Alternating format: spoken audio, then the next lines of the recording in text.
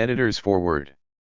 The series of lectures which Adorno delivered at the Johann Wolfgang Goethe University in Frankfurt in the summer semester of 1958 can still be said to provide what the original announcement in the official lecture lists promised. It offers an introduction to dialectics. Presented in a free and improvised style, Adorno's theoretical reflections here are generally more accessible than comparable discussions in his writings on Hegel or in negative dialectics. The lecture course can thus certainly be regarded as a kind of propedeutic to these texts. In reading out specific passages from Hegel and interpreting them in some detail, Adorno clarifies central motifs of dialectical thought such as the movement of the concept or the meaning of determinate negation and dialectical contradiction. But he also makes it easier to approach this tradition of thought for those who already entertain skeptical or downright hostile attitudes towards it, insofar as he systematically explores the difficulties it involves, addresses the resistance and the prejudices which it typically encounters, and discusses the specific challenges which dialectical thought presents. The only readers likely to be disappointed by Adorno's treatment of these questions are those who expect to be offered an instant recipe for such thinking. But, as Adorno insists, it belongs to the essence of dialectic that it is no recipe, but an attempt to let truth reveal itself. In terms of Adorno's own development, these lectures document a moment of some significance, since this is the first time that the issue of dialectics is expressly addressed. A couple of years before, the plan for a work on dialectics as such assumed definite shape in Adorno's mind. What we have here is a kind of methodological self-reflection on his previous substantive contributions, one where he explores for the first time that idea of an open or fractured dialectic which he will finally go on to develop at length in negative dialectics. This is evident, above all, from Adorno's original general plan for the lectures, which, in its almost symphonic layout, affords some insight into how his philosophy, in express relation to and with a constant eye upon the work of Hegel and Marx, attempts to situate and articulate itself. But the actual execution of the lectures, which differs significantly from the original plan in several respects, also explicates the central motifs of Adorno's own conception of dialectic, its definition as an attempt to do justice in thought itself to the non-identical, that is, precisely to those moments which are not exhausted in our thought, the emphasis upon its originally critical function, its specific opposition to ontology and positivism alike, its complementary relationship to the idea of a negative metaphysics, and, finally, the question, so important to Adorno, of that individual motivation for engaging with dialectics which today, when the inner, namely dialectical, contradictions of capitalism are rousing us from a sort of postmodern somnolence, actually seems to have lost none of its relevance, namely the experience of diremption or alienation, which makes us realize how dialectical thought itself responds to a negative condition of the world and, indeed, calls this negative condition by its proper name, but without thereby relinquishing the hope that what strives for reconciliation is something itself harbored within the diremption, the negative, the suffering of the world. Adorno delivered these one-hour lectures twice a week and presented them, as was usual with him, in a fairly free form that was based loosely on the notes and jottings he had set down beforehand. The lectures were recorded on tape as they were delivered, not specifically for subsequent publication but primarily for Adorno's own use, and were then transcribed. This transcription of the tape recordings forms the basis of the present edition and is preserved in the Theodor W Adorno archive under VO 3023 to 3249. On account of a one-week break after Easter, Adorno actually delivered 20 lectures rather than the 22 that were originally planned.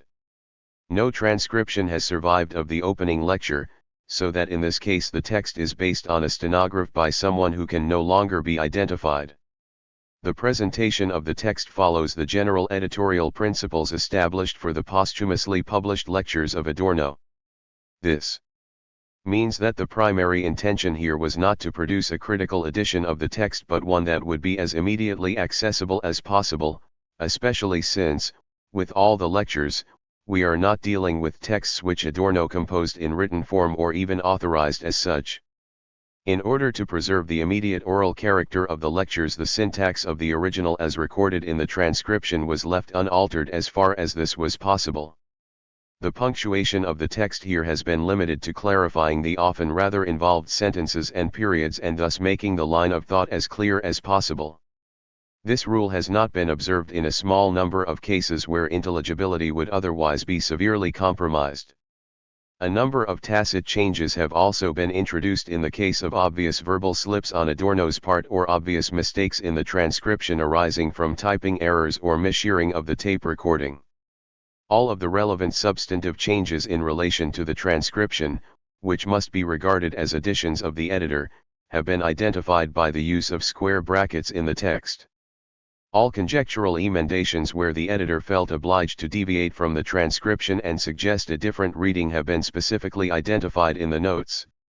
The editor has deviated from the otherwise standard editorial practice with regard to Adorno's lectures only in two respects. Firstly, the ancient Greek words and expressions which Adorno sometimes introduces into the lectures have been supplemented with a corresponding transliteration of the Greek script in square brackets. Secondly, while the German quotations from Hegel in the lectures are cited from the modern Suhrkamp edition of Hegel's writings edited by Karl Marcus Michel and Eva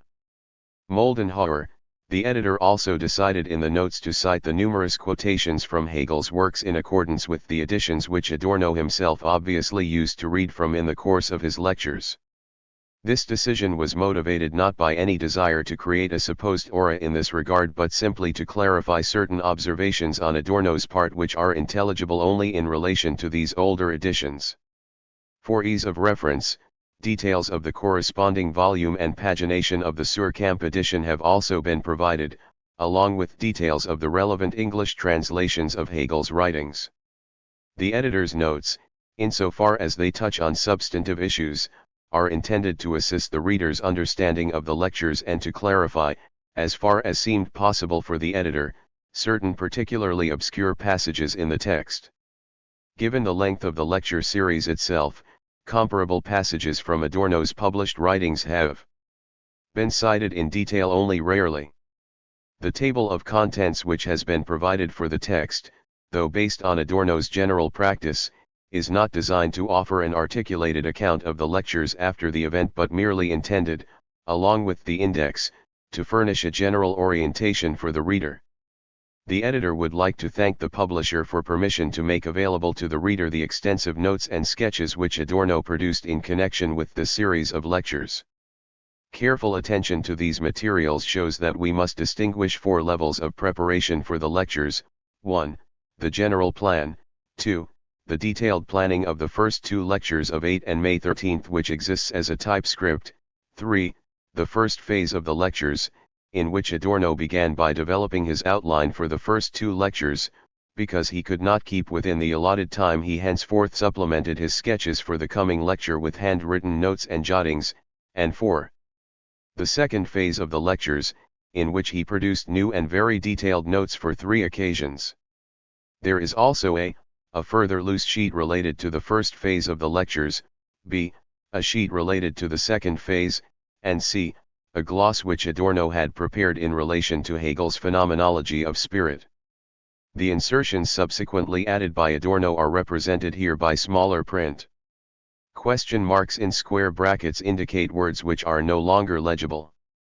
The purpose of the editor's notes provided for Adorno's own notes and sketches is limited to clarifying their specific relationship to the individual lectures where this is not evident from the dates which Adorno himself supplies.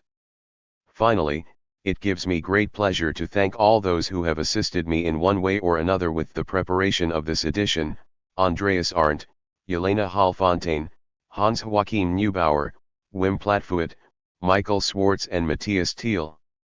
The transcription of Adorno's notes and sketches was prepared by Henry Lonitz. Lecture 1. May 8, 19581. The concept of dialectic which we shall explore here has nothing to do with the widespread conception of a kind of thinking which is remote from the things themselves and revels merely in its own conceptual devices. Indeed, at the point in philosophy where the concept of dialectic first emerges, in the thought of Plato, it already implies the opposite, namely a disciplined form of thought which is meant to protect us from all sophistic manipulation. Plato claims that we can say something rational about things only when we understand something about the matter itself. Point 2. In its origin, the dialectic is an attempt to overcome all merely conceptual devices of spurious argumentation, and precisely by articulating conceptual thinking in a truly rigorous fashion. Plato attempts to counter his opponents, the sophists, by use of their own means. All the same, the concept of dialectic as it has come down to us from classical thought is very different from what I mean by the term. For the ancient concept of dialectic is the concept of a philosophical method. And to a certain extent this is what it has always remained. Dialectic is both, it is a method of thought, but it is also more than this, namely a specific structure which belongs to the things themselves, and which for quite fundamental philosophical reasons must also become the measure of philosophical reflection itself. What dialectic means for Plato is that a philosophical thought does not simply live there where it stands, as it were, but continues to live when it informs our consciousness without our realizing it. Platonic dialectic is a doctrine which enables us to order our concepts correctly, to ascend from the concrete to the level of the highest and most universal. In the first place, the ideas are simply the highest general concepts to which thought can rise. Point 3. On the other hand, dialectic also implies that we can subdivide these concepts correctly. Point 4. This question regarding the correct division of our concepts brings Plato to the problem of how to articulate concepts in such a way that they are appropriate to the things which they encompass. On the one hand, what is required is the logical formation of concepts, but this must not be achieved in a coercive way in accordance with some schema. Rather, the concepts must be formed in a way that is appropriate to the thing in question. This may be compared to the botanical system of Linnaeus 5 and the natural system based upon the structure of plants. The old traditional concept of dialectic was essentially a method for organizing concepts. On the other hand, Plato was already well aware that we do not simply know, without more ado, whether the conceptual order we bestow upon things is also the order which the objects themselves possess. Plato and Aristotle emphasized the importance of framing our concepts in accordance with nature, so that these concepts might properly express what it is they grasp. But how can we know anything about the non-conceptual being that lies beyond these concepts? We realize that our particular concepts become entangled in difficulties, then, on the basis of these problems, we are obliged to develop a more adequate body of concepts. This is the fundamental experience of dialectic, the way our concepts are driven on in the encounter with what they express. We must try and compare whether what is given corresponds to the relevant concepts or not. The dialectic is indeed a method which refers to the process of thinking, but it also differs from other methods insofar as it constantly strives not to stand still, constantly corrects itself in the presence of the things themselves.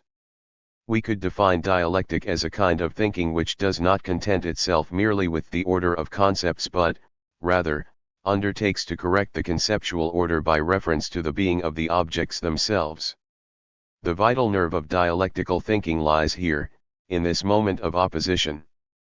Dialectic is the reverse of what it is generally taken to be. Rather than being simply an elaborate conceptual technique, it is the attempt to overcome all merely conceptual manipulation, to sustain at every level the tension between thought and what it would comprehend.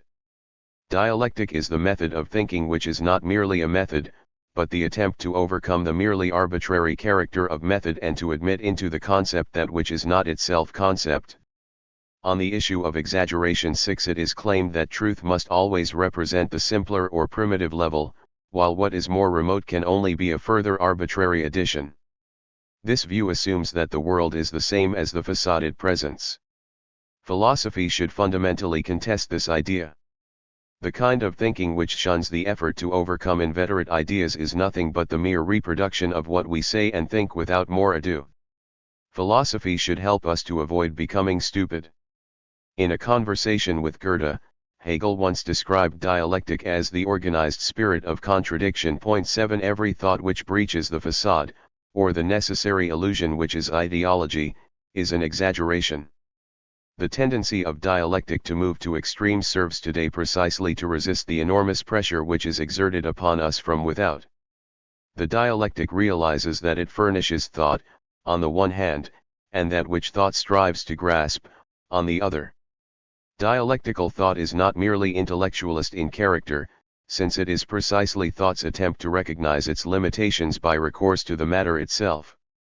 How does thought succeed within its own thought determinations in doing justice to the matter? In the Phenomenology 8, Hegel claims that immediacy returns at every level of the movement which thought undergoes. Again and again thought encounters a certain opposition, encounters what can be called nature. An introduction to the dialectic can only be pursued in constant confrontation with the problem of positivism. Such an introduction cannot proceed as if the criteria of positivism had not been developed. On the contrary, we must attempt to measure them against themselves and thereby move beyond their own concept. Positivism is not a worldview but, rather, an element of dialectic. Lecture 2. May 13, 1958. Ladies and gentlemen, 1. Last time, I attempted to introduce you to a problem or difficulty which it is important to grasp right at the beginning if we wish to work our way towards the concept of the dialectic. And the difficulty is this: on the one hand, the dialectic is a method of thinking; on the other hand, it is an attempt to do justice to some determination, quality, or feature of the matter in question. Hegel captured this in the preface to his Phenomenology of Spirit, when he spoke expressly of the movement of the concept too, where concept has just this double sense. On the one hand, it is the concept which we bring to things, that is to say, the methodically practiced manner in which we grasp the relevant conceptual moments; yet, on the other hand, it is also the life of the matter itself, for in Hegel, as you will discover, the concept of a thing is not something which has merely been abstracted from things. Rather, it is that which constitutes the essence of the thing itself. The difficulty of approaching the concept of dialectic in the first place, the difficulty, especially for those unfamiliar with this field, of framing any idea or conception of what this is supposed to mean, lies at the very point which I have already indicated to you, in the fact that it looks as though, on the one hand, we are talking about a procedure of thought which can be learned, while, on the other hand, we are also talking about something which unfolds in the thing itself. Thus you will hear talk of the dialectical method as a procedure for explicating an object in accordance with the necessary movement of its contradictions. But then you will also hear talk of a real dialectic, to use an expression which has become rather popular, especially since Hermann Wien III, namely a dialectic which unfolds in the thing itself, which is supposed to move in contradictions in accordance with its own concept. When you hear it expressed in this way, you will probably immediately think, as an inevitable logical consequence, that a kind of identity between thought and being must be assumed if we are to grasp this concept of dialectic in that double sense which I have attempted to point out to you. That is to say, it is only if thought and the object of thought are ultimately and properly speaking the same that we can meaningfully speak of dialectic in this double sense, at least if we are not simply to court confusion by using the same word to describe two quite different things. We might really be dealing with a case of simple equivocation here, that is, with the possibility that the word dialectic is being used now to describe a particular method of thought, a particular way of presenting something, for and now to imagine something quite different, namely the kind of oppositions which unfold within the thing itself. I believe it is most important, if we are to develop any serious concept of dialectic, that you should be very clear from the outset that the latter cannot be regarded either merely as a method, for then it would be nothing but what we described in the preceding session as the older dialectic of ancient philosophy, simply a theory regarding the procedure of thought, or merely as a way of identifying oppositions which are empirically discovered in things themselves, for then the dialectic would fail to reveal that compulsion, that power of the whole, which is what actually enables dialectic to be a form of philosophy in the first place, and to furnish something like basic explanatory principles for the great questions of reality and of metaphysics alike. Both these aspects can certainly only be united if we concede that a dialectical philosophy must be one which posits thought and being as identical. And indeed this is quite true for the dialectic in its most fully developed philosophical form, namely for the Hegelian dialectic, which ultimately is a philosophy of identity, a philosophy which in the last instance teaches that being itself, or, as Hegel puts it in the preface to the Phenomenology of Spirit, that truth is subject. Point 5. Now I have already introduced you to a really serious problem which lies at the heart of dialectical philosophy itself. For you will remember, if you followed the previous lecture, how I claimed that dialectic is precisely the attempt to develop a philosophical understanding of what is not itself subject, that is, to ensure that the two determinations here, the matter itself, on the one hand, the process of thought, on the other, do not merely collapse into one another. Yet it suddenly seems, at least as far as Hegel's conception of philosophy is concerned, that these determinations are identical with one another after all.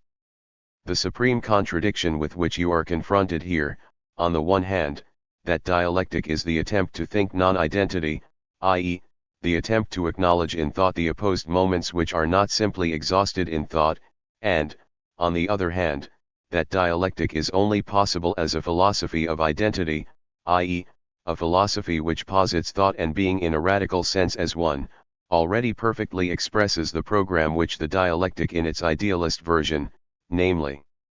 the Hegelian version, specifically posed for itself.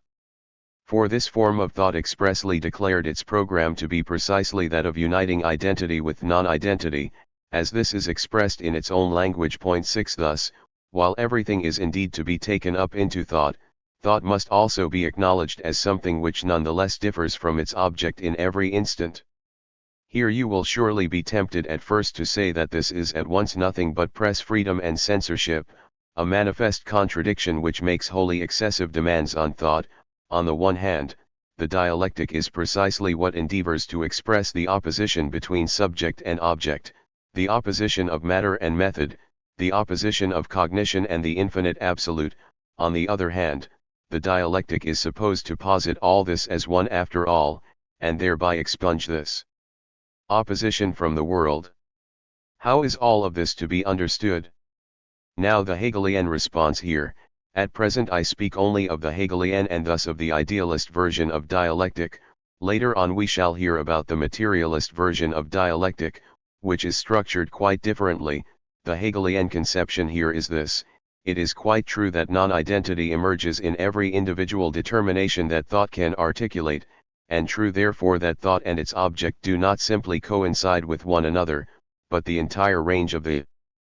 determinations to which thought can rise, or the totality of all the determinations articulated by philosophy, does produce this absolute identity within itself, or, to put this in a perhaps more cautious and strictly Hegelian way, it produces and is this identity precisely as the totality, as the entire range of all of the developed individual contradictions. And this is to say that, in the whole, which philosophy for Hegel claims to be, these contradictions are living moments which are sublated, at once superseded and preserved, in philosophy as a whole. In short, this is the program which the idealist dialectic specifically set for itself, and which finds expression in Hegel's claim that the true is the whole. Point 7. But before we start to consider some of the questions which arise in connection with this conception of truth, I should like at least to read out the passage which I have already mentioned to you, namely the one which refers specifically to the so-called movement of the concept. For here too you will immediately encounter a certain difficulty. And if in these lectures I am to introduce you to the dialectic rather than, say, offering you a dialectical philosophy in its entirety, then, for the reasons indicated in our last session, I can only begin by trying to dispel some of the difficulties which obstruct our approach to the dialectic, and which we are already aware of everywhere in our experience, irrespective of whether this has been influenced or directly shaped by theoretical disciplines of one kind or another. And since our attempt to counter these difficulties will actually serve, in each case, to express something of the dialectical concept itself, this propædeutic can also provide a sort of model of how you can actually think in a dialectical way. When we speak of the concept, the idea of something like the movement of the concept, which I have already cited from Hegel and perhaps introduced a little recklessly here, will once again present quite a challenge.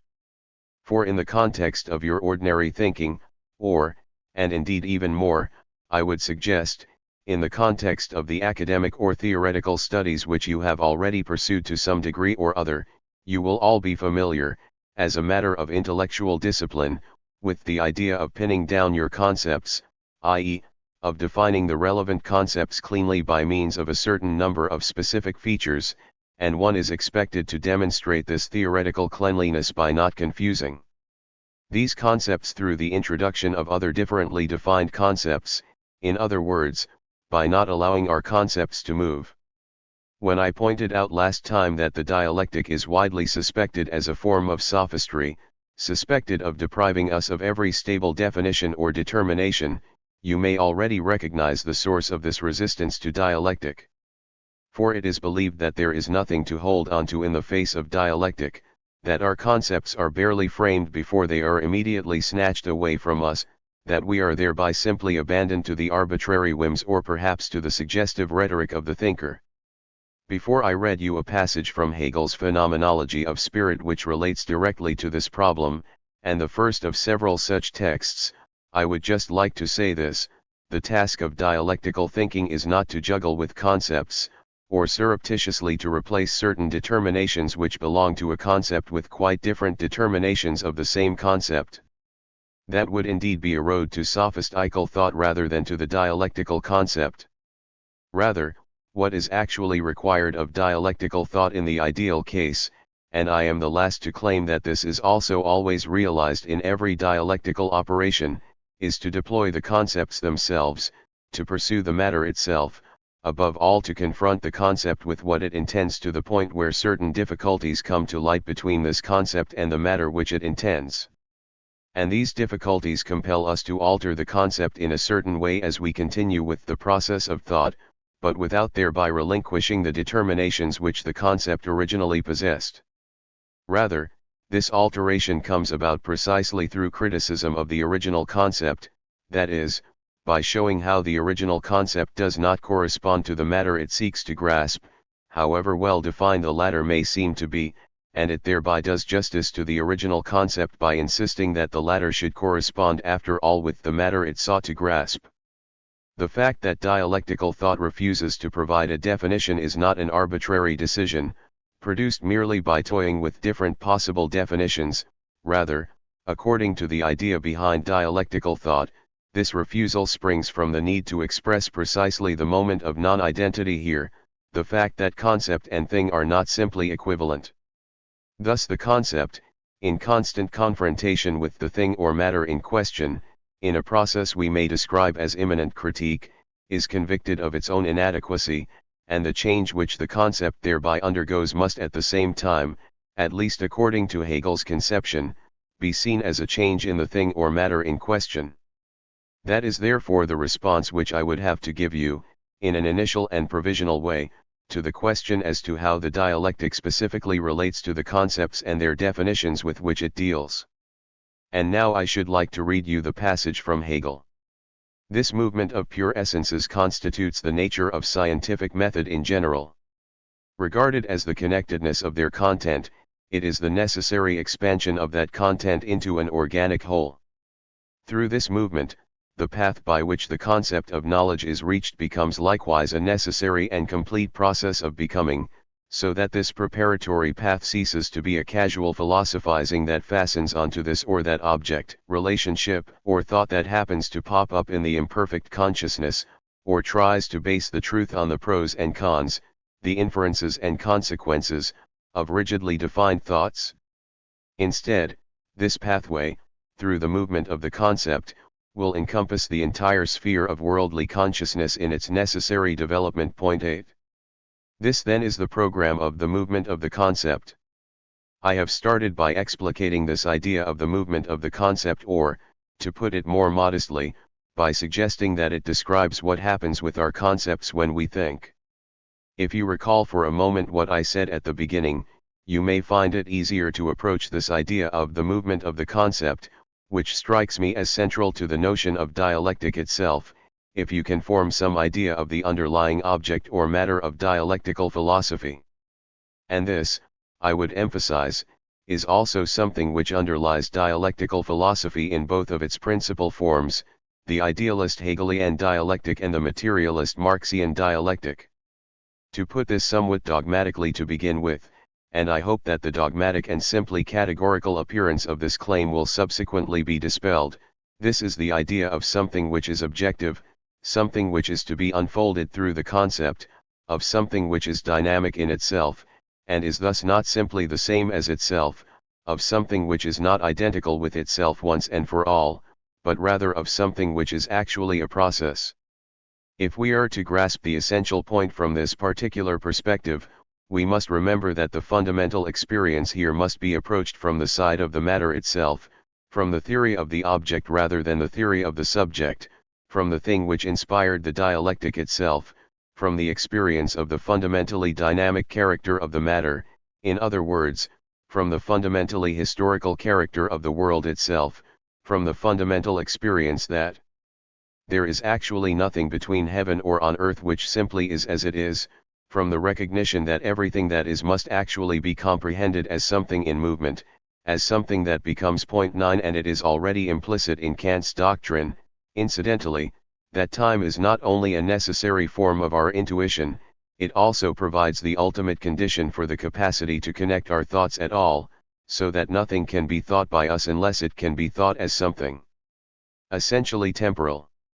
This idea of the fundamentally historical and dynamic character of experience thus leads dialectical thought to maintain that particular essences cannot in fact be grasped in rigid terms but must be conceived, in their objective interconnection and in their objective determinacy, as something which changes through history. But this approach also involves a further essential moment, one which is characteristic of Hegel and derives originally from his conception of philosophical system, i.e., from the thought of an overall and unified presentation of reality. It is the thought that this historical dynamism of the matter itself, this primacy of history over being, as we might even put it, is not merely an arbitrary process of change which befalls things which are in time, but that the necessity, the orderly development, the all-embracing process to which we are exposed is this very process of historical change. Traditional thought, pre-dialectical thought, had identified the order of necessity, or that which claims ultimate validity, with the essentially permanent and immutable, with that which once and for all just is as it is. The discovery of the historical dimension, which effectively began with Montesquieu 10 and Vico 11, developed through Condorcet 12 in the 18th century, and culminated in the work of Fichte 13 and Hegel, actually represents a Copernican turn in this respect, the significance of which can certainly be compared with the Copernican turn which is explicitly associated with the Kantian philosophy. For it signifies that the necessity we have been talking about is not properly to be sought where things remain identical with themselves and one another. Rather, this necessity resides in the great laws of development through which the self-identical becomes something other or different from itself, and finally something which is internally self-contradictory. Thus we may consider an experience which is very close to all of us, namely that our individual fate depends fundamentally and decisively upon the major historical and dynamic tendencies in which as individual human subjects we constantly and repeatedly find ourselves caught up. And it is this experience, that the law of our existence should be understood as the historical movement of our epoch and of all epochs rather than as some so-called fundamental determinacy of being, which is the impulse that actually springs from the matter itself, and which belongs from the start to something like the concept of dialectic itself. And if you really try and make the dialectic your own, as I strongly encourage you to do, that is, if you try to reproduce, and produce afresh, out of your own experience the motivations which ultimately give rise to dialectical thought, then it is precisely here, I believe, that you will discover what the law, what the objectivity we have been talking about, actually means, and how what actually determines our acting and thinking over and beyond our mere individuality, how what is historical is far more than what we merely are, more than what we conceive ourselves once and for all to be.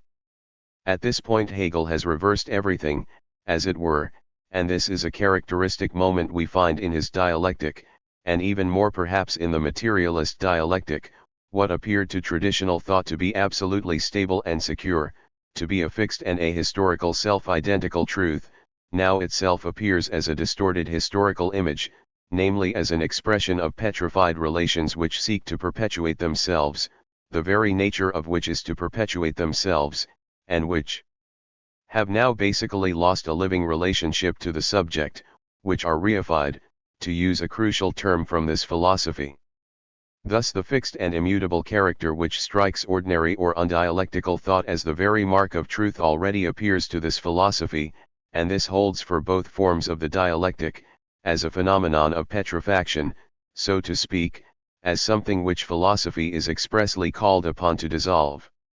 For this is a hypostasis, where some finite finished thing is made into an absolute and falsely posited as the ultimate ground, as if it were the truth in itself. The struggle against the reification of the world, against the conventionalization of the world, where what is ossified or frozen, where something which has arisen historically now appears as if it were something simply given in itself, something binding on us once and for all, this is what furnishes the polemical starting point for all dialectical thinking. It is also characteristic of dialectical thinking that it does not try and counter this reification by appeal to some principle or other, to another abstract or, if you like, equally reified principle, such as life for example. Rather, it seeks to overcome reification by grasping reification itself in its necessity, that is, by deriving the phenomena of petrifaction, of ossified institutional structures, of the alienation encountered in what confronts us as an alien and dominating power, from the historical concept, historical understood here in the emphatic sense of necessity which was captured by that expression I have tried to interpret for you, namely the movement of the concept, which seeks to unite historical necessity with insight into the matter itself. For to grasp a thing should really mean to grasp the historical necessity of a thing in all its stages. That is what you should have in mind when Hegel says that the movement of the concept allows us to renounce the sort of casual or arbitrary philosophizing which simply happens to fasten on these or those particular objects, relationships, or thoughts as the case may be. Such philosophy is not arbitrary precisely because it does not just leave the objects in question as they arbitrarily present themselves but, rather, attempts to derive them in their necessity, or, we could say, attempts to derive even this contingent and arbitrary appearance itself in its necessity. I think I have thus basically already indicated that the dialectic, insofar as it is a method, cannot be a way of securing one's own position in a discussion with others, although of course this is just what it is suspected of being. On the contrary, it is an attempt to bring out objective contradictions which lie in reality itself. If you recall for a moment the point about the historical character of objectivity, we can see that this historicality of objectivity means that the objects in question are not inert in themselves but rather dynamic, and where real history is concerned, this dynamic character signifies that history is broken or dirempted, that it unfolds through contradictions, and that we must explore these contradictions. But it is just on this account, and I think it is not without importance to draw your attention to the point, that the dialectic stands from the first in the sharpest possible contrast to those philosophies of being which appear to be on the rise today, philosophies which effectively adopt an undialectical approach from the start. And I would warn you not to lose sight of this sharp and emphatic contrast just because some of the contemporary defenders of ontological thought believe that they can also somehow draw Hegel into their own sphere. 14 But this generally amounts to nothing but a sort of ontologization of Hegel. In other words, they attempt to interpret that extremely radical conception of the historical character of truth itself as though we were dealing here with a specific interpretation of being. Yet dialectical philosophies, in both of the versions we have mentioned, share the conviction that they are not concerned simply with historicity, and do not rest content with the bare claim that being or truth are historical in character, but conclude from this that the task is precisely to pursue this historical character into all the concrete characteristics of objects. Thus the dialectic does not and cannot amount to some abstract assurance or worldview regarding the historicity of being or the historicity of truth. If dialectic wishes to grasp the philosophical concept from which it lives, then it must concretely attempt to reveal the historical meanings of the objects which it addresses. This also implies, We note in passing, that the usual distinction between philosophy on the one side, oriented to the universal, the eternal, and the permanent, and the particular positive sciences on the other is something that dialectical thought cannot accept. For philosophy discovers its own substance in the determinations of the concrete sciences which it undertakes to interpret, while the determinations of the sciences must appear a matter of indifference to philosophy unless they are illuminated by the concept and thus begin to speak. Here you may be able to grasp one of the most essential motivations for such dialectical thinking. In the division of labor between philosophy and the sciences which currently prevails, it really does effectively look as if, in spite of all assurances to the contrary, everything in which knowledge has its substance, everything with which it is really concerned, has been more or less abandoned to the individual sciences. The task of knowledge is thus constantly exposed to the danger of collapsing into the merely positive, of merely registering what is the case, without the question regarding the meaning of what has been registered, or indeed regarding the justification of what exists, even being raised. And then all that is left for philosophy really is the stalest and emptiest content of all, like the concept of being as such. 15 And while philosophy can produce as many mannequins as it likes, 16 can struggle as much as it likes to spin something truly concrete out of this abstract concept of being, it cannot actually succeed, since all of the determinations which philosophy introduces in order to develop a higher and superior conception of this supposedly enchanted word being still derive from that domain of beings, and thus of the historical, which is disdained by ontological philosophies with such pathos and misplaced arrogance. Dialectic is at once more and less modest in this regard. Dialectical thought does not claim that truth is eternal, or remains identical to itself, but endorses a concept of truth which has taken historical determinations up into itself. But, being more modest in this regard, it is in turn more immodest insofar as it fulfills itself in these material determinations and believes it can derive truly philosophical determinations precisely from such concrete objects. While the philosophies of being merely smuggle in these concrete determinations, taking them up from the whole domain of the empirical and the historical, they must at the same time deny them, proclaiming pure being instead. But dialectical philosophy, which cannot accept the opposition between pure being and merely historical existence, seeks to articulate its philosophical judgments precisely by reference to the determinations which derive from historical existence, seeks precisely to do justice to the latter. I should emphasize that the program which I have suggested to you here has one extremely far-reaching consequence which may well represent the most difficult of all the challenges posed by dialectical thought, challenges which I have been trying to unfold in our sessions. This is the challenge involved in the concept of truth itself. The standard conception sees truth as something essentially timeless, 17 as that which remains absolutely self-identical. On the traditional view, truth does indeed stand in time, is marked by a certain temporal index, is somehow affected by time, and it is on account of this temporal dimension that we are never really in a position to attain the full and absolute truth. But the idea of truth, from the time of Plato through to Kant, has always been identified with the idea of that which is eternally and absolutely binding. Think, for example, of the concept of the a priori in Kant, which signifies precisely that what is necessary and universal must be identified with what is utterly constant and unchangeable, which is the condition of any possible judgment whatsoever.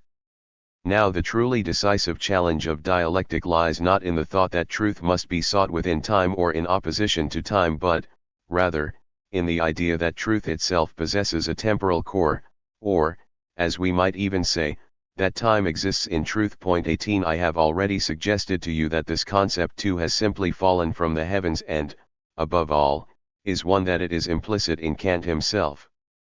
But you may take it as a general guide for the understanding of the problem of dialectic that dialectic must, in an eminent sense, be regarded as Kantian philosophy which has come to self-consciousness and self-understanding. I have just pointed out that Kant still upholds the traditional conception of truth in the sense of the eternally immutable a priori. But, insofar as he also makes time into a constitutive condition of knowing as such, that traditional approach is already losing its meaning in Kant's philosophy, so that time itself, one could almost say, has now become the organon of truth. Yet Kant did not recognize the full consequences of this, and it fell to his successors, and especially to Hegel, to draw out these consequences. And this then also affects the traditional conception of truth as the concordance or adequate correspondence of thought with being, an idea which must be changed and modified in the light of such philosophy. Lecture 3. May 20, 1958. Ladies and gentlemen, in our last session I tried to provide a foretaste of the central difficulty of dialectical thought, namely that its concept of truth itself is not a static one, that dialectical thought has broken with the notion of the idea as something essentially permanent, immutable, and self-identical, a conception which has prevailed throughout the philosophical tradition since Plato, and which is defined as the ultimate truth in precisely these terms in the speech which Plato puts in the mouth of Diotima in the Symposium. 1. We could also express it this way, which may help to introduce the thought that must form the principal theme of this lecture, and to which we shall have to return again and again from a variety of different perspectives in order to respond to its challenge. We could say that dialectical philosophy or dialectical thought differs from traditional thought in the sense that the former does not hunt after some absolute first ground or principle. For the pursuit of such a ground ultimately involves the idea of the invariance of truth. And when philosophies of the most various kinds have constantly attempted to dig out some such first principle, the motive at work here is not simply the desire to trace things back historically as far as we can possibly go. For this quest for a first principle always invokes a certain substantive, or, if you wish, ontological, interest as well. One then imagines the first ground or principle, irrespective of whether this is understood as that which is logically prior or temporally prior, at least as something that in some way or other persists immutably and thereby essentially furnishes the key for everything that subsequently follows. The entire conception of philosophy which has prevailed in the West since Aristotle, and indeed this holds not only for idealist traditions but also for empiricist ones, is that of first philosophy or pyro tau eta iota lambda omicron sigma omicron alpha, that is, a philosophy which offers certain fundamental grounds or principles, whether of being or of thought, from which everything else is supposed to flow in a necessary fashion. Once these original grounds or principles have been secured, we then can claim to possess the decisive answers to our questions. 2. This is not to suggest, of course, that all of you have already engaged in such considerations. But I believe that, if you reflect for a moment and, above all, examine the need which would generally lead you to concern yourselves with philosophy at all, you will discover that this equation of philosophical questions with such first principles that need to be established appears self-evident. Now the dialectical approach has directed its criticism at this very point, and I might add in parenthesis here that it is one of the signs of the degeneration of the second version of dialectical thought, namely the materialist version, that this specific impulse has not been recognized and that matter as such or the material conditions of social existence have now themselves been turned into an absolute first principle which simply needs to be secured from the start. All the talk of Diamat 3 thus clearly reveals itself for what it is, namely as a propagandistic device, since such talk has already negated the principle of dialectics, that the mere provision of fundamental principles is not actually enough for philosophy. Today I should like to take some passages from Hegel's Phenomenology of Spirit, once again from the preface, which is still the most appropriate text for introducing dialectic as a specific method, and to try and show you how this critique of a first ground or principle is presented in its original context, that is to say, in the first great version of a dialectical philosophy. I shall read out a couple of passages from Hegel and then interpret them from a twofold perspective, attempting in the first place to render them intelligible to you but also, in the second place, drawing your attention to some of the consequences which arise from this dialectical approach to the idea of a first philosophy or philosophy of origins. Although I shall come back to this later on, I should point out right away, by way of qualification, that Hegel is an extraordinarily complex thinker in this regard, for, while he is the first one to offer a really radical critique of the concept of a first philosophy, there is a certain sense in which Hegel also upholds the claims of such a first philosophy, namely in the sense that he identifies the full development and articulation of the movement of the concept with such a first principle. And indeed frequently and expressly refers to Plato in this connection. Point 4. But we shall return to this question later. Here then is the relevant passage from the Phenomenology, which is also one of the most celebrated passages in all of Hegel's work, and one which can give you a certain idea of the essential character of dialectic. The true is the whole. But the whole is nothing other than the essence consummating itself through its development. Of the absolute it must be said that it is essentially a result, that only in the end is it what it truly is, and that precisely in this consists its nature, though it may seem contradictory that the absolute should be conceived essentially as result, it needs little pondering to set this show of contradiction in its true light. The beginning, the principle, or the absolute, as at first immediately enunciated, is only the universal. Just as when I say all animals, this expression cannot pass for a zoology, so it is equally plain that the words the divine, the absolute, the eternal, etc., do not express what is contained in them, and only such words, in fact, do express the intuition as something immediate. Whatever is more than such a word, even the transition to a mere proposition, contains a becoming other that has to be taken back, or is a mediation. Point 5.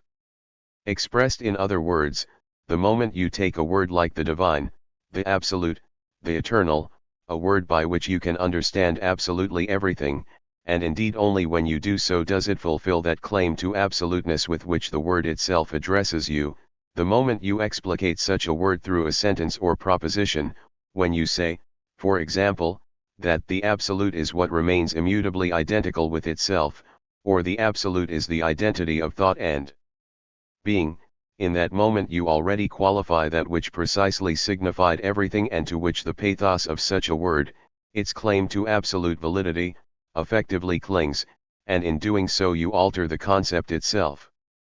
You could also express this by saying that you can determine such an exalted concept as that of the absolute, the eternal, or the divine only by qualifying or altering it, and this process of alteration is what is decisive for dialectical thinking. This alteration is not something external which our own reflections impose upon such a word or such a concept, it is rather that such a word or a concept drives us, if we wish to comprehend it at all, that is, if we wish to give it any specific content, through which it first properly becomes a concept, drives us to qualify in the way that Hegel suggests. At the same time, you have here an explanation of the principle of dialectic and an exemplary case of the dialectic developed with reference to a specific concept. Whatever is more, as Hegel says, than such a word, even the transition to a mere proposition, contains a becoming other that has to be taken back, or is a mediation. The term mediation in Hegel always signifies a change or alteration which must be expected of a concept as soon as we wish to be apprised of the concept itself. We might also say that mediation is the moment of becoming that is necessarily involved in any form of being. And, if dialectic is the philosophy of universal mediation, this implies that there is actually no being which could evade the process of becoming once you attempt to determine it as such. This is the Hegelian concept of mediation, and I would ask you to bear this concept clearly in mind, for we shall naturally have to recur to it constantly in what follows.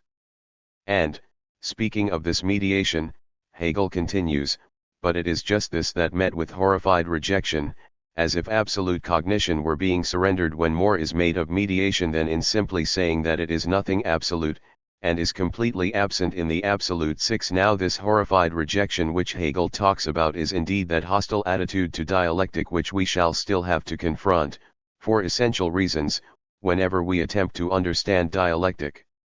For it springs from the idea that, if we fail to uphold our concepts unchanged, if we must change them in order to grasp them, if we insist, in other words, that their being is a becoming, that truth itself is actually dynamic, then this amounts to a dissolution of the concept of truth, to a kind of universal relativism that makes it impossible for us to say anything determinate about anything at all.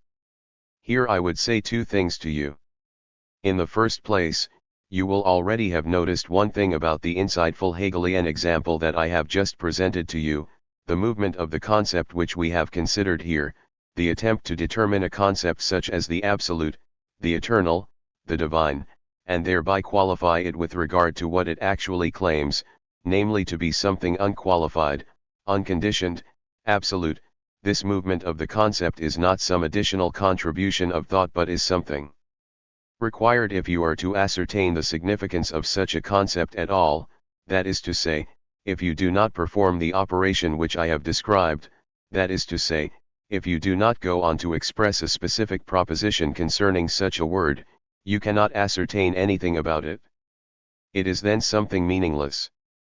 And since the word demands to be understood, if it is to possess its truth at all, this demand for change in the concept, for this other dimension which you add to it in the predicate, so that it becomes what as the subject term it is in itself, this demand does not spring from a merely sophistic form of reasoning which approaches the relevant concepts from without. It springs from the matter itself, if this matter is to be comprehended in its own right.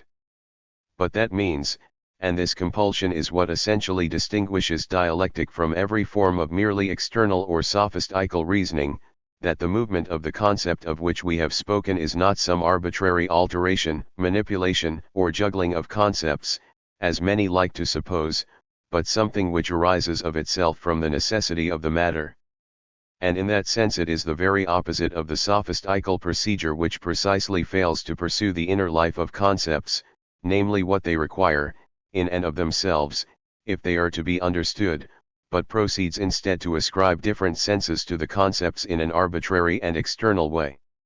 That is the first thing which I wanted to indicate here, at the very point where Hegel himself clearly recognized, as his reference to horrified rejection shows, where the real difficulty provoked by dialectic lies, and to suggest how we should respond to this rejection.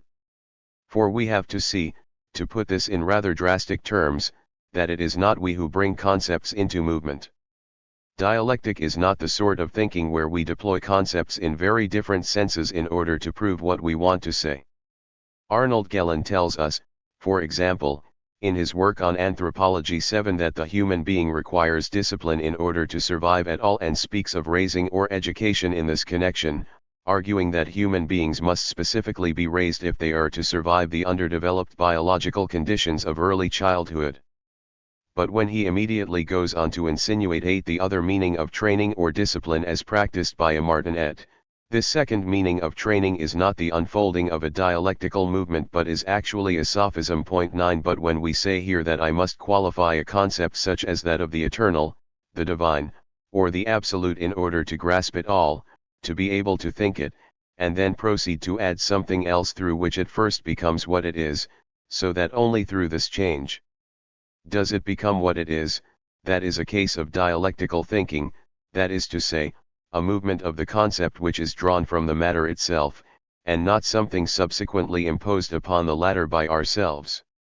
The second thing which I wanted to point out to you takes us back to the very beginning of the passage from Hegel, namely to the claim that the true is the whole. These days, of course, there is so much talk of wholeness, and the expression wholeness is constantly trotted out by school teachers, who imagine when they speak of wholeness and inveigh against mechanistic and particularistic forms of thought that they have captured something of wonderful philosophical import. And thus I can only begin by warning you emphatically about the concept of wholeness which has now become so popular. Thus the task of philosophical education today, it seems to me, is to serve those who seriously desire such an education specifically by immunizing them against the countless philosophical slogans and ready-made concepts which swirl around us everywhere, and which people imagine can provide some kind of guide, norm, or meaningful orientation, while we refuse the trouble and effort involved in thinking these concepts through and subjecting them to due critical examination. This kind of wholeness, this kind of organic unity, something basically unarticulated which has simply come together spontaneously and is seen as inimical to the conceptual domain and to analytical thought generally, this is not actually what Hegel means when he speaks of the whole. When Hegel makes the famous claim that the true is the whole, a claim, moreover, which I have felt compelled for crucial reasons to criticize, although I do not wish to pursue this yet at this stage in our reflections. 10. When Hegel defends this position, what he basically means is this: the sum of all mediation, that is to say, the sum of all those movements which must be accomplished if our essential concepts are to receive their full meaning, this comprehensive interrelationship of concepts, or that which ultimately emerges out of them, is the absolute in question. And you may say, if you like, that this is the rather blunt, emphatic and even drastic response which Hegel himself would make to the charge of relativism. But I should already say here that I do not believe that we necessarily have to take this step, and that we do not necessarily need to defend the claim that the whole is the true, if we wish to awaken the concept of truth in the first place, if we wish to uphold the concept of truth. You can readily see whether this is important or not, whether we accept this claim or not. For in fact you can only really defend this claim if you also maintain that the subject and the object are identical with one another. Only if subject and object ultimately coincide, as Hegel actually teaches, can you say that the comprehensive sum of all mediations is tantamount to the truth or the absolute itself, just as in Hegel the absolute is indeed defined at the highest level as subject-object. Point 11. But if we have serious reasons for not accepting this, for not conceding that subject and object are ultimately identical, and there certainly are very serious reasons for not endorsing this extreme idealist claim, then you cannot rely upon the thought that the whole is the true, because the infinite whole is not something which is ever given, at least to the finite subject, or, in other words, because not everything which is can be resolved into the pure determinations of thought. This is why the controversy which attaches to this highest principle of Hegelian philosophy, if you wish to put it that way, is of such extraordinary importance. But I believe, and this is the consolation, as it were, which I can offer you at this point, that this question regarding the absolute as the whole does not have the absolutely decisive say regarding truth itself. For precisely in that form of mediation itself, that is, in the negation of the individual concept and in the compulsion to go beyond itself which the concept as such exerts, there lies a necessity, there lies a moment, which already vouchsafes truth even if we cannot conceive of this whole, this totality, as something ever completely given to us. Perhaps I may add here that what motivated me personally to turn to dialectics in a decisive sense is precisely this micrological motif, namely the idea that if we only abandon ourselves unreservedly to the compulsion exercised by a particular object, by a particular matter, and pursue this single and specific matter unreservedly, then the ensuing movement is itself so determined out of the matter that it possesses the character of truth even if the absolute, as an all-embracing totality, can never be given to us. This would be the concept of an open dialectic, in contrast to the closed dialectic of idealism, and in the course of the following lectures I may perhaps be able to give you a more concrete idea of such a dialectic. And here I should also just like to add that Hegel's concept of the whole which is meant to be the true does not refer to some kind natural totality, that this Hegelian concept of the whole is not remotely pantheistic in character and is not conceived as some kind of unfractured organic unity. For this whole is actually nothing other than what Hegel understands by system, namely the entire and developed range of all the relations between subject and object, and the antagonistic relations between subject and object which are unfolded on their various levels, and then, when you think all of these relations together, when you finally see how the simplest concepts with which you begin eventually return to themselves as concepts which have now been fully developed and critically clarified, only then, according to Hegel, do you have what he understands by the system or the absolute. In other words, in Hegel, the system of philosophy is, in the highest sense, actually identical with being. But the concept of being here is not an enchanted word that stands right at the beginning and yields everything else. Point 12. Rather, we could almost say, that being, for Hegel, is a demand or program, something which only becomes what it is precisely through encompassing the entire movement of the concept. You could also express this thought in the following way, which is also just how Hegel himself expresses it, and say that the absolute is indeed the result, or that which emerges at the end of this movement, but then you must not go on to refy this concept of result in turn, as if, for example, at the end of Hegel's great systematic works, at the end of the Phenomenology of Spirit, or the encyclopedia of the philosophical sciences, or the science of logic, this result could now simply be found resumed in a couple of summary propositions. That would still be a far too mechanical conception of dialectical thought, which indeed you can characterize as thought which resists both the merely mechanistic approach, which fails to surrender itself at every moment to the experience of the matter, and the merely organicist approach, which simply strives to grasp some irrational wholeness, where the latter turns into something blind because it is not properly thought and explored at all. Dialectic, in contrast, is precisely the kind of thinking which attempts to steer a path between the Scylla of mechanistic and the Charybdis of organicist or organological thought. But to return to the concept of result, in Hegel this concept should not be envisaged as something finished that duly emerges at the end, which we can then simply carry away. When Hegel says that the truth is essentially result, you must take the expression essentially result in its deepest and most serious sense. Perhaps from the inconspicuous example of this Hegelian phrase you can get a clear, and quite emphatic, sense of the full difference between traditional and dialectical thinking.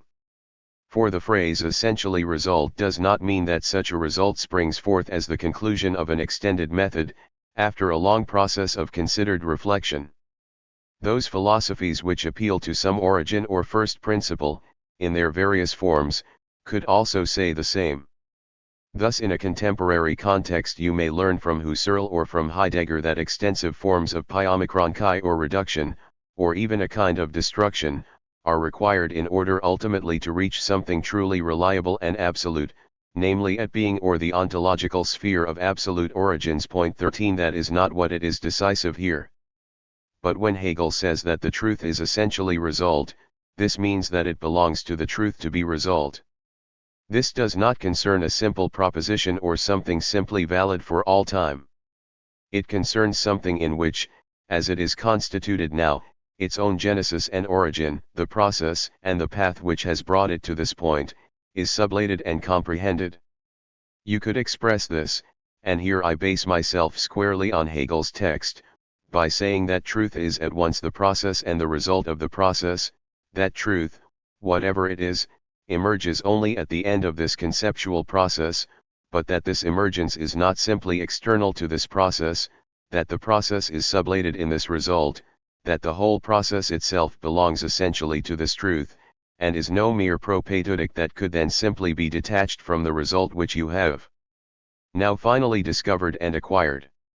What the whole really means for Hegel, if I may try again to make this difficult concept a little clearer to you, is quite simply that truth does not consist in defining some concept in isolation, treating it in isolation as if it were a mere sector, but rather by taking it in relation to the totality in which it stands.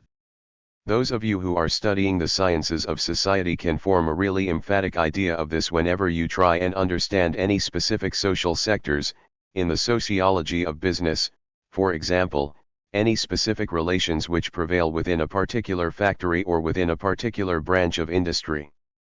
Then you will soon encounter all of the determinations which have already emerged for you here and now, even though in reality they are not simply grounded in the particular place, the particular site, or the particular branch of industry which is the focus of investigation. For these determinations will lead back to much broader questions, such as, for example, the role of the mining industry or the conditions of mine workers in the entire process of industrial production today. 14. And ultimately to the entire structure of society in which the industrial exploitation of raw materials is involved today. It is only if you reflect upon the whole that you will also be able to understand the individual aspect properly. Thus it is necessary to grasp individual phenomena precisely in their particular character, though without simply arresting our thought at this point, and also to extrapolate from these phenomena, that is, to understand them within the totality from which they first receive their meaning and determination. This is the most essential insight which is involved in Hegel's claim that the whole is the true. And I believe that, among the most important reasons which may lead us to develop a dialectical conception of knowing in contrast to a purely positivist approach to scientific knowledge, this insight must take pride of place. But we must add that such recourse to the whole certainly cannot be an unmediated one. I shall also try and clarify this for you. For it is indeed entirely possible that one may try and explain certain social phenomena in a quite arbitrary and, let us say, external manner, simply by proclaiming, well, of course, that springs straight from the structure of capitalist society, or that derives from the level of productive forces or from certain things of this kind, but without showing how the necessity for this transition to the totality is actually involved in the specific character of the individual phenomenon under investigation. Yet, on the other hand, and this already holds for society, let alone for metaphysics, the totality from which the whole is to be explained is not just given in the same sense in which some particular datum, or some particular phenomenon, is given to scientific study or observation. Capitalist society is not immediately given in this way as an object of study, and nor is the whole accessible to us as a mere fact, like the relations involved in some concrete and specific field of industry. Thus this transition to the whole, which the individual phenomenon requires if it is to be understood, also always involves a moment of speculative arbitrariness or, to put this in positivist terms, evinces a certain lack of scientific rigor. And here you can study the intellectual function, the practical function, of dialectic in a particularly precise fashion. For dialectic, in contrast, is not an attempt to introduce the whole, in a merely schematic or mechanical manner, from the outside in order to understand the phenomenon because the latter cannot be understood in its own terms. Rather, dialectic is the attempt to illuminate the individual phenomenon in such a way, to tarry with the phenomenon in such a way, to determine the phenomenon in such a way, that the latter intrinsically passes beyond itself through this very determination and thereby manifests precisely that whole, that system, within which alone it finds its own role and place. Expressed in concrete terms, this is the demand which dialectical thinking initially makes upon us, if I may put it this way, as naive seekers of knowledge. On the one hand, we should not be content, as rigid specialists, to concentrate exclusively upon the given individual phenomena but strive to understand these phenomena in the totality within which they function in the first place and receive their meaning, and, on the other hand, we should not hypostasize this totality, this whole, in which we stand, should not introduce this whole dogmatically from without, but always attempt to effect this transition from the individual phenomenon to the whole with constant reference to the matter itself. But it would of course be naive to believe that we could actually arrive at the whole, whatever that may be, simply on the basis of the individual phenomenon if we did not also possess some concept of this whole already. In the phenomenology of spirit this finds expression in the thought that there is always a double movement here, a movement of the object, of the objective concept, on the one hand, and a movement of the knowing subject, on the other. If I do not have some such a concept of the whole, some such a concept of the matter, or indeed ultimately an intention towards truth itself, here we could almost speak of a practical intention regarding how this truth is to be actualized, and fail to bring this to bear upon the phenomenon, then the phenomenon in turn cannot begin to speak. And I have no wish to pretend, in a kind of dialectical mysticism, that the phenomenon would somehow actually speak if I am not there to listen.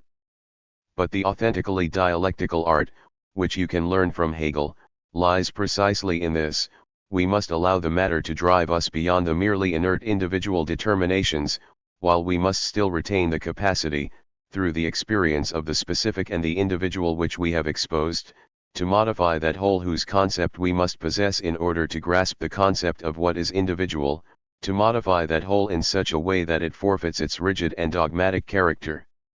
In other words, the dialectical process is something which relates at once to both, to the parts, the individual moments, which we must pass beyond by virtue of the whole, and to the whole itself, for the whole, the concept which we already have and which should ultimately constitute the truth, must continue to change in accordance with our experience of what is individual.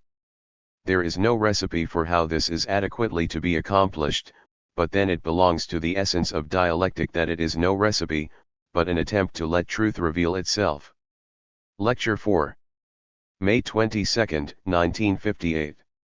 Ladies and gentlemen,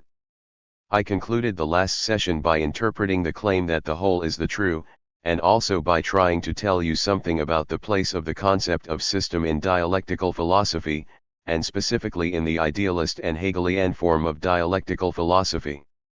Now you may think, and this is a point of considerable importance, that the concept of system itself is precisely what cannot apply to dialectic, as I have attempted to show. For this concept suggests a philosophy of origins, that is to say, a philosophy where the totality is in a certain sense unfolded on the basis of an absolutely first principle. And, indeed, when we speak of system we generally think of a seamless and wholly self-contained structure of thought, something we would describe in logical terms as a closed deductive context. And in a deductive context of this kind everything else is generally derived by inference from a single highest principle. If you proceed inductively, on the other hand, and instead of deriving everything from some such highest principle you attempt to advance from the particular to the universal, then, according to traditional logical doctrine, you can never be completely certain of the matter in question. Thus if up to this point all human beings in the past have died, and you extrapolate from this that human beings are mortal, you are not yet justified in purely logical terms in concluding that human beings in every case will actually die, since it is at least possible that one will fail to do so. But if there were something about the principle of the human being which ensured our mortality, we could be relieved of this difficulty and could confidently affirm such a claim as purely a priori.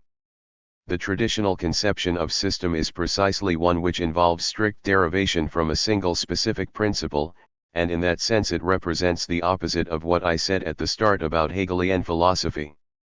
I should now like to try and show you, taking another passage from the Phenomenology of Spirit, that the Hegelian concept of system, or, to put it in less pedantic and historical terms, that the dialectical concept of totality is actually the opposite of that approach. And here I should also like to present once again the central motif of the dialectic in a somewhat different light.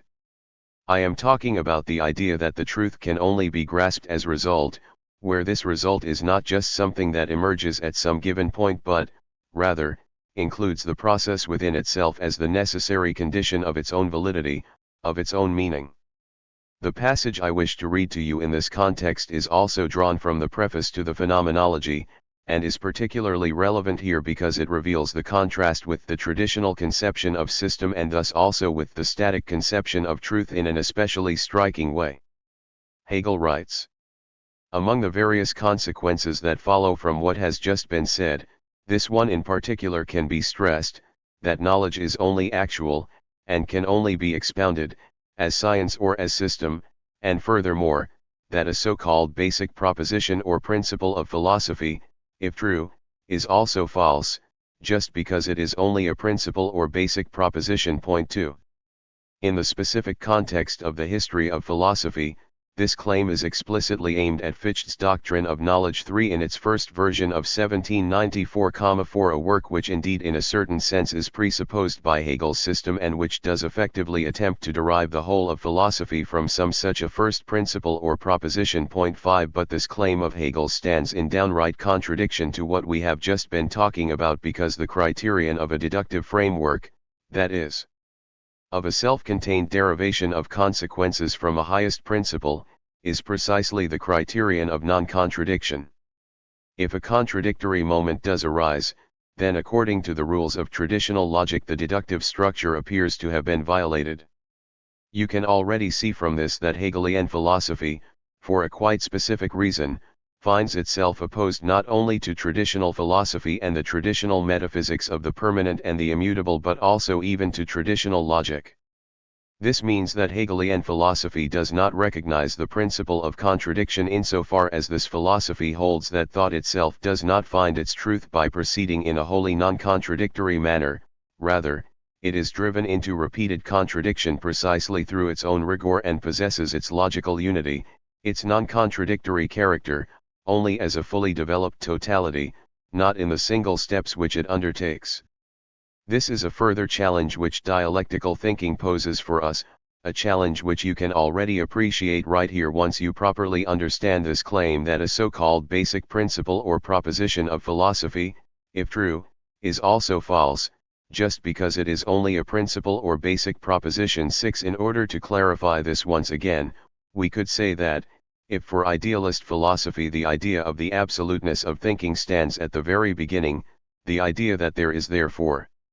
nothing which is not thought, and that consequently, as Fichte himself expresses it, the thinking principle, the I, posits itself as something absolute, then we could say, and this step is already accomplished by Fichte, very much in Hegel's sense, that this first principle is necessarily also already false, for the concept of this thinking which is posited here necessarily involves the moment to which such thinking relates.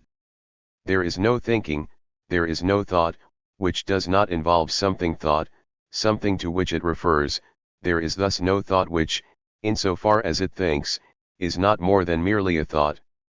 But if we grasp the issue in this way, and Fichte most emphatically took the step which I am outlining to you here, if we ponder its full implications, then we might say that the principle with which philosophy begins, and the principle of Hegel and Fichte in this decisive point is the same, is at once true, insofar as there is indeed nothing whatsoever which is not mediated, insofar as we can know nothing which we do not know through thought. Yet at the same time it is false, for this apparently absolute origin also involves its own opposite, and the thought of an absolute and creative I or pure idea already inevitably involves the thought of the non-I, the object to which thought relates.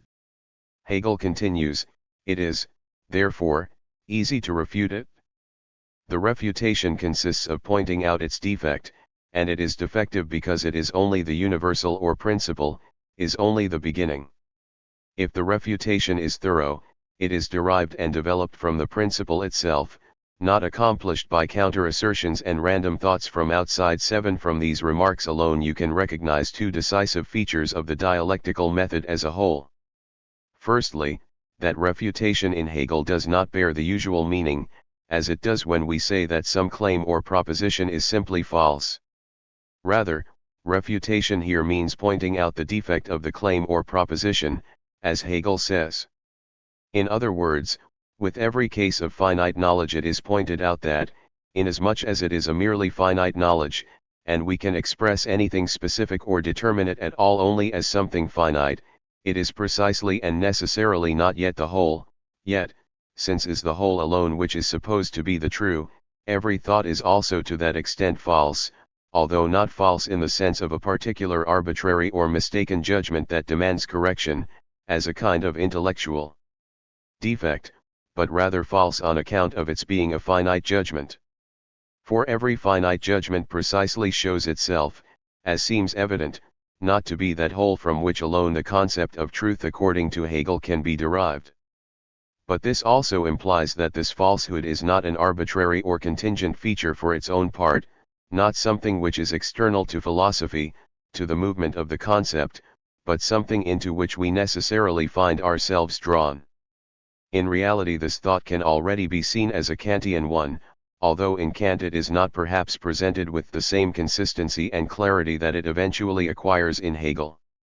For it is the thought that there are certain types of proposition, and this is still expressed in Kant in a much more limited manner, which specifically go beyond our positive experience, that is, in which we apply our conceptual capacities beyond what can be furnished or substantiated by the material of experience.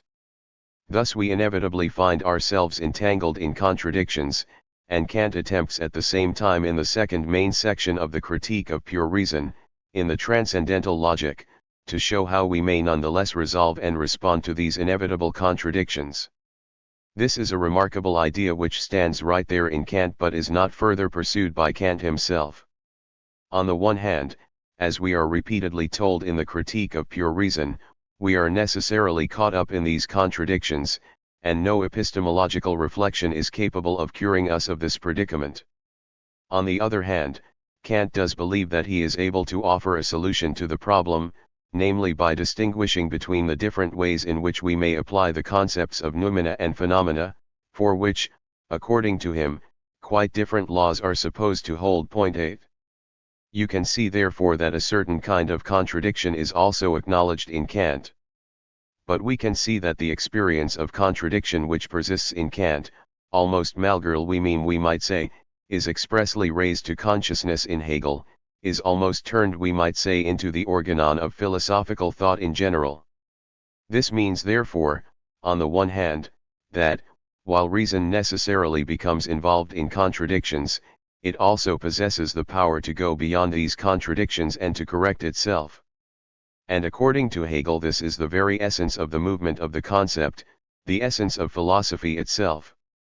You have to keep both aspects in mind if you wish to understand dialectical thought properly: the unavoidability of contradictions, on the one hand, and the driving force of these contradictions, on the other, where this latter leads to the overcoming or sublation of the contradictions in a higher form of truth, and also, in constant correlation with this for Hegel, in a higher form of reality. For, in Hegel, truth and reality are not conceived as entirely separate from each other, but as two interrelated dynamic moments which depend upon one another and are only constituted in relation to one another in the first place. The second thing which I wanted to point out with regard to these few Hegelian remarks has to some extent already been anticipated in our previous reflections, and it is this: the refutation of the truth of some proposition, or the negation of some proposition, or, to introduce at last the watchword you have surely all been waiting for, the antithesis to the initial thesis, is not something brought in from the outside, but that which properly arises out of the consistent pursuit of the original thought itself. If you wish to develop a genuinely philosophical concept of dialectic, and to free yourselves from the debased and pre-philosophical conception of dialectic that can be encountered everywhere, for which dialectic just amounts to saying something like, well, whatever one person may claim, one can somehow also say the opposite, you will see that this popular relativistic wisdom is incompatible with the thought which Hegel was actually trying to develop here. For it is the thought that the antithesis is not introduced in opposition to the initial proposition from without, something which he would certainly have repudiated as a purely sophistical dispute about contrary opinions. Rather, the opposing claim or proposition must always be derived immanently from the initial claim or proposition itself, as I have already briefly tried to suggest with regard to the relationship between the I and the non-I, which indeed furnishes the fundamental theme for Hegel's phenomenology of spirit. To think dialectically, therefore, is not to confront one proposition of whatever kind with some other contrary opinion from outside. Rather, it is to drive thought to the point where it comes to recognize its own finitude, its own falsehood, and is thereby also driven on beyond itself. I would now like to read out the rest of the paragraph from the preface, but I should point out beforehand that, when Hegel dismisses the kind of external position which is opposed to a thought from the outside, instead of being drawn from the very thought itself, he speaks expressly of mere assurances or random thoughts. If you consider Hegel's philosophy as a whole, you will be able to learn a lot more from these two words than they express at this point if taken merely in isolation. For while it is true that thought itself receives this tremendous emphasis in Hegel, that it does indeed claim to develop the absolute from out of itself, this must also always be understood to mean that thought specifically constitutes itself in and as objectivity. If we can say in an eminent sense that Hegelian dialectic is a subjective dialectic, namely if the absolute, as Hegel puts it once, is actually subject 9, this means that thought, and emphatically on every individual level, finds its measure in and as objectivity.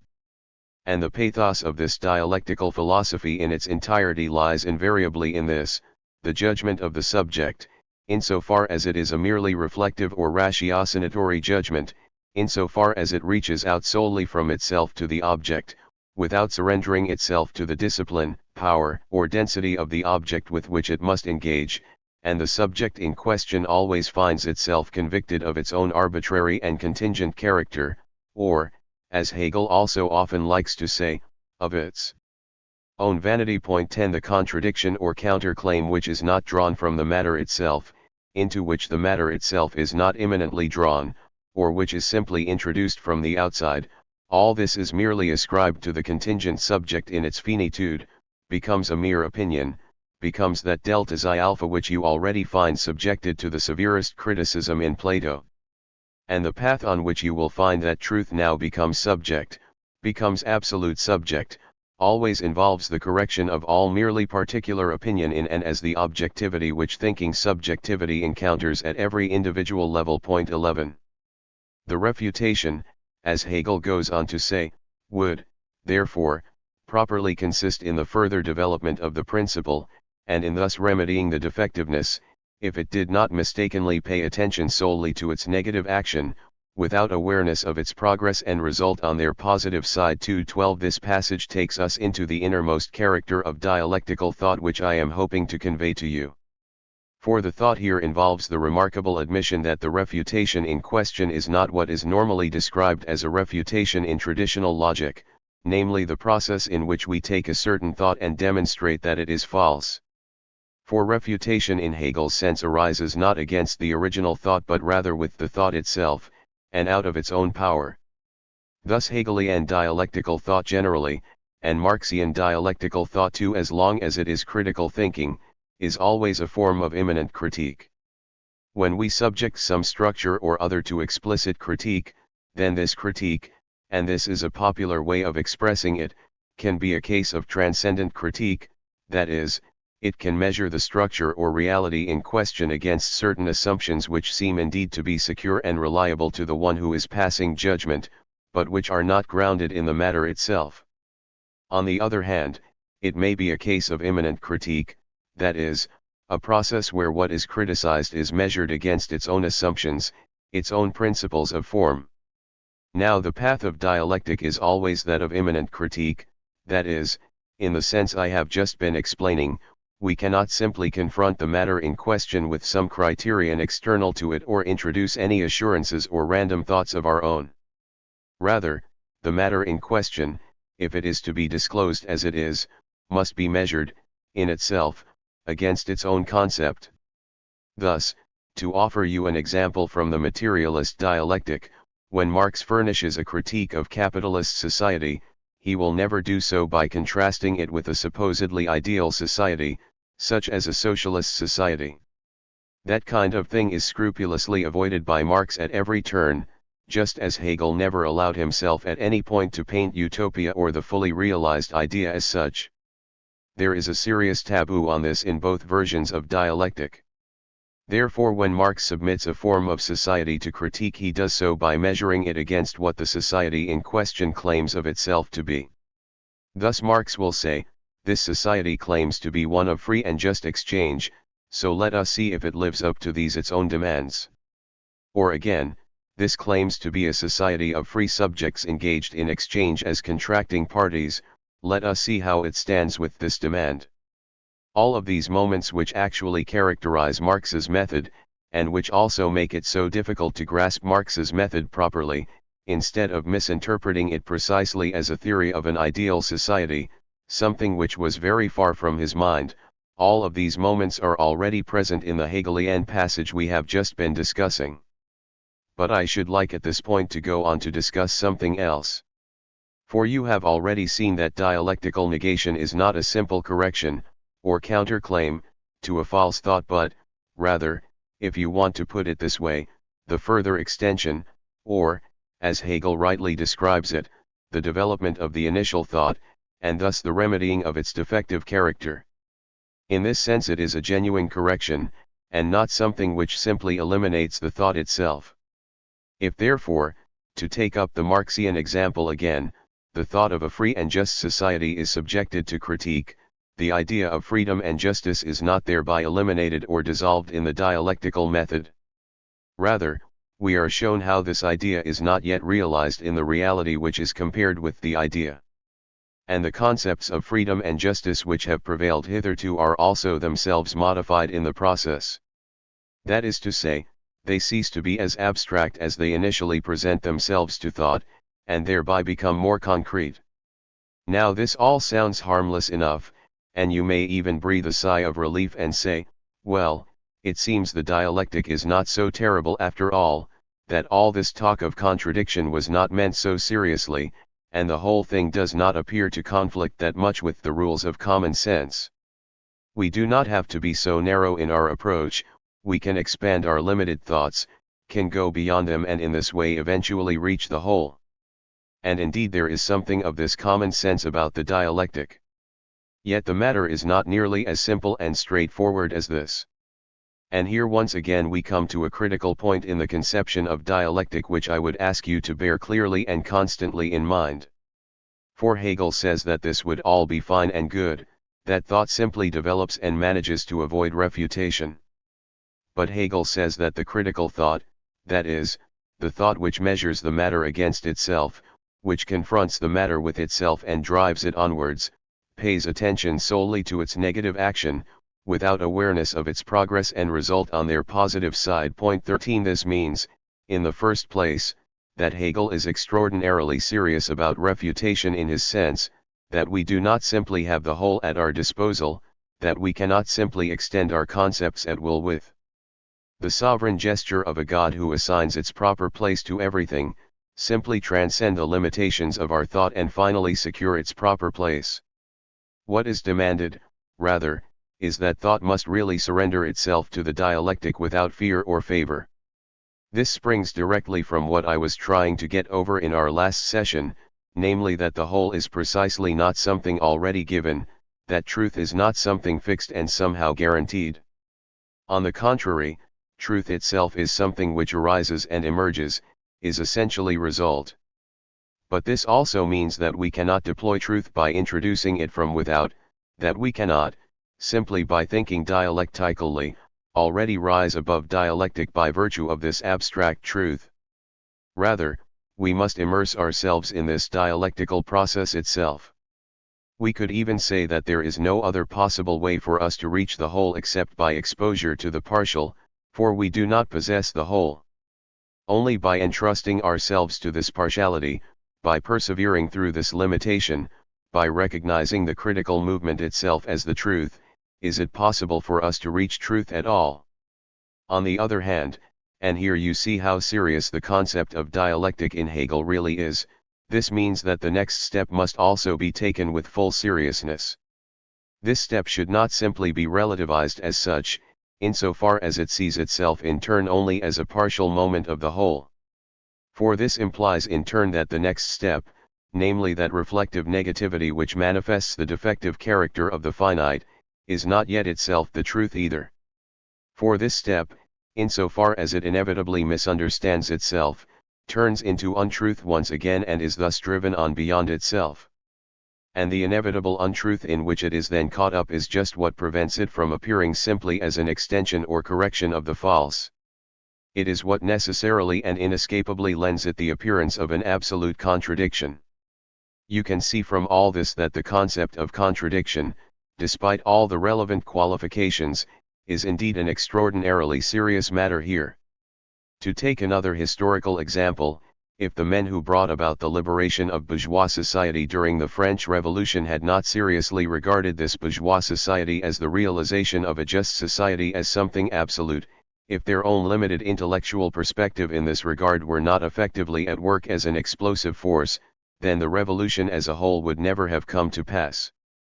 But, at the same time, this defective understanding involved in turn that particular limitation which made this into a merely relative historical achievement after all. I could perhaps express this thought in another way, which serves to bring out something I attempted to introduce at the beginning, namely the idea of the temporal core of truth itself. Point 14. For it is here that you probably approach the deepest point in Hegelian thought, and from which you may be able to grasp that idea. It implies that no thought can actually be thought which frees itself from time, from its own temporal core. Thus a thought, or a political thought, and the phenomenology of spirit itself is a politically conceived work in a preeminent sense, which tried to relate immediately to what is absolute, to a justice beyond time, instead of growing from the concrete conditions of its own time and measuring itself against them. Such a thought would not actually be in a superior position to these concrete conditions of the time. It would only be more abstract, and would fall powerless precisely by virtue of this greater abstractness. It would forfeit the very power to become actual which ultimately justifies the truth of a thought from the dialectical perspective. This is, so to speak, the political or practical dimension of the idea of the temporal core of truth. This implies there is no universal truth resting statically within itself, and no such truth about society. For truth itself only ever emerges from the concrete situation, and once it absolves itself from the concrete situation, or believes that it can simply rise above the latter, it thereby finds itself condemned to powerlessness, and can only bring about the very opposite of what it believes it is able to effect. I have introduced these reflections here as a model to show you something else which is also extraordinarily important for the general climate of dialectical thinking. I am talking about the continual interaction between an extremely theoretical thought and an orientation to praxis. Here too we find that dialectical thought is fundamentally different from traditional thought. For dialectical thought does not just present us with an elaborated theoretical system from which practical conclusions are produced only after the entire theory has been duly settled. Rather, all levels of dialectical thought, we might say, effectively yield sparks which leap from the extreme pole of theoretical reflection to the extreme pole of practical intervention. And if I have indicated the logical structure of the thought here, the unavoidable limitation of the contradiction involved, or the central role of concrete political praxis in contrast to an abstract political utopia, for example, this must be recognized as a crucial issue for dialectical thought in general. We must really accustom ourselves to the idea that the unity of theory and praxis, as conceived in all dialectical thought, already in Fichte, and certainly in Hegel and Marx, is already the kind of unity which does not merely spring forth at the end but consists in just such a continual interaction as I have tried to suggest. And this itself is also a consequence of what we have called the temporal core of truth, a consequence which is fully acknowledged by Hegel. For this means that truth itself cannot be set over against time in a purely contemplative sense. Rather, in possessing a temporal configuration of its own, truth always possesses a quite emphatic relationship to possible praxis as well. The paragraph from Hegel which we have been discussing concludes as follows. The genuinely positive exposition of the beginning is thus also, conversely, just as much a negative attitude towards it, viz. Towards its initially one-sided form of being immediate or purpose. It can therefore be taken equally well as a refutation of the principle that constitutes the basis of the system, but it is more correct to regard it as a demonstration that the basis or principle of the system is, in fact, only its beginning point. 15. This effectively recapitulates what we already heard in the last session, that the definition of zoology, say, as the theory of animals is not identical to a developed zoology, that this bare principle or proposition doesn't give you the zoology. You can only possess that when you advance concretely from this definition or its concept and explore the development of particular animals and their relationship to one another. But the passage actually says more than this. For when you hear in this way that a first principle or proposition is only a beginning, this again may sound quite harmless. Thus you might understand it in the following sense and say, of course, if you have such a first principle, like Fichte's initial proposition, you have to develop it further in order to acquire richer content gradually as you proceed. But here too I should remind you once again that conceptual expressions such as only a beginning bear much more weight in Hegel, and must be taken much more seriously, than you may initially imagine. For it is not just that such a principle or proposition must gradually come to acquire rather more color and more contour, as non-dialectical and traditional modes of thought might typically put it at this point. It is rather that such a principle or proposition, as long as it is merely a beginning, as long as it is merely abstract, as Hegel would say, is also actually false. And the abstract in Hegel does not mean quite the same thing as the concept of abstractness in our ordinary mode of thinking. What is abstract for Hegel is not simply the universal as such but, rather, what is isolated, the particular determination insofar as it has been detached, abstracted in the literal sense of the term, from the whole in which it belongs. And the movement of thought itself, as a movement towards the whole, is in a Hegelian sense a movement towards the concrete, understood in the sense of what has grown together, just as one of the determinations of truth for Hegel is that the truth is indeed essentially concrete. 16 In this connection, therefore, the abstract is the merely particular, that which remains merely isolated, and the beginning is false precisely because it is abstract, because it is isolated, because it has not yet passed over into the whole, or because it has not yet come to itself. Thus the relation between the development or execution of the task and its simple beginning is not like that between the final image and what appeared on the drawing board in the form of a pre-delineated schema. We are talking rather of the very process in which truth emerges for itself. These are the things which I wanted to get over to you today by way of introduction to the question of dialectic. Point 17. Lecture 5. June 3, 1958. Ladies and gentlemen, in our last session we made an initial attempt to grasp the concept of dialectical negation rather more closely, that is, to explicate the notion of dialectical contradiction. From what we have said, I believe that it is now already possible to dispel one of the most common and vulgar conceptions regarding the dialectic, the idea that dialectic amounts to an egregious intellectualization of experience and thereby also to a dubiously harmonious understanding of the world. The argument goes something like this. If we do undertake, with the dialectic, to grasp everything that is as a movement which arises from its contradictory character, if we submit everything that is to an intellectual schema and proceed as if the world in itself were utterly and entirely rational, then it is only on these assumptions that the world can be utterly and entirely constructed, as they say. But surely, it is claimed, this simply neglects the irrational aspect of things. As it happens, in a recent essay on Eschendorf, I was able to point out a particular passage where Eschendorf, who himself hailed from the broad tradition of German idealism, had already charged the whole of post-Kantian philosophy, albeit in a rather summary way, with neglecting the darker and dissonant side of experience which can never be brought to full rational clarity. Point 1. In this kind of thinking, therefore, the dialectic is subjected to the kind of charge which a certain German tradition, and not the most noble one in my opinion, has frequently raised against the French spirit, and specifically the spirit of Cartesian thought. The reflections we have already pursued should enable you to see how inappropriate this approach actually is. For the Hegelian philosophy in particular, by virtue of its dialectical character, that is, through its recognition of the moment of negativity, is opposed to the idea that everything can simply be entirely construed or constructed by ratio in a seamless and unbroken fashion.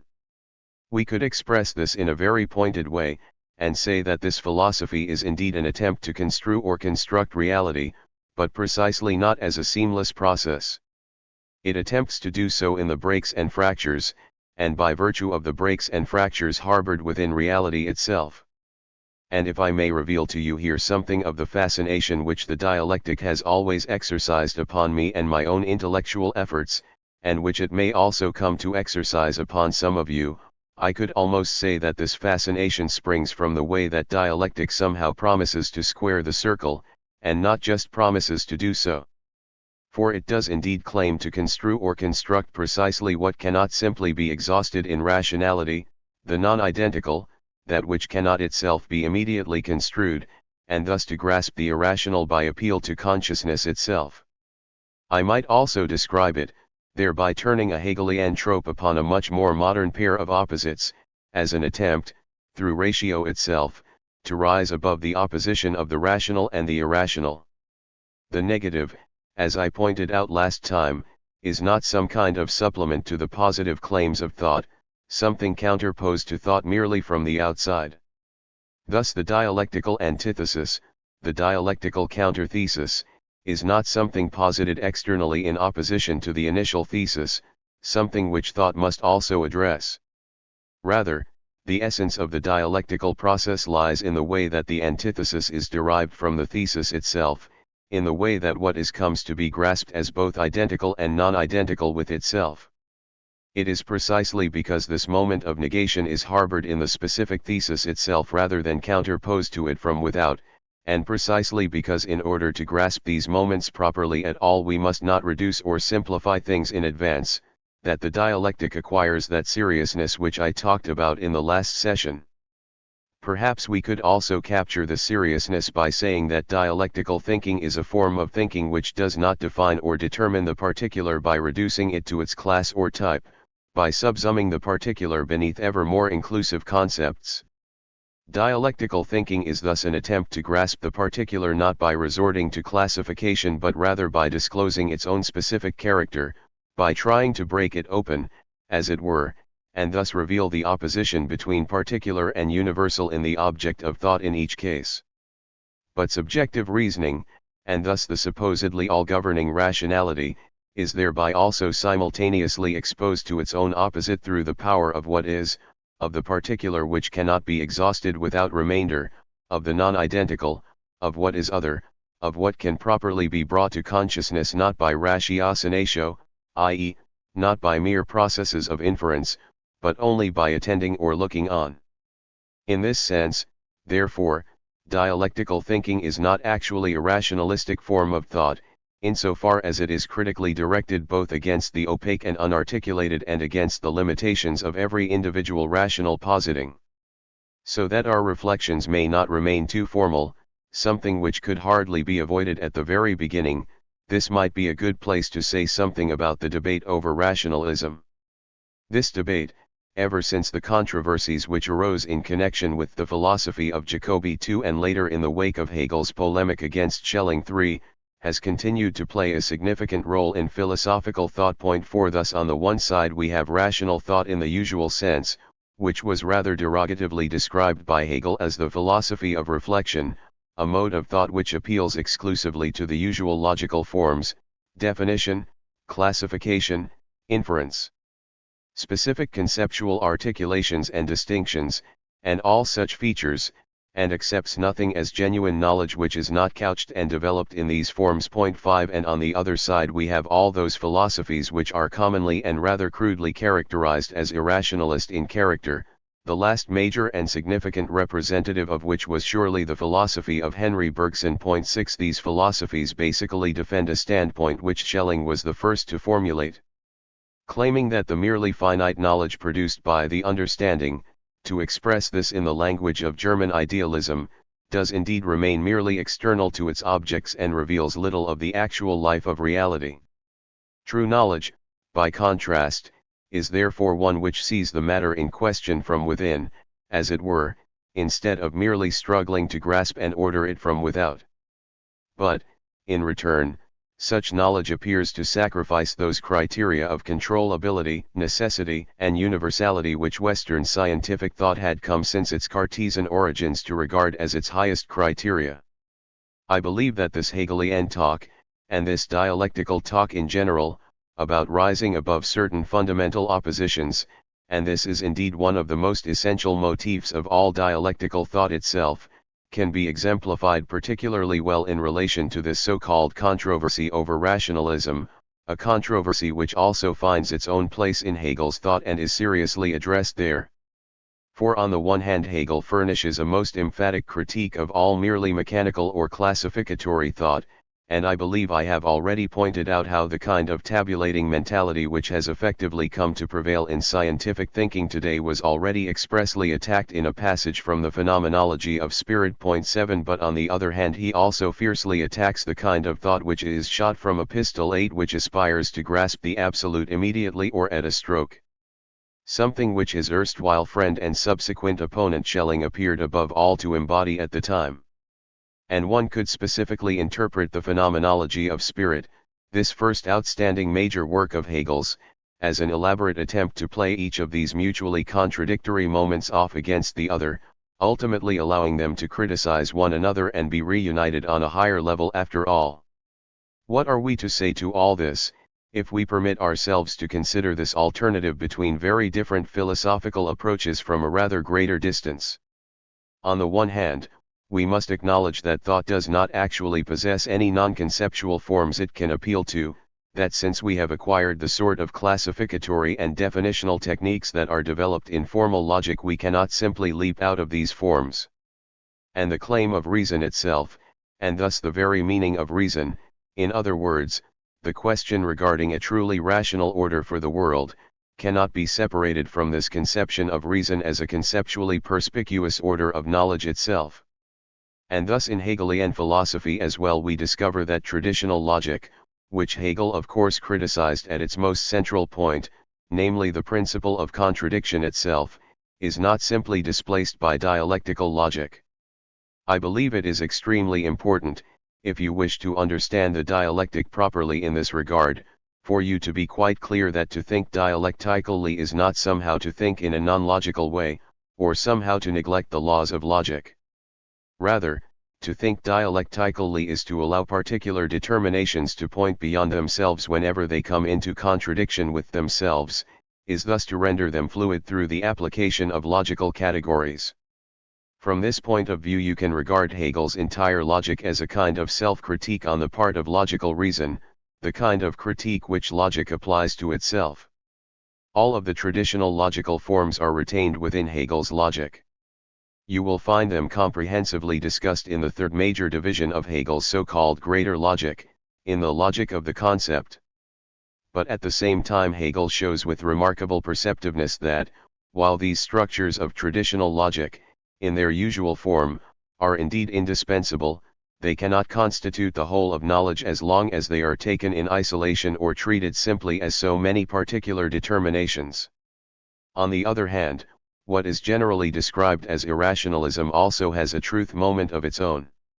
For it is a repeated attempt to bring home to thought precisely what has been excised by thought itself, what has been lost to actual experience through a form of reason which dominates nature and itself alike.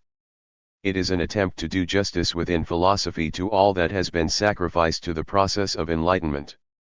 Irrationalism as a whole, we might say, shows a tendency to acknowledge precisely what has been obscured in the ongoing process of European enlightenment and effectively vanquished by the dominance of reason, everything that appears weaker or disempowered, everything merely existent that cannot be preserved in essential eternal forms and has therefore been dismissed as simply ephemeral, a constant tendency to vindicate a place for this even in the thought which has abjured it.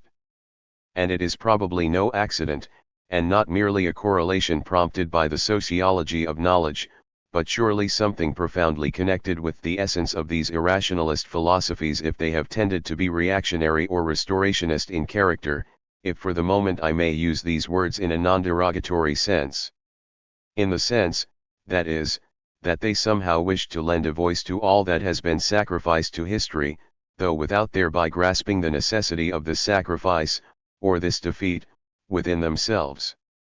9. That, while human beings have been able to escape the blind compulsion of nature only by means of rationality, by means of the thought which dominates nature, and would sink back into barbarism if they were to renounce this rationality, it is equally true that the process of the progressive rationalization of the world has also represented a process of progressive reification, just as the reification of the world, the petrifaction of the world as an objectivity which is alien to human beings,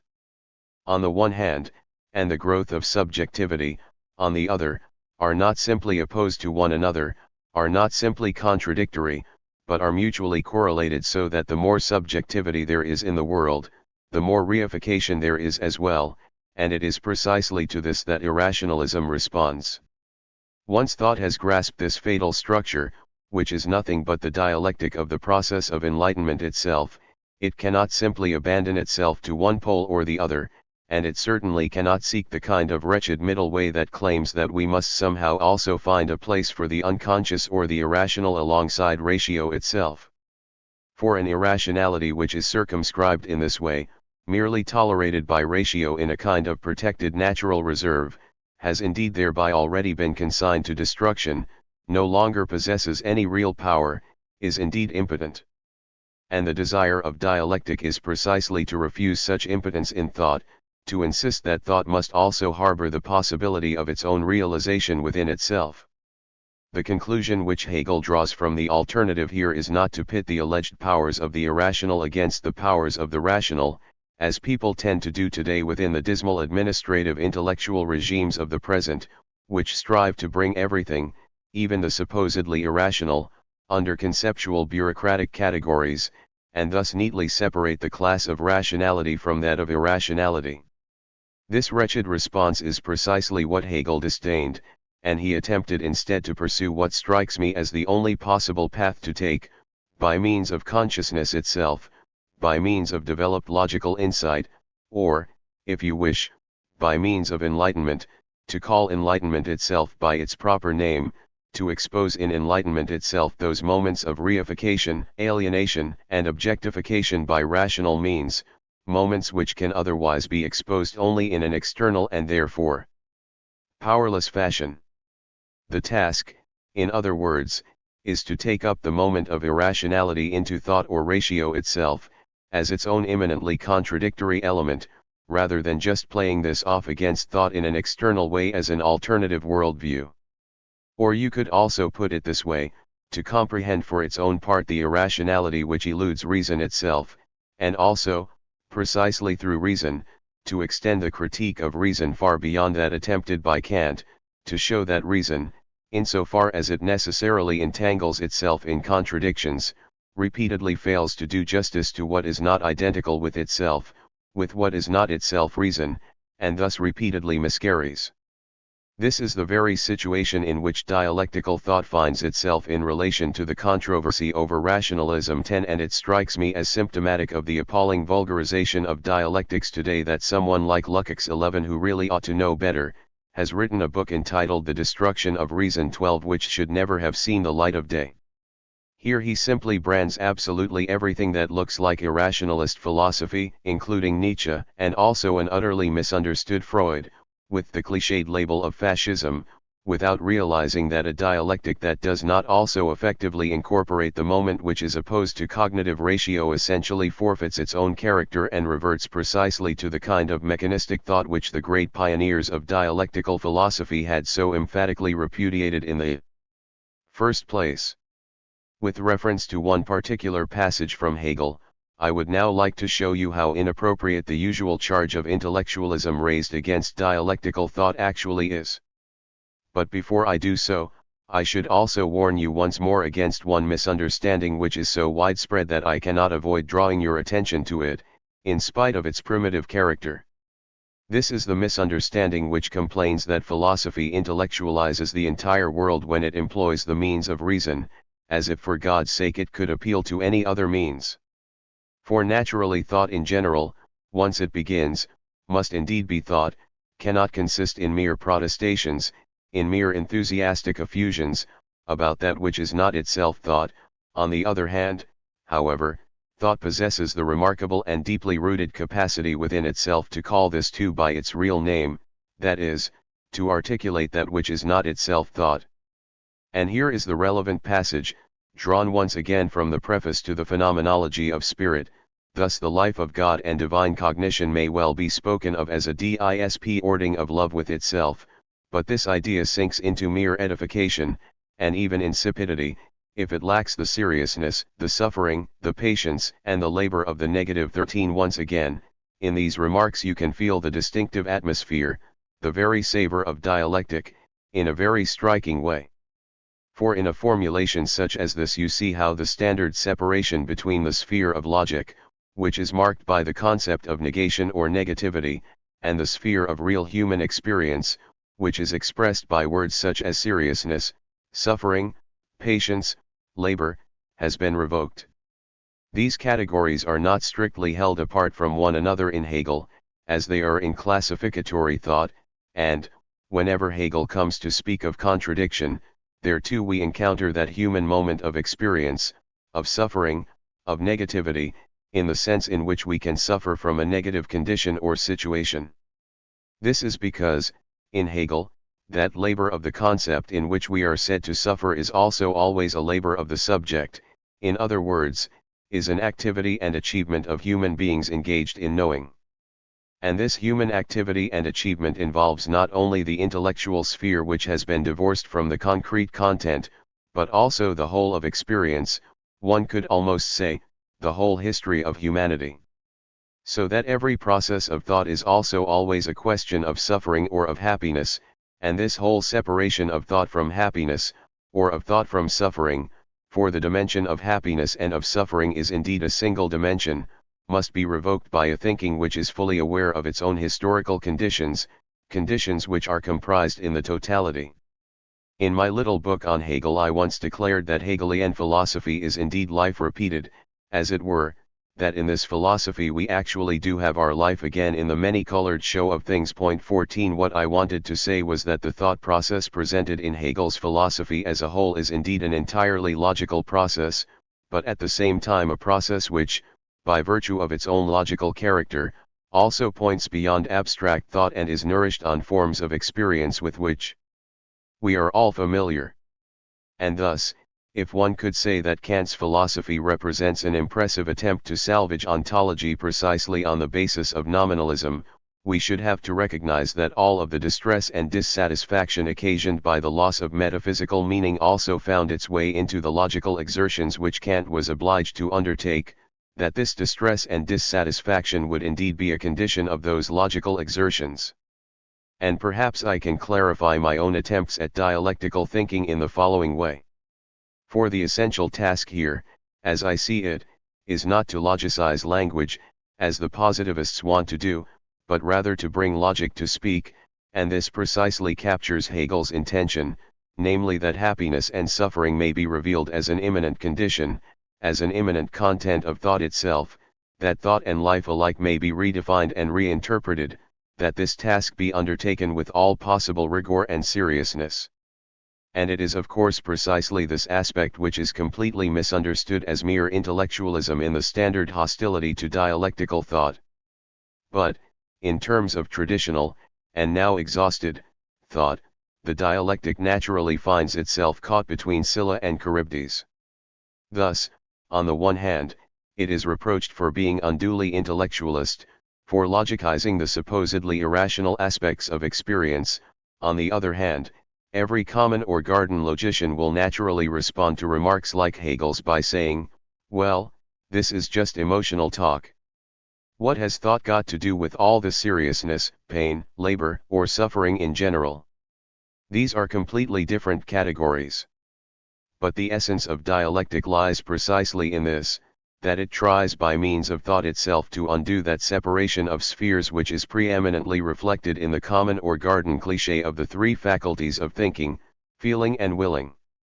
And the celebrated notion of the unity of theory and praxis itself is only the highest expression of this attempted revocation, if you like, which cannot of course imply a mere restitution or restoration of what was once single and undivided. It points, rather, to an imminent process of reunification, in and through separation, of what has been divided. But I shall continue with the rest of the passage we have been discussing. In itself, that life is indeed one of untroubled equality and unity with itself, for which otherness and alienation, and the overcoming of alienation, are not serious matters.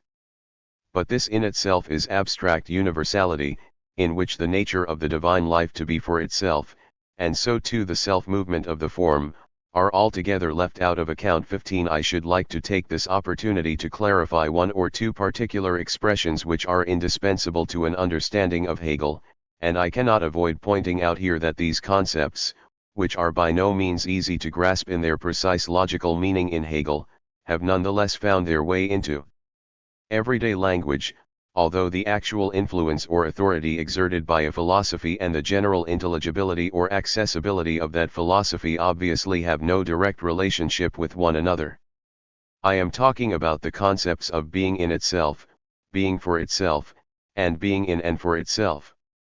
Even if we have never heard of Hegel or the dialectic, we often say things like, in itself that's true, or that's true in and for itself, without expressly reflecting that in using such an expression we are already involved in a process. And while we may know how this process begins, it is hard to see exactly where it will take us. To talk about something in itself is to talk about something insofar as it is such and such, is not yet reflected within itself. The concept of being for itself is also relatively easy to understand if you take it quite literally. Thus something for itself here not only means something separated or split off from the whole, although this aspect of separation plays a very important part here, but also suggests what it does when we say, for example, that in himself this person is a scoundrel, but for himself, in his own eyes, is a decent and upstanding human being. That is, he doesn't reflect on what he is, he may not even realize his own untrustworthiness, but regards himself, through narcissism, as the psychologists would say. 16, as a wonderful human being. Thus, for himself, he is a wonderful person, but in himself he is still a scoundrel, i.e., in terms of his objective behavior, as this is actually revealed in his social role or conduct. The Hegelian philosophy, which indeed essentially addresses, like all dialectic, the way in which subject and object, the subjective and the objective, are also separated from one another, undertakes specifically to expose and explore this difference between being in itself and being for itself, although there are two paths it can take in this regard. Thus in the logic the path leads from being in itself through being for itself and ultimately to being in and for itself, whereas in the phenomenology one might say that the opposite path is pursued, as we begin from subjectivity, which then arrives at consciousness of itself, or being for itself, and solely through this consciousness and all of the reflection involved in it finally arrives at being in itself and being in and for itself. This contrast between being in itself and being for itself is intended with such seriousness that we can already recognize the really decisive objective motif, the objective dimension, at work here, the thought that human beings, and Hegelian philosophy is in its origins a humanistic philosophy, are not identical with themselves in the function which they objectively fulfill in society, and that their social role, to use a modern expression, or their being in itself diverges from the consciousness which they have of themselves, or their being for itself. And this disparity, this non-identity between human beings and their own world, which is indeed by no means yet their own, is itself the ground of that diremption, that suffering, that negativity which, as I have already suggested to you, can only be overcome through the labor, the patience, the seriousness, the exertion of the concept. Thus you can see how the logical metaphysical conception of Hegel is indeed directly associated with such emotionally charged expressions as seriousness, and so on, expressions which at least are saturated in actual human experience. Thus I doubt if you will now be that surprised if I challenge so much of your preconceived image of Hegel, and perhaps even shock some of you, when I say that the celebrated triadic schema of thesis, antithesis, and synthesis actually plays nothing like the role in Hegel's philosophy which it is commonly believed to do. And I would be more than happy if I could succeed here, from a whole variety of angles, in awakening a concept of dialectic which is liberated from the automatic responses typically encouraged in the context of examination questions. Of course, there is also something in all that, but as long as you imagine that we must have a thesis, a claim, a proposition, which we then externally confront with the opposite, before finally combining them both in a similar more or less external fashion, as long as you think in this way, then you will actually entertain nothing but the most external conception of dialectic. The seriousness of the dialectic springs precisely from the fact that it is not some such external intellectual game of juggling contradictions. For the contradiction itself springs from the thesis itself, and shows itself as such only because the speculative proposition itself is always at once true and false. And indeed Hegel himself mounted the most vigorous criticism of this standard manipulation of the concept of dialectic in terms of this triadic schema. The most important thing for you here is to learn what it really means to confront reality in a dialectical spirit, rather than in asking mechanically after the relevant thesis, antithesis, and synthesis in every possible context. And I should also confess right now that I always find the word synthesis profoundly suspect, and, if I understand you rightly, I feel that most of you will also experience a certain sense of horror at the concept of synthesis. The passage in Hegel which relates specifically to this issue, and which I would like to read to you now, runs as follows. Of course, the triadic form must not be regarded as scientific when it is reduced to a lifeless schema, a mere shadow, and when scientific organization is degraded into a table of terms. Kant rediscovered this triadic form by instinct, but in his work it was still lifeless and uncomprehended. Since then it has, however, been raised to its absolute significance, and with it the true form in its true content has been presented, so that the concept of science has emerged. 17.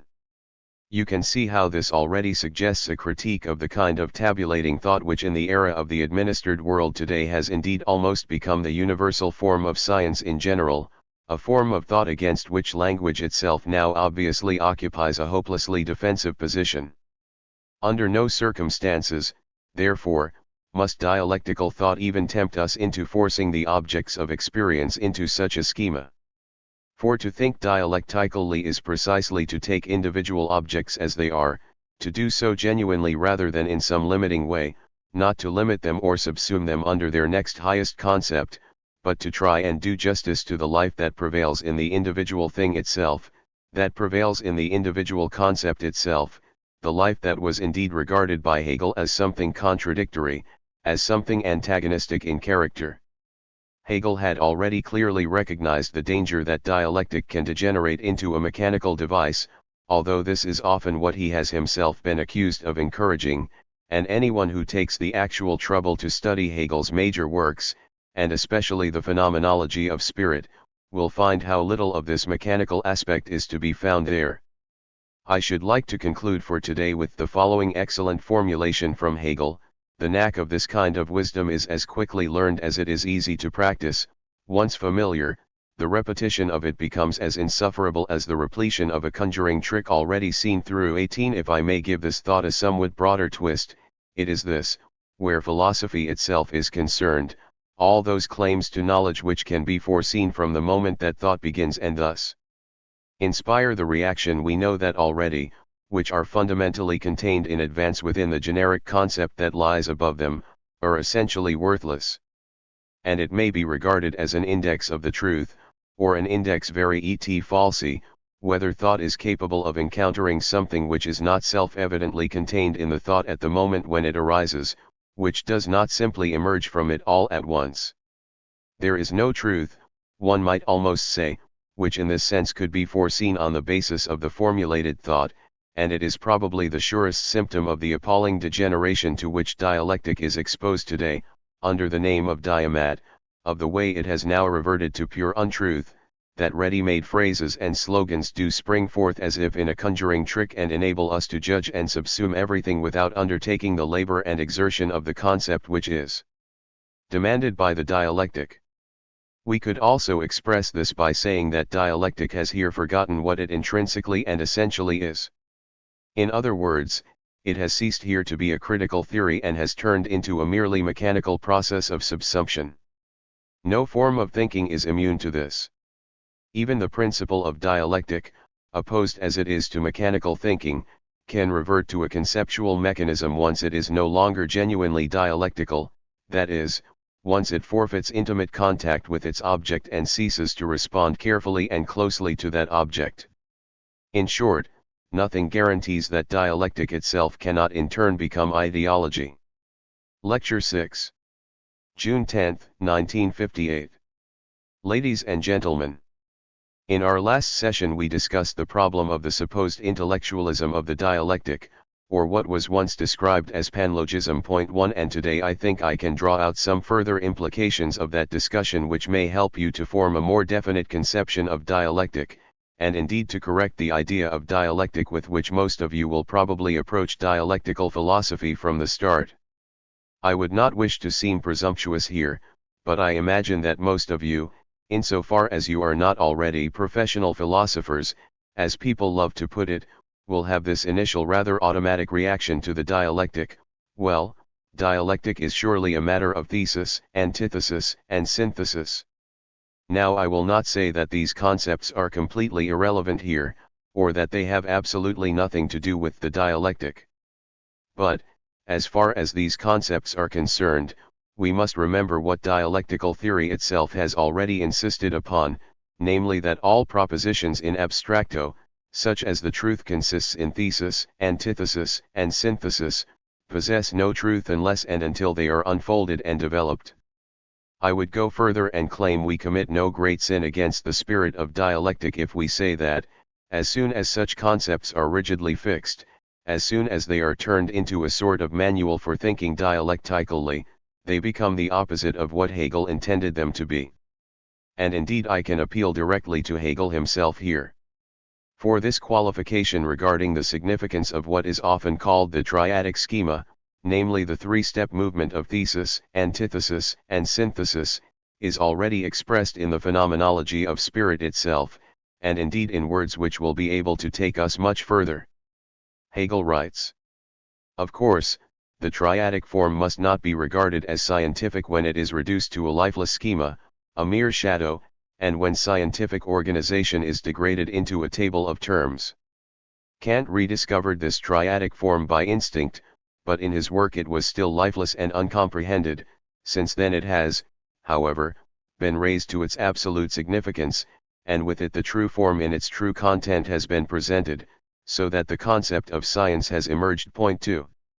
I had already drawn your attention to this passage last time. And I would like to add a second formulation which may serve as a warning light against a particularly dubious use of dialectic, when this triadic schema is manipulated to produce the opposite of truth. Thus Hegel continues, "The knack of this kind of wisdom is as quickly learned as it is easy to practice. Once familiar, the repetition of it becomes as insufferable as the repletion of a conjuring trick already seen through 3. The thought here, therefore, is that even a method which is recognized in abstracto as the most advanced method of thought only produces falsehood when it is mechanically applied, that is, if the facts are simply subsumed under the method, if our experience or insight into the facts themselves fails to interrupt this subsumptive procedure. Paradoxically, we could say that the moment that dialectic becomes a kind of device, or a recipe, when it is manipulated as a method, then it is inevitably converted into untruth, and indeed in the strictly dialectical sense that it thereby comes into contradiction with its own concept. For to think dialectically is precisely to think through rupture, to think in such a way that the concept is emphatically brought to criticize itself in terms of what it attempts to cover, while the merely factical is measured in turn against its own concept. And the moment we retreat from this approach, when we no longer undertake what is described in another passage as the labor and the exertion of the concept, for the moment we believe we have the method securely at our disposal, then the method has already been falsified and distorted. And actually this is also a much more general experience, as we can discover again and again in the context of art. Kandinsky once formulated the same insight beautifully in his book on the spiritual in art, when he said that the moment an artist believes he has found himself, has finally discovered his style, then he has generally already lost it. Point 5. Here again you have a sense of the atmosphere of dialectical thought, something which is very important, for it involves a concrete sense of its opposition to the need for security about which I have already spoken to you. 6. It is one of the challenges of dialectical thought, and not perhaps the least, that in thinking dialectically we must avoid thinking like a certain kind of Kantian schoolmaster. Now I have the method, and once I have this, then nothing can surprise me any more. Hegel vigorously rejected precisely this idea of method, where we can just carry on blindly and automatically, as it were, instead of undertaking the labor of thought itself at each and every moment. But these are actually relatively modest and straightforward insights, although it is really far more difficult to observe these insights in one's actual concrete thought than it is to entertain them in general terms. There is no guarantee, even when we try and think dialectically, that dialectical thought cannot fall into the embarrassing repetition of the conjuring trick which Hegel so vividly warns us against. And it is certainly most important, as a thinking individual, resolutely to resist any mechanical application of one's own categories, in other words, to reflect constantly upon these categories, to examine whether they are still indeed appropriate to the things which are being thought under them. What is so impressive about Hegel in this connection, and what I particularly wish to bring home to you here, is that he does not merely content himself with identifying and polemically repudiating this mechanical application and ossification of dialectical thought. But, rather, as he invariably does with all other negative elements, Hegel also strives to grasp this specific phenomenon itself, attempts to derive even this aberration of thought, this reification and rigidification of thought, from out of the living process of thought itself. And this is entirely characteristic of dialectical thought generally, for the vital nerve of the dialectic is precisely to resolve all that is rigid, reified, ossified. but it does so not by simply confronting all that with what is allegedly vital and immediate, but, rather, by making use of what has become hardened, recognizing what is sediment here, the congealed life and labor as it were. Thus it only overcomes what has become rigid and ossified by allowing it to move by virtue of its own power, of the life that has been precipitated in the things and concepts which confront us in an alienated form. What is excellent, however, not only cannot escape the fate of being deprived of life and spirit in this way, of being flayed and then seeing its skin wrapped around a lifeless knowledge and its conceit. 7. Here you can also feel something of the power of Hegel's language, although he has generally been deemed a poor stylist, as they say, in comparison with the allegedly excellent stylist Schopenhauer. And this is obviously because those who have more or less unjustly assumed the role of judges where linguistic ability is concerned imagine they can assess the language of philosophers by how far it directly accords with healthy common sense and ordinary spoken language, which is certainly not the case in Hegel. The power of his language lies rather in a remarkable kind of second immediacy or sensuous vividness, for in the impressive conceptual architecture of Hegel's thought the concepts themselves are filled with such inner life, unfold so intensively and dynamically, that although they seem entirely abstract they nonetheless reassume all the color and fullness of life within themselves and thus in this remarkable way also begin in sparkle. I do not think a genuine analysis of Hegel's language has ever really been undertaken. Such an examination of his philosophical language would not only be welcome in itself but could also illuminate the very deepest recesses of the philosophical content in Hegel.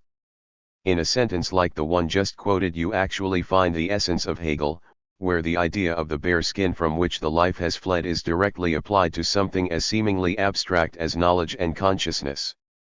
I have already spoken in our last session about Hegel's philosophy as a rather remarkable field of tensions, where the movement lies not in continuous transitions but in a tremendous exchange of energy, where thought leaps over from the pole of concretion to the pole of abstraction.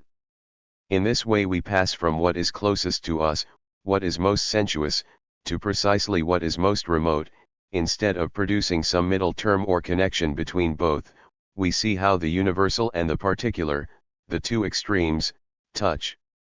And again this is profoundly bound up with the very content of Hegel's philosophy, for it is indeed the essence of dialectical teaching that the universal is also always the particular and the particular the universal. Thus you can see how much the content of this philosophy has entered here into the boldness of such language. And in this context I might point out, for those of you who have studied German poetry in particular, that this approach to language may also help to shed entirely new light on the poetry of Hölderlin, in a way that has perhaps never seriously been considered before. Hegel continues. Rather we recognize even in this fate the power that the excellent exercises over the hearts, if not over the minds, of individuals, as well as the constructive unfolding into universality and determinateness of form in which its perfection consists, and which alone makes it possible for this universality to be used in a superficial way. 8. Hegel is saying something extremely profound here, namely that thought itself must assume such a specific objective form of presentation if it is to relinquish all merely arbitrary claims and contingent expressions of subjectivity. But precisely in assuming this kind of universality, this determinate conceptual form, it also inevitably courts the danger of becoming a recipe, of being reified and misused. In other words, the misuse which Hegel warns us about, the superficial application of the triadic schema, is by no means external to thought, for it is produced precisely when thought itself does what it must if it is to rise above the merely arbitrary hic et nunc, if it is to become an objective truth. In other words, the untruth that arises from such rigidification is inseparable from the objectivation which belongs to truth itself. We cannot have one without having the other. This is one of the most important dialectical principles there is. Thus one cannot acknowledge the power, the objectivity, the binding character of truth, without thereby constantly exposing thought to the danger of simply becoming independent as such, of forcing itself externally upon the matter itself, of being utilized in a blunt and mechanical fashion. In this warning against the mechanical use of dialectic you have an exemplary case of dialectical thinking itself, for the vital nerve of dialectic can be recognized right here, Truth and untruth are not external to one another, are not simply opposed to one another as an abstract antithesis, rather, the passage into untruth inhabits truth itself, as its fate, as its curse, as the mark of the context of guilt in which it stands, and likewise the path which truth itself traverses, and truth is indeed a process, is solely a path through untruth. You can see, therefore, how dialectical thought responds even to such a warning against its own misuse. This warning against the misuse of the triadic schema involves an insight which perhaps should not be forgotten as another fundamental insight of dialectical thought. This is the idea, which just gives a slightly different twist to what we have been saying, that there is no thought which cannot also become false as soon as we isolate it, and abstractness for Hegel is always a matter of isolating something and detaching it from the context of the whole. Hegel showed as much in the passage which I have tried to interpret for you, where he alludes to the idea of the world process as a kind of divine play. He says that, while this may be true in itself, it sinks into untruth, that is, into insipidity and indifference, if we fail to pursue this process itself in detail. Point 9. I think we can go much further here and say there is no truth whatsoever, not even the truest theory or even the theory of dialectic itself, which cannot also immediately become untrue if it is torn from its context, and especially if it is made to serve particular interests. There is nothing in the world, not the highest creations of philosophy or even the highest creations of art, which cannot be misused by clinging to them in isolation, and thereby holding people back from other things, deceiving people about other possibilities, generating false and untrue satisfactions, or creating spurious satisfactions.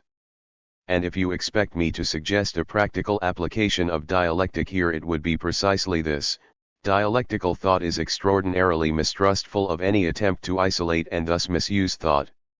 If any particular aspect of knowledge, any finite instance of knowledge, and any specific knowledge regarding the whole is always a particular instance of knowledge, acts as if it were the whole, is posited as absolute, it can readily enter the service of untruth and become an ideology. You can observe this most strikingly, of course, throughout the Eastern Bloc, where the dialectic has been elevated to a kind of state religion. Although an honest and genuine attempt has perhaps occasionally been made there to render certain aspects of dialectical theory intelligible to people, the dialectic has long since functioned, as a religion of the state, to justify a praxis which only perpetuates the repression which the impulse of dialectic inspires us to challenge. But I would merely say that we should not draw the opposite conclusion, that dialectic is untrue simply because such nonsense has been produced in the name of dialectic. For the dialectic shares with everything which has appeared as truth in history, and certainly with the truth which is embodied in Christianity, that it has been misused for every violent or shameful deed and for every kind of torture. I think it is a dangerous delusion to imagine that the Galimathias commonly known as Diamat could actually tell us anything valuable about dialectical theory itself. But here I should like to return to the question of the relative irrelevance of the triadic schema. You will easily be able to grasp this relative irrelevance after what I have said so far if you remember that the dialectic is not actually method in the traditional sense. Although I realize that this is not what Hegel himself literally says at this point, I believe this claim can indeed be defended in the spirit of Hegelian philosophy. What I mean is that the dialectic is not a mere procedure through which mind firmly secures its objective character. For the movement of dialectic is always also supposed to be at once a movement of the matter itself and a movement of thought. But if that is so, if the dialectical movement is a movement of the matter itself and can be accomplished by reference to the matter itself, then it springs from this that any form of dialectical reflection which is purely methodological, i.e., is externally foisted upon things, already violates the character of dialectic. This will perhaps become clearer to you if you grasp precisely why the usual conception of the dialectic as a game of thesis, antithesis, and synthesis is so absurd and superficial.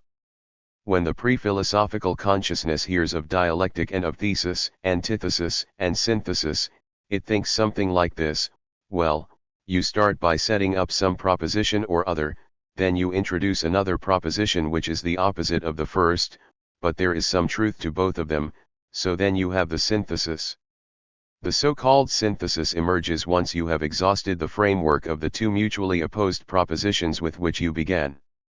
I will not simply assume that you feel quite the same aversion towards the concept of synthesis that I have strongly experienced since my early youth. But the way all this is presented here is certainly entirely misleading. For the dialectical movement does not arise by taking an initial proposition and externally supplementing it with the opposed proposition. It arises when the contradictory moment is discovered in the proposition originally expressed, when it is shown that the proposition which initially presents itself to you in a fixed and congealed form is a field of internal tension, exhibits a particular kind of life within itself, so that the task of philosophy is in a sense to reconstruct this life within the original proposition. The synthesis cannot therefore be understood as the extraction of the common element in the two earlier propositions. Indeed, Hegel specifically describes the synthesis as the opposite of this, namely as a further negation, as the negation of the negation. Thus the antithesis, the opposite of the original proposition, which is spun from this latter, is qualified in itself, as a finite proposition, as untrue in turn. And, insofar as its untruth is further determined, the truth moment in the proposition which was originally negated thus reasserts itself.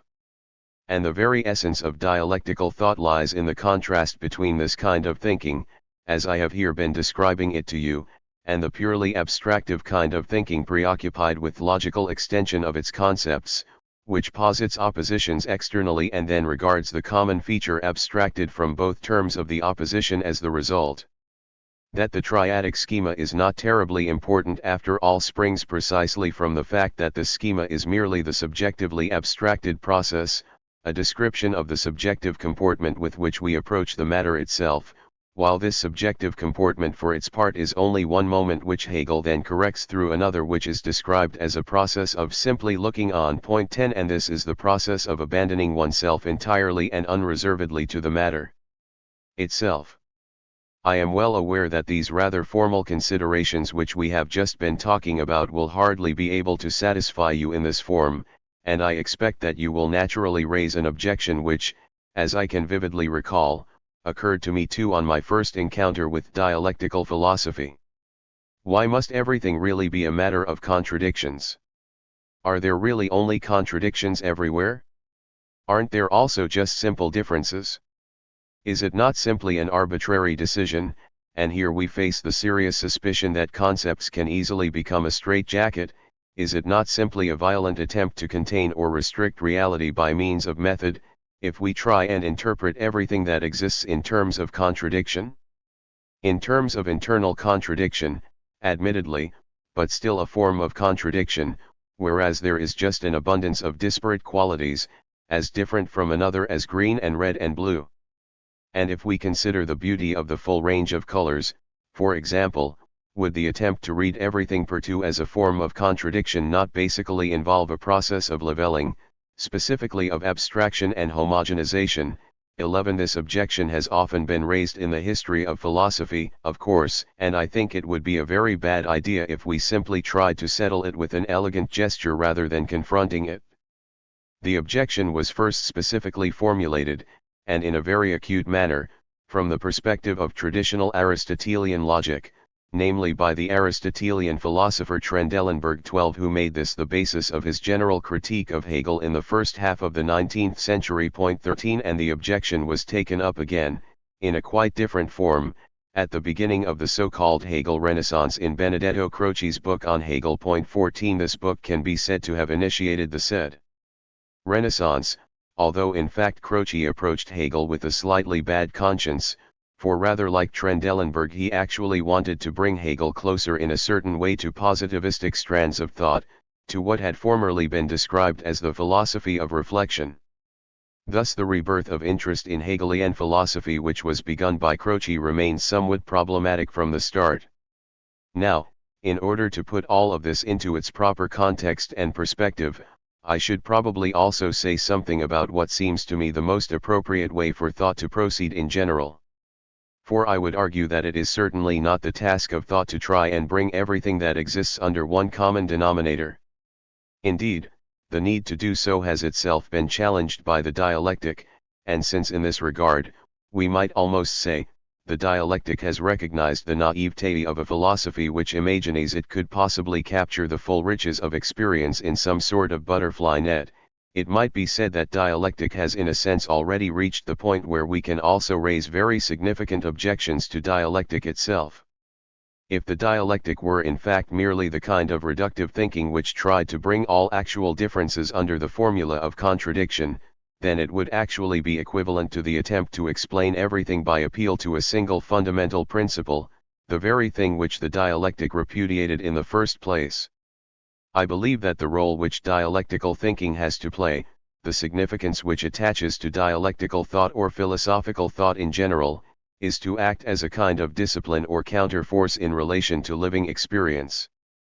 In a sense, therefore, we really think dialectically when we also specifically limit ourselves, for, if we perceive only differences, if we are aware only of variety, without discovering any unity in this difference and variety, we cannot perceive the contradictory character which is concealed in all this variety. For then thinking threatens in a sense to dissolve, to forfeit its own theoretical form, and, while we cannot turn theory itself into an absolute, we cannot have anything resembling knowledge without theory either. There is a paradoxical relationship there.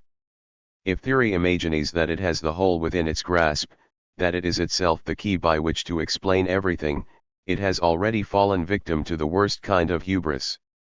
Yet if thought entirely lacks this theoretical moment, this aspect of unification and objectivation, then we are basically no longer talking about knowledge at all, and we have effectively resigned ourselves simply to registering a more or less external, disparate, and disorganized multiplicity of data.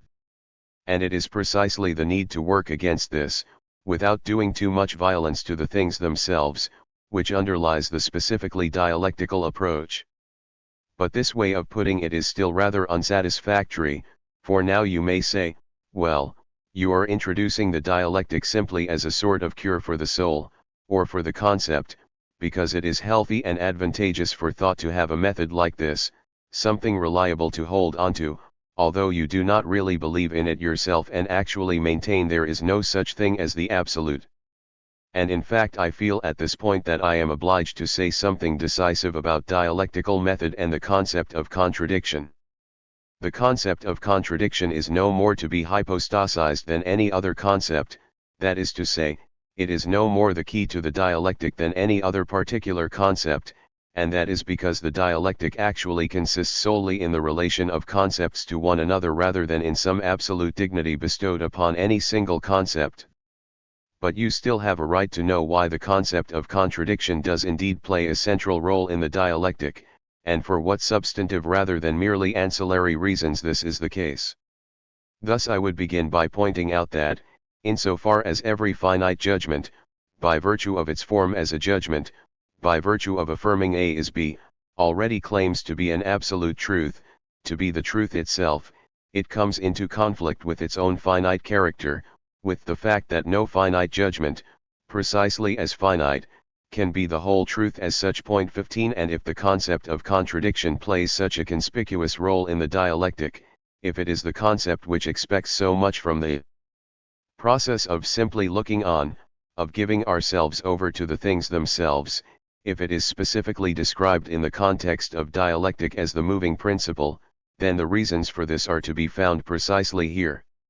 The category of contradiction, or the origin of the modern doctrine of dialectic, derives in fact from the critique of pure reason, and, if you wish to understand more fully the theme of these lectures which we have broached but not completely developed today, you would do well to take a closer look at what Kant calls the transcendental dialectic, either in the original itself or by means of one of the reliable secondary discussions of this text. The basic thought here is that, as soon as we try and extend the fundamental concepts of our reason, what are called our categories, beyond the possibilities of our experience, beyond the possibilities of sensible intuition, or in other words when we try and formulate infinite judgments, then we inevitably run the danger of positing mutually contradictory judgments, each of which seems to be equally convincing. Such as the claim everything that happens has a first beginning in time, or the claim everything that happens in time involves an infinite series 16 and we can make analogous claims with regard to space. Or again, everything that exists is subject to the law of causality, or again, there is also a causality of freedom, i.e., there is a point where the causal series is suspended. 17 All of these mutually contradictory propositions arise when our categories, which in Kant's view function solely to organize our experience, begin to run riot as it were, to operate simply in a void, thereby claiming to possess an absolute truth through their own resources while they are actually valid only in relation to the phenomena with which they are confronted. Kant thus introduced the idea of contradictoriness into the context of knowledge in a new and indeed particularly emphatic way, for he argued that human reason inevitably becomes entangled in such contradictions. Since we cannot help but pursue our thought to the utmost, since the tendency to transcend the limits of finitude is also inscribed in the structure of our thought, we are constantly tempted to formulate such problematic propositions. And the fact that we can come to understand why these contradictions arise, and thus in a sense resolve them, does not really help us that much, as Kant himself points out in the Critique of Pure Reason. 18 And then, with Hegel, you may introduce a simple operation and argue as follows: if you tell us these contradictions are necessary contradictions which our faculty of knowledge is quite unable to avoid, contradictions therefore in which we constantly find ourselves entangled, and if your own supposed resolution of these contradictions does not ultimately help us, why not actually follow this path to the end? Why not explore these unavoidable contradictions more closely? Why not expose yourself to these contradictions which you claim are unavoidable? In short, why not try and reach the truth precisely through the movement of these contradictions? And this challenge which Hegel raises is indeed based upon an essential epistemological modification of Kant's philosophical position, namely upon the fact that Hegel no longer accepts the tried Kantian opposition between sensibility and the understanding, between thought and experience, in the way this is somewhat naively and drastically insisted upon by Kant, for Hegel says that I basically cannot know how I can then arrive at something like sensibility at all, that there is nothing sensuous which is not itself mediated by the understanding, and vice versa, and therefore that this whole rigid separation between sensibility and the understanding, upon which the Kantian doctrine of the antinomies is based and which can in a sense protect me from becoming entangled in contradictions, cannot ultimately be sustained at all.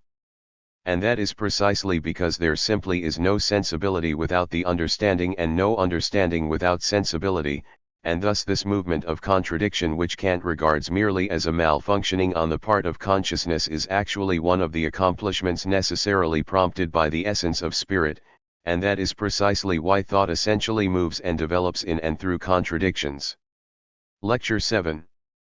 June 12, 1958. Ladies and gentlemen, in the last session we began to address the objection which has been raised against Hegelian philosophy from fairly early on, and which is indeed a radical one. It is this: why does this philosophy merely seem to acknowledge contradiction rather than simple difference? In this objection it is not difficult to recognize a rather more precise formulation of the problem which I have already mentioned in more general terms, namely the problem of whether Hegelian philosophy ultimately forces everything that exists into a conceptual straitjacket. Now you might say, and it would not be the first time it has been said, that this is a bit like the case of the emperor's beard, as we say, that is, making a big issue out of nothing. Perhaps the dialectic, in the strict form it assumed in Hegel, was just a kind of device which helped this philosophy to engage with history, but one which we could now relinquish without losing very much in the process. And under the influence of positivism in particular, there are innumerable cases where this has actually been undertaken by those who imagine that they can salvage or preserve something from Hegel in this way. Thus, according to one well-known formulation, we might say that Hegel the absolute idealist is also an equally great realist, that in reality all of the knowledge he has to offer, as Nikolai Hartmann puts it, comes from experience, a concept which is indeed particularly important in Hegel, and that what we find here is not so much a speculative or constructive dialectic as, to use a rather suspect expression, a real dialectic. 1 If that were the case, we could simply spare ourselves the effort we are making here, and certainly spare ourselves the effort of engaging more closely with the two great systematic works of Hegelian philosophy, the Phenomenology of Spirit and the Science of Logic. We could then concentrate simply upon the so-called applied or material dimension of the Hegelian system, the most well-known and probably the most influential parts of which are the philosophy of history 2 and the philosophy of right 3, and the most fruitful part of which is perhaps the aesthetics point 4. But this approach cannot work for the simple reason that, if we actually ignore the strictly constructive form of Hegelian philosophy, it ceases to be philosophy at all, and in fact becomes nothing but a rhapsodic collection of various more or less significant material insights. But the celebrated spiritual bond would then be just as missing here as in the standard practice of the positive sciences which this philosophy specifically undertook to challenge. In other words, without the rigorous and fully elaborated dialectic, we would simply turn Hegel into a learned and many-sided historian of thought in the style of Wundt 5 or, in the best case, Dilthey. 6. At the same time, perhaps even more importantly, we should thereby forfeit the very power which vouchsafed Hegel his insights in the first place. For with regard to Hegelian philosophy we may safely say, for all that it is a science of the experience of consciousness, that this philosophy owes its capacity to grasp reality as it did, namely as something essentially developmental in character, solely to the dialectical principle, and that without this dialectical principle in its pointed form everything that has remained of Hegel in the public consciousness, the idea of development, of dynamic process as the preeminent category in relation to all other concepts, would also inevitably be lost or become a matter of merely contingent observation. Of course, the fact that this philosophy necessarily postulates some spiritual bond of this kind if it is to be binding is not sufficient to establish that the construction in question can actually be dignified as truly compelling. And, indeed, much of the critical discussion of the 19th century focused on this very aspect of Hegelian philosophy. Our task is to grasp this particular problematic very clearly, given that it concerns the core of the structure of this philosophy, rather than leaving the dimension of God or contradiction to itself and turning instead to the wealth of concrete insights it contains, insights which actually derive from that dimension anyway. For this core of the Hegelian philosophy, and this is the reason why I must encourage you to think through a whole series of far from simple reflections with me here, is indeed the principle of negation, or the principle of contradiction. The attempt has been made to interpret the Hegelian philosophy, above all and with particular emphasis by Kroner 7 in his book From Kant to Hegel 8-9. In the last session we tried to take the bull by the horns and derive the Hegelian concept of contradiction or, to put it directly, the Hegelian concept of dialectic from the Kantian dialectic. Thus I would remind you that Kant's transcendental logic falls into two parts, namely the transcendental analytic and the transcendental dialectic, and that, for Kant, the dialectic represents what would be called the negative side of transcendental logic. In straightforward terms we can present the argument as follows: the critique of pure reason attempts to show the possibility of universally valid and necessary knowledge, or, as Kant puts it, of synthetic a priori judgments, by analyzing consciousness and demonstrating that such universally valid and necessary knowledge is made possible only by virtue of the constitutive forms of our consciousness itself. But the critique of pure reason, precisely by being a critique, already reveals two things. On the one hand it wishes to exhibit the domain within which we are capable of such knowledge, while on the other hand it wishes to show where we are no longer capable of such valid and binding knowledge. Thus reason wishes to exercise a critique of reason itself precisely in order to prevent the latter from running riot, turning wild as it were, and presenting propositions as absolute, necessary, and universal when in reality they are mere fabrications of the human mind. In other words, such a critique would not only serve to exhibit the necessity of metaphysics, it would emphatically reject metaphysics as well. If I present this basic systematic and methodological conception behind Kant's critique of pure reason to you in its full gravity, as I have just done here, some of you may already feel compelled to raise a question which, as tends to be the case with reasonable questions, you might actually drop once you have much greater familiarity with the matter at issue and thus also much less distance towards it. This is something quite simple and is a reflection which may have occurred to you in connection with those which led Hegel to his conception of dialectic in the first place.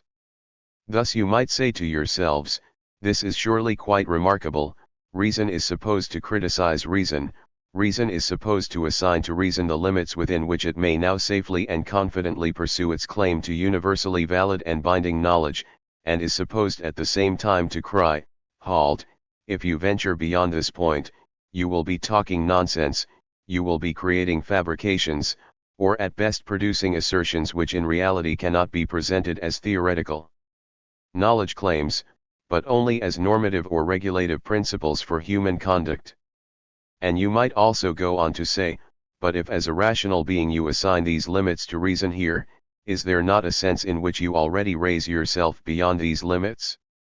And if reason claims to tell how far you may go and how far you may not go, does not this already imply that reason somehow stands beyond the limits which are set by reason itself?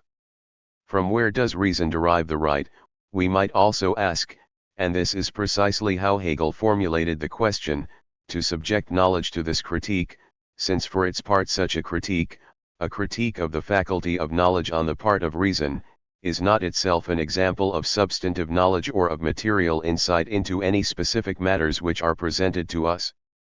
On the contrary, it is nothing but a transcendental insight, as Kant calls it, that is, an insight which relates to mere possibility, but one which, according to Kant, is nonetheless supposed to possess absolute validity for the constitution of our knowledge in general. But if that is the case, then our knowledge must have within itself some kind of power which allows it to reach beyond the so-called possibility of experience. That is to say, it must be able to provide a kind of knowledge which does not itself depend upon given sensuous or material content, which in other words does not depend in the last instance on mere sensation.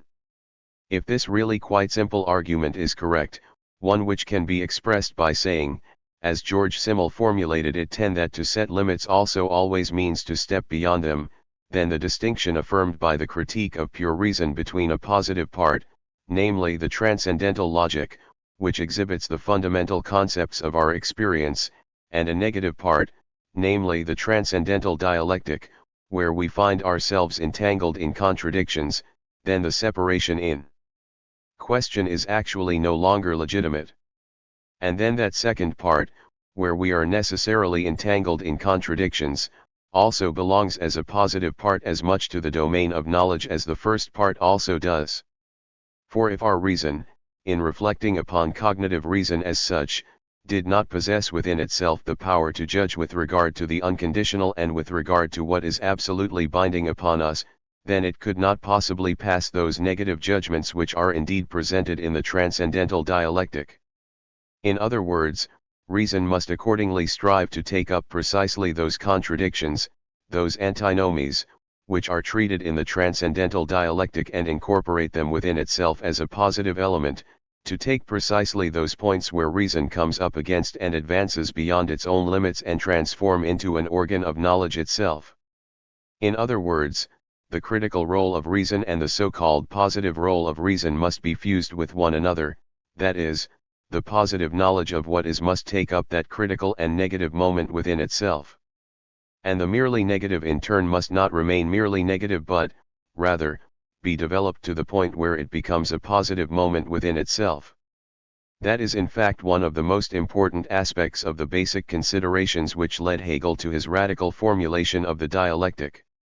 In this regard I could perhaps just read you a rather fine passage from Kroner, who sums up these thoughts as follows. In his critique of reason, Kant discovers the interdependence of the abstract and the concrete, of the formal and the material, of the rational and the empirical, of a priori and a posteriori thought, inasmuch as the concrete, the material, the empirical, the a posteriori here effectively reflects upon itself, analyses itself, criticizes itself. 11. I might add here that the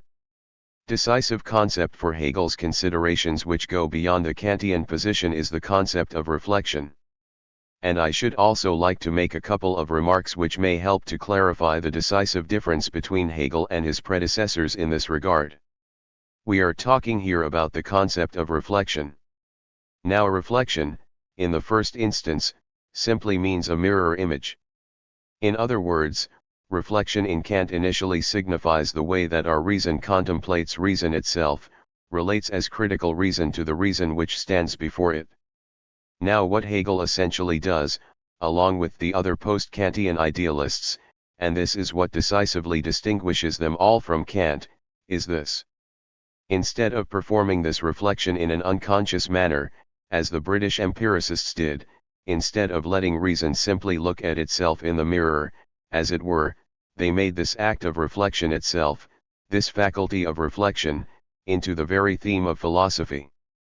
And the general claim that now emerges here is that this power which enables reason to know itself is and must be at the same time the power through which reason moves beyond itself in its finitude, and through which reason as something infinite finally comes to self-awareness. We could say that what we are talking about here is the reflection of reflection, as Schlegel once put it 12 about the consciousness which has become infinite within itself, or infinitely reflected within itself, and is the presupposition of this entire philosophy.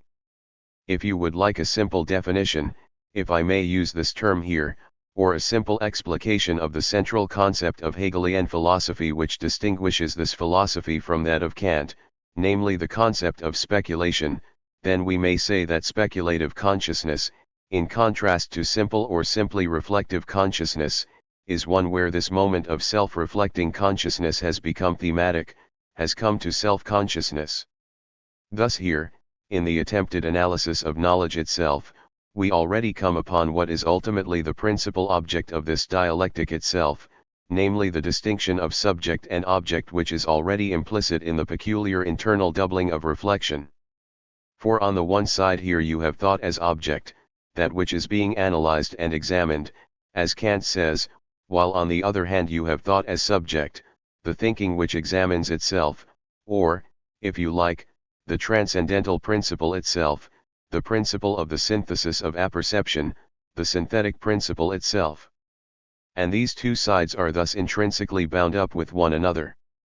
It is the entirely new and central role accorded to the concept of reflection which constitutes the organ of truth in this philosophy, and we shall see that this moment of reflection, and this is the answer to the question we have asked ourselves here, that this principle of self-knowing reflection is actually one with the principle of negation.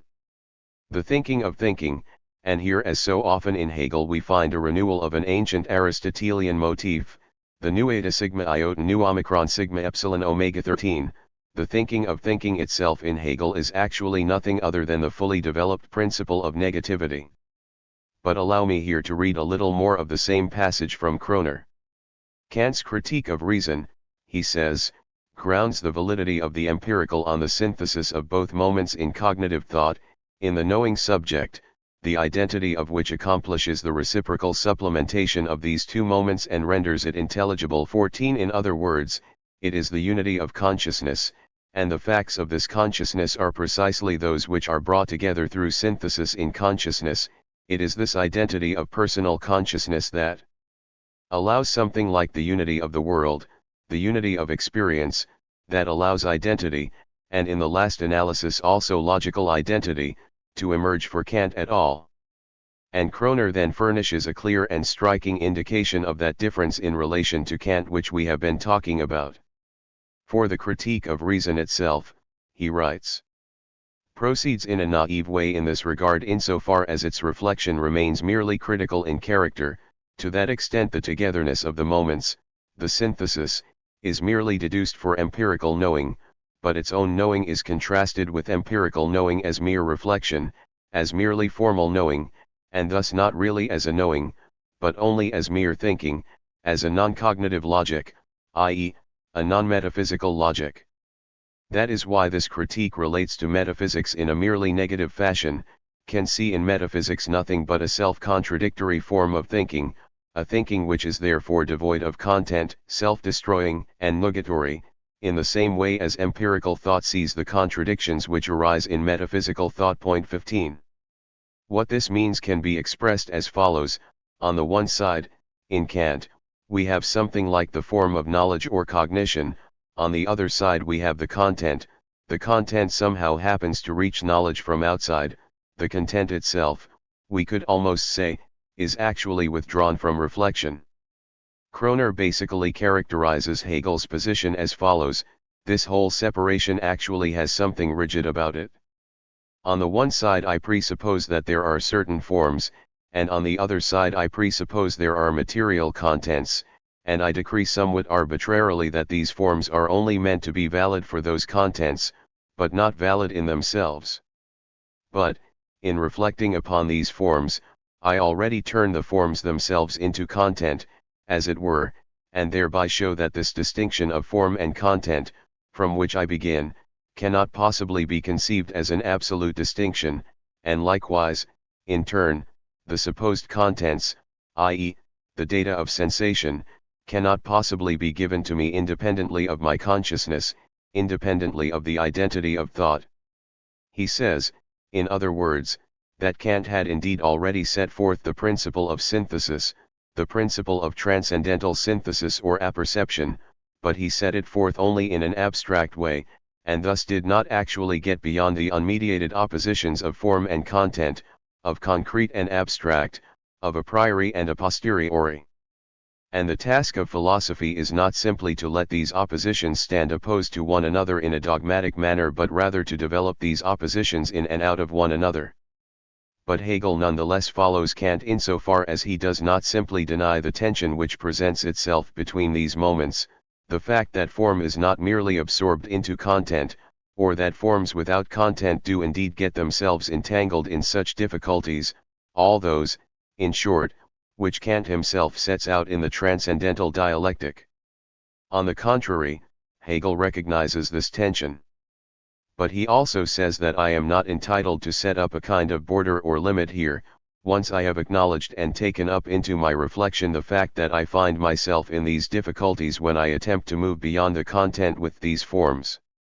Then I can no longer suddenly call halt, but must actually try instead to recognize these difficulties themselves as not simply the result of an external misapplication of my cognitive powers. Rather, I must try and grasp the very difficulties in which I find myself as an endogenous principle of cognition itself, since I cannot possibly evade them, since I cannot actually pass a single judgment, since I cannot express a single claim or proposition as a philosopher or theorist of knowledge without moving beyond the limit in question. For if I failed to step beyond this limit, that is, if I did not myself already possess some absolute cognition as one who expressly reflects upon reason itself, then I could never speak of this limit at all. The limit must be at once posited and transcended. And in this moment, that the limit is acknowledged in all seriousness as unavoidably posited but as one that must nonetheless be transcended, you have the simple form of logical contradiction which this thinking encounters once it no longer moves naively within the realm of either formal logical or merely empirical knowledge, but actually becomes a philosophy of reflection, in other words, once it moves in a realm where the empirical moment and the formal moment can be recognized as mediated with one another. This is an important point, for you can see here that Hegel does not simply cast formal logic overboard, as he has so often cheaply been accused of doing, and just philosophize away regardless, as if there were no such thing as the principle of contradiction. And to suggest that would be to get Hegel entirely wrong. In the first place, he acknowledges the validity of the principle of contradiction for the normal realm of knowledge established by the understanding, that is, both for our normal empirical knowledge and for the field of formal logic, just as for any other form of thought. But when I relate as a reflective subject, that is, when I do not just focus direct attention 16 upon formal propositions or contents but, rather, think through the relationship between these moments themselves, then I actually find that the form in which they can be grasped is solely and precisely the form of contradiction itself rather than the form of blank identity. What is denied, therefore, is not the contradiction of form and content or any contradiction of this kind, for such contradiction remains in force as far as our finite and limited knowledge is concerned. But precisely insofar as this knowledge attains self-consciousness, or expressly reflects back upon itself, it comes to realize that contradiction, which it must deploy as a criterion of correctness, is at the same time the organon of truth, that is, it comes to realize that every particular instance of knowledge becomes knowledge only through and by means of contradiction. And this is the way in which this negative principle, this principle of contradiction, is actually derived from the Kantian doctrine of antinomies, as Hegel presents it. You will rightly expect me at this point to provide some further clarification of these issues in terms of a specific model, as it were. I do not wish to disappoint this expectation, but I should also tell you that, in doing so, I would actually contravene Hegel's own practice in a serious way. For Hegel was always extraordinarily skeptical towards the concept of examples. There are a couple of passages in the encyclopedia where Hegel rather ostentatiously rejects the suggestion that he should provide examples. Point 17 Why Hegel should act in this fashion, why he should refuse to furnish examples, and it is especially difficult for pre-dialectical consciousness to understand Hegel properly in this regard, is not so hard to grasp, for the concept of example always presupposes that we have a universal conceptual range or field at our disposal, something which is firm and reliable, positively given, a reified result, which can be exemplified in the particular case which it subsumes. But in Hegel this very conception of a universal logical field within which the particular is grasped is suspended, at least here on the level of the speculative concept. That is to say, there is here no universal conceptual field which includes so many things within it, for the universal conceptual field consists precisely in the life of the particular it grasps within it, it fulfills itself through the particular, it does not merely cover or include the particular but arises out of it. It has its life in the particular, and nothing particular can thus be regarded as a merely lifeless example which has been abstracted from it. And this is in fact what makes it so extraordinarily difficult, when one is required to think dialectically, to provide an example of the dialectic. Nonetheless, while fully aware of these difficulties, I would like to try and offer you an example here, indeed a rather simple and elementary one, and, you may think, a rather shocking one. Let us take the proposition X is a human being. The first thing we might say about this proposition, insofar as it subsumes Mr. X under the logical species human being, is obviously that it is correct, assuming that we are talking about a human being as distinguished from, say, other biological species. But consider for a moment what this means. X is a human being. A human, we have said. If in general you say X is a human being, as in the case of the usual logical form A is B, there is a certain problem in this, for the A that is supposed to be B here is not the whole of B, rather, B is a universal, and the A is only a specific representative of the former. There is indeed an identity here, insofar as the particular phenomenon, the individual A, is subsumed under concept B, but nonetheless the identification involved is not a complete one. Now Hegel would say that what is formally implied here, that X is indeed a human being, though in expressing this in the logical form A is B you see that A is precisely not the whole of B but only a representative of B, actually has a very serious meaning. For he would say, and this, I think, also reveals something of the rigor, of the remarkable freedom, of the almost playful superiority which dialectical thought actually involves, that, if I subsume the X under the concept of the human being, then the concept of human being includes everything possible which the individual X in fact is not. He would not simply content himself, therefore, with a primitive biological definition of human being, but would say instead, if we are talking about a truly vital comprehension of the human being as such, that we must think in terms of categories such as freedom, individuation, autonomy, the possession of reason, and a host of other things, all of which are already implicitly contained in the concept of human being as the objective character of the latter. And it is nothing but an act of arbitrariness to omit or ignore such categories in order to provide an operational definition of the human being as something which actually possesses these or those generic characteristics of a biological kind. We need only to listen attentively to the expression human being, I believe, to realize it involves more than just the differentia specifica that marks it off from the next nearest species, i.e., the anthropoid apes. And indeed, Hegel would say, if this emphatic dimension is always already involved in the concept of the human being, the moment that implies someone is rightly a human being, as I would put it, then the proposition X is a human being is also at the same time untrue. For the emphatic moment which is involved here, even though it may not already have clearly emerged as such, is certainly not yet realized here and now in any particular existing being. One could almost say that something like a human being does not yet exist at all, as the emphatic concept of the human being objectively and intrinsically implies and understands this. In other words, the proposition X is a human being is right or correct, as I said before, but is also false.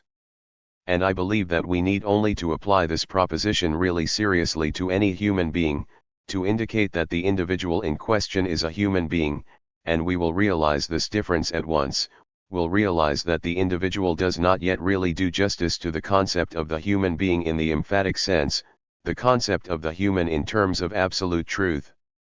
And this, of course, presupposes that we already possess such an emphatic concept of the human being, ultimately the concept of a right and genuine human being, ultimately, indeed, the concept of a right and genuine arrangement of the world in general.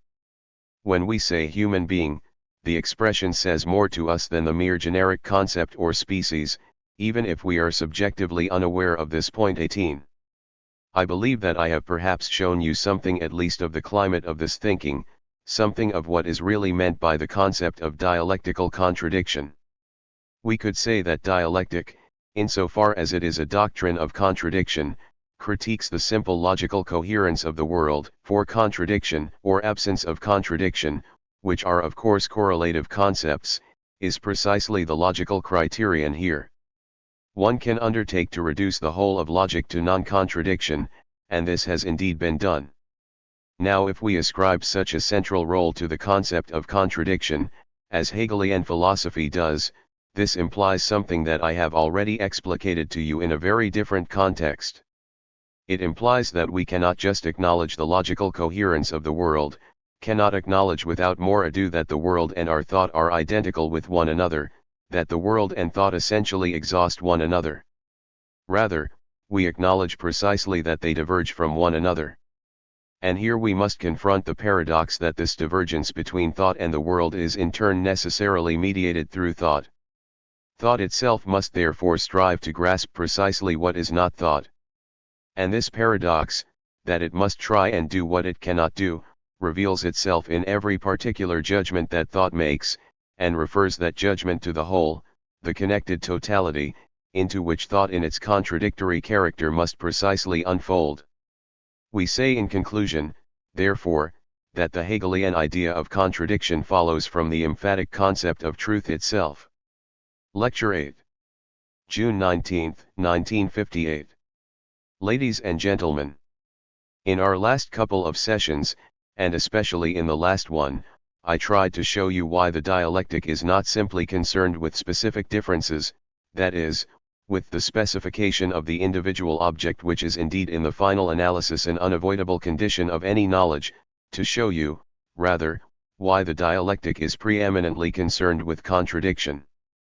And in this connection I also tried to unfold the principle of contradiction itself from within the heart of Hegelian philosophy. One could say that the recognition of difference represents a kind of utopia, or, rather, not so much the recognition of difference as difference itself.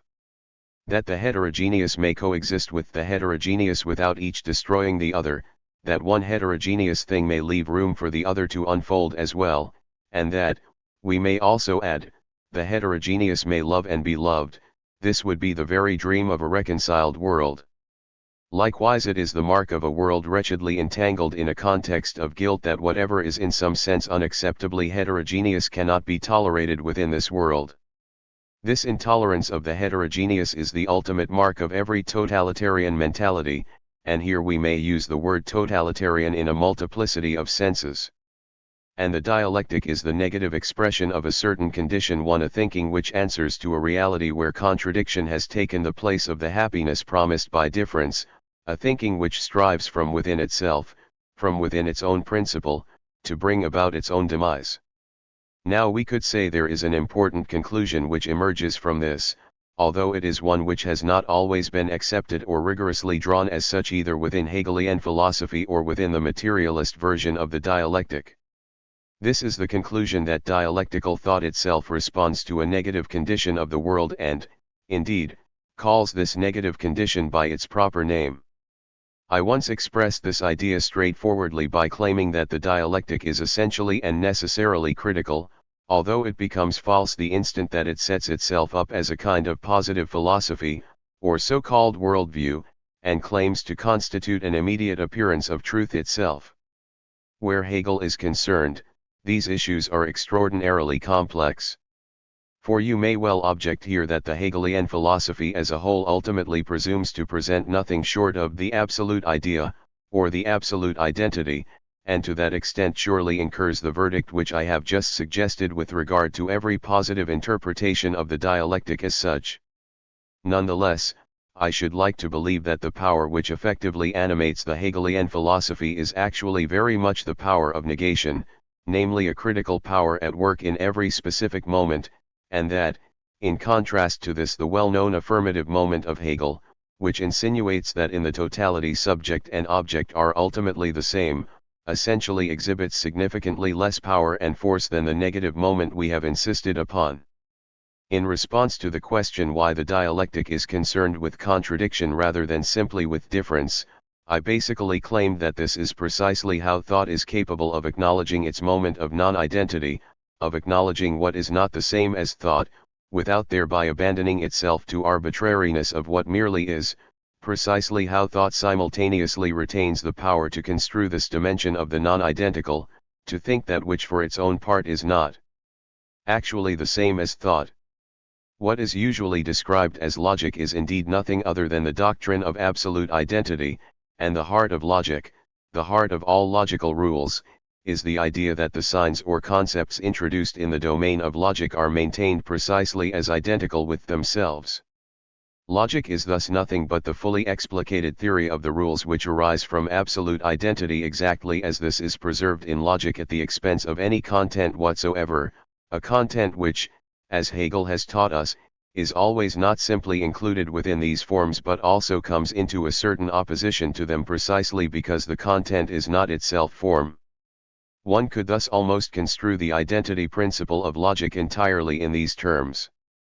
And it is thoroughly to be expected, therefore, that the fundamental taboo erected by the discipline of logic is the principle of contradiction, namely the command, and it is a command rather than just a proposition, that, of two mutually contradictory propositions, only one can be true and that the laws of thought are violated wherever that is not the case.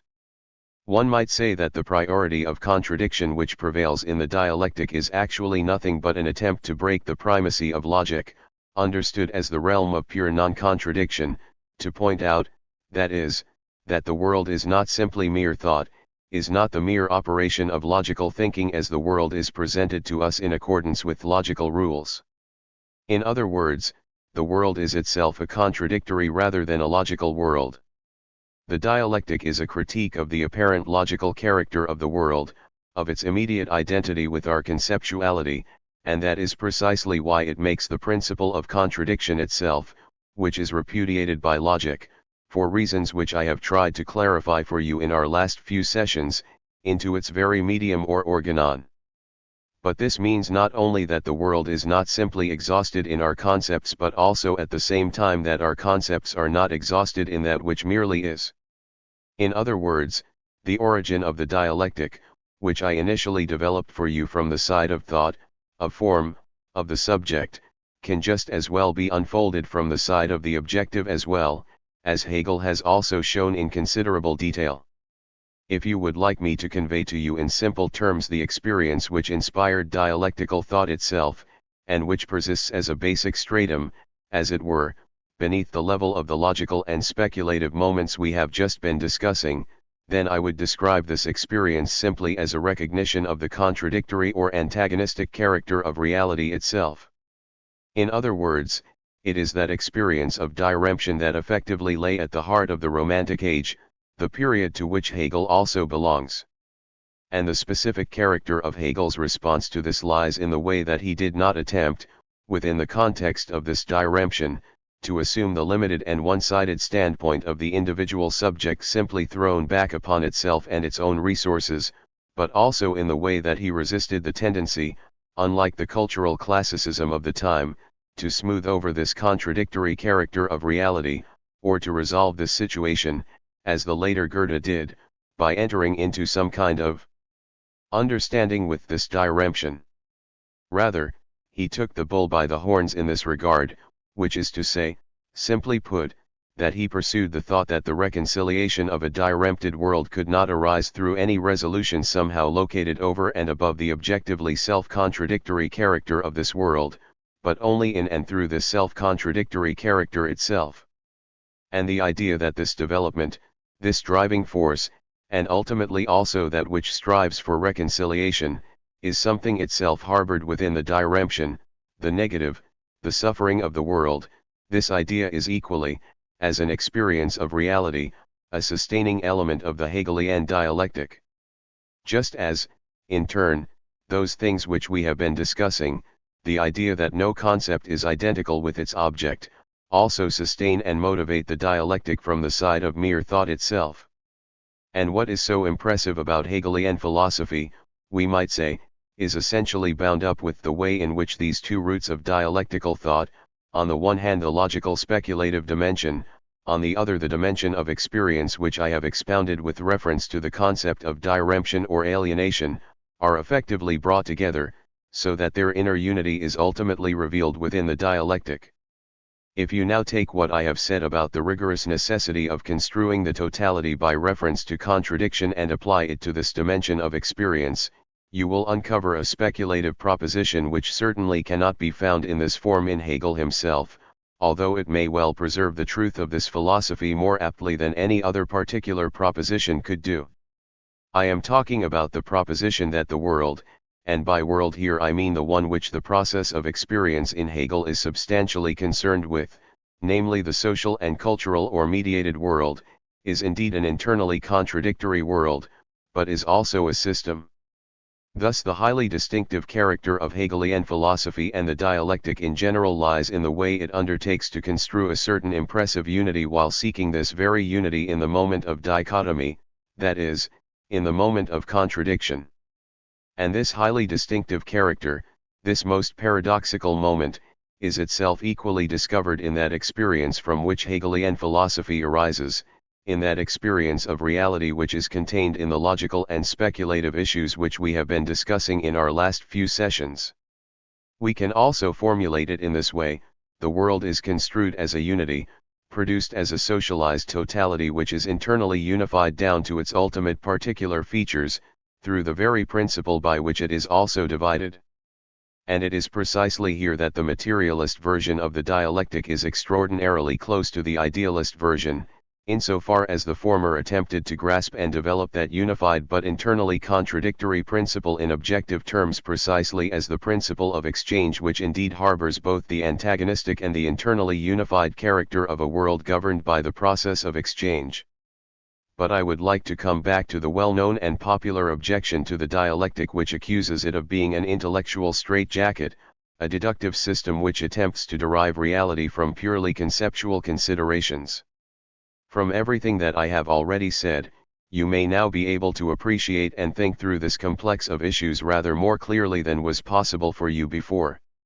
For this claim regarding the deductive or systematic character of the dialectic too is both justified and unjustified, just as we can indeed say that the world in which we live is a system, that it is thus internally unified, but also that it is profoundly dissonant and profoundly contradictory in itself. Indeed, from the perspective which I have suggested to you today, we can describe the dialectic as an attempt not merely to develop the logic of thought in its relation to objectivity but also, at the same time, to develop the logic of objectivity itself, and indeed as a logic which is not merely foisted on objectivity from the side of the subject but as one that belongs to the matter itself. In this regard, of course, it is true that Hegel appeals to an idealist conceptual framework insofar as, for him, in the last analysis, everything may be regarded as the product of subjectivity. In this sense Hegel thoroughly absorbed the most radical idealistic side of Fichte, and we would certainly be trivializing Hegel if we simply tried to eliminate this subjectivistic aspect of Fichte from his thought. And once the whole of reality has been grasped by Hegel in this sense as something generated by the subject, it is naturally possible for him to try and abstract as it were from the arbitrary influence of a limited and merely individual subjective consciousness. And since the subject is now recognized as the ultimate essence of objectivity itself, it is likewise possible to look for unity in the object itself, rather than grasping this unity simply as something which is constituted only through subjective conceptual operations. But all that is relatively easy to understand, and I do not particularly wish to insist upon this point here. But let me remind you once again that the Hegelian philosophy is also indeed a philosophy of experience, that it therefore emphatically acknowledges Fichte's famous claim that philosophy must be the union of the a priori and the a posteriori, and not merely a doctrine of the a priori aspects of experience, as it showed itself to be in Kant. Point 3 in Fichte himself. This basically remained an ambitious program, and in his thought you will look in vain for such a thorough treatment of experience. Point 4. But in Hegel the concept of experience is tremendously substantial in character, and it also expressly occurs in the original title of his first and most striking major work, The Phenomenology of Spirit. Point 5. And if you look at Hegel's phenomenology, you will find that the concept of experience appears here in a most emphatic way, namely as the way that consciousness, in examining itself, also comes to experience itself as a kind of object, as the way that, in the ongoing process of this experience, in the ongoing experience of our own life for example, both the object that is observed and the subject that observes undergo change and modification in turn. If you take this idea of experience as seriously as I believe it needs to be taken in Hegel, and now that we have recognized the seriousness of the speculative moment in Hegel without incurring the sort of misunderstanding we find in Hartmann 6, then perhaps we might say that the doctrine of the objective character of reality as a system, albeit at the same time a discordant system, is also in Hegel the fruit of such an experience. In other words, this doctrine springs just as much from an insight into reality as it did from the self-reflection of the concept in Hegel. And I believe that we can now actually see that Hegel was the first to realize something that we may perhaps also express quite independently of the specific idealist implications of his philosophical system. And since I wish to provide you with a concept of dialectic which is also a rigorous conception of dialectic, albeit one which cannot be fully captured within the context of idealist theses which have become so problematic for us, I believe that further considerations on this very point may not be wholly inappropriate here. For I think that the experience with which Hegel is concerned here, to formulate this more precisely than I have until now, is the experience that the order of the world which we generally regard as the mere product of our concepts, as imposed by a subjective but coherent contribution of our own upon a more or less chaotic sensuous manifold in the Kantian sense, that this conceptual order is already harbored in the matter itself. Now you might reply that this is itself surely the most extreme form of idealism, a subjective idealism which essentially contains the whole of reality, where reality is the product of the subject. So it is no wonder if in turn it finds nothing in the object but what it has already placed in the object through the a priori features which provide the transcendental conditions of knowledge. But that is not at all what I have in mind here. And it is very important, if you are to understand the specific character of the dialectic, that you grasp the difference which I am particularly interested in at this point. For what we are concerned with here are the conceptual elements involved in the constitution of reality, and which belong to a quite different level, to a quite different dimension, than the conceptual elements of the scientistic order that we confer upon things. What we are basically talking about here, and this is a moment which is also involved in the materialist dialectic, even though, remarkably enough, it has never really been theoretically reflected upon as such, is the way there is actually already something conceptual in the fundamental dynamic of our existence, in the fundamental social dynamic of our existence, something which you might say has much less to do with knowledge than with the course of social processes themselves. I would like to leap ahead somewhat here and actually interpret the moment of internally antagonistic unity with which Hegel is also concerned precisely in terms of the moment of exchange which has been identified by the materialist dialectic as the relevant principle. For it is clear that this principle of exchange, which largely determines objective social processes and, far from being some special contribution on the part of the subject, actually lies in the matter itself, already harbors a conceptual aspect insofar as I can exchange something only where, and only to the degree that, I ignore the specific features of the objects to be exchanged and refer them to an abstract and common form, the form of equivalence as it has been called, by means of which they become in a certain sense commensurable with one another. Thus the principle which governs at least the life of bourgeois society as a whole, the society with which Hegelian philosophy is indeed ultimately and substantively concerned, is objectively defined in itself by this conceptual aspect. For this abstractness in the relations between human beings, which ignores both the contribution and the needs of human beings in relation to the goods they produce, and which now retains nothing but the common form that subsumes these goods, that renders them commensurable and exchangeable in the first place, is precisely that character of abstract time which since Kant has also been profoundly grasped as the ultimate source of the so-called logical or metaphysical problems of constitution.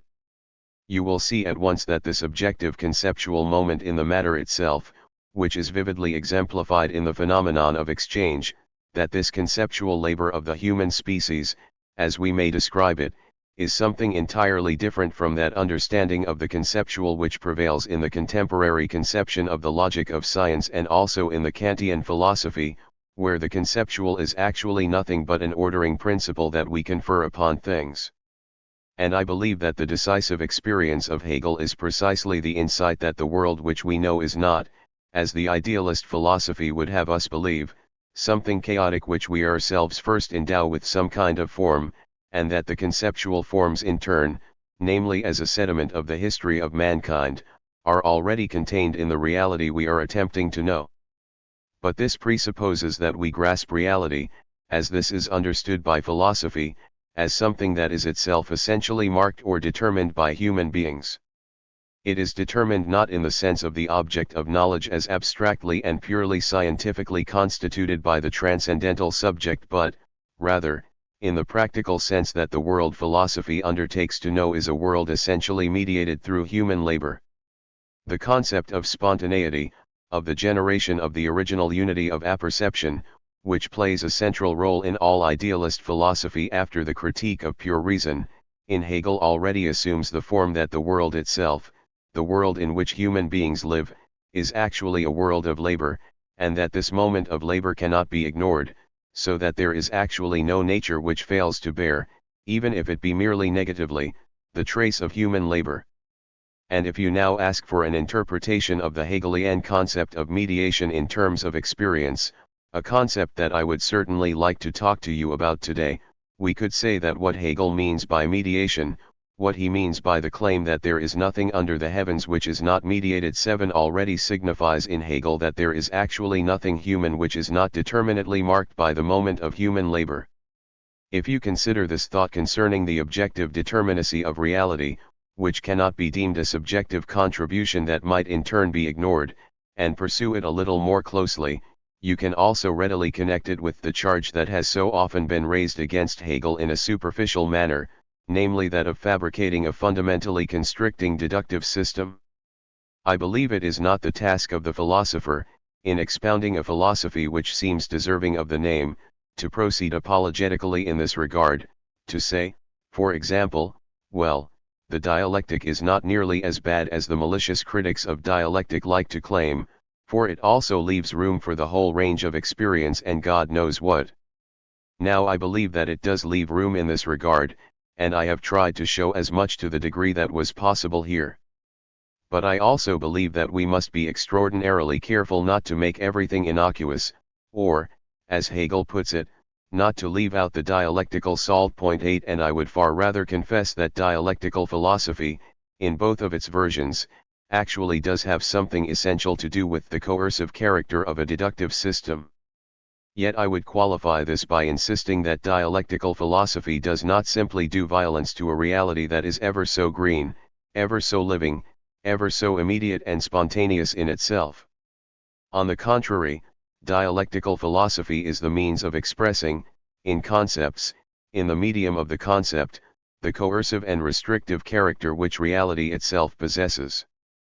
We could really say of the dialectic that it outdoes the rogue here. 9 In other words, the coercive construction which dialectical philosophy seems to expect from us is actually none other than the objective compulsion which a fatefully interlinked world exercises upon us.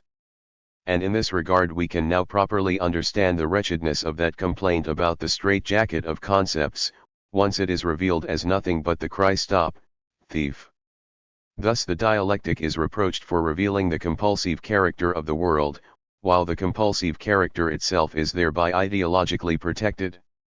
The irrationalism which opposes Hegel then turns into apologetics, whereas the denunciation of this compulsive character, even under the compulsion of conceptual construction, grants justice for what might be otherwise, for what is not already subjected to such compulsion, for difference in place of system alone. You could also express this by saying that without this compulsive character there would be nothing beyond mere facticity. Without theory, and the dialectic in this comprehensive sense is the very paradigm of what we may call theory as such, there would be no genuine knowledge, but merely observations of data. And if we stayed put with these observations, we would not only fail to advance towards truth, but we would thereby already speak with untruth, would think with untruth, precisely because those observations which act or present themselves as if they were a matter of mere immediacy, as if they were simply there, are all already mediated. That is to say, they also bear the social totality within themselves, and this is something that can only be revealed through the process of dialectical construction, i.e., through theory itself. Thus the systematic character of the dialectic would be precisely that of the system which constitutes reality, namely the dynamic of the system which in a sense develops as a kind of fatality, a system whose fatal character every individual can realize and exhibit at every moment in each particular case.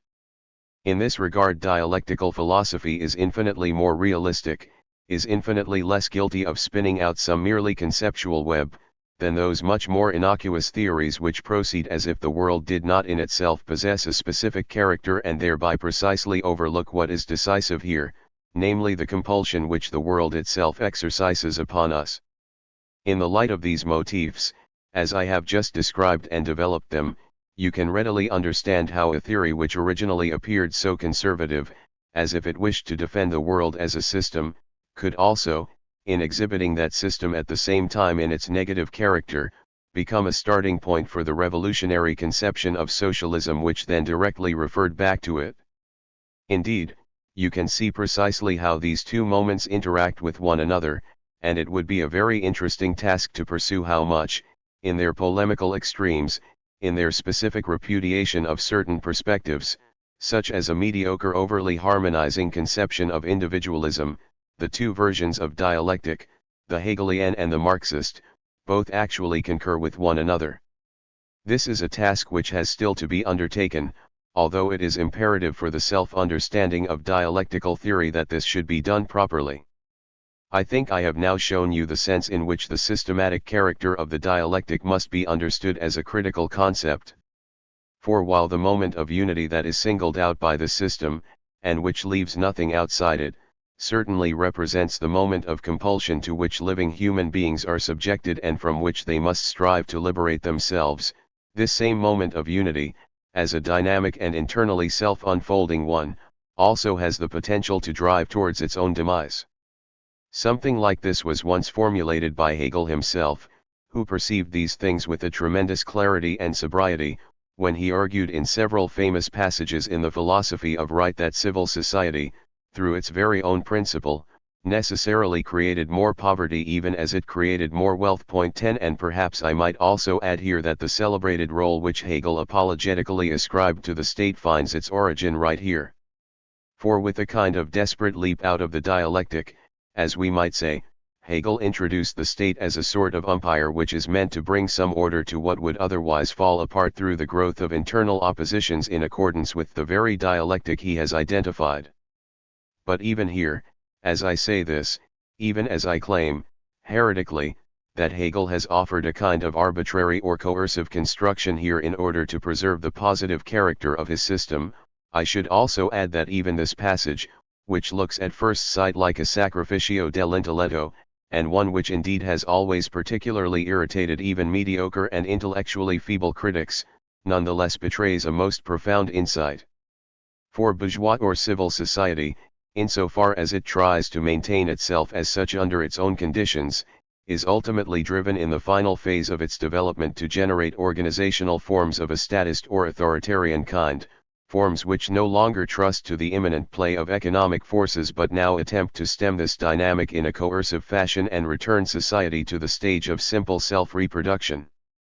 One could therefore say, if we wish to express this in a very sober way, that Hegel's doctrine of the state and his conception of the fulfillment of absolute spirit in the state would be completely true if only it were presented to us specifically as a negative theory, that is, if it effectively attempted to show that civil society at its end, in order to preserve itself as such, necessarily reveals a tendency towards fascism and the totalitarian state, and that a civil society which remained faithful to its own system ad infinitum cannot actually be envisaged. But the momentous conclusion which is implicit in Hegel's philosophy of the state has, for essentially apologetic reasons, never really been drawn in any quarter. That is all, for now, regarding the justification of the dialectic as a deductive structure which captures something to which our life is indeed subjected.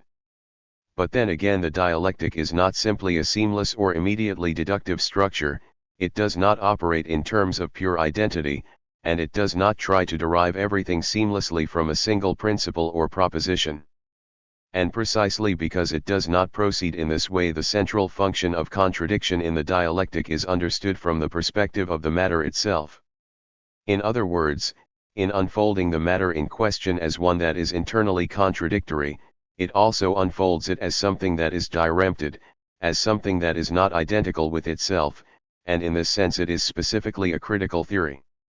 Thus the dialectic also implies that the true philosophical concept must involve both the deductive element and the element of experience. I would like to conclude by pointing out that the concept of experience, like all concepts in Hegel, is not to be understood in a primitive or immediate fashion. When I speak of experience here, you should not think of it in terms of a narrowly defined sensuous experience, as this is presented in the so-called empiricist philosophers. For when Hegel speaks of experience, he means something like the experience of consciousness, namely the way in which human beings who are aware of their thought, aware of the continuity of their life as a whole and of reality, also experience this reality as a whole, and attempt to realize what Hegel described in his Propedeutic as freedom with regard to the object. Point 11, that is to say, we may realize the sovereign freedom which refrains from violently imposing aspects of our own upon this reality, which opens itself up to this reality, which traces and responds to the object as it were. Point 12, this kind of responsiveness, of productive passivity or spontaneous receptivity, is really what the concept of experience, and in particular the concept of the experience of consciousness, means in Hegel as a specific attitude of thought.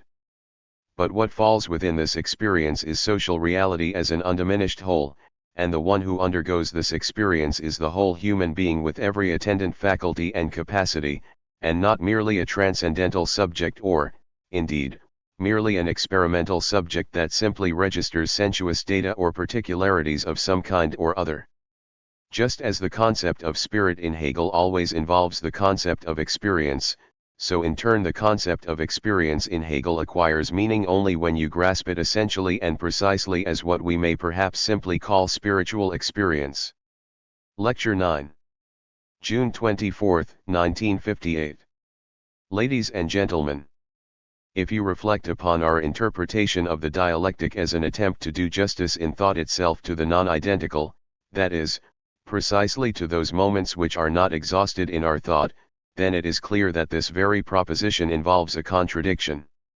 For the identity of the non-identical, expressed as simply as I have just expressed it here, would be a false proposition. We are thus presented with a task. The dialectic could be interpreted in terms of this proposition as the effort to confront this paradox implicit in the predicament of thought itself. And it is evident that this difficulty cannot adequately be confronted in a simple proposition. And this is precisely what drives the dialectic to assume the systematic and ramified character that it displays as a whole. In other words, the paradox of the attempt which I have just described to you demands to be fully unfolded as such, and in a certain sense you could regard the dialectic as a single and very far-reaching attempt, through the unfolding of this contradiction, to confront a task which is given with the very claim to knowledge itself. Perhaps you can best understand the necessity of this thought if you clearly realize that the paradoxical approach which I have just been talking about is not some artificially confected paradox, but one that holds within itself the task of knowledge or cognition as such. For it is evident that thought or the process of knowing only really represents genuine knowing where it involves more than the mere consciousness of itself, that is, where it concerns itself with something other than itself, where it does not content itself with mere tautology. If we want to know something, then, if you will forgive the clever schoolmasterly tone here, we want to know something, and not just stay with the act of knowing. In other words, we want to advance beyond the domain of our thought. Yet, on the other hand, precisely in wanting to know this something, the latter itself also becomes a moment of our thinking, becomes itself knowledge, and also becomes itself mind or spirit. To know or to cognize something always resembles a process where something other or non-identical which confronts us is taken up into our own consciousness, is appropriated in a certain sense or made into something of our own. And this paradox, that knowing means translating something into identity, while yet relating to something which is non-identical, since otherwise there would be no process of knowing at all, this otherwise irresolvable paradox is precisely what calls for the labor of the concept for that process of both self-unfolding truth and self-unfolding thought which we understand by the name of dialectic. I believe we have now come far enough for you to be able to grasp the significance of this theoretical explication and interpretation of the dialectic. And from here we can proceed, not without a certain abruptness perhaps, but still illuminatingly I think, to a more specific discussion of the two fundamental types of dialectical thought which have been presented hitherto. I certainly do not wish to claim that these two types actually exhaust the entire field here, and I am well aware, for example, that there are certain powerful tendencies of an ontological kind today, and particularly in recent Catholic thought, which also strive to develop a dialectical philosophy. Point 1. I do not wish to go into this question here, especially since I have already presented you with some general claims about the relationship between dialectical and ontological philosophy, and which I can develop in more detail today and in the next session through some much more specific observations about the position of the dialectic in relation to the concept of being. Thus I believe that I can justify my approach here in taking the two essential types of dialectic to be, firstly, the idealist dialectic, as this was developed and defended above all by Hegel, although the thought of Fichte and Schelling, and particularly that of Fichte, already exhibits strongly dialectical features, and, secondly, the materialist dialectic, which, in terms of its origin, is essentially connected with the name of Marx. Now if you clearly bear in mind the interpretation of the dialectic in general which I have presented to you here, you should already almost be able to derive both of these two principal types of dialectic directly from it, a temptation which I find it rather difficult to resist, and which I fear I shall not indeed be able to resist. For on the one side you find a form of thought, one type of dialectic where, of the two moments which essentially define the dialectic, the moment of identity is the predominant one, where every particular moment of identity is indeed challenged, where therefore, in other words, thought expressly brings out the moment of non-identity within identity in all of its own particular moments, but where a certain reconciliation is nonetheless effected as a whole. It is clear without more ado that this type of dialectic can only be the idealist dialectic, for the primacy of thought over being is indeed affirmed here. It is thus a kind of thought in which, in spite of all the non-identity in the particular moments, non-identity is ultimately turned into something identical within the whole. And since the dialectic always begins with reflection upon the knowing faculty itself, namely mind or spirit, we find that spirit, as the principle with which everything is ultimately posited as identical, becomes in this form of thought the dominant principle after all. If I may put this in a crude and rudimentary way here, the Hegelian dialectic as a whole, and regarded from a rather considerable distance, is indeed emphatically a philosophy of spirit, or, more than this, a metaphysics of spirit. In this dialectic, spirit is the absolute. Everything that is ultimately reveals itself after all as a specific determination of spirit. In my own book on Hegel too, I particularly emphasized a different moment of his thought, namely what we may call the critical or negative moment. But I should tell you that this was already a specific accentuation on my part, insofar as the thoughts which I developed in my book are actually thoughts which you cannot simply take without more ado as an exposition of Hegel's philosophy, as things are intended at any given point by Hegel himself. Rather, this was an attempt to save Hegel, indeed to vindicate him, you may say, in some contradiction to certain central motivations of his own thought. For it is clear that, in a philosophical project such as Hegel's, in which the non-identical should be fully acknowledged, yet also ultimately be entirely resolved or sublated in the principle of identity which is absolute spirit, that in such a form of thought the dimension of the non-identical, namely everything in our experience which is not actually spirit, is not taken with complete seriousness after all. And I have attempted to emphasize just those moments in Hegel which, in contrast, do tend to bring out the seriousness of the non-identical, the seriousness of contradiction, in his philosophy. But a remark which Max Scheler III once made about Martin Buber IV after hearing one of his religious lectures also applies to Hegel: serious, very serious, and yet not completely serious. By this I do not mean to say that Hegel's philosophy is not to be taken completely seriously. I believe that I am hardly likely to court this misunderstanding. What I mean is that the thought of non-identity which Hegel himself so impressively acknowledged is not ultimately acknowledged with complete seriousness after all, so that the affirmative, consolatory and, if you like, apologetic moment ultimately prevails in his philosophy.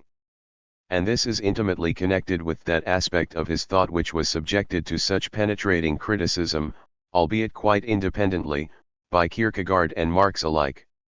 Now for the materialist dialectic, in contrast, if you consider the points we have already made, especially the point that the dialectic is not a merely intellectual process, but a process of reality itself, that dialectical tendency to make the moment of non-identity, of contradiction, into the decisive factor does not imply that we must assert some final or conclusive identity of thought and being in the world as it is, that is, in the object of knowledge.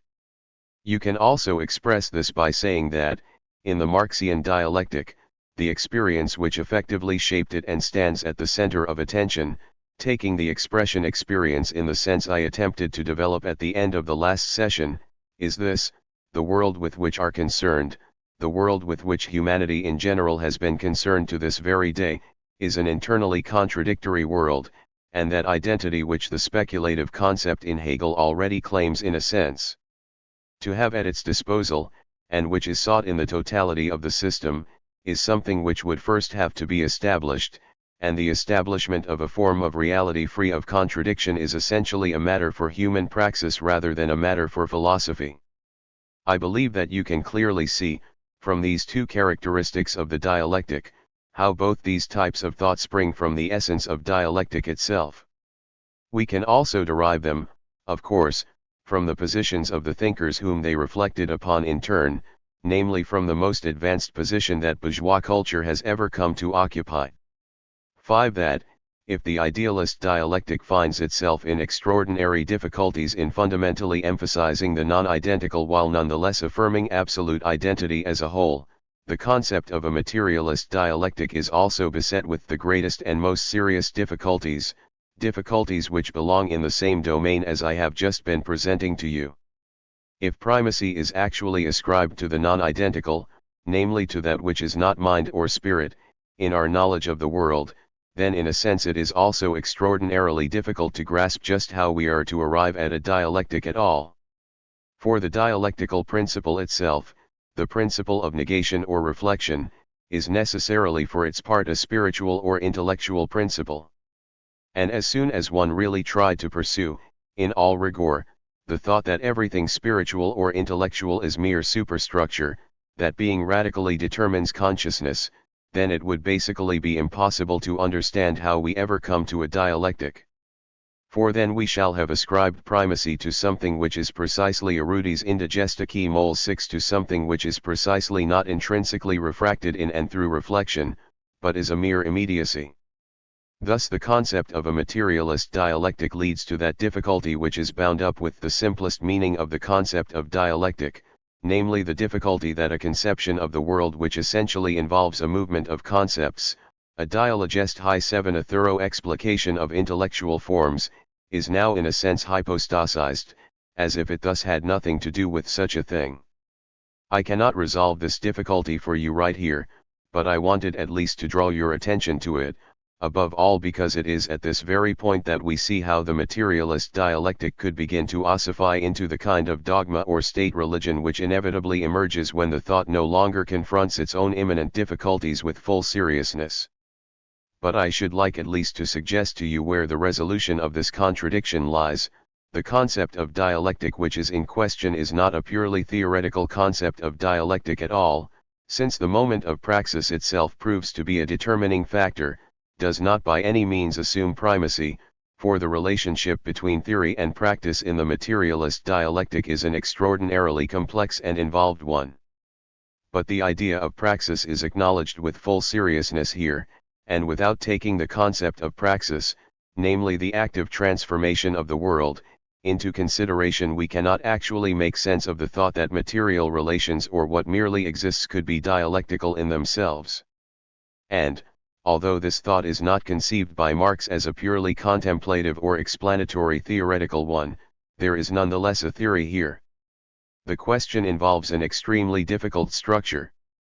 And towards the end of these lectures I hope to be able to explore this for you in fuller detail. Point 8 But I would like to draw your attention here to one thing at least. If we simply apply the concept of a philosophy, of some internally coherent mode of explaining the world, or even, as they do in the East, the concept of some type of science to the materialist version of dialectic, then we already run into the most tremendous difficulties and find ourselves specifically driven by these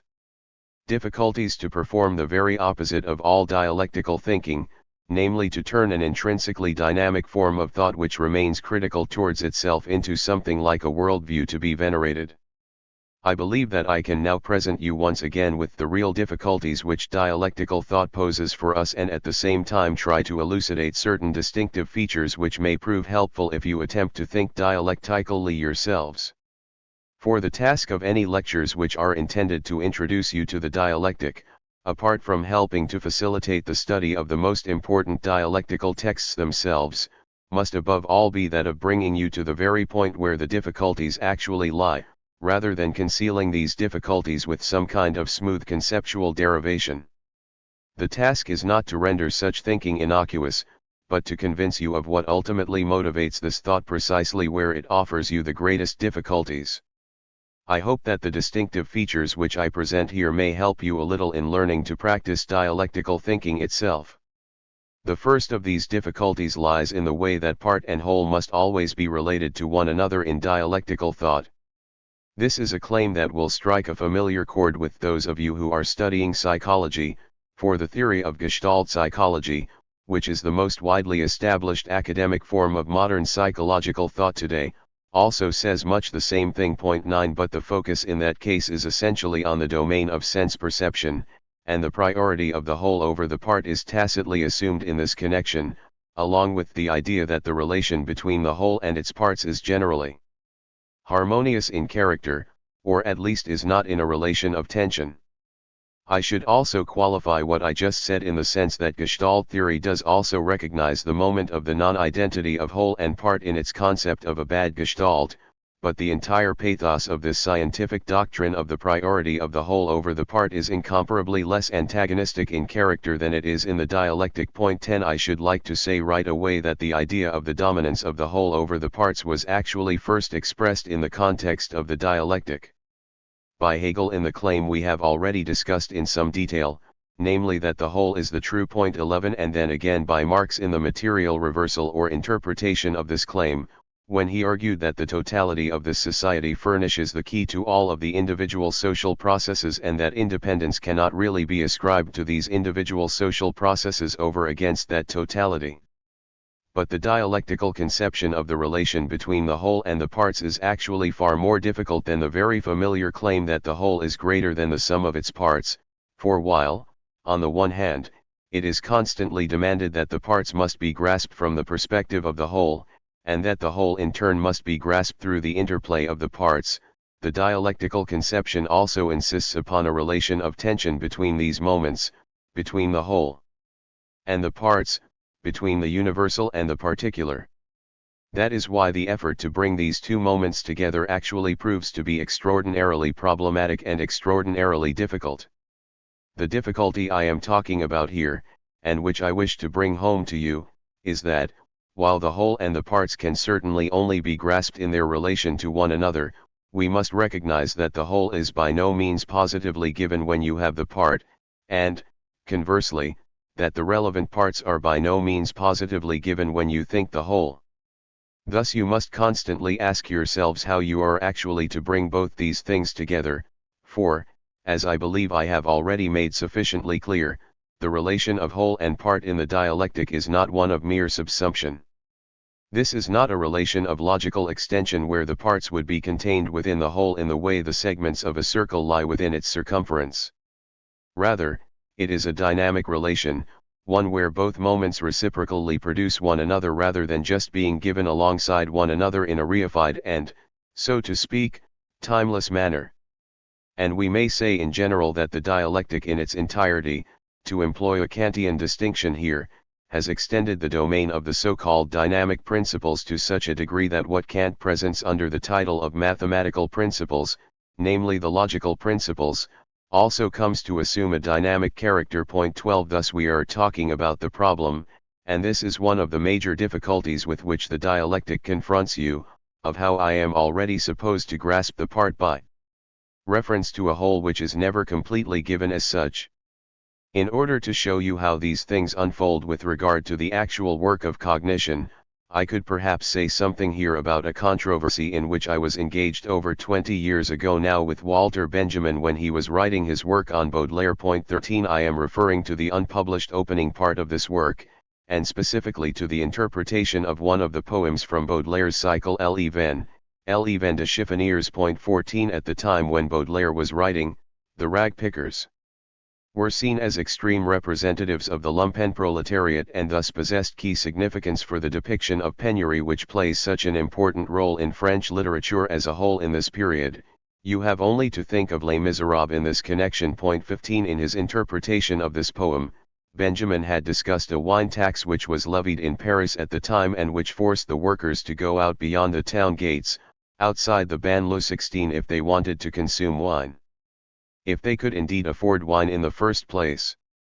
And there were some contemporary French writers who claimed, although this does not sound particularly credible, that these subsequently intoxicated workers defiantly displayed their drunkenness when they came back into the city precisely to demonstrate, in the spirit of an oppositional act, that they had managed to do something otherwise beyond their means, namely to get thoroughly drunk. Point 17. And Benjamin believed that he could specifically discover certain motifs of this kind in the cycle Les Vents. I would like to leave aside the question whether that is actually true or not. In looking through this material again recently in connection with these lectures, the details of Benjamin's argument struck me as rather more plausible now than at the time when we were involved in the original controversy.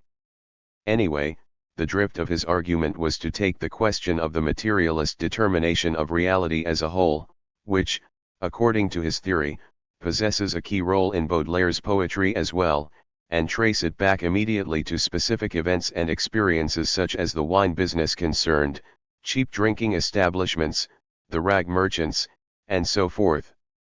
Now I did not wish, of course, to demote the significance of such individual experiences in this connection. But if you consider the idea of a materialist dialectic here, that is, of a theoretical explanation of social facts on the basis of specific material conditions, then it is obviously not enough for a theory of this kind to appeal to such unmediated data about the wine business, or the suburbs, however concrete that may appear, however tempting such concreteness may be, and however exciting and stimulating the thought of connecting such apparently vivid and concrete data immediately with the highest speculative categories.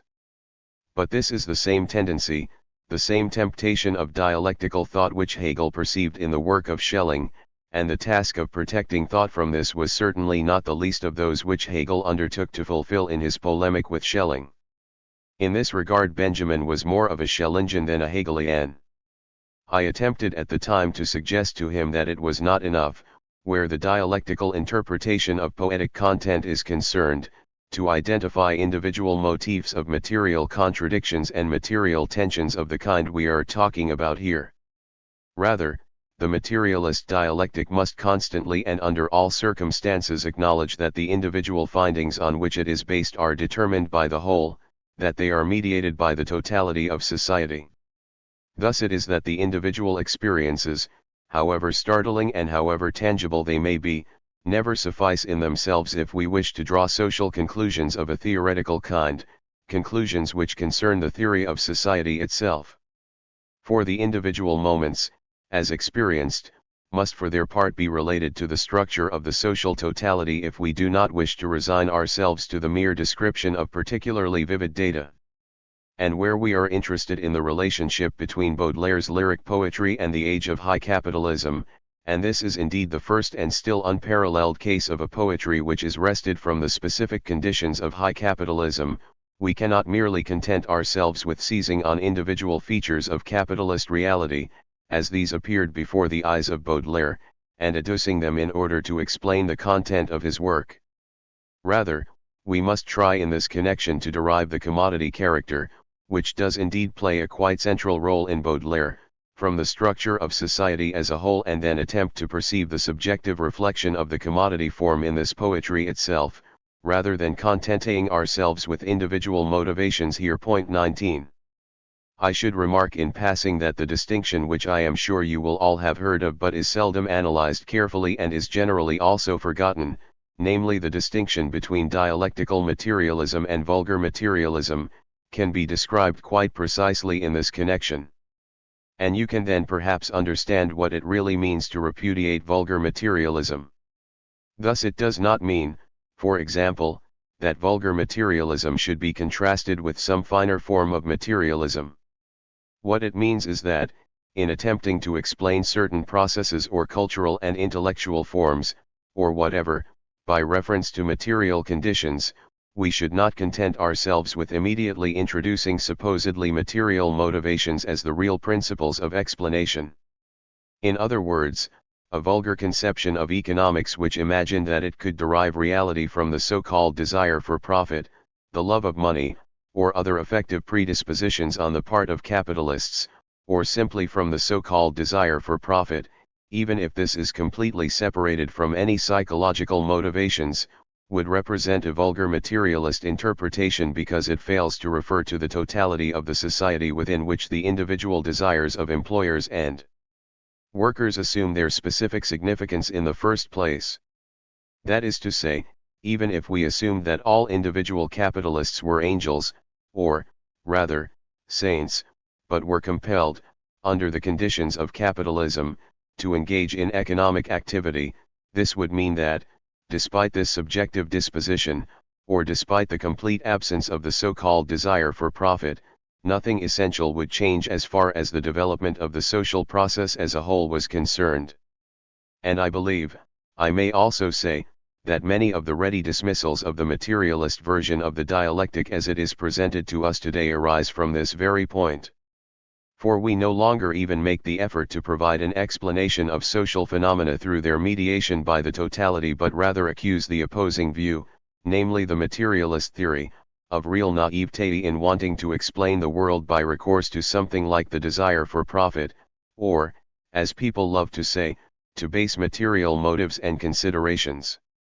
And once one has ascribed this meaningless thesis to the opposing view, then it is a really easy matter to point out that there are other noble and elevated motives to be found in addition to these rather base ones. Now, if you really want to engage with the problem of the materialist dialectic, I believe the first thing you must do is to take the thought involved with full seriousness and dispel any notion that the world is simply being explained here on the basis of so-called lower motives, or that the striving for profit is being hypostasized as the fundamental characteristic of human beings as such. Rather, you should take seriously the thought of the social totality, of the objective spirit of capitalism, as the genuine principle of explanation here. In response to what I have just said, you may say, you are operating here with the concept of totality. You also say you cannot possibly grasp such a fact in its immediacy, so where do you get this totality from? Indeed, Benjamin was probably quite right. The wine tax and other such things exist. There are quite specific individual tendencies on the part of individual groups who find themselves confronted with specific things, and, on the other hand, we have your totality of society, something which as a thinker and researcher you cannot really grasp at all, which is merely a metaphysical thesis on your part. This objection, incidentally, effectively lies at the heart of the most important critique which has ever been directed against dialectical materialism from within the perspective of sociology. I am talking about the critique provided by Max Weber, who did not in fact object, and this testifies to Weber's extraordinary perceptiveness, that materialism essentially failed to appreciate the significance of any higher goods or motives in society. Rather, his critique basically argued that the dialectic is a form of metaphysics, for in claiming that the particular can only be grasped from a total perspective, while it never tangibly possesses this total perspective itself as an actual given, it is always forced to bestow absolute significance upon certain concepts, to hypostasize these concepts, and thus ends up producing claims which are just as arbitrary as those of the metaphysics which the materialist version of dialectic was meant. To challenge point 20 as far as the business of the sciences is concerned, the problem is then usually treated in a very banal manner. For it is said that the scientist or researcher must pursue the investigation, must gather, classify and organize the relevant facts, and then also draw upon something like intuition as a source from beyond. And if the celebrated spark of insight is granted, if the beautifully and efficiently arranged facts are subjected to this ray of illumination, then something like knowledge comes about. To discover the answer to this question, to say in this connection how the relation of whole and part must be configured if we proceed from the part while nonetheless requiring a whole which is not itself immediately given, this is actually the difficulty and the challenge which the dialectic presents at this point. Lecture 10. June 26, 1958. Ladies and gentlemen, in our last session I began to talk in more detail about the difficulties involved in the relationship of part and whole in the Hegelian philosophy, and about how these difficulties might be resolved. In this connection we discovered that the principal difficulty is this: the particular cannot just be grasped as the particular, rather, the particular must always also be grasped from the perspective of the whole, yet both logic and psychology in their current form claim that the whole is never adequately given, but only the parts. We were thus confronted with the problem of how we could anticipate the whole on the basis of which the individual parts must be understood. But in order to resolve this problem adequately, or at least to indicate how the dialectic responds to this difficulty, one which it cannot of course simply eliminate, for if it could there would be no problem of knowledge, the whole really would be immediately given, and subject and object would merely collapse into one, I must get you once again to consider something which will prove challenging as far as widely established habits of thought are concerned. And this is something that we also came up against in our most recent seminar on sociology. Point 1. For I would like to raise the question whether the whole actually does come afterwards, whether our experience does indeed begin with the parts and then gradually rise towards the whole. But please do not understand this in the wrong way. I am not speaking in the context of the Gestalt theory or the psychology of perception here, i.e., in the sense that some gestalt or complex is already given, while it is only subsequently, through reflection, that the individual parts are separated out. Rather, I am thinking about a much more comprehensive and authentically philosophical phenomenon, namely about how our experience is actually organized, that is, about how we actually come by knowledge in the first place. And here, it seems to me, as if the standard assumption of the logic of scientific investigation, that we first perceive parts, that we then order these parts according to similarities and differences, that we proceed to classify them and in this way arrive at a universal concept and finally a universal theory, is actually a construction on our part, one which is extraordinarily remote from the actual character of our knowledge, or, simply put, from how we actually come to know anything. And there is indeed a question, which needs to be thoroughly explored in its own right, about how far what is called theory of knowledge really does justice to what we effectively do when we know, and how far it more or less presupposes norms which are derived from the sciences and the specific claims to validity which they make, but which have relatively little to do with our living experience. Now science claims, of course, that it must be possible to transform this living experience, insofar as it is strictly valid, into scientific propositions. But there is also something extraordinarily problematic about this very transformation, and it has never actually been seriously undertaken, yet our living knowledge consists precisely of innumerable insights whose validity or whose truth, if I may put this more emphatically, we also accept, and indeed accept expressly as our own, as a truth proper to ourselves, even if such transformation into scientific propositions proves impossible here. What I am claiming is precisely that in a certain sense, and I am essentially speaking here, like Hegel, with an eye to our social and historical experience rather than to the specifically organized experience of the sciences, that in a basic sense we have more awareness of the system in which we live, that we possess a more direct experience in ourselves of the reality in which we are caught up, than we do of specific individual situations on the basis of which we might gradually ascend to a view or to a concept of the totality within which we live. And the particular or individual aspect, on its side, is just as much a product of abstraction in relation to the totality of our experience as the whole, and we must critically insist on this as against Gestalt theory, is also, in turn, a product of abstraction in relation to the individual moments which it encompasses. There is no immediate unity between the two, since the relation in question is a process.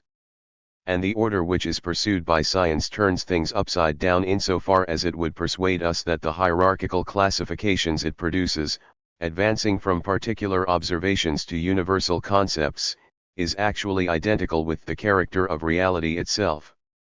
This latter thought was first authentically expressed in Spinoza's claim that the ordo iderum idem est ordo rerum, to a proposition that seems to me to be idealist in a dogmatic sense, and which we may come back to later in connection with Descartes and the critique which a dialectical perspective must apply to the Cartesian method, which is itself the prototype of scientific method. Point 3. I am more aware of what kind of world I live in than I am of supposedly individual data. Above all, the moment of oppressiveness, of unfreedom, what contemporary sociology describes with such a neutral expression as social role, namely the orientation of the individual to some particular function, all of these, you may say, relatively abstract things manifest themselves to consciousness in an incomparably stronger fashion than, let us say, specific situations such as parliamentary procedures or the current business climate, or whatever other social situations we care to consider. The team situation, the family situation, and so on. Of course, you may respond here by saying that, from the ontogenetic point of view, if you wish to speak in psychological terms, the paradigm for these relationships must generally be sought in the institution of the family. But, even if you would really prefer to foreground the genetic aspect here over against the philosophical aspect, we should still have to say that even a little child does not presumably behave like a little investigator, rising from the experience of a concrete threat on the part of the father to the notion of more general threats. Rather, the child will first experience something like threat as such, namely anxiety, and the supposedly concrete aspect of the specific situation, that father is angry, will only gradually emerge from this. But it is surely the case, if we leave aside these genetic moments and focus upon relations within a fully developed society, that what is actually immediate here, what we first of all perceive, are the general relations much more than the particular relations in which we are involved, rather as a dog, for example, will generally react by specifically wagging its tail when well-dressed people enter the room, will act less excitedly when less well-dressed people come in, and will even start to bark if someone like a tramp appears at the door. I believe that human experience generally organizes itself in such a way. Indeed, in this regard I am deeply convinced that the difference between the human being and the animal is not nearly as emphatic as idealist philosophy would have us believe in order to flatter our narcissism and encourage us to submit to the most unlimited moral demands. If this is so, if in a certain rather tacit sense, in contrast to the organized approach of science, we actually become aware of the whole before we become aware of what is more specific, and if what we describe as specific experience is itself already a product of reflection, then we could find a formulation for the dialectical procedure, one which also serves to reveal a particularly dangerous moment of dialectical thought, and specifically of Hegel's thought. For we could say that the task of dialectical thought is to restore the naivete, the kind of perception of the world that we enjoyed before we allowed ourselves to be stupefied by a wholly organized form of thinking, that the task of dialectic, therefore, is to overcome in and through reflection those moments of separation and objectification that have been posited by reflection. I have just suggested that this is a dangerous thought, and indeed when I speak about this danger it is precisely Hegel that I have in mind. For in the work of Hegel, for whom this thought, as I have just expressed it, plays a very significant role, it assumes a particular form on account of his affirmative view of the world, that is, of his belief that spirit effectively wins through, that spirit is absolute and ultimately the only substantial reality. Thus by means of the dialectic the naivete which is more or less prior to reflection in the sense of the merely affirmative, in the sense of the mere acceptance of given relations, of given positive perspectives, of given religions, effectively comes to prevail, something which finds problematic expression in Hegel's claim that speculative philosophy makes common cause with religious belief against reflection. And this formulation can be found in these words in Hegel. Point 4. But it is clear that, if we renounce the fundamental conception of identity which prevails in Hegel, as I showed you in our last session, and replace it with the concept of an open or fractured dialectic, then that kind of demand falls away. But this is surely not the least significant of the motivations behind the dialectic, that thought, in reflecting upon itself, in becoming aware of itself as a means of breaking up and dividing the content of experience, as a dominating moment of preformation, nonetheless attempts to dispel the guilt, or at least to prepare the way for this, which thought itself has actually produced. I have said that we first effectively become aware of a certain pressure or oppressiveness, that we thereby become aware of the totality before we register more specific aspects, and that situations in this regard may be just as abstract as the whole. And you may well respond that this is merely a relatively vague and unarticulated form of experience which should not simply be equated with the task of acquiring knowledge, that is, with a genuinely responsible claim to knowledge. I would, of course, admit the justice of this objection, and would claim that the specific significance which theory possesses for dialectical thought is to be found precisely here. That is to say, theory is really the attempt to explore that consciousness of the whole, which is always already there beforehand, and the ensuing specific individual forms of givenness, which are themselves mediated in turn through the whole, and to do so in such a way that they may enter into a certain concordance with one another. And here I shall try to formulate the dialectic for you as a kind of program, a kind of suggestion which you may, God willing, attempt to try out for yourselves if you wish to think dialectically. Thus, on the one hand, dialectical thought must always try and measure up the data with which it is concerned against theory, that is, it must not simply and naively accept them as they initially give themselves out to be but, rather, attempt to render them transparent with respect to that whole which is mediated through theory. On the other hand, dialectical thought must equally keep theory open to those specific experiences by which it is nourished and sustained, and in this regard must equally avoid becoming something merely rigid and definitive. When I try here to elucidate the significance of the whole, or that moment which goes beyond the organized, causal, mechanical and classificatory conception of knowledge, there are two things which need to be said. Firstly, that we are dealing with a dialectical moment, and once again I am here translating an important and extremely involved motif of Hegel's in terms of the simple processes of our own activity of knowing, which is precisely only a moment, it is not the whole, therefore, and you should not imagine that knowledge in its entirety consists of such theoretical anticipations, consists of mere theory. If it did consist in this, it would in principle be that which it may always become, something from which it cannot indeed be protected a priori by any power whatsoever, and would simply degenerate into a system of delusion. Furthermore, I would warn you against pursuing something which many, including Richard Kroner, have taken at this point to be the essence of the dialectic, namely the temptation of identifying this moment of a comprehensive whole, which is not yet actually present to me as something securely given, with the wretched concept of intuition 5, quite apart from the fact that this concept of intuition is only really justified, to the extent that it is justified at all, precisely as a moment in the process of knowledge, not as something exclusive in its own right.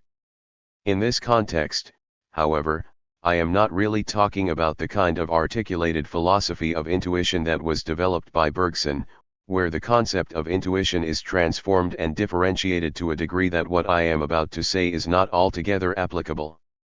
What I wish to do is to prepare you for the kind of arguments you will repeatedly encounter as an automatic response whenever you claim any knowledge which goes beyond what we already have in black and white terms and can readily carry home with us. For then you will hear something like this: ah yes, that's the moment of spiritual intuition, enormously stimulating, people will say, if they are feeling friendly. But this response also generally betrays a certain hostility, enormously stimulating, but also rather childlike, for although the serious scientist or researcher needs something like this, and there can indeed be no science without such intuition, the whole point of science is to turn these intuitions into small change as rapidly as possible and to ensure that everything runs utterly smoothly in the systematically organized context of knowledge. I do not particularly want to go into the question as to how far such intuitions are involved in the process of knowledge. But I do believe that to say something occurs to us testifies to a living experience still at work in us. If nothing strikes us or occurs to us, this generally means we are being stupid, that we have no relationship to the objects of our experience, and what is called a merely logical intelligence, one which does not involve that aspect of unanticipated insight, is a form of intelligence which simply turns upon itself without enjoying any relationship to the matter itself. But even disregarding all this, it is quite false to take intuition as a specific source of knowledge sui generis, as a special perspective opposed to other forms of knowledge, and I would also say that this was actually Bergson's most serious error in his critique of merely reflective thinking, a critique which he shared with Schelling and indeed with Hegel. It is a strange paradox that Bergson himself, who tirelessly denounced the tendency to divide everything up into categories and principles of order, to think in terms of compartmentalized little boxes and rigid, mechanical, and merely classificatory concepts, should then have packed the kind of knowledge he held to be truest into a little box of its own and treated it as if it were something utterly separate from the process of knowing in its totality. I believe that this view of intuition is completely mistaken.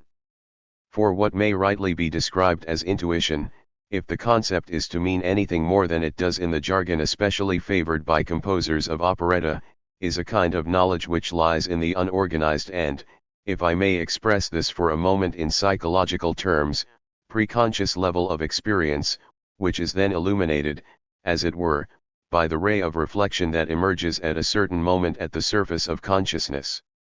At this moment of emergence it assumes a certain sudden, abrupt or, if you will, desultory character.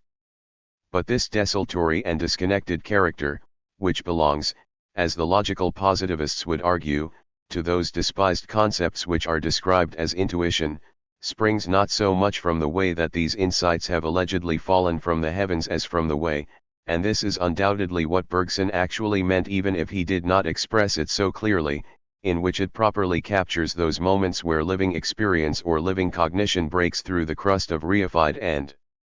preformed conventionalized concepts and perceptions. This is therefore where we really come to know something, where our thinking is fulfilled, instead of simply feeding off the already given and socially approved view of the object. Then we come to a kind of encounter, a kind of explosion, and out of this conflict springs that sudden and illuminating character of what is called intuition, and which has so often been described to us. But as far as the process of knowledge itself, or, if you like, the origin of intuition, is concerned, this is by no means so abrupt. For behind it there actually lies that whole fabric of experiences which transpires in us, and only transpires in a really living way where we are not compelled to think in a purely controlled manner, where we still preserve something resembling our freedom of consciousness, where our thinking is not already simply directed by the norms which it is supposed to observe. That is what I wanted to say about the concept of intuition in the spiritual sense. To say that the concept of intuition itself can only properly be given a dialectical meaning is just to say that the unexpected character of intuition is really nothing but that sudden reversal from ossified and objectified concepts into living knowledge which occasionally arises when the concepts from our not yet thoroughly organized or predigested experience emerge for reflection. Intuition itself is thus a way in which the object comes to move precisely through the movement of the concepts which lies behind it. This movement certainly does not need to unfold in terms of preformed concepts and, from the psychological point of view, is by no means identical to the clara et distincta perceptio with which it is generally equated. But I would like to say once again that theory as well as intuition, precisely by virtue of the dialectical character which I have attempted to describe for you here, may not be arrested in turn, for the self-contradictory essence of the object of knowledge is also naturally at work here too. Thus all theory is open and, to return to the problem with which we began, theory is not to be conceived as something finished either. That is a further difficulty, if not perhaps such a flagrant one as that we have previously been discussing.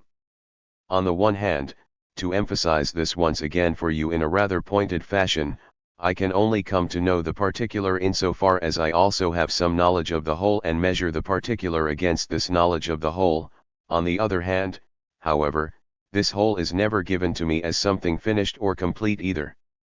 And as soon as I try and use the whole as something finished and complete, as soon as I simply draw conclusions from it, as they say, then it already turns into something false. And the whole in turn, as I suggested to you in contrast to the image of a circle and its segments, must be derived, in any dialectical theory, from the movement of its parts, and not from some abstract overarching concept. And in fact it strikes me as the decisive symptom for the decay of dialectical theory, there where it is declared to be the prevailing view, namely in the countries of the Eastern Bloc, that this dialectical moment is just what has been lost from view. For here the dialectic has actually ossified into a system or a list of theses of a more or less, and indeed generally more, rigid kind, from which the particular is simply derived, and on the basis of which, above all, the particular in every case is judged. Thus if we consider the entire later work of György Lukács, who must undoubtedly be credited in his earlier years with reawakening a real sense for dialectical thought in the materialist version of Dialectic 6, we can observe at every stage just how dialectic in its most dogmatic form has prevented him from reaching genuine dialectic at all, so that we are confronted with a host of value judgments spun out of rigidified concepts simply adopted from the dialectic. We may take a single structure as an example here. Lukács has a theory regarding the ascent and decline of the bourgeois world, and, as far as the relationship with art is concerned, the works produced by bourgeois culture in its ascendant phase are supposed to be valuable and outstanding in character, but where bourgeois culture in its decline is concerned, and for Lukács this begins very early, with Flaubert and Impressionism, everything is simply condemned as inferior, very much in the spirit of any old party secretary of the said. Here Lukács completely forgets the category which he once emphasized so strongly himself, namely that of the social totality. He completely forgets that society continues to develop internally, and forgets above all what he once so dramatically insisted upon, namely that the proletariat, as the class which is opposed to the bourgeois class by its exclusion from the privileges of culture and by a series of other factors, cannot now by any means be regarded as the most progressive class from an intellectual or cultural point of view. Thus everything that is substantial, intellectually and culturally speaking, has been played out in the context of the development of bourgeois society. And however critical we may be in relation to bourgeois society, this critique, as far as cultural and intellectual matters are concerned, only really has a relevant object insofar as it explores the internal dynamic of this bourgeois spirit within which the development of society as a whole in a certain sense is also refracted and revealed. But, in failing to follow this through, Lukács ends up pronouncing judgments which were typical of the kind of high school teachers from whom my generation, when we were about 15, precisely tried to escape, and ends up proclaiming Walter Scott to be a great writer while presenting Joyce and Kafka as agents of monopoly capitalism. I think I have therefore shown you, in rather drastic but not I think entirely unjust terms, how the ossification of theory, and specifically of dialectical theory, in terms of a living relationship to the object which it would know, proves to be just as false and fateful as any approach which clings immediately to what is supposedly simply given without grasping its relationship to the whole. But let me say more here about the specific difficulties which belong to dialectical thought, and thus pursue my intention of bringing you face to face with the concrete problems of such thinking. I believe that a further challenge presented by dialectical thought, one which will certainly present difficulties to those among you who have been educated in the context of the prevailing logic and theory of science, is precisely that thinking of this kind does not proceed step by step, unlike the thinking for which the natural sciences provide the classical model and which we typically encounter in traditional and practically oriented science. Thus, grotesque as it may seem, it is precisely dialectical thought, where the various moments are much more intimately connected with one another than they are in the traditional form of thought, which is constantly reproached for being unscientific, in the sense that it lacks the requisite systematic character. What underlies this objection is the fact that there is no absolutely first principle for dialectical theory. One could rather say, and this is a critical issue, that Hegel's theory acknowledges an absolutely last principle from which everything flows, namely the fully developed totality, the fully developed system. But it is certainly true that dialectic knows no first to which everything else would have to be reduced, and thus the dialectic also lacks that pathos of reduction for which truth, as I once put it, is a merely differential determination or, rather, a merely residual determination, what is left over once we have deducted all the costs incurred in the process of cognition. On this banal conception, what is left as the net profit of cognition, I am being deliberately basic here, is an absolute first, purified of every contribution of merely subjective conceptual labor and conceptual artifice. Hegel has shown us that an origin is not the truth, that an origin, on the contrary, becomes a deception the moment it is taken as the truth.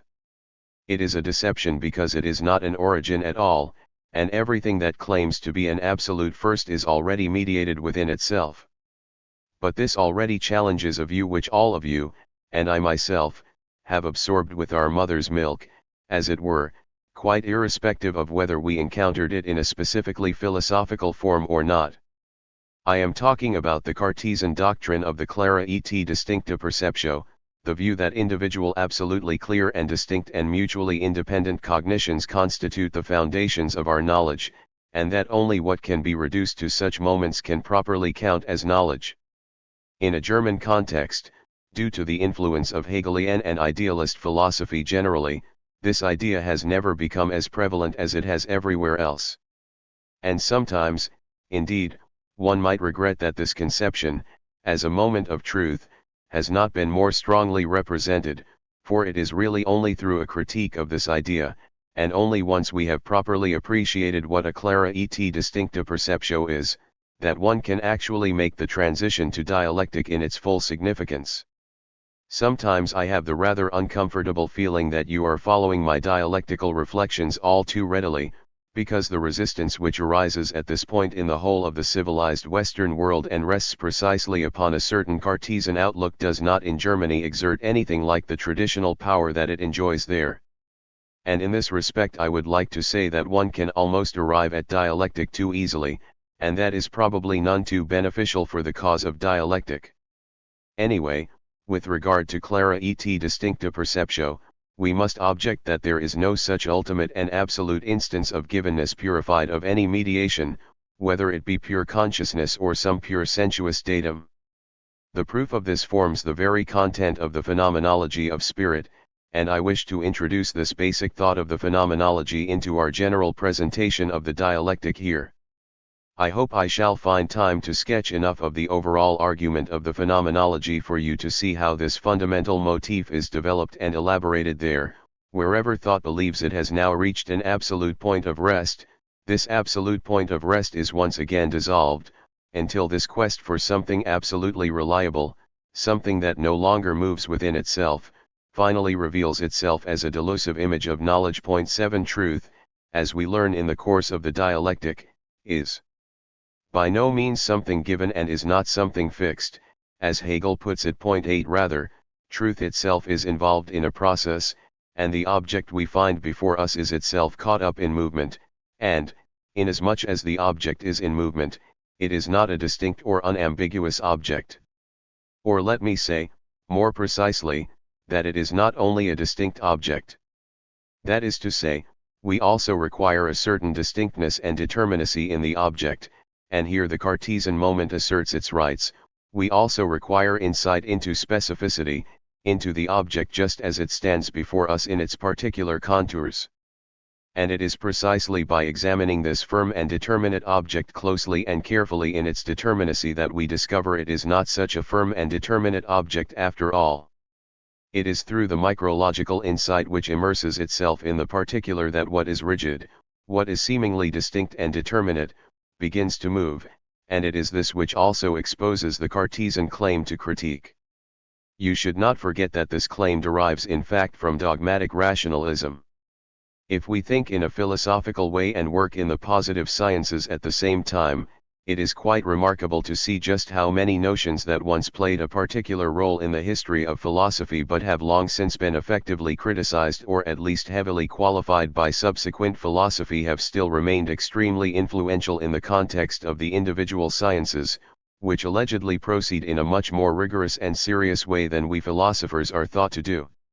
And among these notions which have been dispelled by philosophy we find this idea of clara et distincta perceptio, which repeatedly turns up in barely concealed form in the demands raised by the rational and positive sciences. Here we should simply remember that this demand, that an object must be given to me in an absolutely clear and distinct fashion, and quite separately from others, if I am to possess valid knowledge of it, effectively already supposes, and this is the dogmatic moment of all perception, that the world does in fact possess this character of distinctness and determinacy. That is to say, we can only arrive at this clara et distincta perceptio in the first place if the objects of knowledge are indeed static, distinct, and clearly delimited in themselves, if they are so isolated from all others that they can be separated from the whole and can be treated as individual objects without violating their intrinsic truth. In other words, it is effectively postulated, for the sake of science, basically for the sake of a mathematical ideal, in order that we can construct a systematically organized science, that the objects of my knowledge are already such that they present themselves to me adequately under these categories.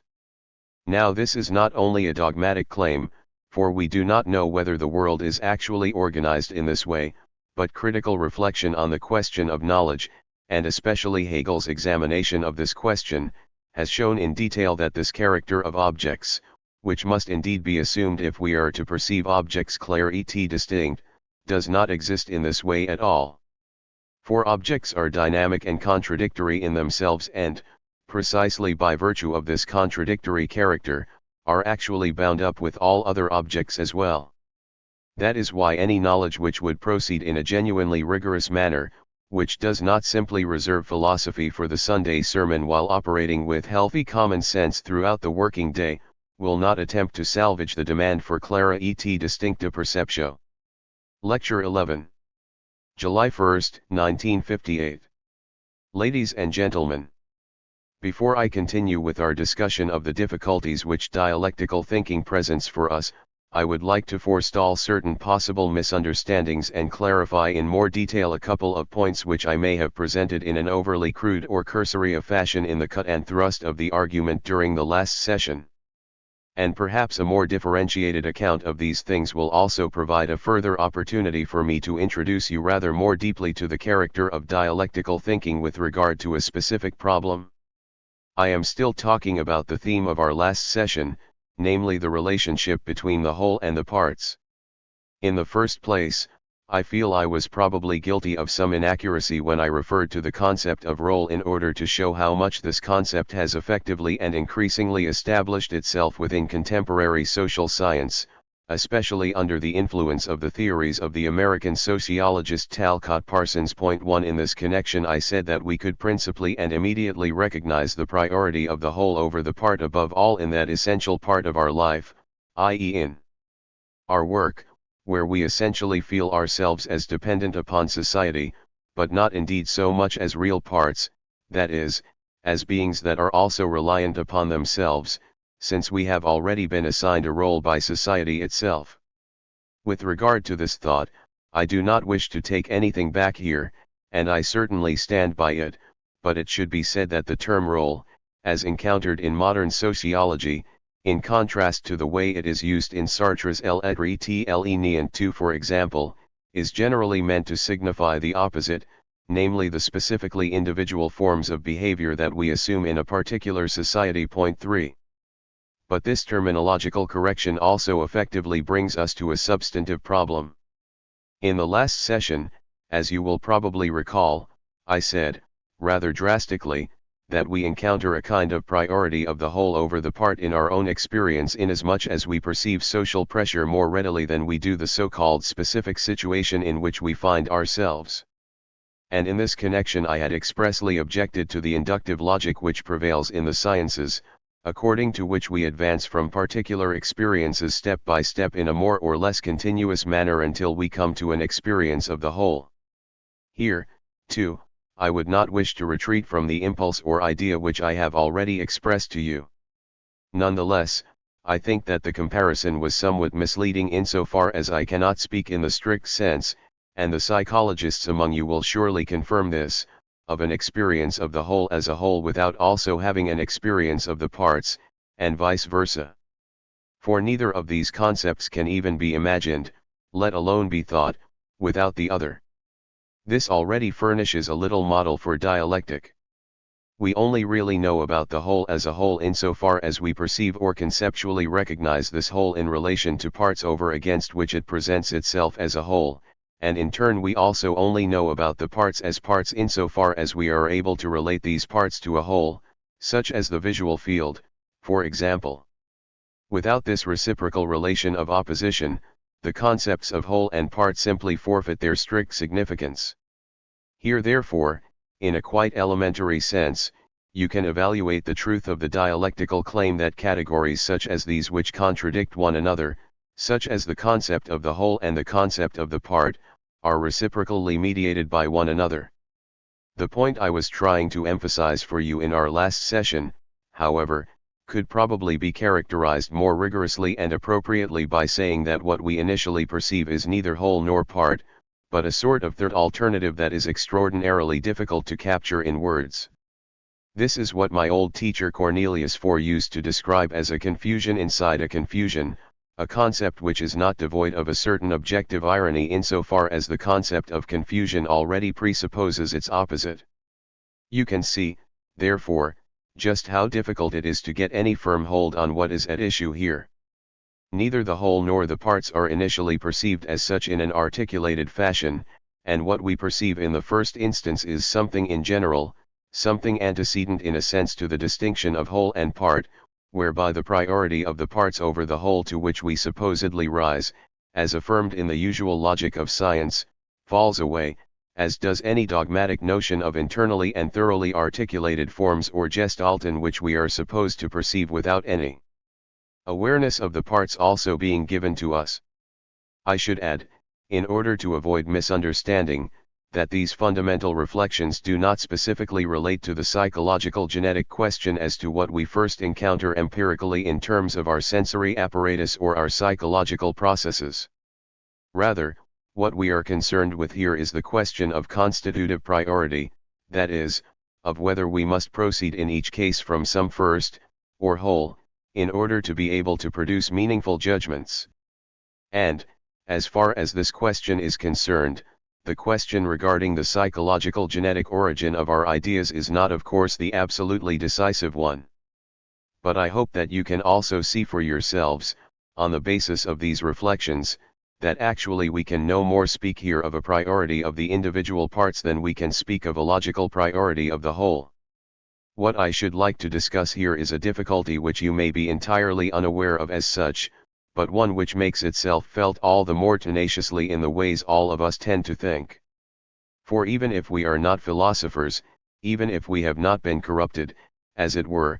by philosophy, we are still of course thoroughly imbued with all kinds of philosophical conceptions, and it is just these conceptions, which we unwittingly bring to things, that require critical reflection in order to be rethought or re-articulated, far more so indeed than the so-called naive or immediate experiences that we have.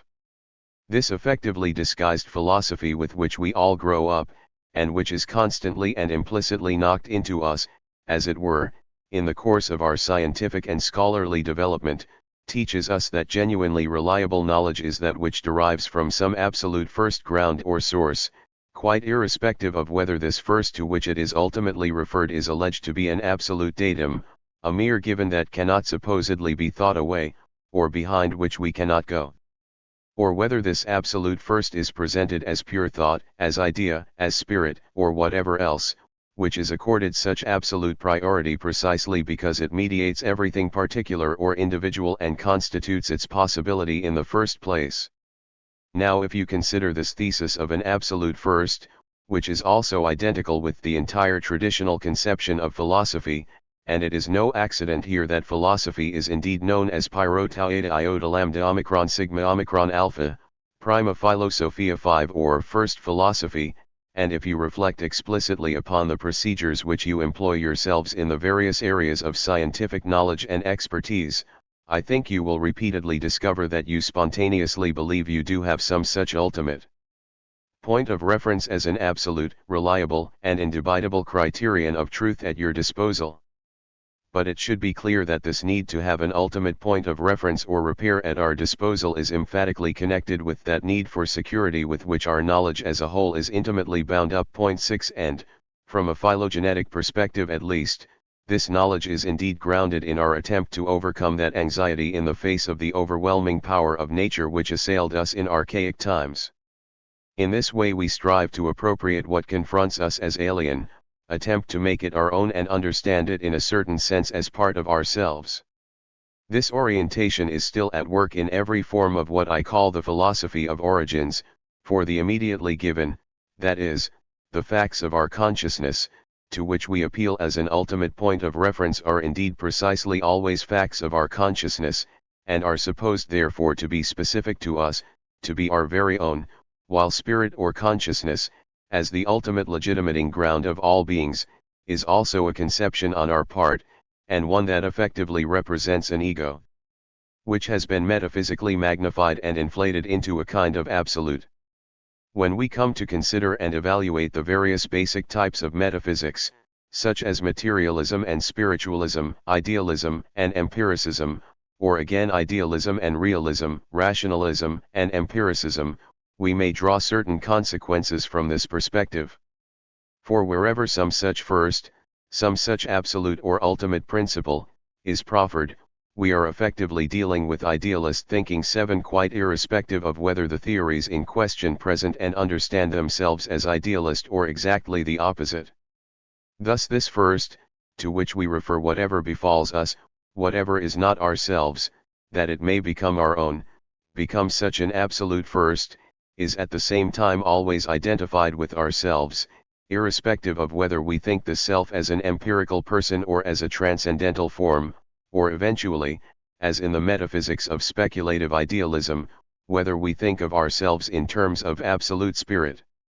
As soon as I provide some such ultimate or original principle, what we actually discover is spirit's claim to exercise power over everything that is, for this ultimate principle is itself always something that has been conceived by spirit, and to that extent even in dogmatic materialism, namely in a materialism which is not dialectical, we shall uncover an idealist moment insofar as it believes it possesses an absolute and original principle from the resources of pure thought.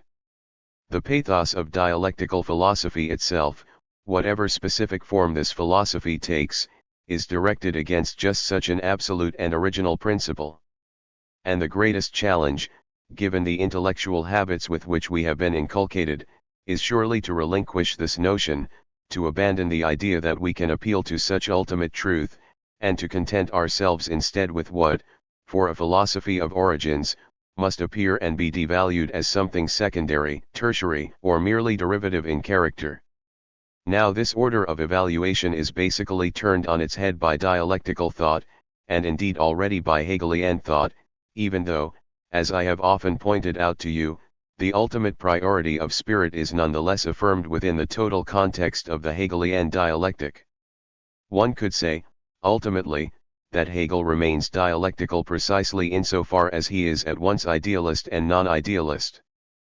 But just recall for a moment what I have already explained to you about the Hegelian philosophy in a quite different connection, namely that it does not proceed from a single claim, that it does not, for example, equate the starting point itself with which it begins, and which is also variously presented in Hegel's different works, with the truth, that, on the contrary, it sees truth only in the whole, as he puts it, in the process, in terms of its interrelated moments, that it regards the origin, or the supposed absolute, as actually the poorest and most absurd thing conceivable. If you bear all this in mind, then you will see that the challenge with which dialectic confronts us is actually that of recognizing truth in the process, in the entwinement, in the constellation of moments rather than in an attempted reduction to some such original principle.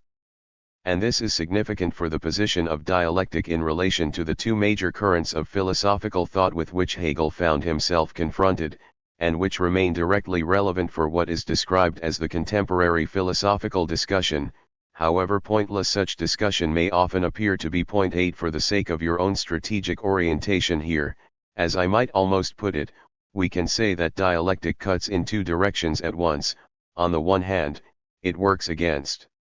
ontology and, on the other hand, against positivism. And, indeed, it creates a specific difficulty for dialectical thought that it cannot comfortably be accommodated within this currently prevailing albeit regressive alternative. But first I think it is necessary for me to take the bull by the horns today and say something more decisive about the position of dialectical thought in relation to ontology, and indeed preferably in Hegel's own words, lest some of you suspect that, as an opponent of the ontological restoration we see around us today, I am just making an arbitrary appeal to Hegel for support here. This is all the more necessary since, at very different points within the ontological currents of contemporary philosophy, we can also observe various attempts to reclaim Hegel as an ontological thinker. 9 Heidegger himself had already announced a similar approach in his early work on Duns Scotus, which indeed contains a kind of heartfelt declaration of sympathy with Hegel. 10 And Heidegger's later work Holzwege or Forest Trails also contains an elaborate and somewhat cautionary interpretation. Somewhat reminiscent of the discussion of the two sophists in the Gorgias 11, of the introduction to the phenomenology of spirit, and especially of the title Hegel originally intended for the work. 12 And similarly, in very different places within the reconstruction of Thomistic or scholastic ontology in general which has been undertaken today, we repeatedly find attempts to incorporate Hegel in some way.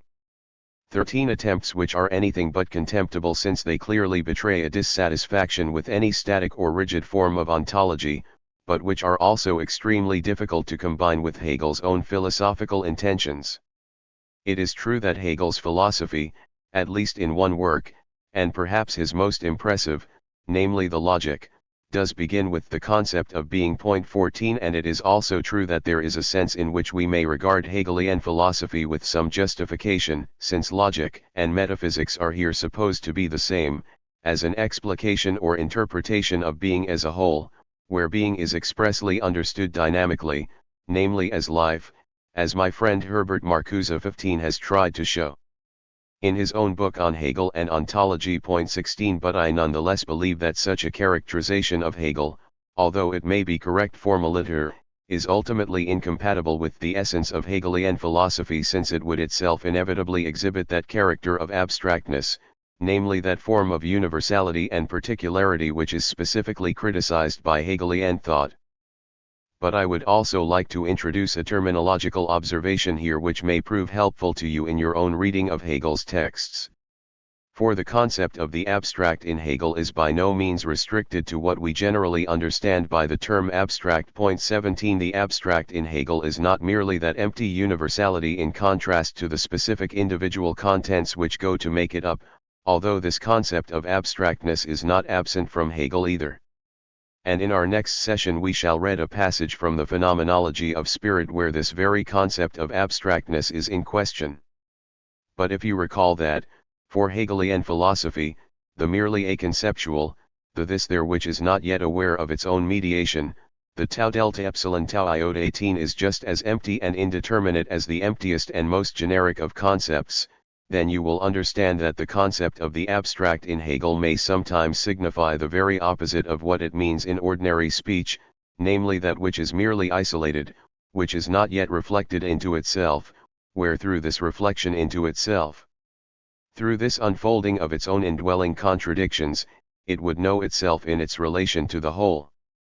The non-conceptual, the isolated particular which has been arbitrarily broken off, as this forms the content, to a considerable degree, of the positive sciences, is therefore just as exposed to the verdict of mere abstractness as is the empty universal concept. Thus the uninitiated and as yet uninstructed reader is confronted with the astonishing paradox that precisely what we are used to regarding as concrete, namely the individual data, the individual facts with which our knowledge begins, very often appears as the abstract, whereas the concept in the specifically Hegelian sense, namely in the sense of the particular or individual which comes to comprehend itself, then effectively bears the attribute of the concrete. Point 19.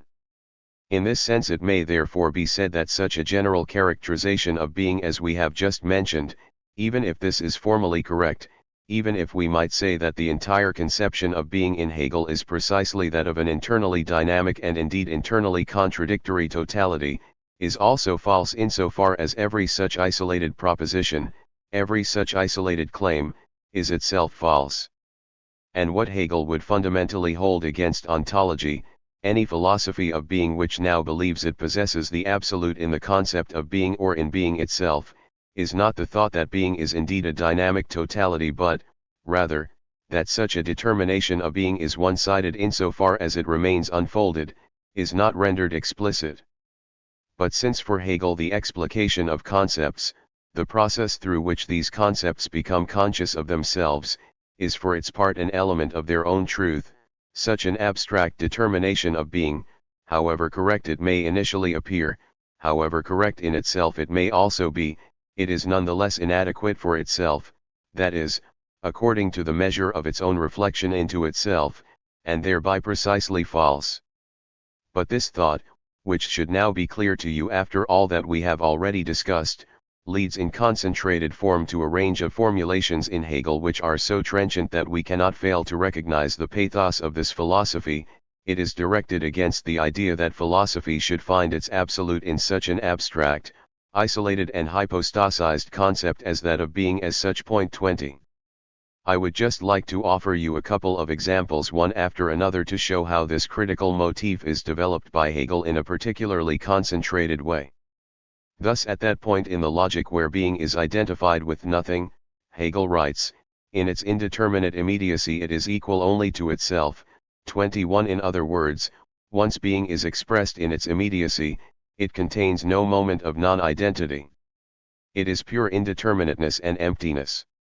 There is nothing to be intuited in it, if one can speak here of intuition, or it is only this pure, empty intuiting itself. Just as little is anything to be thought in it, or, it is equally only this empty thinking. Being, the indeterminate immediate is in fact nothing, and neither more nor less than nothing. 22. But I think I should also add something else here in order to clarify this point.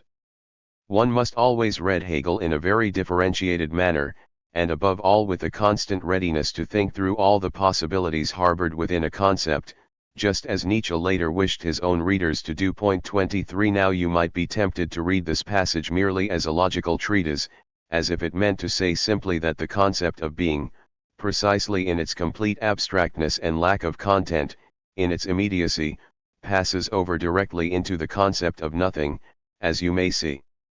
for yourself in any standard manual of philosophy where the first stage of the Hegelian dialectic is being described. But you would fail to understand this passage properly if you did read it in this way. For the prevailing tone here also gives us to understand that the concept of being itself, if it is deployed without going beyond it, that is, without releasing the process contained within the concept of being itself, is nugatory as a concept, that is, as a medium of cognition or as the ultimate substrate of philosophy. In other words, the assertion that being is nothing bears a double face for Hegel. On the one hand, it signifies precisely what I have just suggested to you, namely that the abstractness of the concept of being means that it cannot be distinguished from the concept of nothing and passes over into its own opposite. That is what you may call the logical metaphysical side of the concept, and the famous claim that Hegelian philosophy is a logic and metaphysics in one can perhaps nowhere be better understood than here in this connection. On the other hand, however, you should also bear in mind that a proposition such as being is nothing is also a critical proposition which tells us that, as long as we talk simply about being without actually unfolding the life of this concept in its own meaning, then all our talk of being is worth nothing at all, and the absolute we believe we have within our grasp is nothing but a mirage. Again, I have certainly not been reading anything into Hegel here, as I can clearly substantiate with reference to a passage from the encyclopedia which I shall now read out for you. The point here is to show that what this doctrine represents is less an ontological quality of being than the deficiency of any philosophical thought which simply terminates in being. Thus, when being is expressed as a predicate of the absolute, this provides the first definition of the latter, namely the absolute beginning as understood by a philosophy which seeks the beginning or first principle, as understood by prima philosophia. Thus the absolute, or that which is utterly first, is being. This is the absolutely first, most abstract, i.e., which still lacks its fulfillment through a process of explication, and most impoverished definition. 24. And, by specifically introducing the notion of impoverishment at this point, Hegel also clearly shows that he is criticizing the use of the concept of being, however necessary it may be for the subsequent process of dialectical unfolding. That is, he is telling us that he regards a proposition such as the absolute as being as false. But since this proposition provides the very form of a philosophy of origins, which itself necessarily underlies every ontological intention, it also implies a repudiation of the possibility of ontology, of that which today is so often invoked in its name. To conclude, I shall read you another passage from Hegel, one which is expressly directed against Jacobi 25, whose philosophy of immediate intuition indeed roughly corresponded in his time to the meaning of the philosophies of origins of our own time, insofar as the latter are developed from the idea of categorical intuition. And you will see how much this critique of the concept of being amounts in effect to a critique of any kind of ontology. Hegel writes, with this totally abstract purity of continuity, that is, with this indeterminateness and emptiness of representation, it is indifferent whether one names this abstraction space or pure intuition or pure thought. It is altogether the same as what an Indian calls Brahma, when for years on end, looking only at the tip of his nose, externally motionless and equally unmoved in sensation, representation, fantasy, desire, and so on, he inwardly says only Om, Om, Om, or else says nothing at all. This dull, empty consciousness, taken as consciousness, is just this, being point 26. You will know that it has become common these days to return to the standard orthography of Hegel's time and write sen as scene 27 or being as being, and thus effectively to remove the concept from the realm of discursive thought and turn it into a magical word that is precisely meant to designate the absolute in an immediate fashion. There is no doubt, so I am convinced, that Hegel has no other word or expression for this being than precisely om, om, om. That is to say, he would actually see here nothing but a reversion to mere mythology or an abandonment and betrayal of all that Western civilization has effectively struggled to achieve in the course of its conscious development. And any attempt to present Hegelian philosophy as genuinely compatible with such philosophies strikes me only as a sophistical attempt to cover one's own questionable maneuvers with the authority of a thinker whose substantial concern is essentially the substance of reason, and who is here being harnessed for philosophical purposes whose substance is, rather, the renunciation of reason itself. That is all for now regarding the question of Hegel and ontology. But here I should also like to say something about the relationship between Hegel and positivism, and this may perhaps prove the most difficult point to grasp in this context. For if my experience of the cultural and intellectual climate to which the young in particular are exposed today is not entirely mistaken, I believe that a kind of bifurcated thinking prevails, or is at least latently present, among the younger generation in this connection. Thus you may effectively say, well, of course, metaphysics, that's basically ontology, where there must be some eternal values, or an absolute principle of some kind, and if there is no such thing, then we are left with nothing but mere facts, that is to say, there is actually nothing but what the positive sciences ascertain in their methodical way, and anything else must be shunned as illusion. But it is precisely my innermost purpose in these lectures to show you the problem with this alternative, either metaphysics, on the one hand, and metaphysics amounts to a rigid doctrine of being and of invariant eternal values, or science, as an exclusive orientation to what is the case, and tertium non datur, to show you that this rigid alternative is itself the expression of the reified consciousness of today, which demands official documentation for every thought, which requires us to ask of every thought, excuse me, but where exactly do you belong? If you are metaphysical, you must be concerned with being; if you are scientific, you must be concerned with positive facts, and that is that. But this very way of thinking in terms of set and rigidified alternatives seems to me to embody the fateful character of the contemporary state of consciousness in general.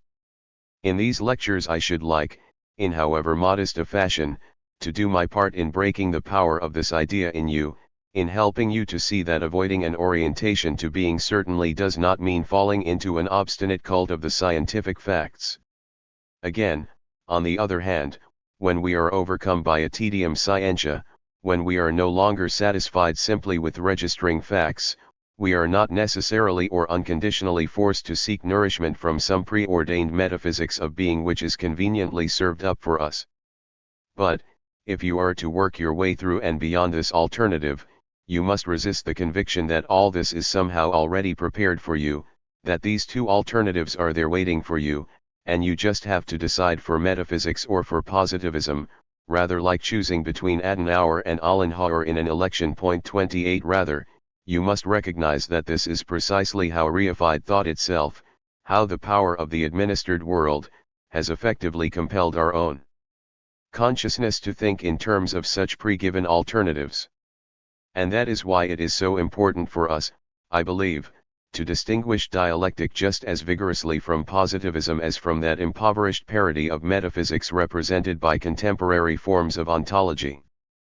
But please do not understand this to mean that dialectic is distinguished from positivism essentially by taking the dish of facts which is served to us by the special sciences and then spicing it up with the sauce of faith, of meaning, of some higher principle. Likewise, it strikes me as a boundless misunderstanding of any consciousness that cannot find nourishment in mere facts to imagine that every thought which goes beyond a mere factum just amounts to saying, well, yes, this all has some kind of meaning. Everything is arranged for the best, and we just have to be satisfied and content with it as it is. On the contrary, what goes beyond mere facticity in the eyes of dialectic, what bestows on dialectic its metaphysical right to life, is the very opposite of this. It is precisely the rebellion against the idea that the world of facts to which we have been bound, and which is utterly meaningless, should have the last word in our existence. Dialectic is the attempt, precisely in and through the critique of this world of facts which holds sway over us, to perceive the possibility of something else, without this world of facts itself being in the least transfigured by us in the process. As it turns out, I shall not be able, today, to explore the relationship between dialectic and positivism in any detail. Point 29. But I would just like to say to you here today that the difference between dialectical and positivistic thinking should at least be evident to you by now. Dialectical thought is distinguished from positivist thought in that it is anything but natural in character. What I mean is this. If we do think dialectically, this cannot mean that, faced with the temptations of metaphysics, we simply cling instead to a kind of ordinary human common sense or turn to some kind of self-styled common sense philosophy. It is rather the reverse, and here I come to another challenge which is posed by dialectical thinking. The challenge of dialectical thinking, at this point, consists essentially in this: you must cast overboard the established habits of thought with which you are so familiar and take upon yourselves the labor and exertion of the concept, and indeed in this very precise sense, that you come to recognize how everything which is given to us so naturally that we have no doubts about it is not for its part something natural. For you will recognize it as something already reflected within itself, or, expressed in materialist terms, as something which is already socially mediated within itself, and what presents itself to us as nature is thus in truth second nature 30 rather than first nature. Thus you will recognize that, specifically in order to allow a damaged and oppressed nature what belongs to it, we must not allow ourselves to be blinded precisely by that semblance of naturalness which a rigid world of conventionalized perceptions requires us at every quarter to accept. And in our next session I shall say something further about this, and about the critical intention of thought in contrast to the uncritical and merely accommodating posture of positivism. Lecture 12. July 3, 1958. Ladies and gentlemen, in the last session I had begun to say something about the relationship between dialectic and positivism and, indeed, specifically from the perspective of the double contrast between dialectic, on the one hand, and any philosophies which appeal to some first ground or principle, on the other. And in this connection, with a certain interpretive violence of which I am well aware, one may also regard positivism as belonging among such philosophies, insofar as positivism of every sort finds its absolutely first principle in the data provided by experience, whether in those of consciousness or in so-called protocol sentences. However, I feel duty-bound here to say at least that such an identification of positivism with a philosophy of origins is not entirely correct, or, to put this more broadly, the identification of empiricism with any metaphysics in the usual sense is not entirely just. For, while it is quite true that a certain first principle is indeed assumed in this context, namely the principle of just such a givenness, the principle is not specified in substantive terms. Thus where the ontological and, in a narrower sense, idealist or rationalist philosophies also believe they can positively specify the first ground or principle, whether it be as spirit, consciousness, transcendental synthesis, being, or whatever the ground or principle in question may be called, the positivist and empiricist positions do indeed claim that the given, or the facts, provide their ultimate point of reference as far as all genuine knowledge is concerned.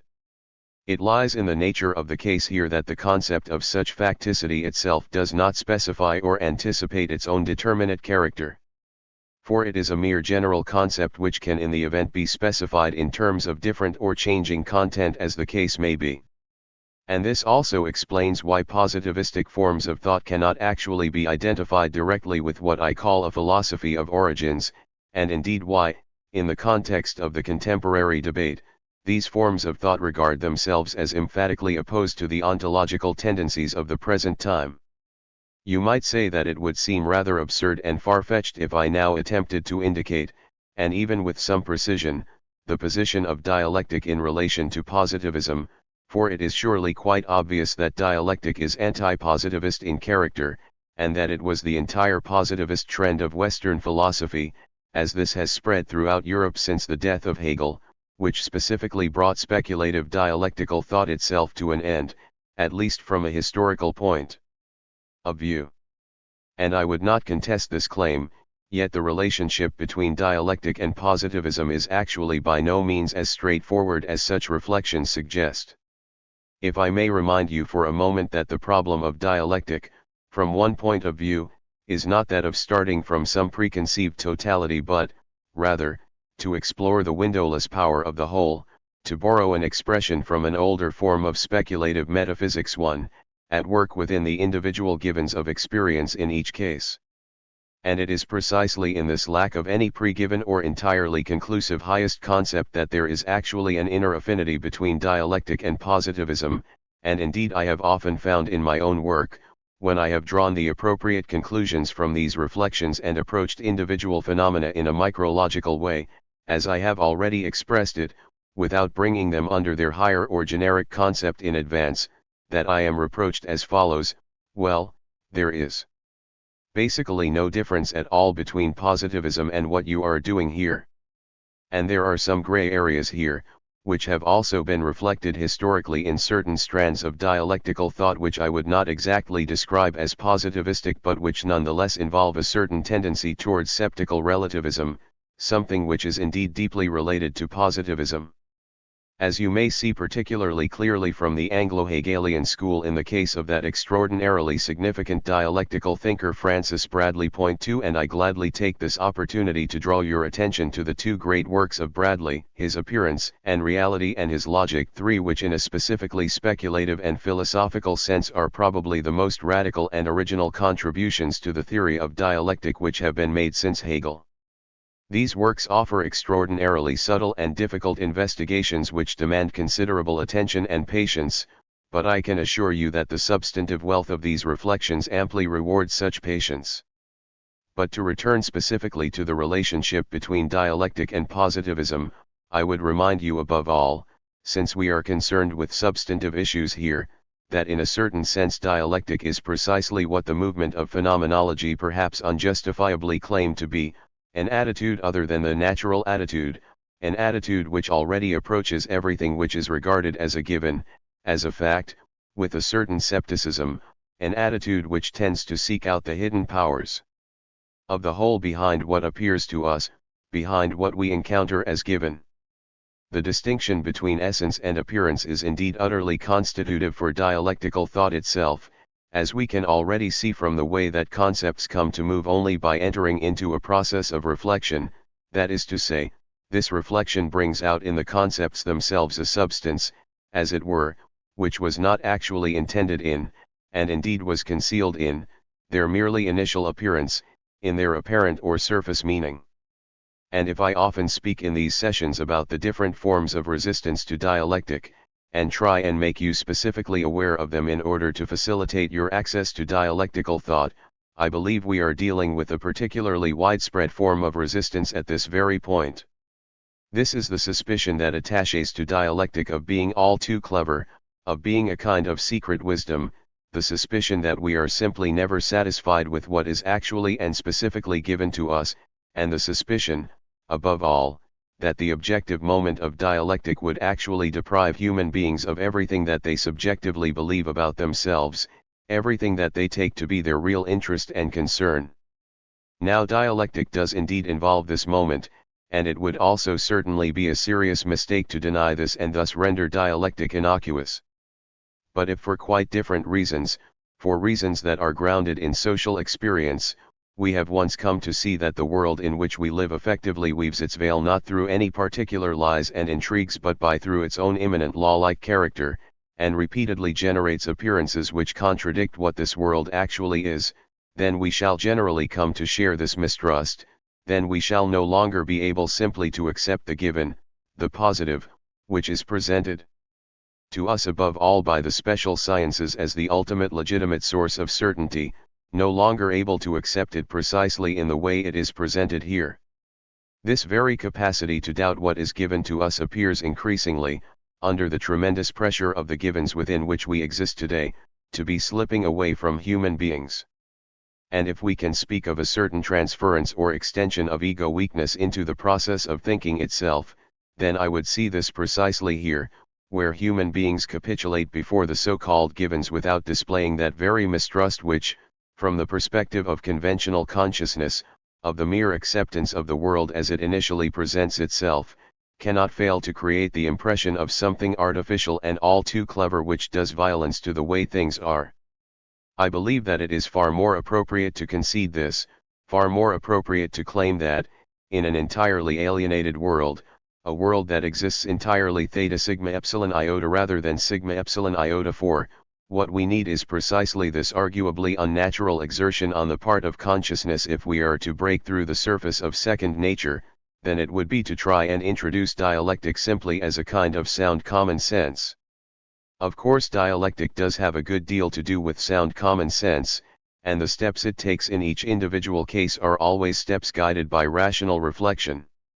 As I have already attempted to show you, it is not as if there were another kind of source of reason, a speculative source, which would itself be separated by a gulf from the merely reflective rationality of the understanding. Point 5. But, on the other hand, I emphatically believe that the dialectical mode of thinking is distinguished from the ordinary use of the understanding precisely because it refuses to be satisfied with the givenness we have described, because it properly begins its work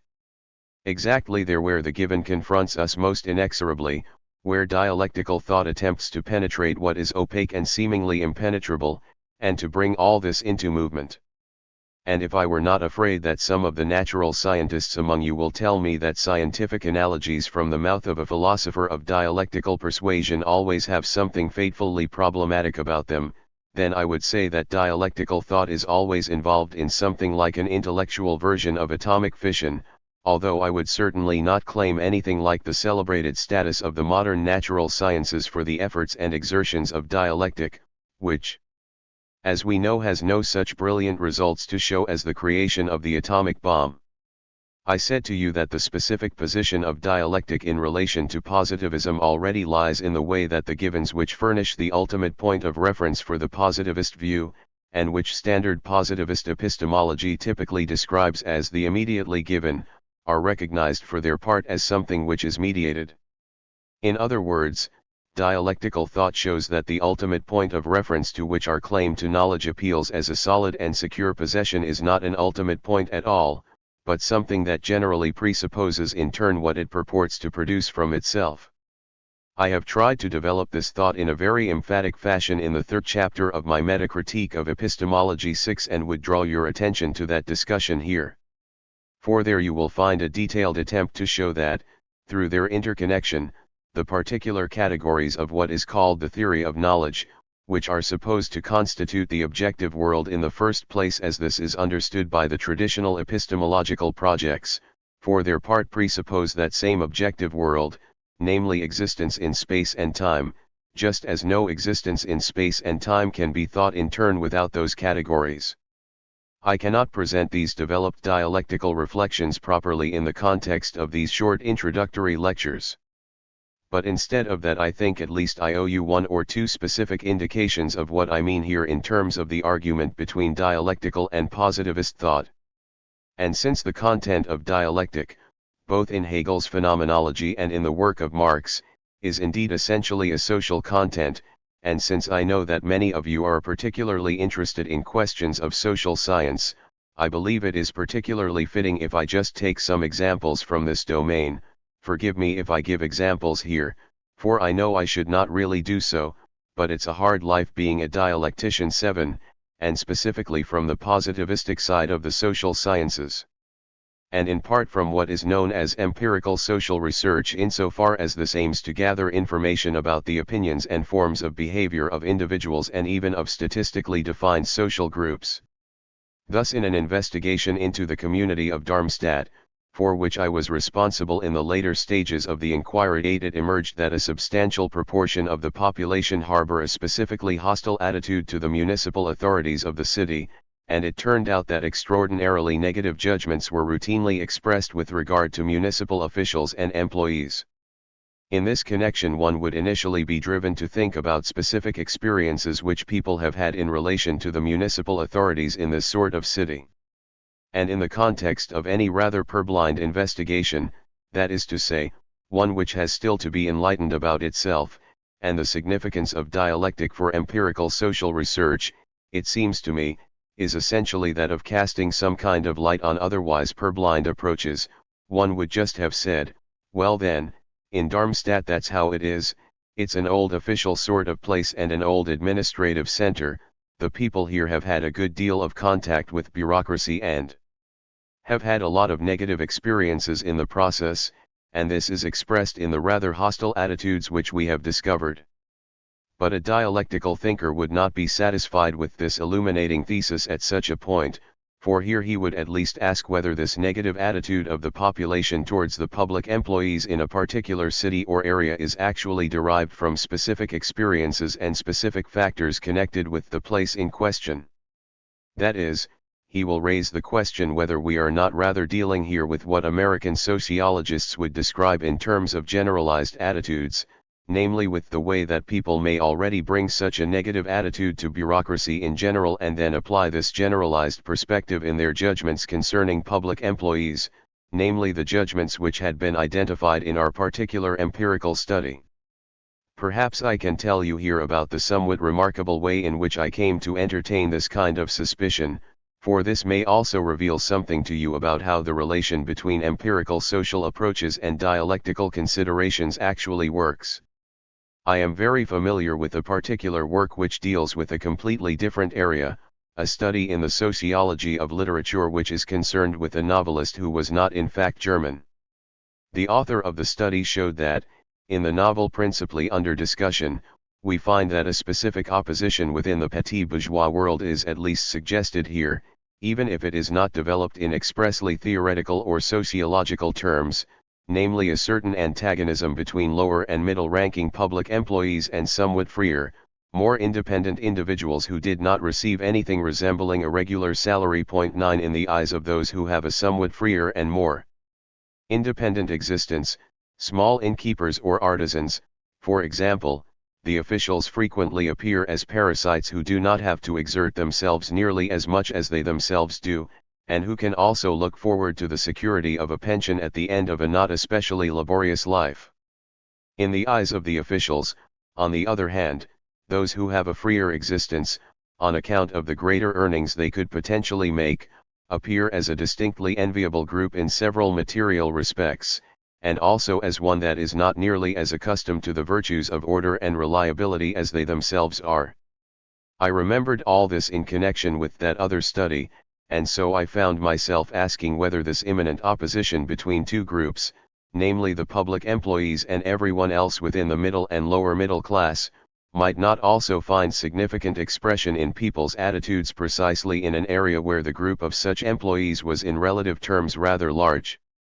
And the conclusion which I drew from all this was that I directed the investigation, or rather attempted to redirect it, by ensuring it also included a question, or complex of questions, which could determine firstly whether the people under discussion who had expressed negative judgments about public employees in the city at issue had in fact come into any significant contact with these employees, and secondly whether they had specifically negative experiences if and when they did so. Now where such techniques of empirical social research are concerned, we do not ask an abstract question like have you had negative experiences, but we inquire after specific negative experiences, for it is only when such specific reports are available that we can check on whether anything is really behind it. I am proud to say that in this case things actually turned out as I had anticipated, for there was a complete discrepancy between the negative judgments about public employees and the actual experiences involving such employees. In other words, we were dealing here with an externally motivated ideology, and indeed, I might add, one which involves society as a whole. For this is a sort of opinion which somehow hangs in the atmosphere of society as a whole, which people in certain numerically significant groups absorb and which affects the experiences which they have. In other words, the givens which we encounter here, in this case the negative attitudes about public employees, which a purely positivistic sociology would simply register, analyze, and interpret, are revealed once again to be a function of an entire social process, or that what is individual, particular, and concrete actually shows itself as dependent upon the totality 10. And of course this general mood Oregon attitude towards state employees would not exist if it were not built up from numerous individual cases of such hostility. There is a kind of interaction in play here. Another example may help to show you the outstanding social theoretical significance which attaches to what is known as motivational analysis in the field of empirical sociology. For it is only through motivational analysis, that is, by discovering the motivating ground for such negative judgments, that we can even begin to break through the context of delusion surrounding the merely given. I may refer here to another investigation, one conducted in the context of Industrial Sociology 11, where we came across a particular kind of hostility on the part of workers who were employed in a specific industrial plant. In considering the investigation of merely subjective opinions, that is, in examining the information concerning the merely subjective data of the hostility, we did not stop there but also simultaneously examined the objective data directly connected with the industrial plant itself.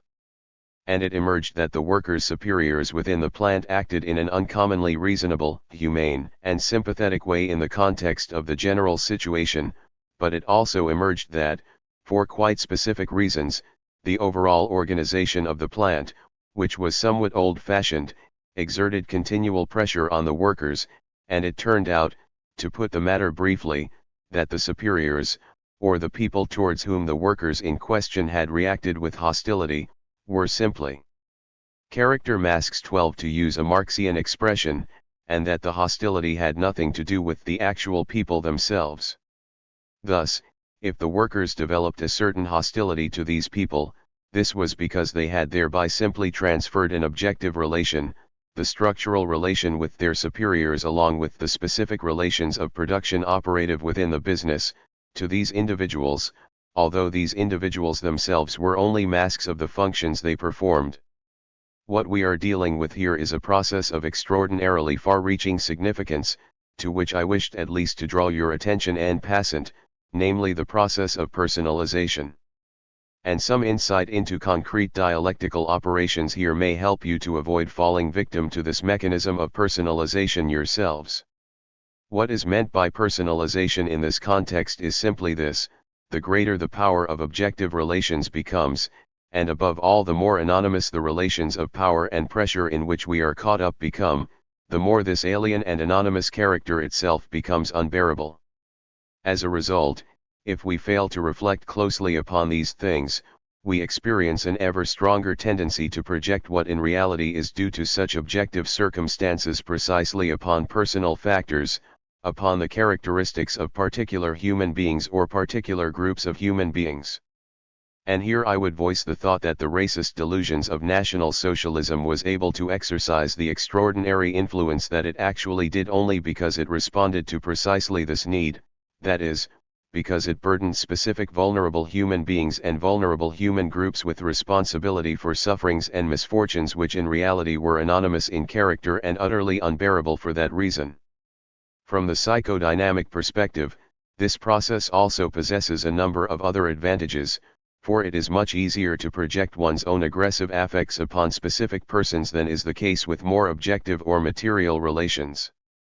But if we naively rest content with registering what people in general happen to think, then we ourselves fall victim to that delusive mechanism of personalization which I have attempted, at least in outline, to describe for you in my preceding observations. I may also mention, as a third example, something which I already encountered in America, for when I intervened in just this sense by introducing dialectical considerations into the supposedly spontaneous running of the sciences, I certainly had my difficulties, even if I also enjoyed some modest triumphs. Thus I challenged the notion that people took pleasure in particular hit songs specifically on account of the songs themselves, and when I considered the particular preferences and rejections which were identified here, or the relevant likes and dislikes, as they are called in the jargon of American communication research, and attempted to relate them to the objective givens, it turned out that the songs people like most are the ones that are played the most and with which they are most familiar, while the songs with which they are not so familiar and which they do not hear so frequently are generally rejected by them. Point 13. And when we ask in turn why these particular songs are played so frequently, we also discover that certain subjective qualities and preferences are involved here. What you find in this connection is an extraordinarily complex system of reciprocal relations which is rather the opposite of the straightforward or immediate givens with which so-called opinion research is generally concerned. For opinion research is indeed usually interested in discovering, for administrative or commercial reasons, what people are for or against, as the case may be. And if we simply stop here, with this for and against, then we only help to weave that veil around the so-called givens of which I spoke to you at the beginning. The positivistic social scientists among you will probably object at this point that all of the thoughts I have developed for you here are for their part entirely compatible with positivism, and that I could have presented these same thoughts in investigations which would have to be conducted along more or less positivistic lines if they were to prove conclusive. Now I would not actually deny this, and would like to repeat here that dialectical thought is precisely not a kind of intuitionism, is not some form of thinking that is entirely different in character or kind from the thinking which is ordinarily practiced in the logic of the sciences. It is simply that dialectical thought, in contrast to such thinking, is expressly self-reflective in character. In other words, dialectical thought is thought that sheds light on itself, as I put this earlier, rather than proceeding in a rigid and purblind fashion. In other words, I do believe that the transition to dialectical thought is necessarily implicit in every so-called positivistic investigation that is internally consistent and truly self-aware, just as we discovered in our recent seminars on sociology that a sociologist such as Weber, who saw himself at least as entirely positivist in orientation, found himself driven to certain dialectical formulations under the impact of the data which he himself undertook to explore and develop, even though these formulations were quite incompatible with his own position regarding the theory of scientific knowledge, incompatible with his own philosophy, so to speak. Point 14. But I don't wish to stop here with this all too convenient point. For above all I want to remind you and bring home to you that when, in the investigations I have mentioned, we keep referring back to the social whole, or society in its entirety, in relation to a more tangible, determinate, and specific social field, we are dealing here with something other than a mere hypothesis. The reason for this is simple. In the case of a hypothesis, it must be possible for you to test the principal content by recourse to some experimentum crucis, so that you can in turn convert this hypothesis itself into a kind of scientific given.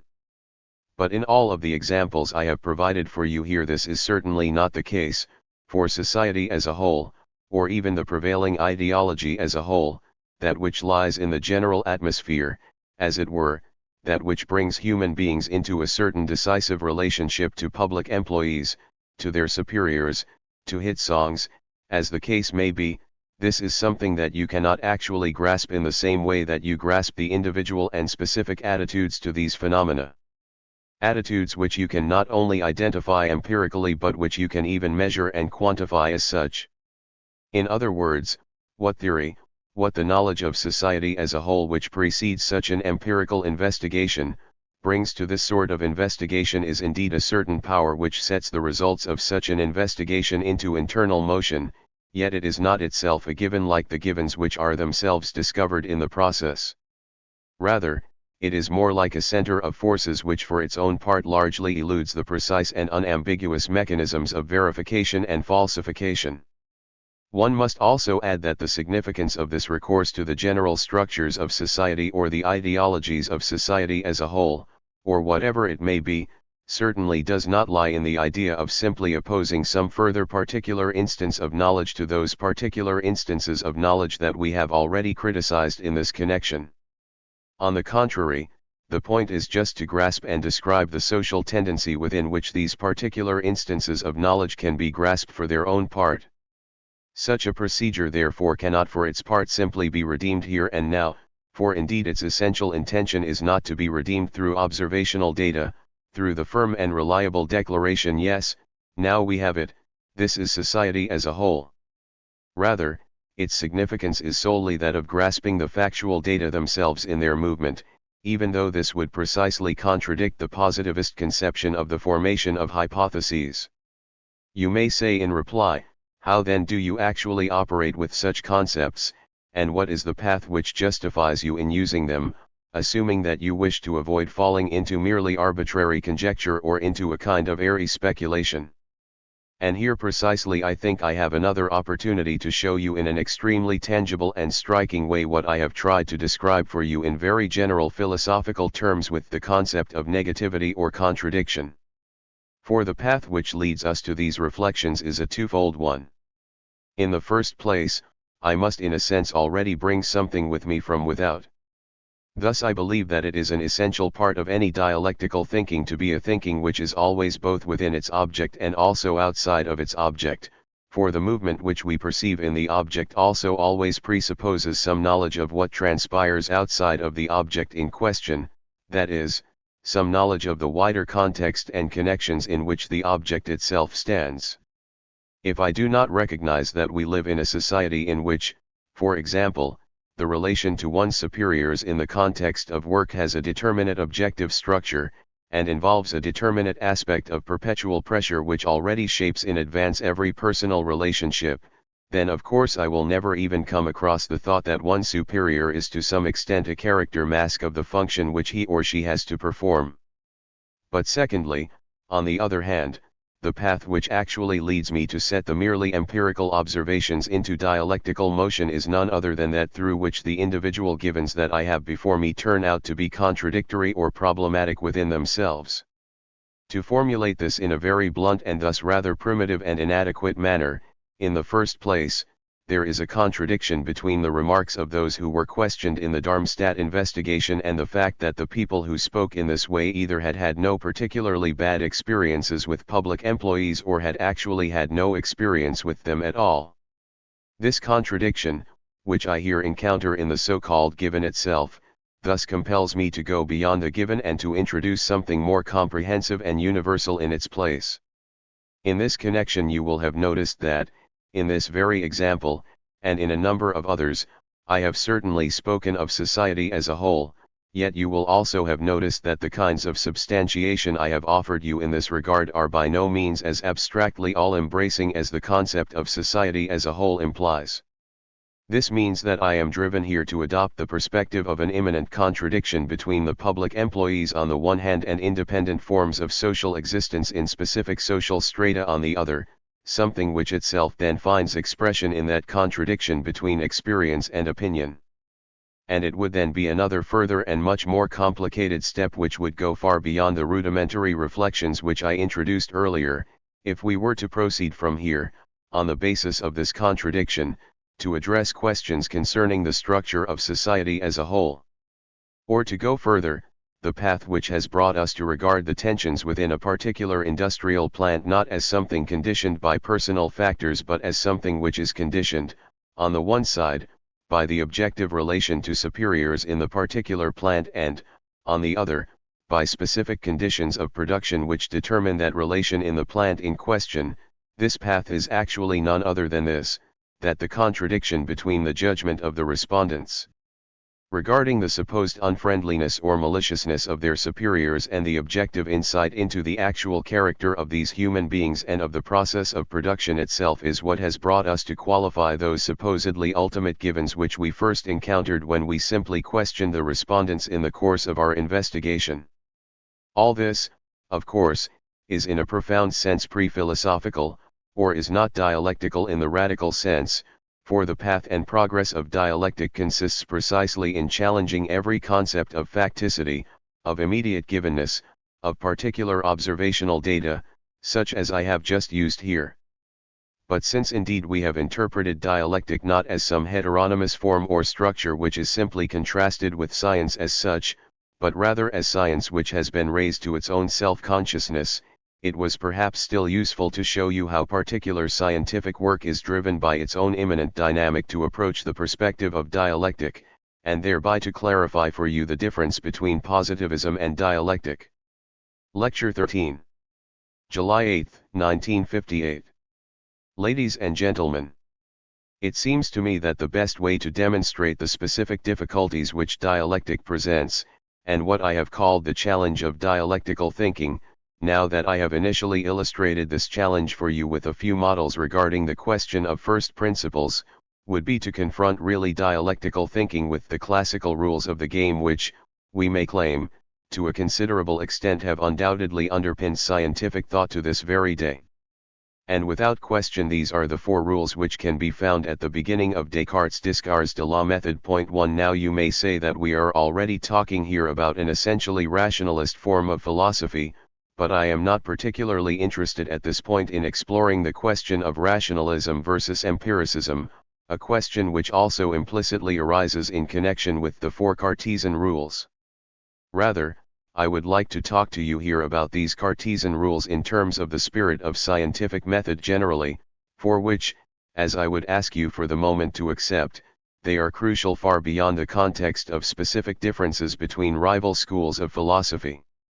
I might also just point out, in this connection, that the very distinction between rationalism and empiricism is by no means as rigid as it tends to appear in the context of standard examination questions. For example, for if you read Bacon too and Descartes together, you will find whole tracts of text where you would not easily be able to tell which of the two was the author, and this is because the spirit of science itself is here revealed far more emphatically than the spirit of any particular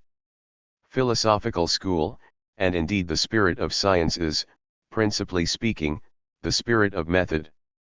The famous Cartesian demand, which furnishes the first of his rules, is the demand for clara et distincta perceptio, that is, for clear and perspicuous, or, better, distinct perception or cognition, where Descartes' formula is specifically intended to apply to all possible objects of knowledge. For at this point Descartes does not make any distinction, for example, between the things of sense perception and mental representations or the intellectual realm in general. For the thought expressed here refers in an extraordinarily broad sense to all objective knowledge as such. I shall just read out the formulation precisely as he presents it. First of all, Descartes traces his rules back to a certain resolution or decision which he tells us he had already made. And as a multiplicity of laws often furnishes excuses for evil-doing, and as a state is hence much better ruled when, having but very few laws, these are most strictly observed, so, instead of the great number of precepts of which logic is composed, I believe that I should find the 4 which I shall state quite sufficient, provided that I adhered to a firm and constant resolve never on any single occasion to fail in their observance. Point 3. I would immediately draw your attention to the role which is played by resolve here, by an act of will, by what later philosophy would describe as subjective positing. These rules in their entirety are concerned more with ensuring that we proceed rigorously in the spirit of mastering nature, and that we deploy our intellectual powers in an internally rigorous and coherent manner, than they are with allowing thought for its part to respond to its object, to the matter itself. And it actually seems to me that the defining characteristic of rationalism is much more readily to be discovered here than it is in the usual and vulgar distinction between rational and sensuous forms of knowledge. You can already see here that the central thought is that method is essentially determined by the will to establish order in a rigorous manner through the exercise of our mental capacities, and where, by contrast, the thought of passivity, the thought of responding and cleaving to the matter itself, recedes from view in a rather remarkable fashion. And if I may anticipate for a moment, one could say that dialectic is ultimately the attempt, in a manner that also effectively corresponds to rationalism and the rationalist tradition, to release the power of rigorous thought itself, but to do so in a way that may also bind this power by confronting it with the essence of the objects to which our cognition actually relates. That would be the key difference at issue here. With regard to the rules he had decided upon, Descartes writes, the first of these was to accept nothing as true which I did not clearly recognize to be so, that is to say, carefully to avoid precipitation and prejudice in judgments, and to accept in them nothing more than what was presented to my mind so clearly and distinctly that I could have no occasion to doubt it. For now if anyone were to ask you in general terms what the sciences which you pursue effectively require of you, I believe you would come up with something not so different from this, and I am certainly far from wishing to belittle the significant motivations that are implicit in this fundamental Cartesian principle, namely those which are directed against the merely dogmatic acceptance of things which I have not been able to recognize for myself as an autonomous thinking human being. Thus when it is said that I should try to set aside all prejudices, this is of course also clearly directed against the theological authority which has been exercised over human claims to knowledge and appeals to certain dogmatically defined propositions without ever submitting these propositions themselves to any rational reflection. The expression precipitation, I might observe in passing, is also very characteristic of this form of thinking. I should not think in a precipitate kind of way, that is, I should allow myself time in this regard. An eminently bourgeois perspective this, one which still found expression in Keller's remark, "The truth will not run away from us 5." But I should also like to point out that there is much more involved here than can immediately be seen in these apparently innocuous words, which already basically imply that truth and time are not supposed to have anything to do with one another. I am supposed to think without precipitation, that is to say, I should calmly carry on thinking until the timeless core of truth presents itself to me. This does not involve the thought that truth itself could have something like its own time, its own tempo, something that is also required of me, although any thinking person knows that thoughts actually do have a tempo of their own, that it is very difficult to combine certain kinds of extension or elaboration of thought with the intensity of thinking, nor does it involve the audacious thought that thinking itself may not be able, in an essential and constitutive sense, to allow itself any time in this way, that it must be precipitate, precisely because it must happen now, or, as someone once said, only 100 years hence. 6.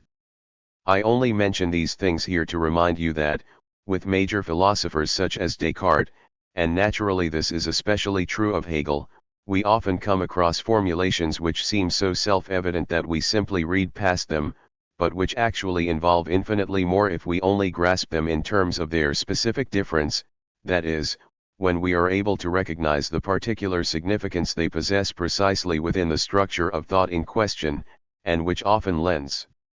them a quite different power, and a quite different intention, than is the case if we just read them as are without already relating them to the heart of the thought to which they intrinsically belong.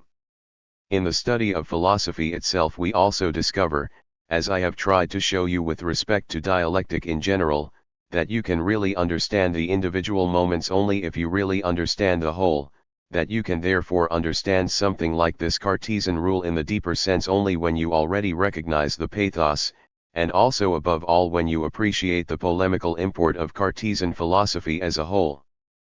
But if we just simply read such propositions, as we just simply read something without presuppositions merely in order to understand it, we cannot actually understand anything.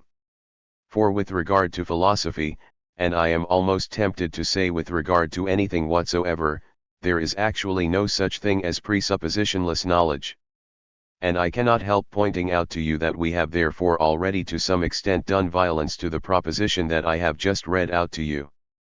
For it naturally already involves a certain prejudice for its own part. The good Descartes would be horrified to hear the way in which I am encouraging you to interpret his work, and would say that he wishes to be understood purely in terms of the order of his thoughts just as he presents them to us, and that to import anything else into them would actually be a case of prejudice. Nonetheless, these formulations about avoiding precipitation or prejudice cannot be understood in philosophical terms unless you also bear the whole of Descartes in mind. And I would say that the whole art of philosophical understanding and philosophical reading consists in this, that you do not simply read what lies written in front of you, although you must of course do that, but also learn to read what is written precisely in its own specific gravity, as it were. Thus if you read the opening of Spinoza's Ethics 7 and the definitions he provides there, with the conviction which Spinoza, along with the other rationalists, specifically encourages in you, namely that you need only to grasp these definitions in order to unfold the whole of the ethics in a purely deductive process, then you will probably find, if you are honest with yourselves, that these definitions of substance, mode, attribute, etc., also strike you as exceedingly arbitrary, and that you do not really know what is at stake here. But if you consider this definition of substance which stands at the beginning and are able to relate it to the original context, where Descartes' doctrine of the two fundamental substances had already given rise to innumerable difficulties, where it no longer seemed possible to assume that these two substances could even interact with one another, in other words, that what we are really dealing with now is an attempt, through the power of ratio, to reunify a world which had been broken apart into the inner and the outer through the exercise of philosophical reflection, then this knowledge will also allow these definitions which you encounter at the beginning to assume a completely different meaning. But I would just like to add, in connection with the famous Cartesian definition we have been discussing, that clear knowledge here means that the object itself is completely evident to you, that something is evidement such and such, as he says. In other words, it means that the state of affairs with regard to which you pronounce a judgment is truly so, that it stands immediately before your eyes, without your having to rely here upon anything other than that which presents itself to you with such uncontaminated evidence, while all knowledge that is distinct, as the term is usually translated, refers to the precise difference of the object which you have before your eyes with respect to any other object. If I have already emphatically attempted to show you that dialectical thought stands in contradiction to the notion of any absolute first, we can concretize that epistemological insight specifically in relation to this apparently self-evident demand which we naively accept in our own attempts to know, unless of course we have been infected by philosophy. For what is said to be either sensuously or intellectually given to me with absolute clarity, in kind of self-givenness, and with absolute distinctness, in absolute distinction from anything else, effectively amounts to an absolutely ultimate point of reference, something behind or beyond which we cannot go, because its self-evident character, this is the very meaning of self-evidence, consists precisely in the fact that no such further recourse is required. For any such recourse would also have to appeal in turn to cases of self-evidence, there is no other criterion of truth, and you have here therefore reached an absolute foundation, as traditional logic would assure you, beyond which you cannot possibly go. Point 8. Now dialectic puts this claim into question. Yet dialectic does not put it into question, and this is entirely characteristic of dialectical thinking, by demanding, as you might maliciously be tempted to imagine, that we think in an unclear and confused way instead of thinking clear et distinct. I will not deny that there are practitioners of dialectic whose thought sometimes turns out like this, but you can believe me when I say that the task of dialectical logic is certainly not to encourage or to produce such thinking. Rather, we can perhaps best express the point this way: only if we first take the Cartesian demand with extraordinary seriousness and observe it with extraordinary strictness can we come to realize that it does not possess that absolutely binding character which it ascribes to itself. And this would actually be the dialectical path to take. The dialectical understanding of an object would be distinguished from a more primitive approach by taking a closer look at things, as the people I am happy to belong to like to put it, or by staring intensely at the object, I would almost like to say, until it becomes clear that no such thing as that absolute clarity which Descartes expects of the object is ever actually given. You will find, therefore, if you appeal to some pure sensuous certainty on the part of consciousness, a certainty from which all further knowledge depends and upon which you then try and build up the world of things, that this very givenness, in accordance with its own meaning and character, requires something like sense organs. Thus you cannot possibly grasp the concept of optical perception, which traditional theory of knowledge postulates as the immediately given, as a form of immediate givenness, if this is separated from the organic constitution of the eye and everything that is connected with it. You cannot conceive of anything visual unless the relationship to the eye, and thus to the body, and our sense organs, is also involved in this visual character as a kind of immediate knowing. On the other hand, the theory of knowledge tells us, you must first determine the character of the body as a functioning complex, as a regular law-governed condition for any possible sensuous perception.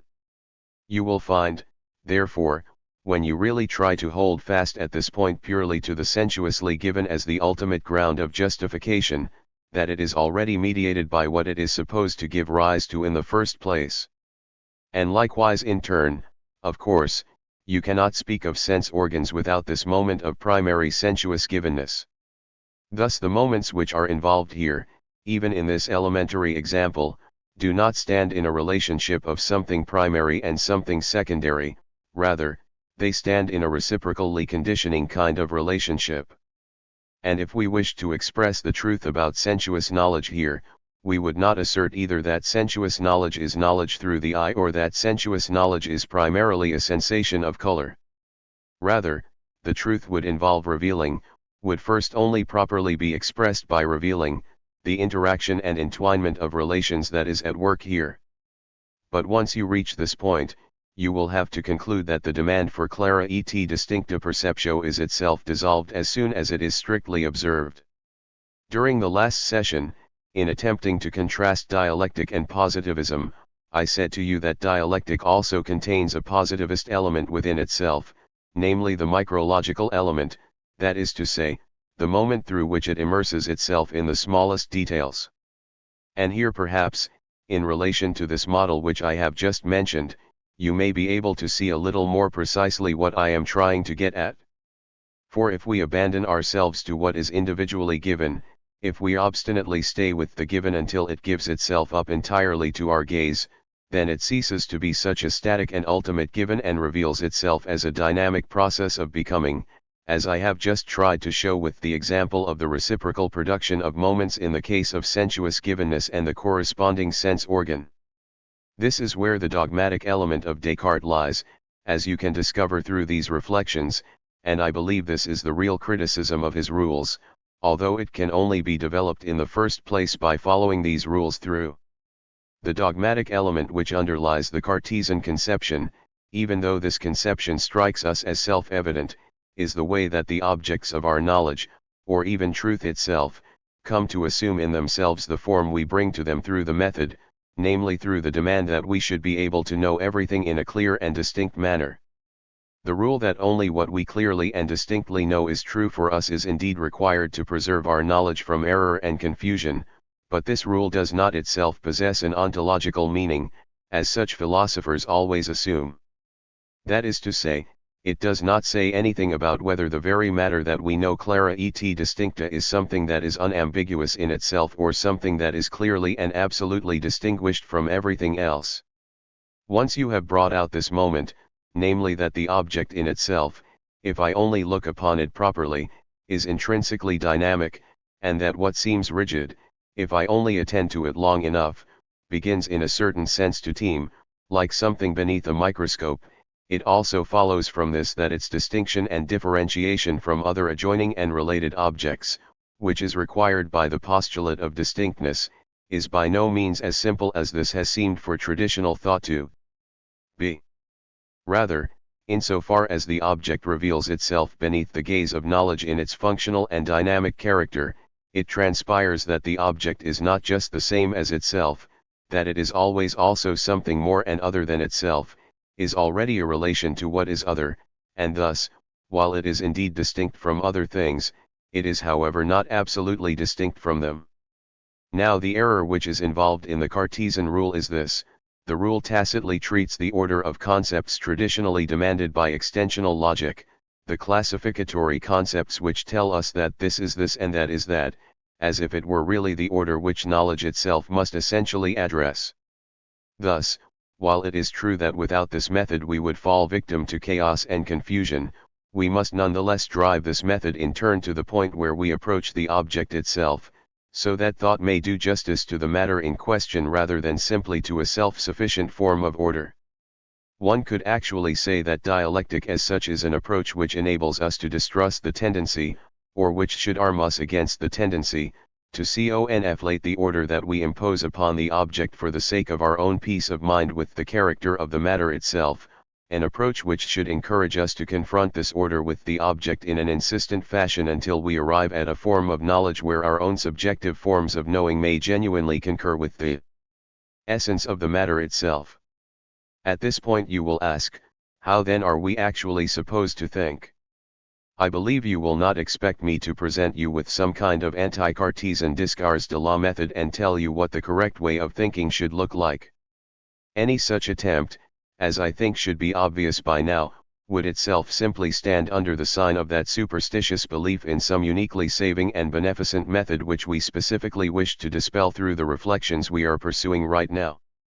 But we are of course not entirely defenseless with regard to the objections which are typically raised against a kind of thinking which does not immediately submit to the diktat of these powerful ordering schemata. For we also recognize a demand for unity with regard to theoretical experience.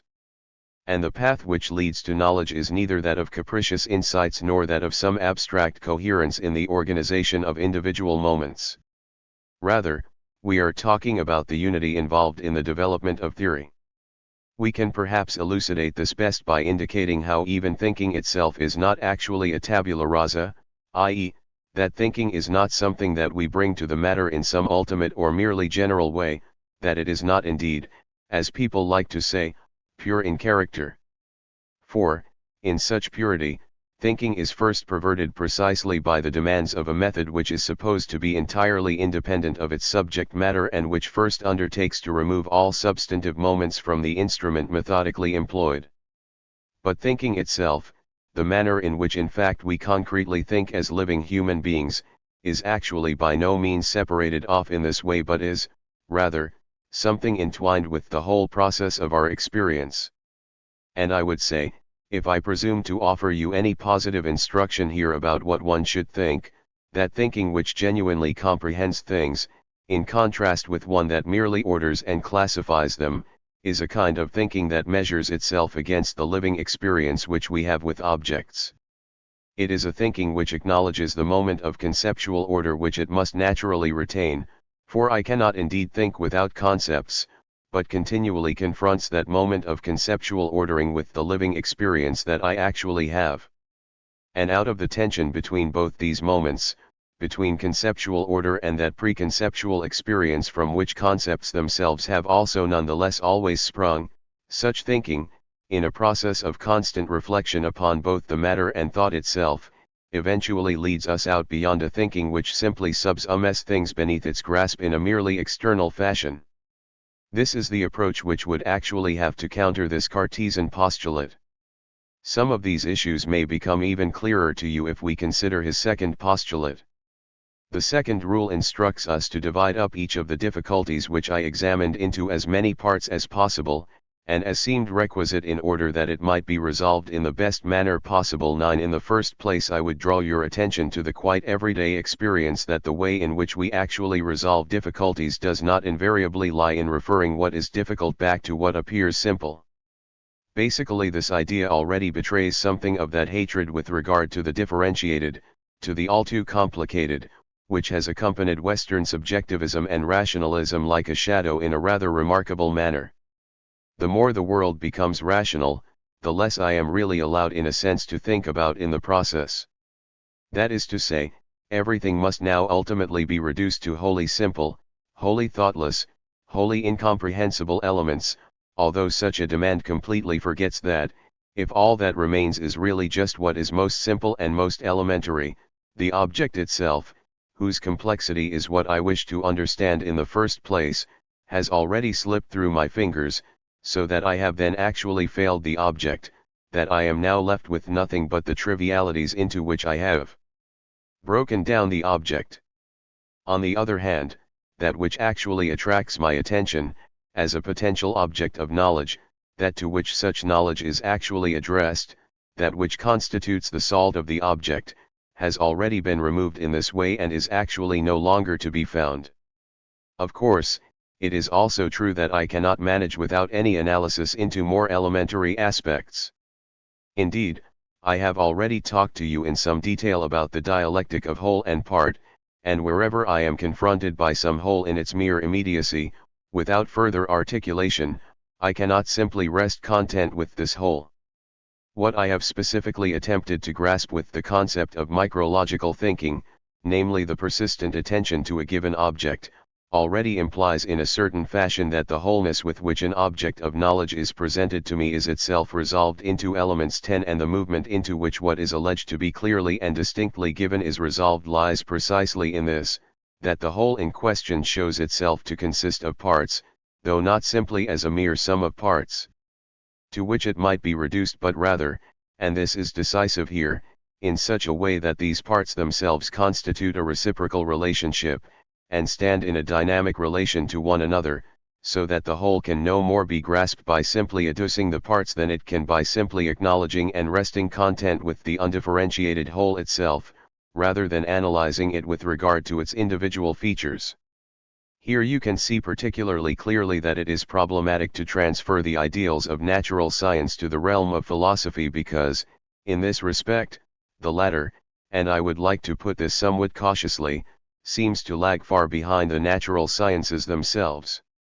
And I should also like at least to venture the thought here that the difficulties of mutual comprehension that beset philosophy and the thought developed by the natural sciences, a difficulty which appears to have become insurmountable precisely since Hegel, is connected with the fact that the philosophical reflection which the natural sciences have devoted to themselves does not actually do full justice to what the natural sciences do. That is to say, the natural sciences, since the time of Hegel, have not attained the requisite level of reflection, for natural philosophy, or what we now describe as such, generally amounts to little more than an abstract presentation of the rules and procedures involved in the thinking of the natural sciences, whereas the real task would precisely be to comprehend and explore these modes of procedure themselves. A rule like this Cartesian one which requires us to analyze everything into its elements derives of course from the realm of the mathematical natural sciences, that is to say, it is a rule which is essentially connected with the analytical treatment of conic sections, which seeks to express them in terms of equations and thus ultimately to reduce them to their constituent elements. But if I have rightly estimated the character of the natural sciences here, then they are by no means so ontologically convinced that everything complex and complicated must be capable, in itself, of being reduced to simple elements. Rather, natural science regards that very process of analysis into constituent elements, and on which of course it relies, only as a model, that is to say, only as an attempt to secure the object in question within the ordering categories of consciousness, without thereby claiming that this simple and elementary dimension is itself simply identical with the essence of the matter. The philosophers, on the other hand, who are always concerned as we know with the essence of things, proceed as if the ordering concepts which the natural sciences have to employ were already, in themselves, an intrinsic order of things. That is to say, they proceed as if the whole were simply composed of parts, whereas in truth the whole and the parts reciprocally produce one another in the manner which I have tried to present to you in some detail. All I have been trying to do in the course of these remarks is to show you that the rather wide-ranging reflections about the relationship between the whole and the parts which we have pursued in the context of dialectical logic do have certain consequences, that they are not simply philosophical speculations, on the contrary, they imply something for the method of actual knowledge, namely that this apparently self-evident demand for the reduction of what is complex into its constituent parts does not possess the universal relevance or absolutely normative character which is ascribed to it in Cartesian philosophy, for example, and that, in order to grasp these parts, their own dynamic and reciprocal relationship must equally be taken into account. And this gives me an opportunity to remind you here of a dialectical moment which we may have somewhat neglected until now, but which will afford you a rather better idea of the particular relevance which dialectical thought should possess, not as some sort of abstract philosophical system but rather in the context of living knowledge itself. For it is characteristic of dialectic, I would like to say, that it does not ultimately recognize the separation of philosophy from the particular sciences. It belongs to the defensive posture which philosophy has felt driven to adopt through the development of science over the last couple of centuries, that philosophy has come to believe that it must assert itself as a realm which is beyond and independent of the sciences. Philosophy has found itself remarkably impoverished as a consequence, as we can so emphatically see today from that metaphysics of being which ultimately ends up in mere tautology. But this also really reveals a kind of impotence of philosophy with regard to knowledge, something which must certainly be overcome if philosophy is to present itself actually and seriously as more than a mere Sunday metaphysics or a mere taxonomic system of some sort. If a philosophy really is one, this must mean that the philosophical motivations themselves enter into the material dimension of substantive cognition, instead of simply surrendering the material knowledge of things to the individual sciences, or even to the treatment of the formal sciences. And if I am critical about the role of definition in philosophy, that cannot mean that speaking as a philosopher in my lecture from 4 till 5 I assure myself that definition is indeed a problematic matter, but then go into the law seminar, for example, and simply define the concepts which are employed there, whatever they may be. For what is required, on the contrary, is that knowledge regarding the relationship between thought and thing, or regarding the problem of definition itself, that all of these matters must really also be introduced into the cognitive procedures of the individual sciences. And this is to say that philosophy, to say that dialectic, if it is to have any genuine sense at all, is by no means innocuous, is not a matter of mere philosophy which is simply occupied with itself. On the contrary, the reflection to which philosophy exposes our so-called natural consciousness, that is to say, our unnatural and conventional consciousness, also intrinsically requires that we rethink in a fundamental sense its own attitude and response to the knowledge proffered by the individual sciences, and that, as ones who reflect upon our own work, we now also bring the knowledge derived from philosophical reflection to bear upon such particular forms of knowledge. And I would say that this movement, this critical movement, of thought is specifically what the individual researcher or investigator can really learn in the first place from the practice of dialectic, and this is the key thing here. Lecture 14. July 10, 1958. Ladies and gentlemen, in the last session we discussed the dialectical criticism of the principle which demands analysis of a problem into its most basic elements. It is evident that I certainly did not mean to suggest that we should somehow avoid analyzing an object. On the contrary, we must do so, for every kind of attempt to determine what is given simultaneously implies a certain limitation or qualification, and to that extent indeed already inevitably involves emphasizing certain moments, while the mere identification of an abstract totality is not just inadequate but ultimately not even possible. If I try and apply the dialectical mode of thinking here, I could almost say that any attempt to grasp a whole at all, by denominating it in some way, already includes an analytical aspect, insofar as we do not simply stop or rest content with this totality but relate it to certain conceptual determinations which cannot, in any immediate sense, be simply the same as the whole, but must rather bring out some specific moments of the latter. Having said this, I think I may be able to make even clearer to you what I was really driving at with this critique of the analytical method. For it is essentially a critique of the fetishism of ultimate elements. From a certain perspective, we may say that dialectical operations of thought do not signify alterations in the intellectual processes we actually perform in knowing something so much as alterations in the interpretations we furnish in this regard. In a specific sense, dialectic is nothing but the critical attempt to resolve the philosophemes with which, unless and until we think and intervene here in a really radical way, we tend to rationalize and in considerable measure to misinterpret our own activity of cognition.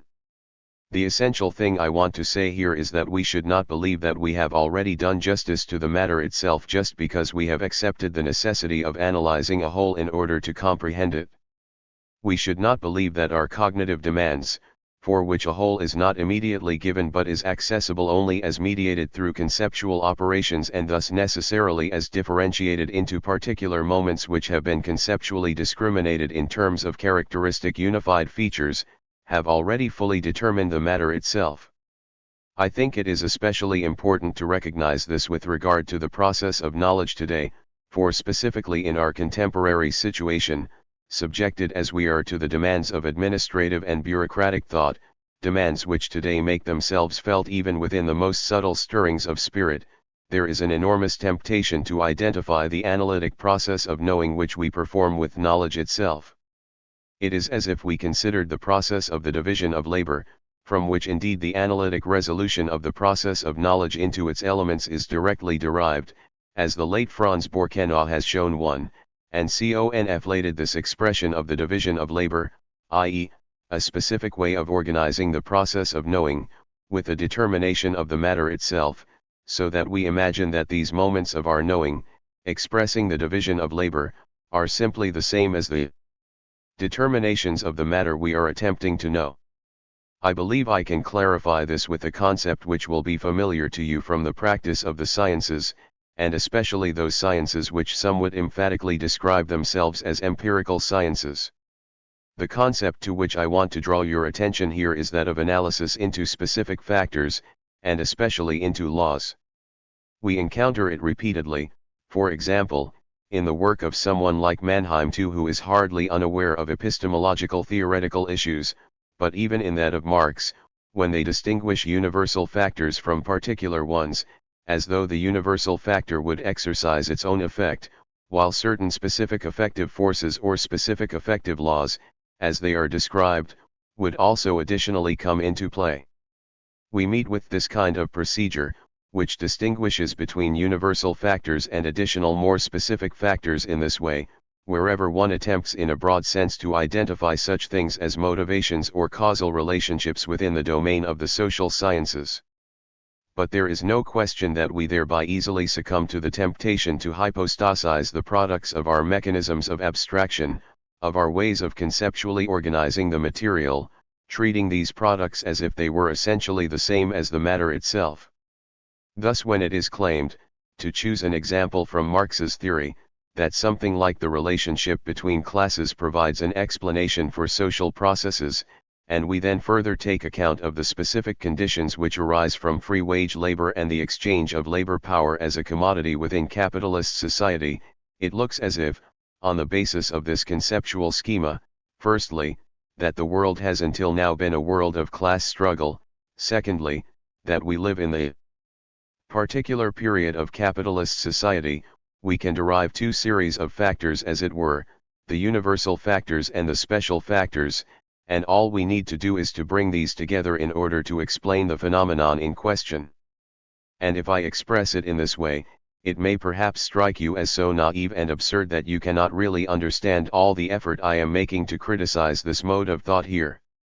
But I would seriously ask you not to underestimate the temptation which always arises from the imposition of such organizing principles whenever you are expected to provide some conceptual organization for the relevant phenomenon which is under investigation. There is something uncommonly seductive about this procedure for the scientific investigator who undertakes to classify the material that presents itself, who is indeed required to compare his or her findings, to bring the same things together under the relevant concepts, to distinguish different things in terms of different concepts, just as we learn to do in the practical context of scientific research.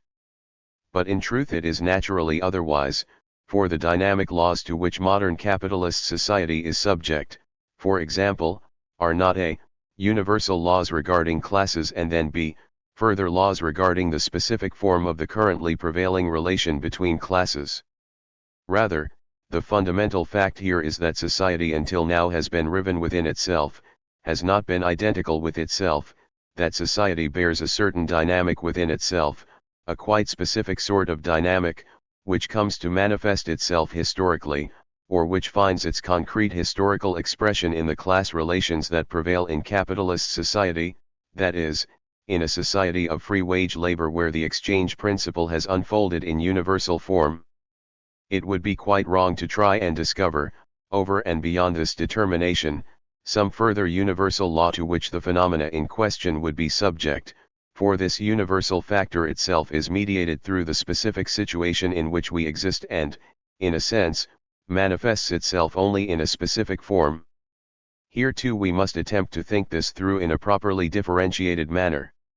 Thus it is entirely meaningful to say that there has always been such a thing as exploitation, such a thing as the appropriation of other people's labor, such a thing as exchange, and where indeed the weaker party always draws the short straw in the process of exchange, but it is not the case that this invariant factor which has always existed and which still exists should be regarded as something in addition to its merely logical form of specification, for it has developed in precisely this specific form. In other words, if we are really serious about the concept of the self-developing movement of the matter itself, which is indeed, after everything we have heard, a fundamental requirement of dialectical thought, then the notion of some such invariance independent of the concrete forms which it assumes in the course of development effectively loses its meaning.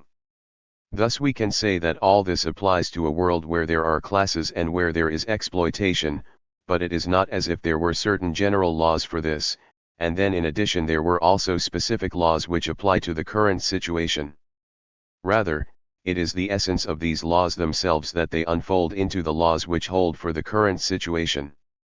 Of course, it is also quite possible, and this is a problem which is very important for all material dialectic, for the content of dialectical thought, that certain elements of the past may continue to survive in a particular historical situation. Thus to a considerable extent it has come about in Europe, in countries such as Germany and pre-revolutionary Russia, which are said to have developed rather late, that all sorts of feudal remnants have persisted within the context of the bourgeois principle, and where in turn quite particular forms of class relations are also expressed. But then they are not representatives of some more general class relation with respect to the particular class relation which currently prevails. Rather, they simply represent a stage of previous historical processes that have survived. Perhaps I can use this opportunity to say a few words about the position of dialectic with regard to the concept of development more generally. And this brings me directly to a question which perhaps possesses a certain significance for the way we construe the idea of development itself. Dialectical thought, which works in terms of contradictions and reversals, is necessarily opposed to the notion of an even or simply continuous development. That the processes in question, and here we are talking above all about historical processes, are internally contradictory, that they consist precisely in the unfolding of contradictions, is what already excludes the idea of some even and seamless progress, just as it excludes in turn the idea of social stasis or invariance. In relation to historical reality, it may specifically be one of the deepest insights open to dialectical thought that it need not regard the non-simultaneous character of what has lagged behind yet still persists simply as an obstacle upon the smooth path of historical progress. Rather, it is capable of recognizing what for its own part resists or cannot comfortably be accommodated within this so-called progress and grasping it in terms of the principle of development itself. If the idea of dialectic does indeed possess a temporal core, as we have tried to show here, this means that it is also essentially a dialectic of non-simultaneous aspects, namely a dialectic which must also try to understand, in terms of ongoing temporal development, precisely what has, if you like, proved unable to keep pace historically speaking. Thus if we can observe certain reactionary currents within the petty bourgeoisie, currents which then came to play such an extraordinarily significant role in the emergence of fascism itself in Germany, we shall not be able to regard these persisting elements simply as vestiges or remnants within the historical process. Rather, we should have to confront the paradoxical and eminently dialectical task of deriving what has lagged behind precisely, if I may express this in a very extreme fashion, by reference to the movement of progress itself. In other words, the path of progress involves a process in which certain human groups find themselves dispossessed, groups which certainly belong, in terms of their origin and ideology, to the realm of bourgeois society, but which now suddenly forfeit the material basis of precisely this bourgeois existence to which both their history and their ideology points. Thus these human groups, which are acquainted with a materially and ideologically preferable form of life, or have experienced the possibility of such a life, and which in comparison with the past can expect nothing good, rightly or wrongly, from further changes in society, are turned into laudators temporis acti by the path of progress itself, by the process of historical development, that is, into people who seek salvation in the past and whose consciousness is turned backwards to earlier phases of development. And this regressive tendency of their consciousness is then very easily combined with the strongest social forces which for their part negate the usual conception of progress, since this conception of progress is a bourgeois one in the genuine sense, one that is bound up with notions of liberality and individual freedom. These forces, for reasons which we cannot go into here, like to appeal specifically to authoritarian forms of rule, and here they are able to use this regressive feature on the part of certain very large groups which have come to depend on them. To this extent we might say, therefore, that precisely the most reactionary aspects of National Socialism, such as the notion of blood and earth, the racial theories, and all these things which are connected with the spurious cult of origins, in a certain sense were themselves actually functions of dynamic social change, of social progress, if you want to put it that way, namely of the increased power of large-scale industrial production. And the task of a dialectical theory of society must always consist in refusing to regard what has not kept pace, what has lagged behind, in a simply static fashion, that is, as something which has simply lagged behind, which is now opposed to change and movement. For if the extremes are indeed as reciprocally mediated as I have attempted to make clear to you, then the static and the dynamic dimensions 3 are themselves mediated with one another here, that is to say, the supposedly static sectors of society must actually be derived from the dynamic trajectory at work. I think it will be useful for you to grasp this point clearly, and it will enable you to form a very precise idea of the difference between dialectical and non-dialectical thinking here. A non-dialectical sociology would say something like the following, as Mannheim and others have indeed actually said: on the one side there are certain dynamic, mobile, and progressive groups, namely those involved in finance capital, and to a certain extent in industry, especially manufacturing industry and the like, and then, by contrast, there are also static, regressive, and conservative groups, such as the peasantry, and society simply consists in the way the static and dynamic factors yield a kind of mixture. 5 And the results of these static and dynamic factors then constitute the history which we have to accept as ours. This conception is fundamentally superficial and undialectical, for what it fails to grasp is not so much the eminent degree to which the dynamic process of history also bears elements of the past within itself, everyone will concede that, but rather and above all the reverse, the fact that the static and persisting aspects are actually functions of dynamic principles. I might perhaps also draw your attention to another phenomenon in this connection, that of the family. The family is indeed a natural form of association, one that actually contradicts the universal principle of exchange. In other words, the things which individual family members accomplish for one another within the family cannot simply be expressed in terms of exchange relations. You find this above all in circumstances where in a certain sense the family is still actually involved with the material process of production, namely in the country, where the peasant family still functions as labor power and where in fact to a considerable degree these very small economic units are able to maintain their life at all only because, from an objective economic perspective, the labor of the family is undercompensated. It is very easy to say that the family is like an island of irrationality, of merely natural growth, of mere traditionalism, within an otherwise thoroughly rationalized world, as if in the shape of the family the feudal past still somehow reached into our world, as indeed in an emphatic sense there is something feudal about the concept of the family. However matters stand in this regard, here too it would be a superficial view of things to believe that the family has persisted simply as a kind of remnant within an otherwise fully developed exchange society. Rather, we must ask ourselves how it is actually possible that the family should survive at all in spite of the constantly increasing degree of rationalization.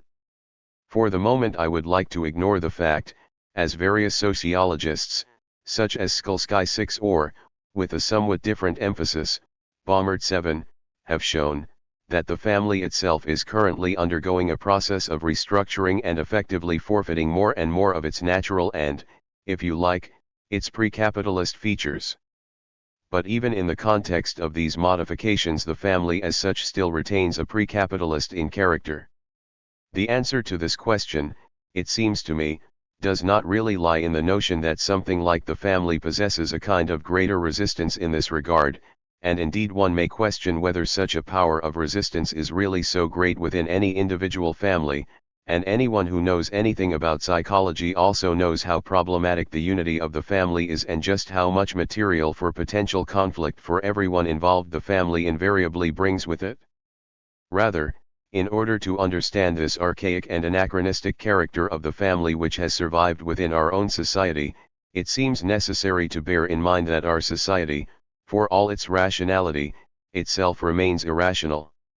That is to say, it continues to stand under the law of profit rather than one which prescribes the satisfaction of human needs, and this same irrationality also causes or compels society to maintain certain irrational sectors within itself, for at the point where the bourgeois principle of bourgeois society would be fully realized, would be utterly and completely rationalized, their bourgeois society, we might almost say, would cease to be a bourgeois society at all, because there would then no longer be any place for precisely those moments which provide the motivation of economic activity in this society. Thus, insofar as a progressively rationalized society is still bound to the irrational and arbitrary control over the labor of others, it is thereby also necessarily and inevitably dependent upon the survival of irrational institutions of the most various kinds. Thus, while, on the one hand, these institutions are indeed an anachronism within bourgeois society, they are, on the other hand, also required by bourgeois society itself, and we may suspect that the more purely and completely bourgeois society realizes its own principle, the more it will require such irrational institutions as the family, the only one that I have specifically emphasized here. We could also point to other and in our time probably much more powerful and influential institutions in this regard. You will perhaps have seen from this that the notion of analyzing something into its constituent elements may prove extremely dangerous, even in simply conceptual terms.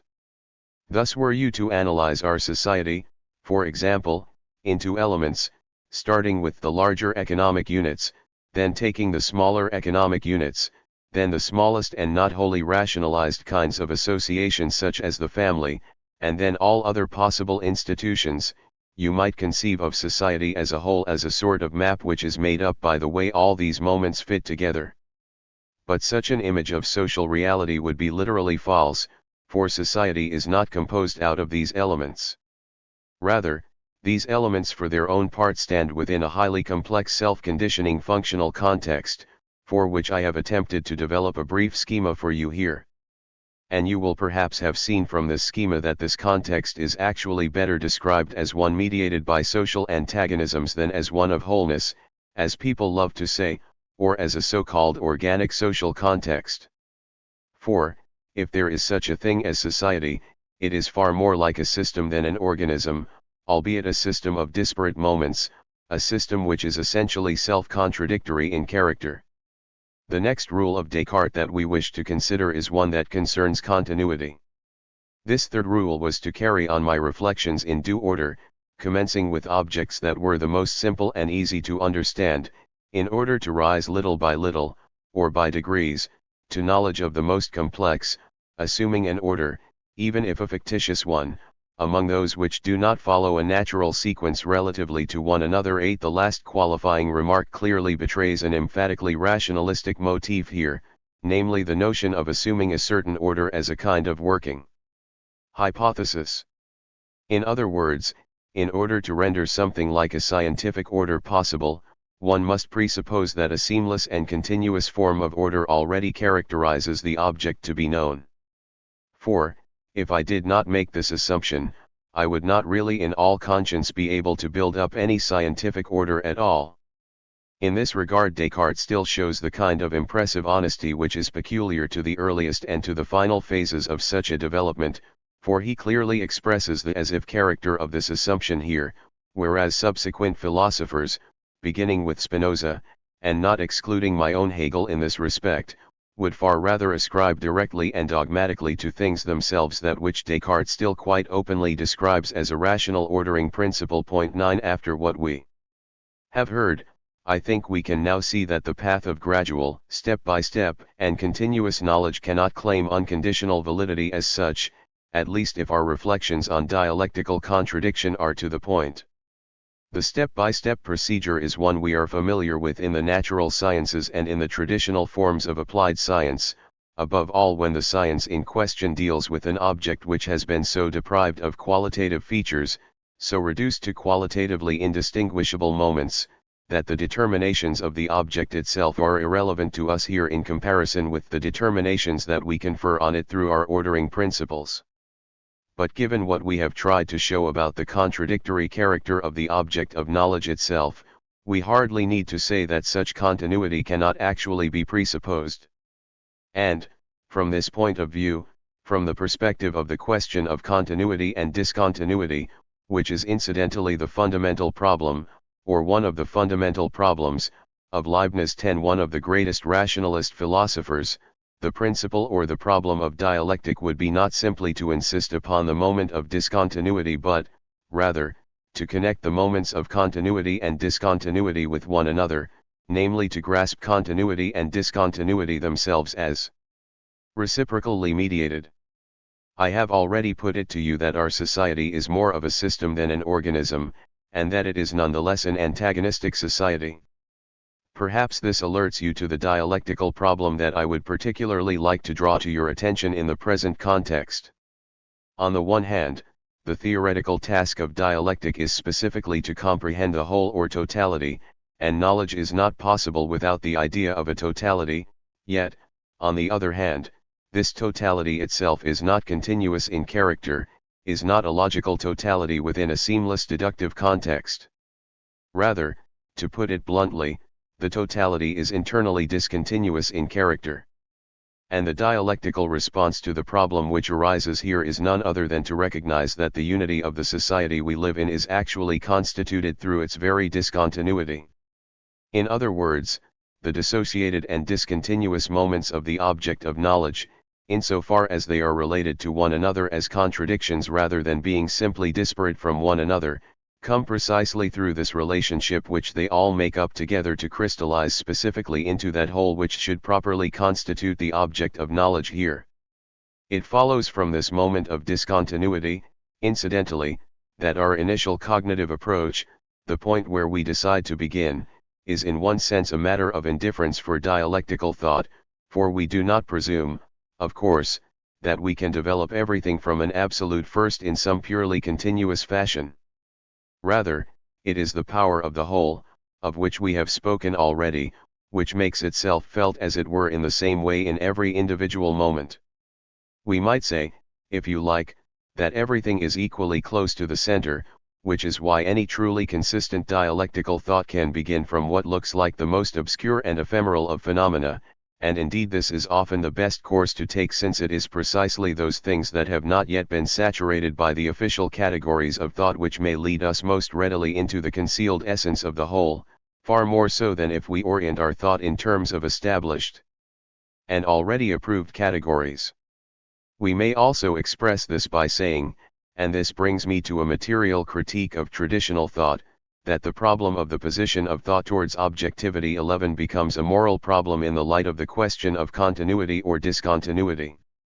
For the idea that the object of knowledge is itself something wholly coherent and consistent that may be logically explicated without remainder always involves the notion that what is articulated in such meaningful and consistent terms is effectively something positive. But if we are really in earnest with our critique of the existent, that is, if we take the thought of the antagonistic character of reality itself really seriously, then we are specifically bound to exhibit the discontinuity that characterizes the existent. And we are thereby driven to lend this character of separation and discontinuity to our own thought as well, but to do so in such a way that the unity and interconnectedness of what we are actually dealing with is revealed precisely through this discontinuity, precisely through this internally mediated contradiction, in the matter itself. There is absolutely no question that productive thinking today can take the form only of one that works through breaks and fractures, whereas any thinking which is simply oriented in advance to unity, synthesis, and harmony can only serve to conceal something which thinking is called upon to penetrate, for it then inevitably contents itself with simply reproducing, or even reinforcing, the facade of what is already there in the medium of thought. And if your own thinking, as long as your approach has not entirely been shaped in advance by standard scientific expectations, feels a certain resistance against what can commonly be described as pedantry, then I believe this cannot simply be regarded as the typical attitude of the youthful enthusiast who still needs to learn the importance of discipline. There is something such as intellectual discipline, of course, but the intellectual discipline which people would instill in us usually amounts to a kind of hostility to things of the mind, that is to say, ends up by stunting or emasculating the productivity of thought, namely the relation of thought to its object, and encouraging it instead to submit to certain regulated procedures. But in truth there is no rule for thought other than that of freedom towards the object, as Hegel calls it. Point 12. The discipline of thought is simply that of measuring itself against the matter itself, of doing as much justice to the matter itself as it possibly can. It is not that of imposing upon itself, qua method, a rule which prescribes how it is to proceed, and then on the basis of this so-called demand for method ultimately renouncing thought itself, for to think in the richest sense is invariably to think in a way that is not methodically regulated. I have no intention here of encouraging an arbitrary appeal to entirely fortuitous hunches or insights. I simply wish to emphasize how thought must be capable of its own freedom, must along with freedom towards the object also possess freedom within itself, and cannot therefore just relinquish itself, so to speak, before the object, but must continually seek out relationships of some kind with the object, relationships in which alone thought can find itself contented. Thought which is no longer capable of this will never be able to disclose its object. The pedantry of thought is the way it fails its relation to the matter itself, fails it for the sake of securing what one already has, for the sake of the small security of the private person, of the small individual. And, as with the security of small private property, this form of pedantry is exposed to inflation to an especially high degree. In other words, it will always forfeit exactly this, it will always show itself most wretched just where it believes it must maintain its current value. Thus I believe that it is really essential to intellectual health, if you are already engaged in disciplined scientific or academic work or wish to become so, that you always continue to retain a critical attitude to the moment of pedantry that attaches to the exclusively step-by-step procedure. For of course this step-by-step procedure immediately threatens to paralyze the productive power of thought. Wherever thought actually rouses itself, and I beg you not to think I am being sentimental here, it is able to soar rather than simply proceed step by step. And a thought which can no longer soar is no more a thought than one which can do nothing but soar. And to this extent I think the Platonic notion that enthusiasm is a necessary moment of knowledge and of truth itself 13 is not just a passing expression of a philosophical mood, a mere expression of intellectual style, but does indeed capture a necessary moment of the matter itself. When thought simply proceeds step by step, advancing in the smallest possible steps, it cannot avoid endlessly repeating what it has already known. Where thought can leap beyond what is merely given to it, what it already knows anyway, and remains fully aware of this leap, it is able to go beyond what merely is and thereby precisely reveal its character as the merely existent. I am well aware, at this particular point, that I may encounter certain objections on your part, although I also hope that I have said enough about the positive moments of continuous forms of thought to protect myself in this regard. But I believe that precisely here, where we come to the really sensitive point at which dialectical thought is especially liable to provoke resistance, I should be prepared to speak in more detail, in our next session, about the specific nature of this resistance. Lecture 15. July 15, 1958. Ladies and gentlemen, in the last session we spoke about the Cartesian demand that our intellectual procedure must be careful not to leave out any steps, and I attempted to show you in what sense this Cartesian axiom is actually incompatible with the approach of dialectical thought.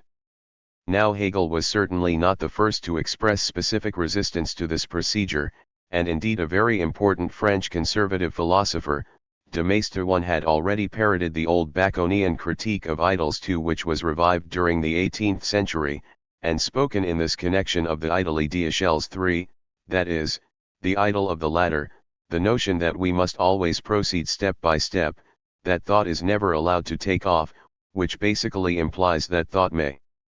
not run ahead of itself, that thought may not bring anything to bear beyond what it already has anyway. We could almost say, echoing the paradox of the flying arrow, that the rigorously applied Cartesian demand for an entirely seamless and continuous form of thought would inevitably end up in pure tautology. Point 4. But it is not so much this which strikes me as essential here, although objectively speaking it seems to me to furnish an emphatic critique of any thought which can only proceed step by step. Rather, the moment which dialectic rebels against, at least dialectic as I believe I may understand it, and indeed as I think on closer inspection it was also deployed by Hegel himself specifically in the phenomenology of spirit, is the coercive character of thought.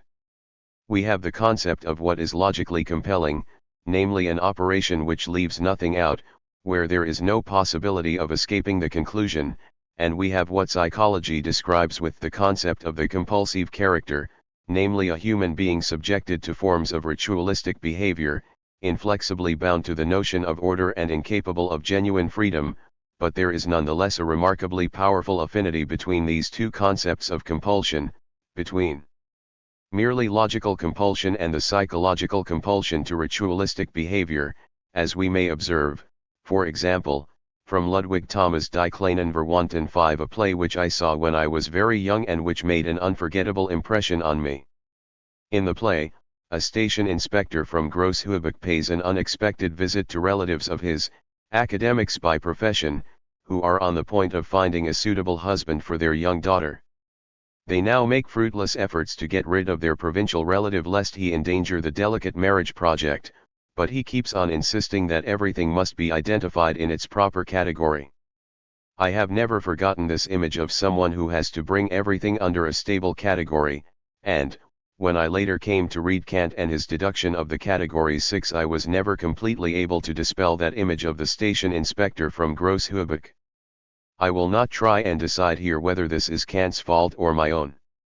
This implies a particular kind of obligation on the part of dialectical thought, and one which probably accounts for the resistance to such thought that we shall discuss in more detail here.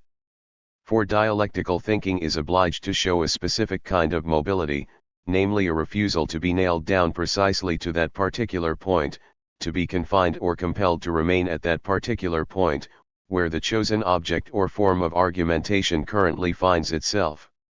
This already became clear to me at a time when I was still far from relating these dialectical reflections, relating dialectical philosophy itself, to the actual practice of own thinking with the radically that I hope I shall gradually be able to achieve. At the time I had published a considerable number of theoretical pieces on musical question 7, but I immediately realized that these theoretical reflections on music, which still obeyed the principle of immanence, namely the principle of immanent and thus above all technical critique, thereby ran the danger of assuming a narrowly specialized or even academic character, and a Viennese friend of mine once told me that a certain kind of strictly technical immanent analysis always reminded him of the way they approached art in Horak's music school, an institution of great strictness and pedantry which nonetheless succeeded in maintaining sub-branches in many parts of the city. 9 Now I wanted to avoid the danger of thinking in the style of Horak's music school. So I experimented by producing reflections and considerations on music which I described in both a literal and a metaphorical sense as music from the outside. 10 I understood this in the literal sense of not hearing music as it sounds in the concert hall or the opera house, for example, but rather of hearing what an opera sounds like if we fail to return to our seats after the interval and then simply perceive all this noise from outside, of seeing what this noise tells us from outside, and I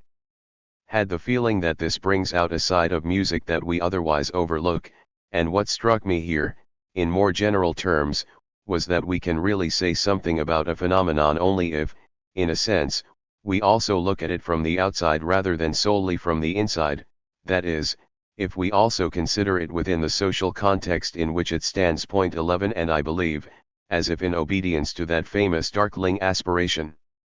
12 that I was not just seeking to combine the view from outside with the view from inside in order to produce a so-called synthesis of both. For I was already vaguely aware that, while these two perspectives do belong to one another and stand in a certain tension with one another, they cannot be collapsed together, and, when I talk about the mobility of thought with regard to the phenomenon, what I mean to say is precisely that one must consider the phenomenon both from within, in terms of its own demands, its own origin, its own principles, and also indeed from without, in terms of the functional context in which it stands, the side which it turns to human beings, its meaning it specifically assumes for the life of human beings. And I may remind you that it is quite conceivable, and indeed highly likely, that works of art of the greatest stature, works which in themselves are anything but mere ideology and are actually, as Hegel would say, a form in which truth appears. 13, can nonetheless become ideology through the role which they assume within the prevailing cultural industry today. Thus you can perhaps see that it makes good sense to pursue these two perspectives, the immanent and the transcendent approaches, independently of one another in a certain way, and simply trust that, if our thought penetrates both aspects deeply enough, the relationship between them will reveal itself after all, a trust which, I must admit, I have never been able to relinquish to this day. This double-edged character of thought, which must therefore be at once within the matter and outside of it, and which is also involved in the method pursued by Hegel in the phenomenology of spirit, this very double-edged character of thought expresses something essential to dialectical thought, and it is only for that reason, and not for the sake of some passing aperçu, that I am talking about this idea of the mobility of thought here today. For dialectical thinking does indeed imply the unremitting effort to bring together the universal and the particular, the hic et nunc and its concept, while remaining aware that there is no immediate or unmediated identity between these moments and that, indeed, they diverge from one another. I would say that the epistemological dialectical place of what I have called the mobility of thought, in contrast to all merely inductive or merely deductive intellectual procedures, is precisely the attempt of thought, now abiding with itself, now moving beyond itself, ultimately to bring the knowing subject that approaches from without together with the movement of the matter itself. This is something which is necessarily involved in the dialectical method.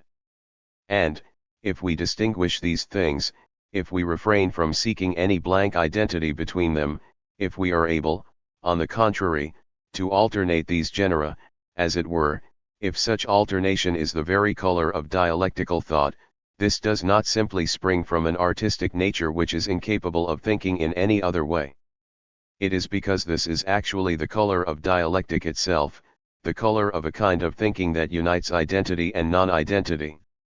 But it is clear that, specifically with regard to this aspect which I have just described for you so suspiciously, as I might put it, so suspiciously precisely because so seductively, it is obvious that the strongest possible resistance will instantly be provoked. When it is claimed that this is a privileged form of thought available only to those who are particularly fitted for it, one that certainly cannot be translated without more ado into a universally binding method, this is the most innocuous form of resistance that I have mentioned. The much more widespread suspicion regarding the mobility of thought arises from the charge that such thought effectively avoids responsibility, that it is a slippery and unreliable form of thinking which eludes our grasp, which we cannot hold down, and thus really evades any firm decision about what is true or false. If we remember the fundamental reflections about the true and the false which we have already presented, the first thing to say is that even this, which I have just expressed in a rather crass manner, is actually not so inapplicable to the concept of dialectic. For a single individual judgment, taken in isolation, is indeed neither absolutely true nor absolutely false, and the truth is actually nothing but the path that leads precisely through the falseness of our individual judgments.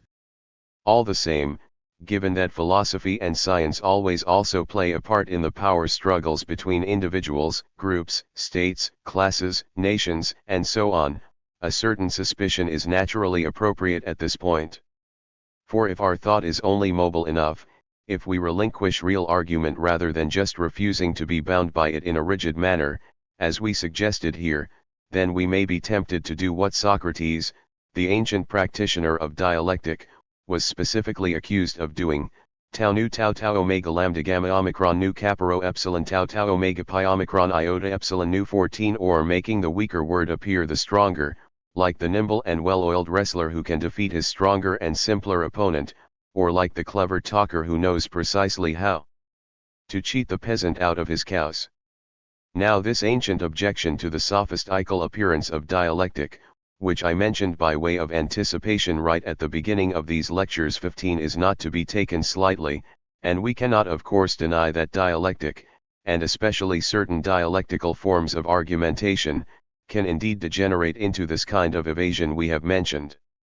You will repeatedly discover that the more differentiated our critical intellectual reflections become, the less rigidly they unfold, the more variables they thereby take up into themselves, the more they must also forfeit stringency in the traditional sense, and the more they are thereby exposed to the danger which I have just outlined for you. And it is specifically philosophical discussions on the highest level which generally prove especially vulnerable to this danger. In the first place, I would say that this danger can only really be allayed by that freedom with regard to the object which Hegel asked for 16, in the sense that any practice of philosophy, and especially critical philosophy, is legitimate only as long as it is reflective about itself, and that also means as long as it does not demand to be in the right. We could almost say, with due exaggeration, that the renunciation of this demand is a criterion of the truth of thought itself, that in a sense thought must set itself in the wrong, though in a way that convicts the very demand to be in the right of its narrow and limited character. But this on its own is hardly enough, for I believe that what strongly emerges here is precisely what I described a couple of sessions ago, in a way that may well seem paradoxical and surprising to several of you, as the positivistic element in dialectical thought 17, an element, incidentally, which in a sense was also emphasized by Benjamin in his vindication of induction in the preface to his work The Origin of German Tragic Drama. 18 The only way of meeting the chronic danger of that mu epsilon tau beta alpha iota epsilon lambda lambda omicron gamma gamma omicron 19, which is involved the mobility of thought, it seems to me, is an extraordinary obligation to expose ourselves to the object in its specificity. Thus, if we are talking about particular epistemological questions, I would say that it is a false argument, or a false kind of dialectic, if we try to direct the discussion by claiming that specific motifs which have already been subjected to criticism in this connection nonetheless possess a good, useful, respectable, or positive function for their part within the totality of the form of thought in question, for in that case we should simply keep to the original epistemological problematic. The path of dialectic, which attempts to move beyond the specialist and highly circumscribed perspective of logic and epistemology, would be one which did not content itself with simply identifying the point which requires criticism and then declaring, "Look, there is a mistake in the reasoning here, you have got yourself entangled in contradiction, the whole thing is therefore worthless." Rather, the next step would be to show why, within the constellation of such thinking, the relevant mistakes and contradictions inevitably arise, what has motivated them within the movement of such thought, and thus how far they reveal themselves, in the total context of thought, to be significant in their own falsehood and contradictoriness. This is actually the most important thing one can learn about the discipline of dialectical thought. Since dialectical thinking does not start from any rigid concepts, from a rigid system, from any rigid givens, but is eminently required to abandon itself to the matter itself, it can only really avoid the danger of that relativism, that arbitrariness, that spurious flexibility of which we have spoken if it takes that obligation towards the individual object not more loosely but indeed more seriously than the usual sciences and our usual habits of thought typically do, if it immerses itself in individual problems with an incomparably greater seriousness than conventional thinking ever allows. Now if you ask me here for some kind of rule for how to proceed in this regard, for how to accomplish this, you will only embarrass me, for I can offer you no such general rule, and that would indeed be to demand too much of dialectical thought. All I can say to you, where dialectical thought is required to explore any specific object, is that we must expressly reflect whether we have tarried long enough with the latter, whether we have looked at it so closely that it begins of its own accord to come alive, or whether we have contented ourselves merely with the conventional cast, as it were, with the stereotypical pre-given concepts, of the thing in question.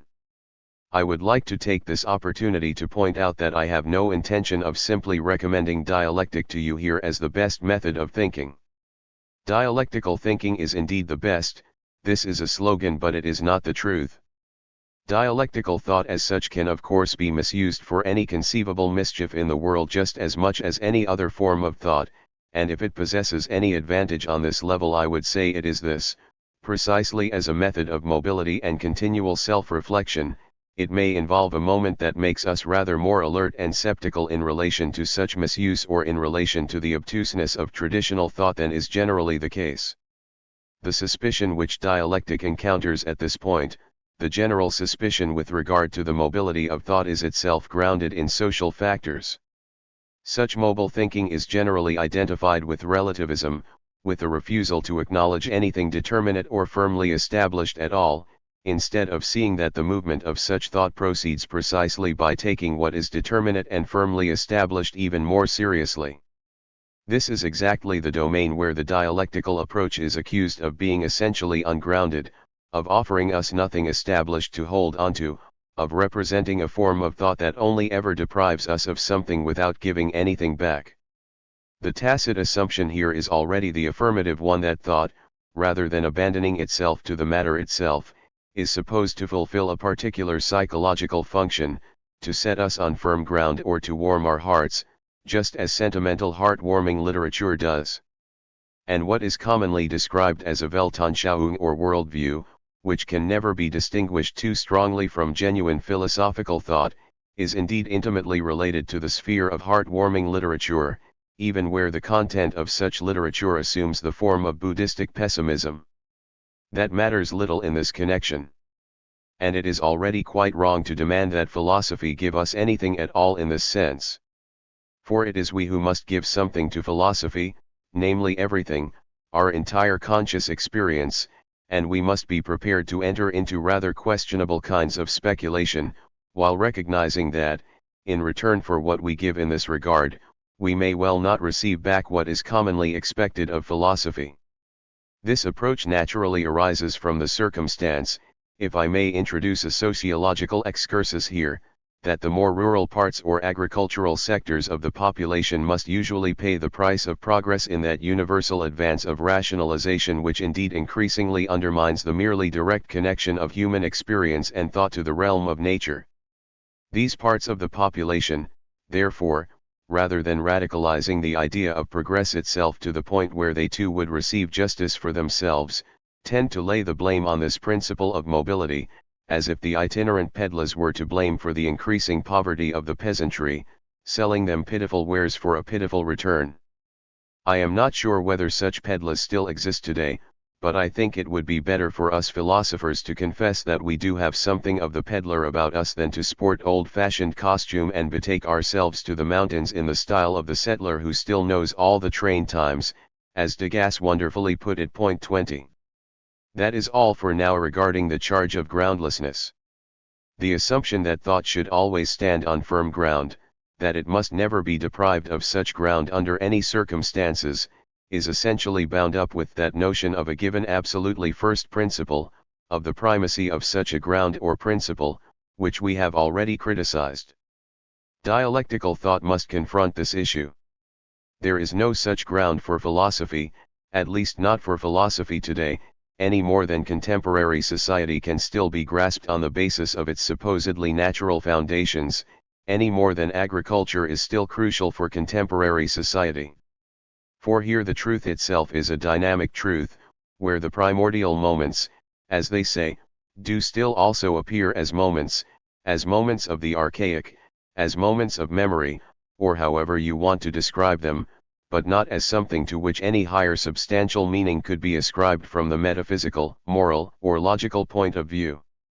The core of thought, that which is actually substantial in thought, that which allows it to show its truth and makes it more than merely empty talk, this core is not the unshakable ground on which it stands, nor is it some reified detachable thesis to which we might point and say, well then, there it is, that is what it has to say, there it stands. It can do no other. God help this thought. 21. These are all notions about the content of philosophy, which have sprung from considerations of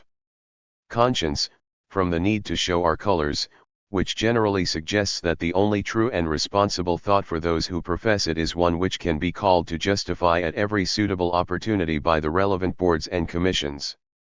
In other words, all this effectively implies the denial of that moment of intellectual freedom which provides the essential climate for the dynamic exploration of philosophical thought. For the core or substance of thinking is the latent power from which thought is ultimately drawn, the light which falls upon things through thought, which is not itself thing-like, not some reified object to which one then has to swear allegiance.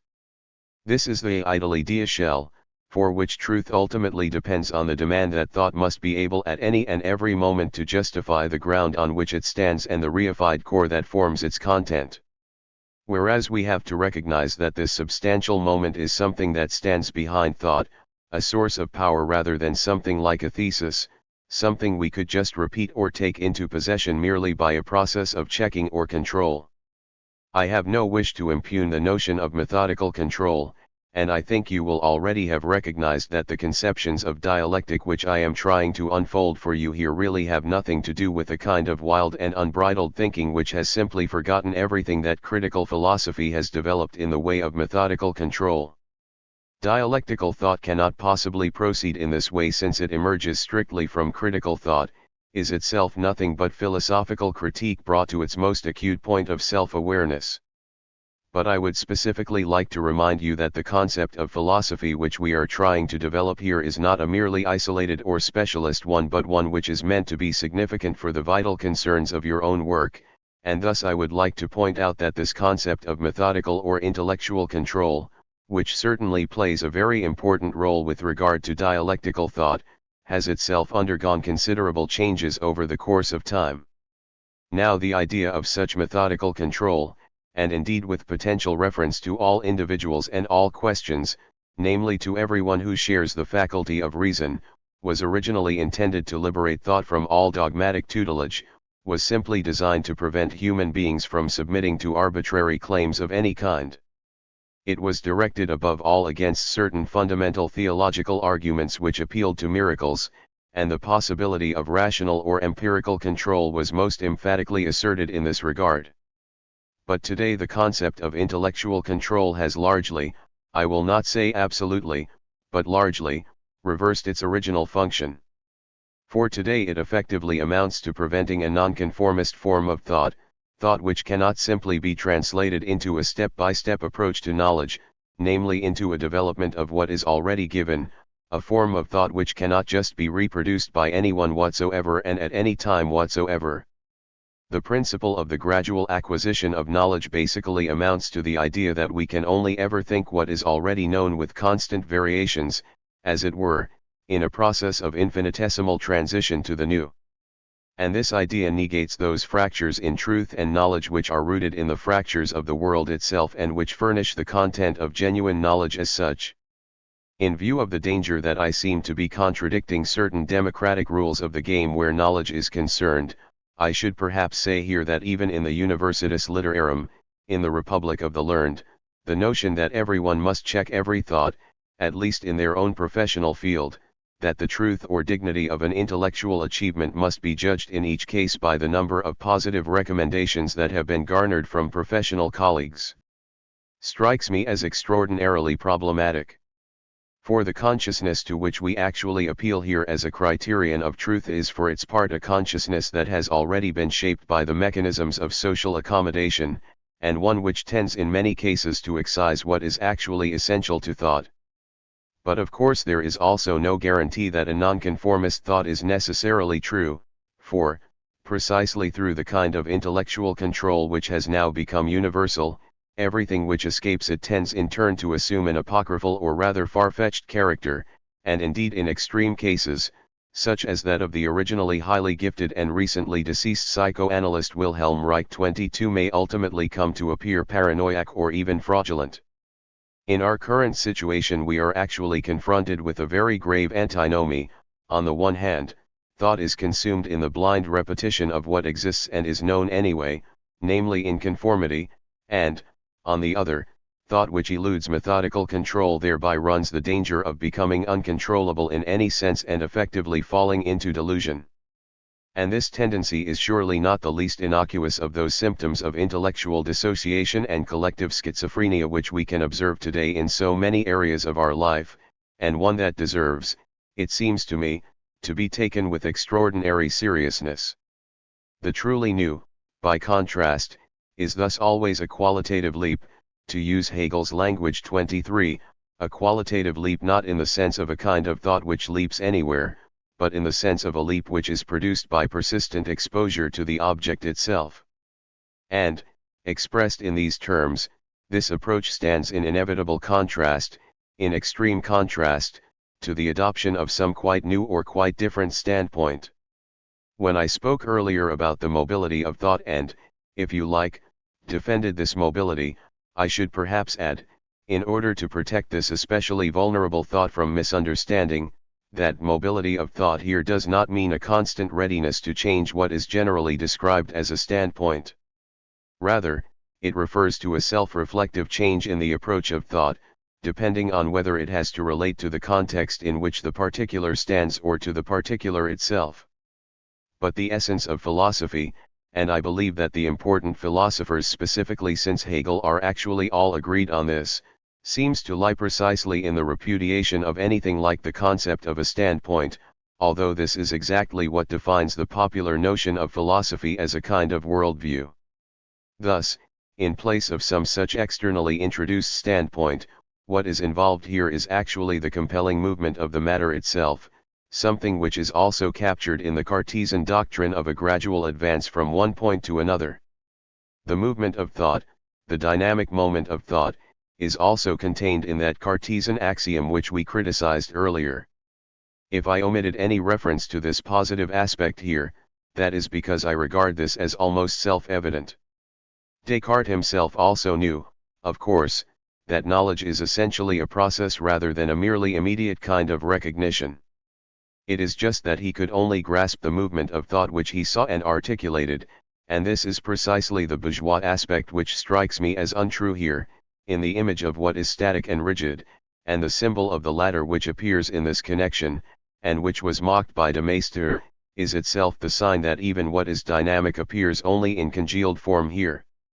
This dynamic itself appears as if it were thing-like and immobile, as a freezing of movement into something static, and this has somehow always been inscribed in philosophy in the most remarkable fashion, even in its most dynamic representatives from Heraclitus through to Hegel. And if there is one decisive sense in which dialectical thought must move beyond Hegel himself, then it is surely here at the very point I have described. Lecture 16. July 17, 1958. Ladies and gentlemen, today I would like to turn to the last of the Cartesian postulates and its relation to dialectical thought, namely the postulate of completeness, and thus the problem of system.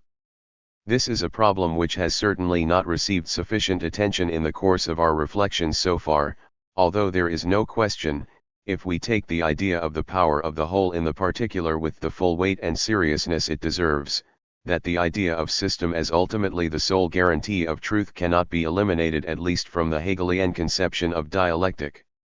And here I would just like to draw your attention to the question which we shall have to consider very seriously during these last sessions, and one for which I shall certainly not be able to offer you any straightforward solution. The question is this: what happens to the concept of dialectic once the concept of system has become seriously problematic? The fourth of Descartes' axioms and his last rule was in all cases to make enumerations so complete and reviews so general that I should be certain of having omitted nothing. Now I believe that, if you want a really vivid idea of what should properly be understood by rationalism, a vivid idea of that moment which the subsequent and especially Kantian critique of rationalism described as its dogmatic element too, you can recognize this in a nutshell, and in very concrete form, in this particular proposition of Descartes, and without actually having to mull over those general features which are said to characterize the basic philosophical schools. For this demand already betrays an entirely dogmatic assumption which does not actually appear intelligible at all. This is the assumption that, in order really to possess that completeness which Descartes regards as the authentic criterion of binding truth, you can be quite sure that all of the elements which you are dealing with and have to reckon with are also in fact completely known to you. But this assumption is actually valid only under very specific conditions, such as those which are perhaps most obviously provided by mathematics. Now I do not wish to get involved in fundamental questions of mathematics here. And I believe since the introduction of set theory in particular that things are by no means so simple in the realm of mathematics either. At any rate, even from the mathematical point of view we can say that this axiom of completeness can tacitly be assumed only where we are dealing with definite manifolds. Furthermore, we may say that, in general, the pursuit of knowledge can follow this procedure only if it has a guarantee that, apart from the elements involved, the axiom of completeness, no further elements will emerge for knowledge, or if it has decided, arbitrarily as it were, to cut off the possibility of any further elements emerging, and has thus contented itself in advance with the order of what is already there. In other words, if you apply the axiom of completeness beyond the extremely narrow mathematical domain in which it was conceived, then you are dealing with a reification of knowledge in a precise sense, which I can perhaps clarify for you with this example, now that we have already employed the concept of reification rather frequently. For here we find a third term, as it were, that intrudes between knowledge itself and the object of knowledge, a sort of order or principle which is arbitrarily imposed upon the matter itself from the side of the subject, a kind of schematism, we might say, which disturbs the immediate experience, the immediate relationship, of knowledge to its object, and which, if you like, actually arrests that relationship. Thus this principle of completeness, which is indeed clearly identical with the principle of an all-embracing system, can meaningfully be applied only when it has already been decided, through an arbitrary cognitive act, that our knowledge may reach this far and no further, that a certain order can then be established in material which has been prepared through this regulated conceptual process. If you do not enter this qualification, if you do not therefore observe this demand for completeness, then the axiom of completeness actually becomes a mere dogma. That is to say, it is assumed as a binding truth that the knowing mind could be certain in and of itself. In an almost magical way we should have to say, that all the elements whose unity it is supposed to establish, and which knowledge is supposed to encompass, are also in fact already given to us in a complete and seamless fashion. If you like, you can regard the efforts of post-Kantian German idealism, and paradoxically even the efforts of Hegel himself, as an attempt to resolve this dilemma, to confront this extraordinary difficulty, in the following way. The material that presents itself to be known, which we cannot initially be sure is capable of being incorporated within a fully systematic context, is itself spun out of consciousness, as it were, and the attempt is made to deduce from consciousness that in which such order is subsequently supposed to be exhibited. Thus in a certain sense the radical intention of German idealism, of resolving objectivity entirely into subjectivity, or, more precisely put, of resolving all that exists entirely into the absolute character of spirit, could find its justification precisely in terms of this systematic requirement, that is to say, in the requirement which is stipulated by Descartes here in a merely dogmatic manner, the idea of justifying this kind of completeness through the constructive process of knowledge. Through the way the theory of knowledge itself is grounded, namely the idea of determining knowledge itself as something which in a sense is entirely independent of what would simply be out there, as something which takes up everything into itself for the simple reason that it ultimately produces everything out of itself. But then this gives rise to the difficulty, as we are thrown from Scylla to Charybdis as it were, which is what knowledge is really supposed to mean, what we can really be said to know, if the sum of knowledge as such is nothing but the sum of what is already known. In other words, the question is whether this strictly realized identity does not actually transform all knowledge into a single tautology, and whether by thus merely repeating itself it does not actually frustrate what it set out to achieve, namely the knowledge of something with which it is not itself identical. Hegel also tried to resolve this problem, as I have already suggested to you, by asserting the non-identity, the persisting distinction of subject and object, in every individual moment, and by making this specific contradiction, namely the non-identity of the judgment and the thing which it intends, and thus the inevitable failure of the individual judgment which affirms such an identity, into the motor which drives the individual judgment beyond itself and thus ultimately constitutes the system itself in a comprehensive sense. Point 3. I do not wish to go into this idea any further here, but would prefer to say something to you about the way in which dialectical thought should proceed if it remains critically aware of the problems which arise at this point, and if it no longer dogmatically stipulates the completeness of all the elements involved in knowledge.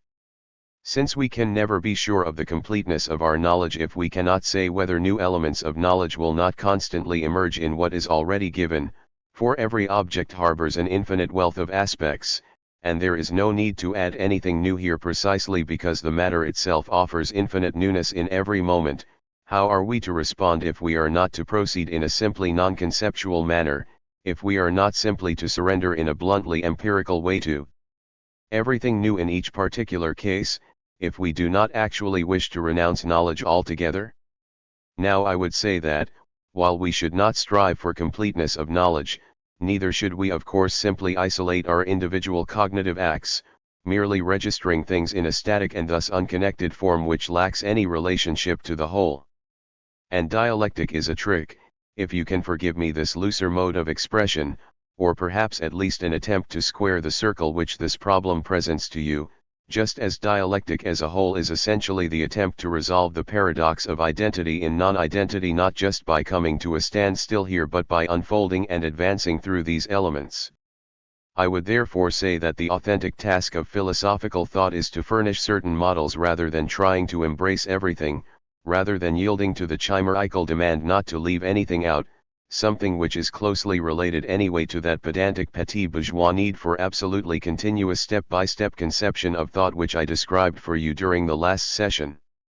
Philosophy should effectively be concerned with constructing models, and, if I express this last time by saying that the substance of philosophy, the substance of thought, lies not in its supposed theses or its individual propositions but in the source of illumination which stands behind this thought and falls upon the individual objective moments in each case, this also applies to what I am saying to you at this moment. This source of illumination, this cone of light, falls in fact upon individual and specific objects which it brings out. Here, if you like, it indeed resembles positivism, but does so in such a way that the cognition of the particular thing also casts light, or is reflected in turn, upon all other objects which there are. In contrast to the merely limited sort of correctness which is involved in procedures of identification and observation, I would say that the criterion of philosophical truth lies in how far it is capable of moving from something specific already known to us to shed further light upon a range of other things, lies in how far the activity of knowing is driven onwards from this center of cognitive force. It is this cognitive intention, which allows illumination to transpire from the perspective of particular knowledge, rather than mere subsumption under a cover concept which has effectively been shaped by an administrative mentality, that seems to me to be the essential concern of philosophy. Perhaps it is worth pointing out that what I am saying to you here, and which may strike some of you as rather audacious, can in a sense also be found in the theories of knowledge defended by two of the most influential thinkers of the previous generation, who were also aware that, while the traditional conception of system was indeed inadequate, the mere subsumption of the individual under general concepts, namely the mere classification of what happens to be given, was certainly not sufficient either. I am thinking of two thinkers who have very little connection with one another in terms of their influence and their explicit intellectual positions, but whose teachings I would like to touch upon for a moment here precisely in order to show you that what I have just formulated for you in a very extreme way is not some impulse that has fallen straight from heaven, as it were, but is something that is already very clearly prefigured, at least as a potential, in the context of contemporary thought. I am referring here to the concept of ideal type in the work of Max Weber and to the concept of essence developed by Edmund Husserl and subsequently extended by the phenomenological movement to specific material areas of experience. Now the concept of ideal type in Max Weber is an attempt to manage without system, and indeed Max Weber possessed no system. And you will not find a general overarching concept of society itself in the entire theory presented in his Economy and Society. Nonetheless, Max Weber felt the need to move beyond any merely isolating form of scientific observation, and his conception of Verstehen or understanding is itself an anti-positivist concept, and one which was also criticized by other sociologists. Point 4 For indeed to understand something already means that we have not allowed it to stand simply as a factum, as a mere factum, since, precisely by understanding it, by discovering meaning in it, I render it intelligible in relation to something else, something which it itself is not. Now it is in this connection that Max Weber introduces the remarkable concept of ideal type, which is then supposed, once it is concretely developed, to indicate the universal context in which the particular falls, without thereby claiming that this relationship actually exists. For this is supposed to be a purely heuristic device, that is, it is supposed to allow individual phenomena, such as individual forms of economy, to be compared with capitalism as an ideal type and thus to be conceptually articulated in turn. And once the ideal type has fulfilled this organizing role, and perhaps even been refuted by the facts, it can be relinquished or can now just go, like Schiller's famous Moore once he has done his duty. 5 And the number of ideal types is in principle infinite, for I can form as many ideal types as I wish, according to Weber. The purpose of such types is solely the practical scientific one of providing a means of organization. 6 You can clearly see here how he attempted to deploy a type of thinking which comes extraordinarily close to the concept of model I have introduced in this context. It is just that he did nonetheless basically retain a certain positivist conception, since for him the universal, in relation to the particular, is ultimately nothing but an abbreviated expression of characteristic features, and he completely fails to see how the universal essentially inhabits the particular, which is precisely what we have been trying to grasp here in specific epistemological terms. Thus this ray of cognition, which sees what is ultimately essential in the phenomenon,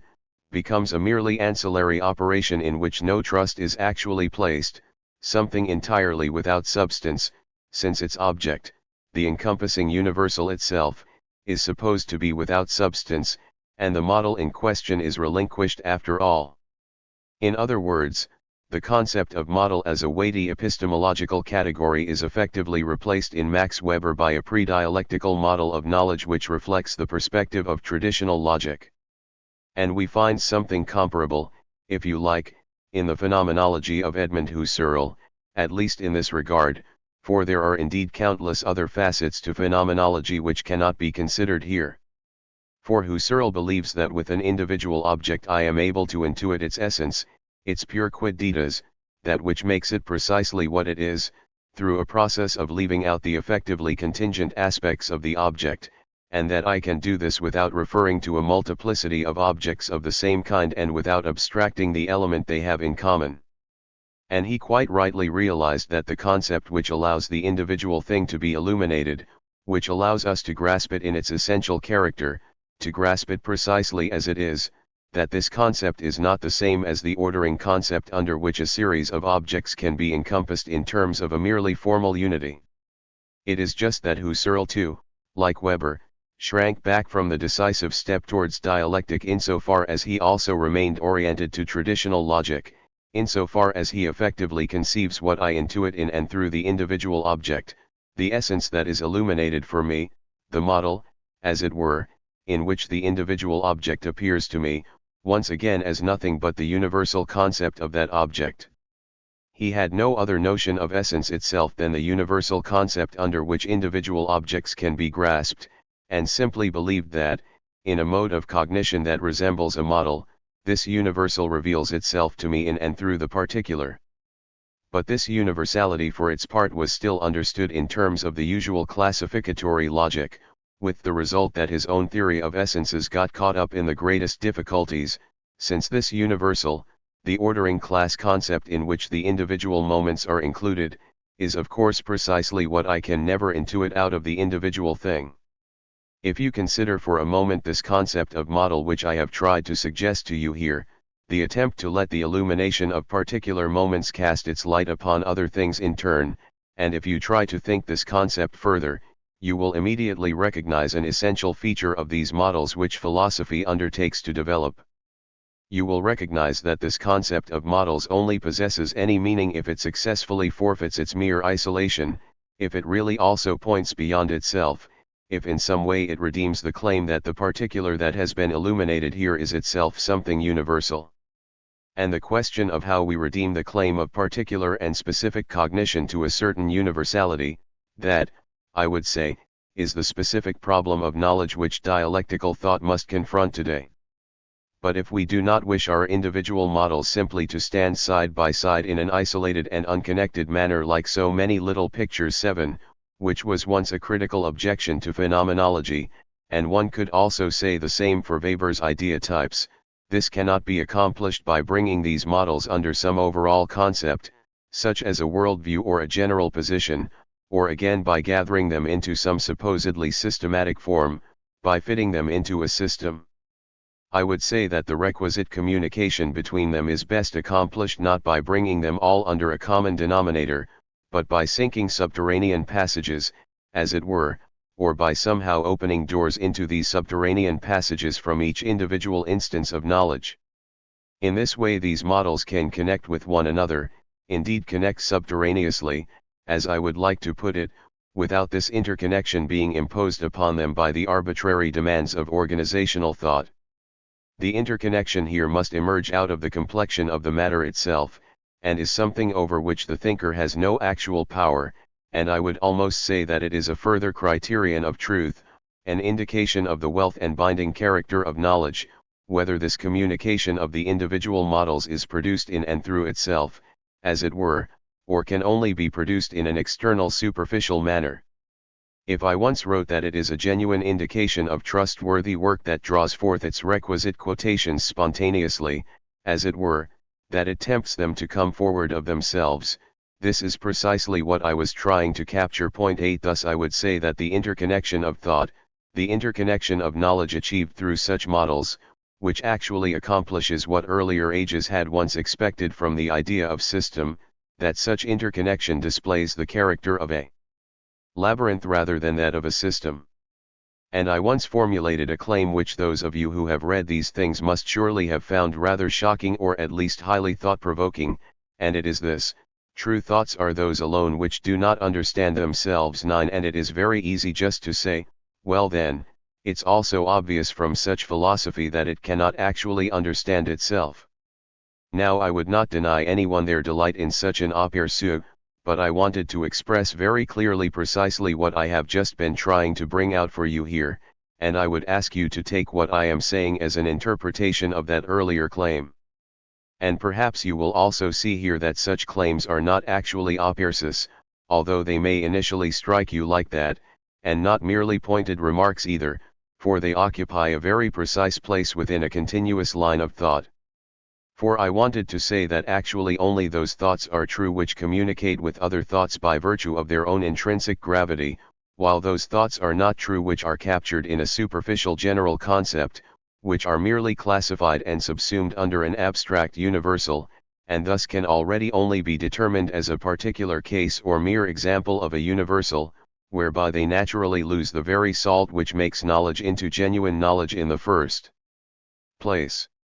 If I may perhaps use an analogy from literature to suggest what I mean by that distinctive labyrinthine character of knowledge which seems to me to be quite indispensable today for knowledge which really is such, knowledge which is interconnected but not systematic, then I believe that Kafka's novels, or indeed Kafka's work as a whole, actually possess in this regard a very precise epistemological function, while I may also note in passing, for those of you with a specific interest in literature, that Kafka's works, by virtue of their close affinity to parables, cannot be assimilated into the category of works of art. What I mean is that, if you read Kafka attentively, you will not be able to shake off the feeling that all these novels and stories communicate with one another in some kind of way, and this not on account of the single personality that supposedly stands behind them, or of a single pervasive mood. And in Kafka's honor we should point out right away that there is no such thing as a mood in his works, or even of some worldview they allegedly contain, for these novels are far too significant in themselves even to think of expressing that kind of content. This is all so much nonsense, the sort of thing you can read in the wake of broad encoips. For example, point 10, what we actually encounter, on the contrary, is a remarkably coherent and internally connected world which nonetheless eludes any attempt to grasp it as a unity, and which appears in a multiplicity of facets to which this thought returns again and again. And it is this labyrinthine element alone which allows knowledge to address the infinite character of living experience without either truncating it or blindly submitting to it, and which represents one of the impulses of the great form of the novel generally. And if we wished to write a logic, an epistemology, of the great novels, which God knows would be an important thing worth doing, then we could also discover a labyrinthine form of communication between particulars in the work of Balzac 11 which is very similar to that which I have pointed out in Kafka. And if I may introduce a completely different kind of writer from our own time here, then I would say that the work of Heimito von Doder in its general structure is entirely pervaded by this labyrinthine character. Point 12. Allow me simply to add here that this labyrinthine dimension indeed has something essentially to do with the structure of society as the ultimate object in question and also as the ultimate constitutive subject of knowledge itself, for in fact we live in a society in which everything effectively communicates with everything else in a specific functional context, but where this intercommunicative context itself is in a certain sense irrational, that is to say, is by no means transparent. For it manifests itself in a particular kind of compulsion where one thing finds its way to another without the overall concept of the whole, the system which everything obeys, ever clearly revealing itself as such. What I mean is that our thoughts, without reflecting upon themselves in terms of their universal determinacy, are necessarily driven beyond themselves and almost always lose what they actually intend by allowing themselves to be reduced to a generic universal concept. I have already spoken about the concept of intuition in extremely critical terms at an earlier point in these lectures. Point 13. If the notion of insight is to tell us anything over and beyond the purely subjective character of particular kinds of thought, if insight is to mean more than the fact that we just suddenly see something, then I would say that it always actually signifies just this moment when a thought is not produced on the basis of the relevant abstract generic concept, but where it is related, I would almost say, as an individual thought to a concrete object, while also pointing beyond itself and releasing the power which allows the individual moments to hang together in their subcutaneous and actually hidden structure. But I would now like to turn to the concept of system which is effectively implied by Descartes' axiom of completeness. And the first thing I would like to say to you, in order to bring the discussion regarding the concept of system in relation to its contemporary form, its contemporary manifestation, is that the philosophical conception of system itself, in terms of its inner structure, has already undergone decisive historical change. And I think it would be well worth investigating the various transformations to which the concept of system itself has been subjected. I don't exactly want to begin with Adam and Eve, and will therefore restrict myself here to modern philosophy, to the history of philosophy since Kant. And in this context it looks as if what the concept of system is basically meant to do, in the face of the sheer multiplicity and irrationality, the sheer opacity and contingency of things, is precisely to secure the moment of unity, and this minimal but necessary unity of thought which can assert itself against this otherwise overwhelming sense of contingency is what precisely Kant understands by system. In those significant philosophies which developed in response to Kant, and in the most extreme degree in the philosophy of Hegel, who has inevitably furnished the thematic angle of orientation for these lectures, we find that the claim of systematicity is immeasurably extended in comparison to that starting point. For what we see here is ultimately an attempt to develop the entire abundance of reality itself, the abundance of everything that exists, out of the pure concept, in other words, out of spirit. And since this 14 is posited in identity with spirit, since spirit generates everything out of itself, there is a sense in which spirit thereby also has everything at its call and is thereby the master of everything that it is. Thus everything now stands within and nothing is left out of that complete context that was already postulated by Descartes. Yet this context, and this point reflects one of the deepest impulses of post-Kantian philosophy, is no longer the somewhat reified context which was conceived by Descartes in accordance with a definitely mathematical schema. For the context in question here, by contrast, is that of the self-production of the whole. In other words, the system is complete not in the sense of bringing everything that exists under a single denominator, as it were, but rather by attempting to produce everything out of itself, out of this Kantian point of unity, namely out of the synthesis of apperception, so that system is now the comprehensive totality of productive spirit which is certain of itself, or the native realm of truth as Hegelian philosophy describes it. Point 15. Now, if we can speak with some justification of a backward-looking development, or a certain regressive movement, on the part of bourgeois thought, this also applies to the concept of system itself. In other words, once the original claim of identity philosophy had collapsed in the course of post-Hegelian thought, we find that the concept of system effectively goes to the dogs, if I may put it that way, for it now returns to what it was before, namely to being merely an organizational schema. Systematicity now means nothing but the attempt to classify everything as completely as possible, to leave nothing at all out, and in the end, as we can typically see in the contemporary situation, the concept of philosophical system or the system provided by each individual science in fact just becomes a mold or frame, as it were, for administrative purposes, a procedural outline, in short a schema, in which everything that could possibly come before the bureaucrats of thought will find its appointed place in order to be efficiently dealt with. In our next session we shall say more about this specific development, and especially about the characteristic problems, the philosophical problems, which this poses for dialectical thought, and in this connection we shall also give particular attention to the now popular notion of a frame of reference. Lecture 17. July 22, 1958. Ladies and gentlemen, in the last session I had begun to say something about the relationship between dialectic and system. And in this connection I have kept our final sessions for the really central question that besets any dialectical method, and that is the question whether we can still hold on to the idea of a dialectic at all once we have surrendered the concept of system. This question is an extraordinarily serious and difficult one, and no one should regard it as something already decided, and I myself certainly do not regard it as so. But first I should like to pursue this relationship between dialectic and the concept of system a little further in terms of a problematic that has already emerged within the context of philosophical systems.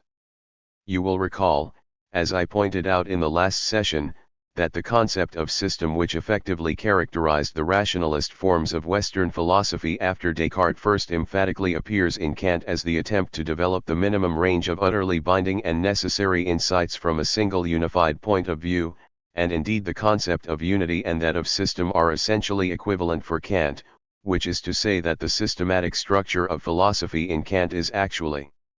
nothing other than a demonstration of the unity of consciousness and the connection between the given contents or facts of consciousness and the unity in question. And post-Kantian idealism subsequently tried to move beyond Kant, in a certain sense with considerable rigor, by recognizing the incompatibility between this concept of self-sufficient systematicity and the notion of an arbitrary and contingent manifold that is merely furnished from without. It thus attempted to elevate the concept of system to the level of the totality, that is to say, to develop all of reality on the basis of thought in a completely immanent or seamless fashion without leaving anything whatsoever outside. And the most impressive attempt of this kind is precisely Hegel's dialectical system, which endeavored for its part not merely to derive the accidental or contingent, namely what is not peculiar to consciousness, from consciousness itself, but even to determine the very form of contingency as a moment of necessity. This conception of system fell into disrepute during the 19th century from two different quarters. On the one hand, it sprang from the positivist side of the natural sciences, which eschewed the a priori constructions of the Hegelian philosophy of nature in particular, along with Schelling's philosophy of nature, a critical development which eventually came to embrace even the minimum of a priori elements still preserved in the Kantian table of categories or the Kantian system of principles. On the other hand, the concept of system also fell into disrepute for a philosophy which was oriented above all to history and to the category of life, an approach which emphasized the incompatibility of systematic logical constructions with the irrational facts, as they were called, which could not themselves therefore be reduced to the realm of consciousness, a development which in a way already begins with Schopenhauer, even if his own attitude to the concept of system certainly remained ambiguous. Point 1. Such criticism then found its culmination in Nietzsche's influential dictum about the disreputable character of system. Point 2. After all this, the official or academic forms of philosophy found themselves in a rather difficult and precarious situation as far as the concept of system was concerned, for while on the one hand they were reluctant to renounce the notion that philosophy is the queen of the sciences and that it is possible to unify or to construct all knowledge, all science, from a single unified perspective, they were also of course unable to withstand the force of the critique which had been concentrated upon the concept of system from both of these poles. And this gave rise to certain compromise solutions such as that provided by the rather complex and involved philosophy of Dilthey, which can indeed be described as a kind of positivistic secularization of Hegel with the concept of system now removed. Then there were others who attempted to reduce the concept of system once again to the more modest dimension that it had enjoyed in Kant, while fashioning it in such a way that it could also embrace the full range of the modern natural sciences. This was the solution which was favored by the representatives of the Marburg school such as Hermann Cohen and Paul Nader. 3 And there were, finally, other neo-Kantian currents, such as the Southwest School of Windelband and Heinrich Rickert, which sought to attenuate the concept of system by reducing it to a set of general principles, so that in effect it simply became a way of housing the sciences. If we consider the history of the concept of system more generally, we can specifically trace the process of resignation or, perhaps better put, the process of the rise and subsequent resignation of the modern form of metaphysics. Such thought describes an arc which culminates in Hegel before declining into either eclectic or more modest forms of constructive philosophy. The doctrines of Rickert, for example, are particularly characteristic in this regard, for, while he polemicized against Laban's philosophy, the philosophy of life, and dedicated a critical book to this subject, he nonetheless felt so threatened by irrationalism that he declared that a system should resemble a house where a whole and living human being, Goethe's name naturally being invoked here, could indeed dwell. 6 This is already of course a highly suspect formulation, for it proclaims system itself merely as a home for any content that it may possibly accommodate, thus renouncing the claim to comprehend the whole truly as a whole and effectively contenting itself instead with a merely organizational form of thought. One might therefore imagine that the concept of system had thereby been silently interred and that any systematic structure had been reduced to that entirely formal domain where it may successfully be maintained without internal contradiction, in other words to the domain of pure logic. And, indeed, logical positivism claims to provide just such a conclusive and absolutely rigorous systematic logical structure, namely a deductive system in the proper sense, which in a quite unconnected way now stands over against an extreme form of empiricism in an even more radical and modernized manner than before. But it is nonetheless worth noting that, in spite of this remarkable history, the concept of system has lost nothing of its attractiveness, and that, while any philosopher who undertakes to furnish a system of philosophy today already thereby cuts a rather ridiculous figure, for surely only someone who does not know the world can even entertain the idea of trying to capture the whole world in such a butterfly net, the concept of system nonetheless survives in a certain sense all the same. Perhaps I can take this opportunity to point out to you that any conception of the history of mind or spirit, and not only of the history of spirit but of actual history as well, which somehow imagines that historically surpassed forms of thought would thereby simply disappear, would be all too innocuous. What we find, rather, within the persisting irrationality of the whole, is that these forms which in truth, in terms of their own claims, have already been overcome and are now literally obsolete still continue to exist, albeit as we should have to say in a certain decayed fashion, and which haunt our transformed world like poisonous substances and create all kind of mischief in the process. And in terms of the historical dialectic we can find some very good or, if you prefer, some very bad reasons why the ultimately very stringent critique of the concept of system has never actually succeeded in completely eradicating the idea of system, and above all the need for system. So, just as before, there are still things that resemble systems, albeit in an extremely resigned form, whether simply as an organized way of sheltering the most general scientific principles we need or, alternatively, as a suitable basis upon which everything else can then be constructed. I believe that I have already said enough to show that the concept of the whole or the totality, in terms of the role which it plays in dialectical thought, is intrinsically incompatible with this conception of the whole, interpreted as the highest or the lowest common denominator as the case may be. But especially in the contemporary situation in which we find ourselves, where certain systematic approaches also appear to appeal specifically to those of an emphatically scientific orientation, it seems appropriate that I should say something about the concept of system in the new form which it has now assumed. For the positivists themselves speak of a form of thought which allows them to accommodate everything, to assign everything its proper place, without having to endorse any specific theory. Rather, it seems we could almost say that the less any constructive theoretical power effectively determines the individual moments in question, and thus the more the spiritual bond between particular findings disappears, the greater the need appears for some abstract protective structure where everything else can be accommodated, a kind of totality or accommodation which lacks the moment of conceptuality, of comprehending and understanding, of meaningfulness itself. For these systems in the most recent style are nothing more than organizational schemata which are measured in terms of whether they are capable of capturing everything without leaving anything outside, and without anything turning up that they would not already know how to file away. I believe that the contemporary appeal of such systematic or pseudo-systematic structures is not accidental, that it is connected with the way in which the world is experienced by human beings today in a new and, I would like to say, negative manner precisely as a closed world. Not indeed a closed world in the sense that this was understood in the philosophy of the High Middle Ages, where revealed dogma effectively coincided with the most advanced level of consciousness, but a closed world in the sense that absolutely everything that is possible within experience is already regarded or experienced by human beings as something preformed by society, that the experience of anything new in a serious or emphatic sense is effectively excluded, that the world is moving back,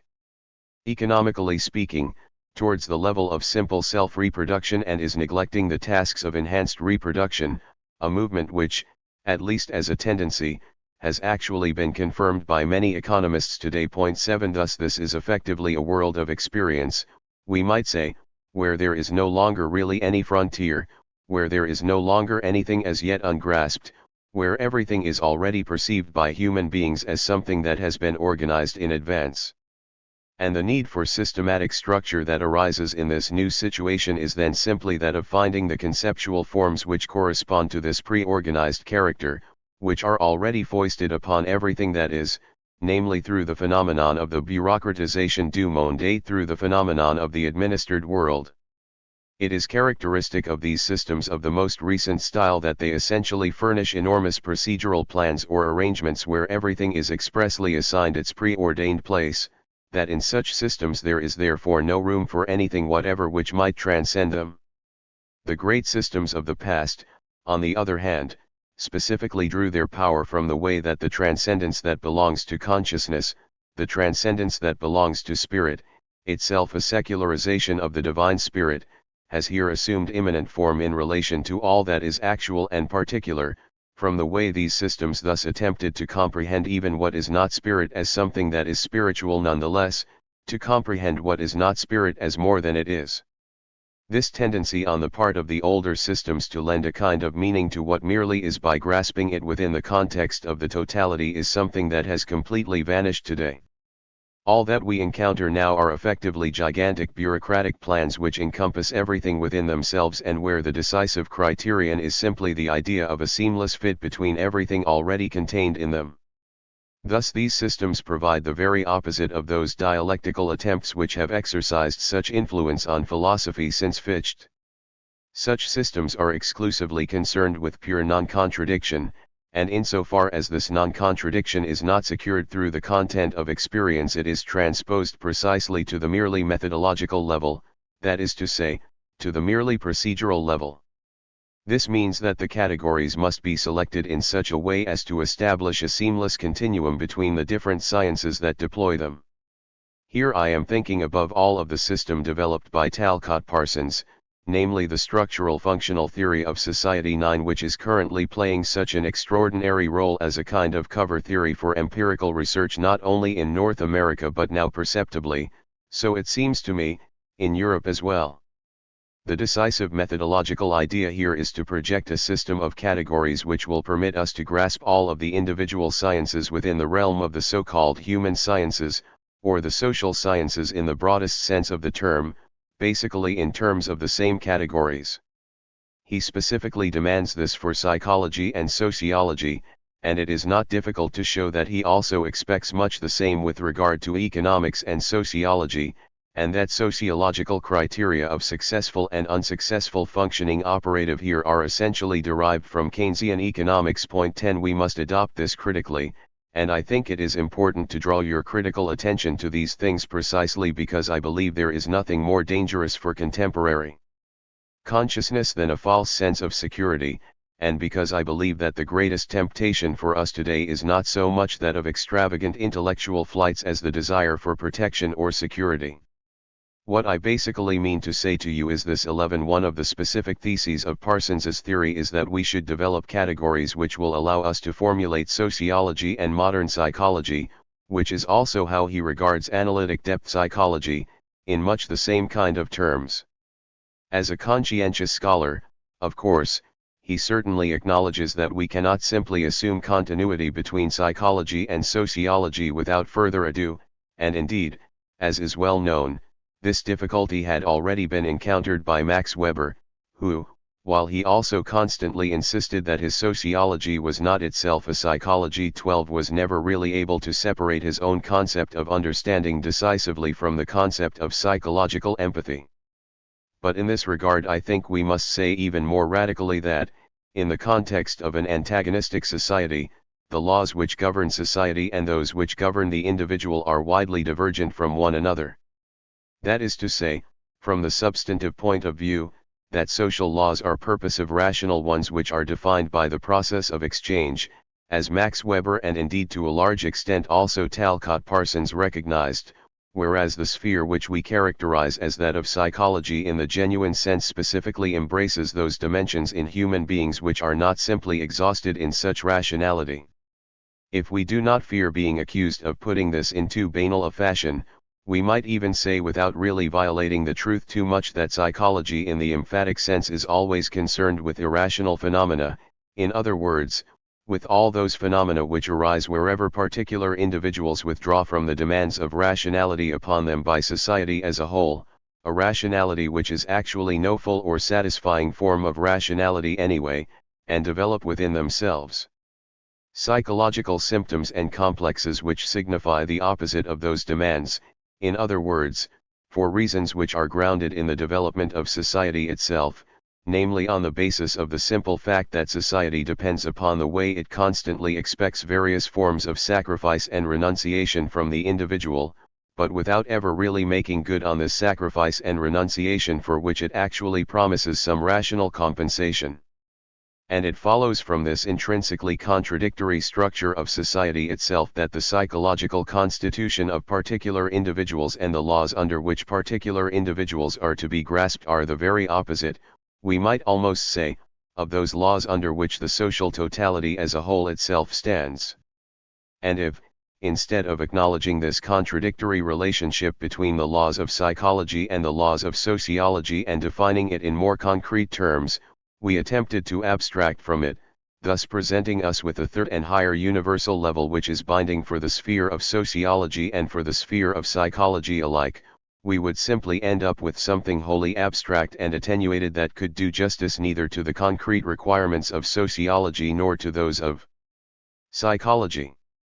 Thus the demand for continuity of concept formation and application in systematic domains of this kind finds itself fundamentally compromised from the very start, for it is itself already contradicted by the substantive structure of the moments or by the structure of the contents which it is supposed to be addressing. In these critical reflections you will encounter once again the same dialectical issue which we have emphasized throughout these lectures, namely this: in contrast to merely subjective reason, to mere method, to the idea of forms externally applied by the subject, we must bring out objectivity as an independent moment, must emphasize that every kind of categorical form which is not developed as much through contact with the object in itself as it is by reference to the classificatory or other logical needs of organizational rationality will thereby inevitably violate the truth. I am speaking about types of system which are highly characteristic of our time, and which, as I predict, will soon emerge in even more encompassing forms, that is to say, the more the administered world also comes to be reflected in what we can describe as a sort of administrative logic or administrative metaphysics. Now these structures typically proclaim a remarkable kind of neutrality, something which is expressed in Parsons's system, for example, by the way the concepts of functional and dysfunctional are employed as the sole criterion in relation to a specific structure of society, as the criterion for the truth or untruth, the legitimacy or illegitimacy, of the structure of society. The sole question is whether such a social order functions or not, where the tacitly assumed criterion of functioning is the ability of the order in question to maintain or preserve itself, even if this transpires at the cost of terrible sacrifices, even if the self-maintenance of such a systematic social order proceeds at the expense of the interests of human beings themselves. Thus all we are basically concerned with here is the logical form of identity, is the fact that such a structure maintains itself as such, and precisely though this identity of the system with itself, irrespective of what it actually relates to, namely the human beings who are included in it, the neutrality which is supposedly preserved here is revealed as a mere appearance. For this kind of thinking, which seems to be nothing but a means of conceptual organization, effectively becomes a form of apologetics for the actually existing social order, quite irrespective of how this order relates to the interests of human beings. The harmonizing tendency of such neutral thought, which arises from the way its own categorical forms help to make contradictions invisible, thus ends up serving the apologetic needs of the existing order. In other words, the actually prevailing social contradictions are not registered by such thought, and the latter thereby ends up justifying the existent as such and effectively offering recommendations about how the continued functioning of the existent may be secured. It is not recognized that the very contradictions which are underestimated by the systematic categorical framework deployed also drive beyond the existing system and could lead towards one that is quite different. I might point out here that the widespread positivist notion of a neutral form of thought, in contrast to one supposedly based on more or less arbitrary value systems and particular standpoints, is itself an illusion, that there is no such thing as so-called neutral thought, that generally speaking this alleged neutrality of thought with regard to its subject matter tends to perform an apologetic function for the existent precisely through its mere formality, through the form of its unified methodological and systematic nature, and thus possesses an intrinsically apologetic or, if you like, an inherently conservative character. It is therefore just as necessary, I would say, to submit the concept of the absolute neutrality of thought to thorough critical reflection as it is to do the same for concept of thinking in terms of standpoints, with regard to which we have already heard some particularly hostile observations on the part of Hegel. Point 13. In this connection I would also like to say a few words about that specific form of the concept of system which we repeatedly encounter in the most advanced Western form of positivist thought, and specifically in the social sciences, and which is also invariably invoked when we attempt to construct some kind of whole in contrast to the mere registration of individual facts. This is the well-known concept of a frame of reference, as the Americans call it, which could be rendered in German as Bezugssystem or Koordinatensystem, a relational system or coordinated system, to which the individual data can then be related. It is precisely in the context of positivistic empirical research that we constantly encounter the question regarding the appropriate frame of reference, and we are constantly told that some such relational system is indispensable. And for positivist thought in particular it often seems as if the possession of such a frame of reference, to which we can refer the data that have been collected and classified, relieves us of further contact with the content itself, with the gathering of the material itself, and as if the real intellectual and scientific achievement consisted in this process of subsumption, this coordination of the accumulated data in such a frame of reference. I believe that this conception is quite mistaken. It seems to me that the notion of a frame of reference actually dissolves that continuity or interconnection between facts and thoughts which I have already tried to clarify for you a little in terms of dialectical categories, and thereby transforms it into a purely technical matter, or a sort of dogmatically arrested perspective.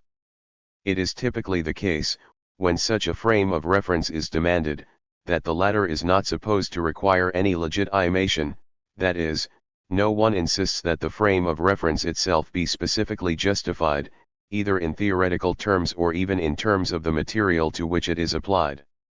It is rather that one just needs to possess a frame of reference if one is somehow to accommodate the relevant data that have been collected in such a relational system. In this way, the dialectical relationship between the factical material and the so-called relational system, or the conceptual dimension, is effectively broken in favor of the mere subsumption under categories. And that is not the worst thing either, it seems to me, for what is really problematic here is the fact that this frame of reference itself has an arbitrary character to it. In other words, it is as if we are encouraged to devise just the kind of organizational schema that will accommodate as much as possible and possesses certain advantages of logical elegance, although it is not itself actually derived from a theory or from the concept of the object in question and could basically just as easily be replaced by another schema.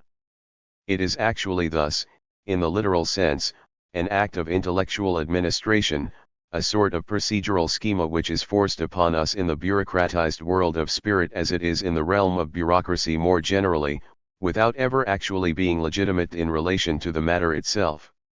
And so we often see how apparatchiks of every kind, the producers of memoranda who know how to apply to the right foundations, and all those people who are principally interested in presenting their ideas in the most skillful manner in order to secure some financial reward or some particular position, generally show a remarkable gift for fitting the individual things which concern them into such a frame of reference. And while this may well create the impression that it is indeed the whole which has been comprehended, that the whole was indeed in question here, what we are actually dealing with in this connection is simply a presentational schema rather than a schema of the matter itself.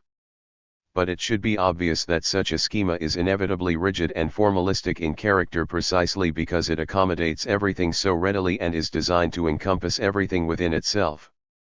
But, in addition to this, the idea of a frame of reference also seems to me to have a very sinister aspect to it. For precisely because such a frame of reference, abstractly ready-made or factic, is externally applied to the facts it is supposed to grasp like a solid or palpable thing, it becomes something like an article of faith, however vacuous or nugatory it may be. Whenever in the course of a discussion with sociological colleagues we encounter the question, well, what is your frame of reference, you can generally be sure that the meaning behind the question is this: just come clean, and tell us what your theoretical ideas are, and admit that perhaps the framework of your views about society involves certain ideas which do not fit in with the schema of this society itself, and even endanger it. The reification of social or philosophical understanding which is implicit in this concept of a frame of reference thus also has a very precise social function. For it helps to make our thought appear solid and reliable, helps to reduce it to a rigid underlying relational system that can easily be labeled in terms of one of today's readily available worldviews or ideologies, as people like to put it, and that is precisely what strikes me as sinister in this connection.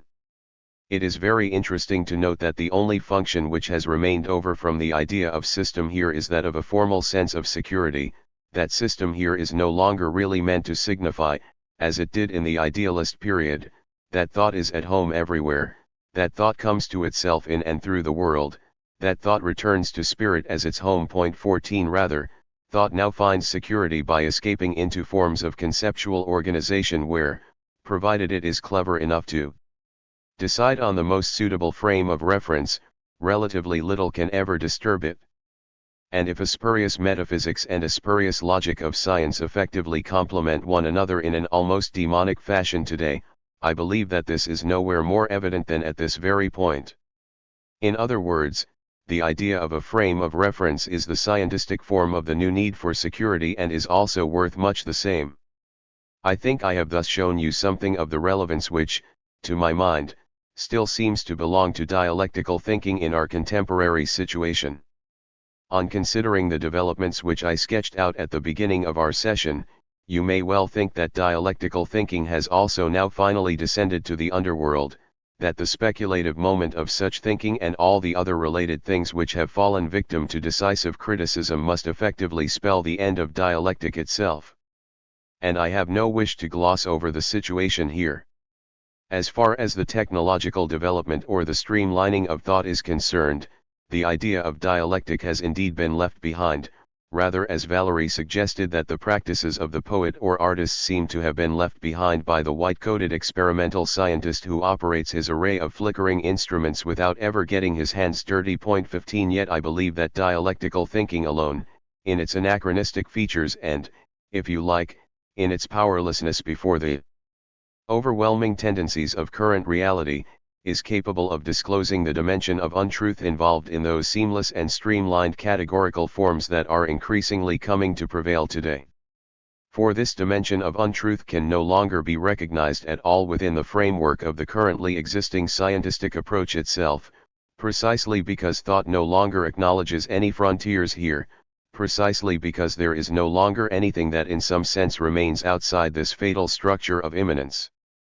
In other words, it seems to me that dialectical thinking alone is capable of calling the administered world by its proper name, even if it looks very likely that the administered world will swallow everything up into itself, that for an unforeseeable length of time this overwhelming power may well efface the kind of thinking for which I have been attempting to furnish certain models here.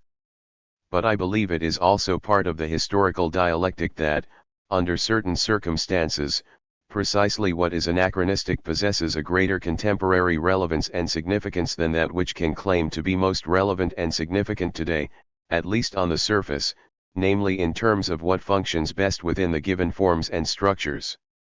Lecture 18. July 24, 1958. Ladies and gentlemen, I concluded the last session by trying to show you precisely how dialectical thinking stands in contradiction to the essentially administrative mode of thought which prevails today. And if I now continue to speak about one of the particular difficulties which dialectical thought presents for us, this is perhaps because it touches upon that aspect of contemporary consciousness which is most obviously marked by such administrative thinking.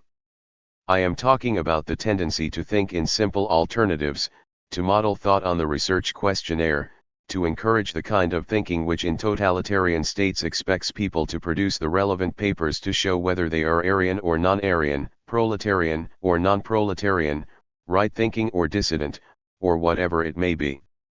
The world in which we live tends to determine the fate of human beings under the rubrics of precisely such narrowly defined classes, just as we now witness something like a cruelly ironic fulfillment of the idealist thesis of the identity of thought and being insofar as all possible categorical forms, all possible merely organizational forms which derive from the realm of administration and have been foisted upon the human world, are turning into powers, and indeed into fearful powers, in the real life of humanity.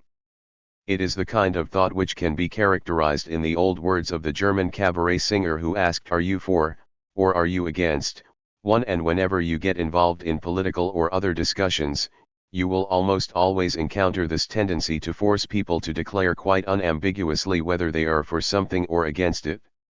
I will not consider here how far the concept of engagement, which has become so popular today, is basically identical with such thinking in terms of alternatives. I sometimes harbor the suspicion that this is indeed so.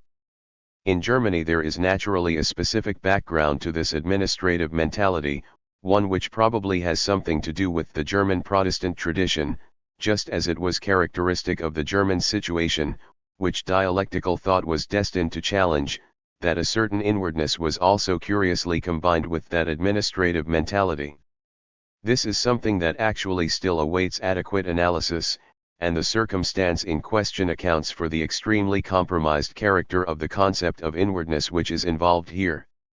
Anyway, I can clearly remember how violently, even as a child, I rebelled against the saying, "He that is not with me is against me." 2 For this already seems to imply, under the ethical pretext that we have to decide rather than remain lukewarm, that we are forced to assume certain alternatives or certain decisions which in reality are not derived from the authority of autonomous thought at all, and where we must appeal instead to the concept of decision and accept something externally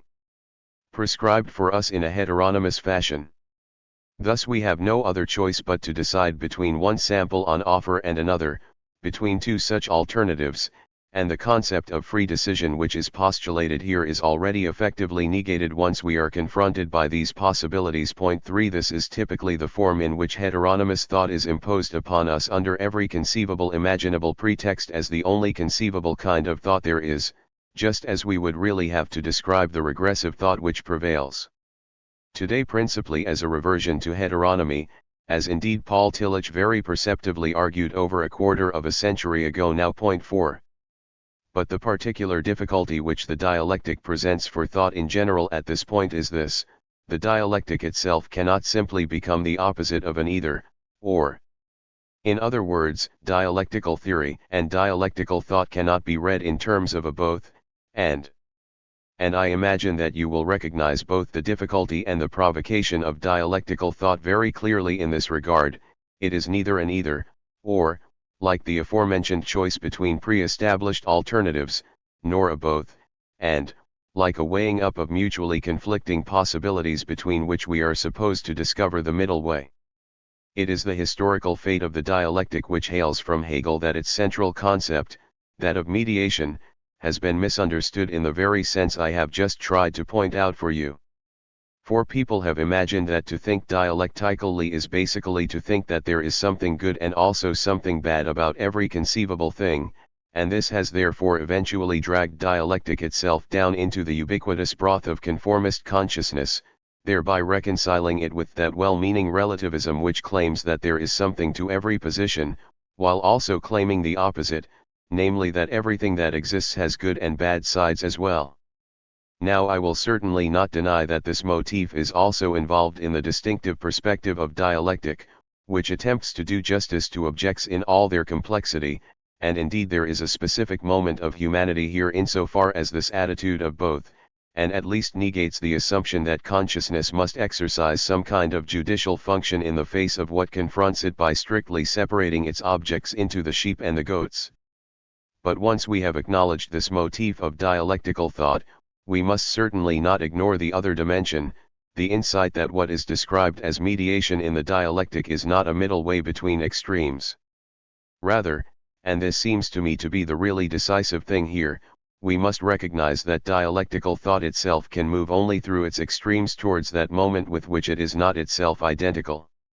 In other words, if I may express this in a phronemic fashion, dialectical mediation is not a mean between opposed terms, for it is only produced by entering into the heart of the extreme, and it is precisely by driving this extreme to the uttermost point that we become aware of its opposite within the extreme itself, in accordance with the logical structure which I attempted to explicate for you right at the beginning, or at least in the first few sessions of these lectures. What we are talking about today is not the logical aspect of this movement through the extremes but rather the ethical aspect of thinking, if I may put it that way. Thus when we attempt to point out the historical limitation or the questionable character of some progressive phenomenon or other, we do not do so by contrasting the more even and moderate side with the more advanced or progressive side of the phenomenon and qualifying the former as superior. Rather, we are critically compelled to drive those questionable moments themselves in the direction where they might genuinely be corrected, to promote self-reflection with regard to the phenomenon in question and, where possible, to encourage its further development in a clearer and more consistent form than it had formerly exhibited. To be honest, I am speaking rather pro domo here, for I have repeatedly found when I felt compelled in my aesthetic writings to exercise decidedly critical judgment regarding certain avant-garde phenomena that, while this met with a kind of problematic enthusiasm among the public, it met with a kind of disappointment among my avant-garde friends, as if I had finally come to see reason and was now prepared to defend the claim thus far and no further, something that I would actually regard as a completely undialectical proposition. Point 5. There is no power in the world which can arrest the movement of critical thought, and if dialectic itself has ever been tempted in certain contexts, as in its critique of so-called reflective thought, to abort the process of critical reflection, this is surely its cardinal sin and the very moment which implies that we cannot simply stay with the Hegelian dialectic itself. Point 6. But, if critical thought fully engages with a progressive phenomenon, This cannot mean invoking an average and wholly familiar expression of human reason in this regard. It can only mean the attempt to reveal the higher potential of the phenomenon whose inadequacies are in question by bringing its own principle ever more powerfully to bear. Or to express this more substantively, if we must constantly recognize a dialectic of enlightenment, namely a dialectic of rationality which compels us to acknowledge all the sacrifice and injustice which the path of enlightenment has brought in its course, this should not mean and cannot mean that we try and return to something before this enlightenment or that we cultivate protected nature parks of irrationality. It should mean and can only mean that we also recognize the wounds which enlightenment has left behind as the moments where enlightenment itself betrays its own imperfect character and reveals that it is actually not yet enlightened enough. And it is only by pursuing the principle of enlightenment through to the end that these wounds may perhaps be healed. This is the distinctive position of dialectical thought which is indeed difficult to grasp, and extraordinarily difficult to occupy and maintain consistently, a position which refuses to think in terms of simple alternatives but equally refuses any facile reconciliation of these alternatives. I should like at least to clarify what I mean with reference to a specific model.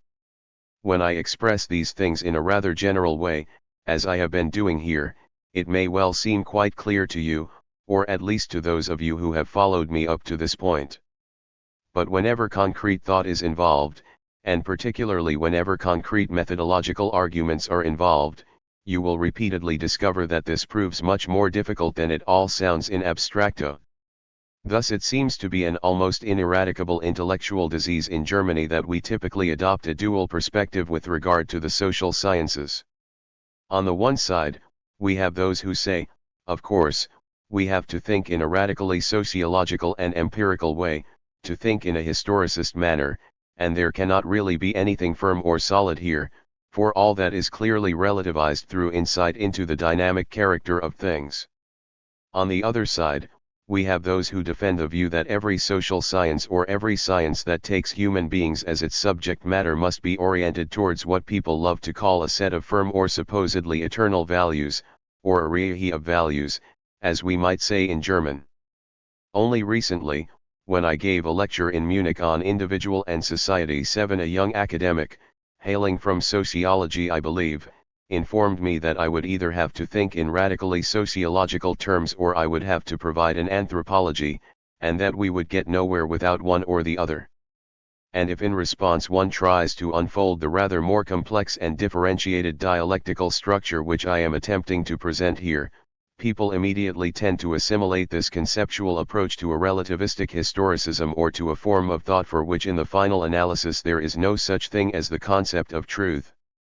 I would be more than happy if I had at least managed in these lectures to disabuse you of this assimilation or identification, and to make something clear to you that I can only really formulate here as a thesis, that I am just as emphatically opposed to relativistic sociology in the style of Pareto 8 or his imitator Mannheim 9 as I am to the ontological anthropologies of today, whether we are talking about Skeeler, Heidegger, or Gehlen, and that the model of thought which I am attempting to outline for you here is precisely one that refuses to recognize this very alternative. In other words, dialectical theory holds fast to the idea of truth. A dialectic which was incapable of bringing the measure of truth to bear so rigorously and persistently upon every claim to knowledge that this latter would dissolve in the face of it would already lack the power without which no dialectical process could ever be grasped at all. And the idea of truth is already involved in the insight into untruth, namely in the critical motif that is the decisive dimension of dialectic, as its necessary condition. The notion of exercising critique without thereby capturing the untruth of the matter in question is meaningless. Yet the concept of truth which is called into play here is not something transcendent to the phenomena themselves. This is precisely what the dichotomous consciousness of the present finds so hard to grasp, namely what is at stake in dialectic as a whole, that, while the theme of truth is ineluctably and unconditionally posited and intended in this moment of critique, in the moment of thought which cannot but press onward, the truth in question cannot itself be fixed and reified as something beyond the phenomena. Rather, the truth must be sought within the life of the phenomena themselves, and the individual phenomenon must be questioned with regard to itself, with regard to its own internal consistency, if it is to be convicted of its own untruth. Perhaps I may express this in analogy with the theological mode of discourse and say that the dialectical concept of truth is a negative concept of truth, just as there is a negative theology. Point 10. If Spinoza proclaimed the celebrated proposition verum index sui et falsi 11, we would declare that falsum index sui et veri 12, that there is no tangible, positive, or thing-like concept of truth such as could be vouchsafed only by the assertion of an immediate identity of the order of things and the order of things. On the other hand, the power from which all insight into untruth lives can only be the idea of truth. It is just that we cannot lay claim to this idea itself as something given, for it is more a source of illumination by which determinate negation or insight into determinate untruth may transpire, as in the saying from Pandora which I recently adopted as the motto for something of mine, destined to see illumined things, not light. 13. In other words, dialectical thought cannot accept the traditional distinction between genesis and validity either. It cannot endorse the radically psychologistic conception, or the psychologistic view in general, that every kind of truth is reducible to its point of origin, that truth itself is displaced once we have got behind it and uncovered how it has arisen. Here I would expressly appeal to the insight of Nietzsche, who rightly objected to the traditional idea that what has come to be can never be true, in other words, that what has emerged can never be anything other than what it has emerged from. Point 14. But if you accept the dialectical conception that I have tried to develop for you in contrast to any philosophy of origins, namely that what has emerged is or may be qualitatively other than that from which it has emerged, then we can relinquish the belief that the truth of some spiritual content is necessarily compromised or disqualified through reference to its genesis. On the other hand, we must recognize something else in turn, that the hypostasis of any truth without regard to the process in which the life of truth consists, in which it emerges, in which it expires, in which indeed it finds its own content, that any such hypostasis of truth in contrast to its emergence, in other words, the absolutization of validity in contrast to genesis, is just as false as the relativization of truth in terms of mere genesis. And here too any dialectical analysis must effectively demolish the alternative into which it would otherwise be pressed, must comprehend this alternative itself as merely apparent, as a product of a reified form of thought, rather than allowing itself to be subjected to such an alternative in the first place. And something analogous holds in another context, if I may touch on this at least in a passing or cursory fashion, for it is obviously impossible at this point to provide a full analysis of all the categories involved. All I can do is introduce them here and try and elucidate them in the light of some of the fundamental reflections we have developed. Thus something similar holds for the whole complex of issues surrounding the so-called concept of value, a concept which for its part actually arises in philosophy only when its intended object is itself no longer substantial, that is to say, when the given order of existence is superseded by rigid and administrative concepts which are then specifically set up before us as norms or values or even as guiding conceptions.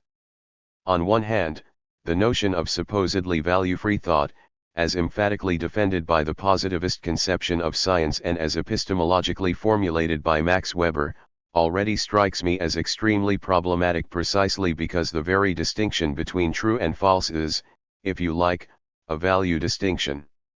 Unless I ascribe priority to the true over the false in some way or other, unless I maintain something like the primacy of the true over the false, then that concept of the objectivity of thought upon which the notion of value freedom specifically insists must forfeit its meaning.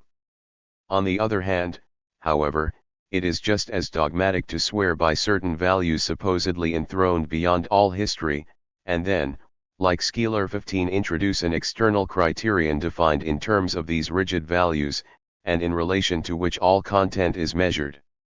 This leads precisely to the kind of anachronistic thought where criteria such as bindung or bonding are brought to bear in abstracto upon social situations and structures of behavior which, in accordance with their intrinsic character, cannot possibly be measured against such a criterion in this way. Thus we see that, here too, the task of dialectical thought is not to mediate between concepts of this kind. It would be merely comical to say, for example, well, there are indeed no eternal values, but there are certainly relative values with respect to each particular epoch, and within the epoch in question we must keep to the values which specifically hold for this epoch. Now I do not think that I need to present the comical aspect of this approach in further detail, which is hardly diminished by the fact that there are innumerable philosophies which actually imagine they can successfully deal with the so-called problem of historicism in this way.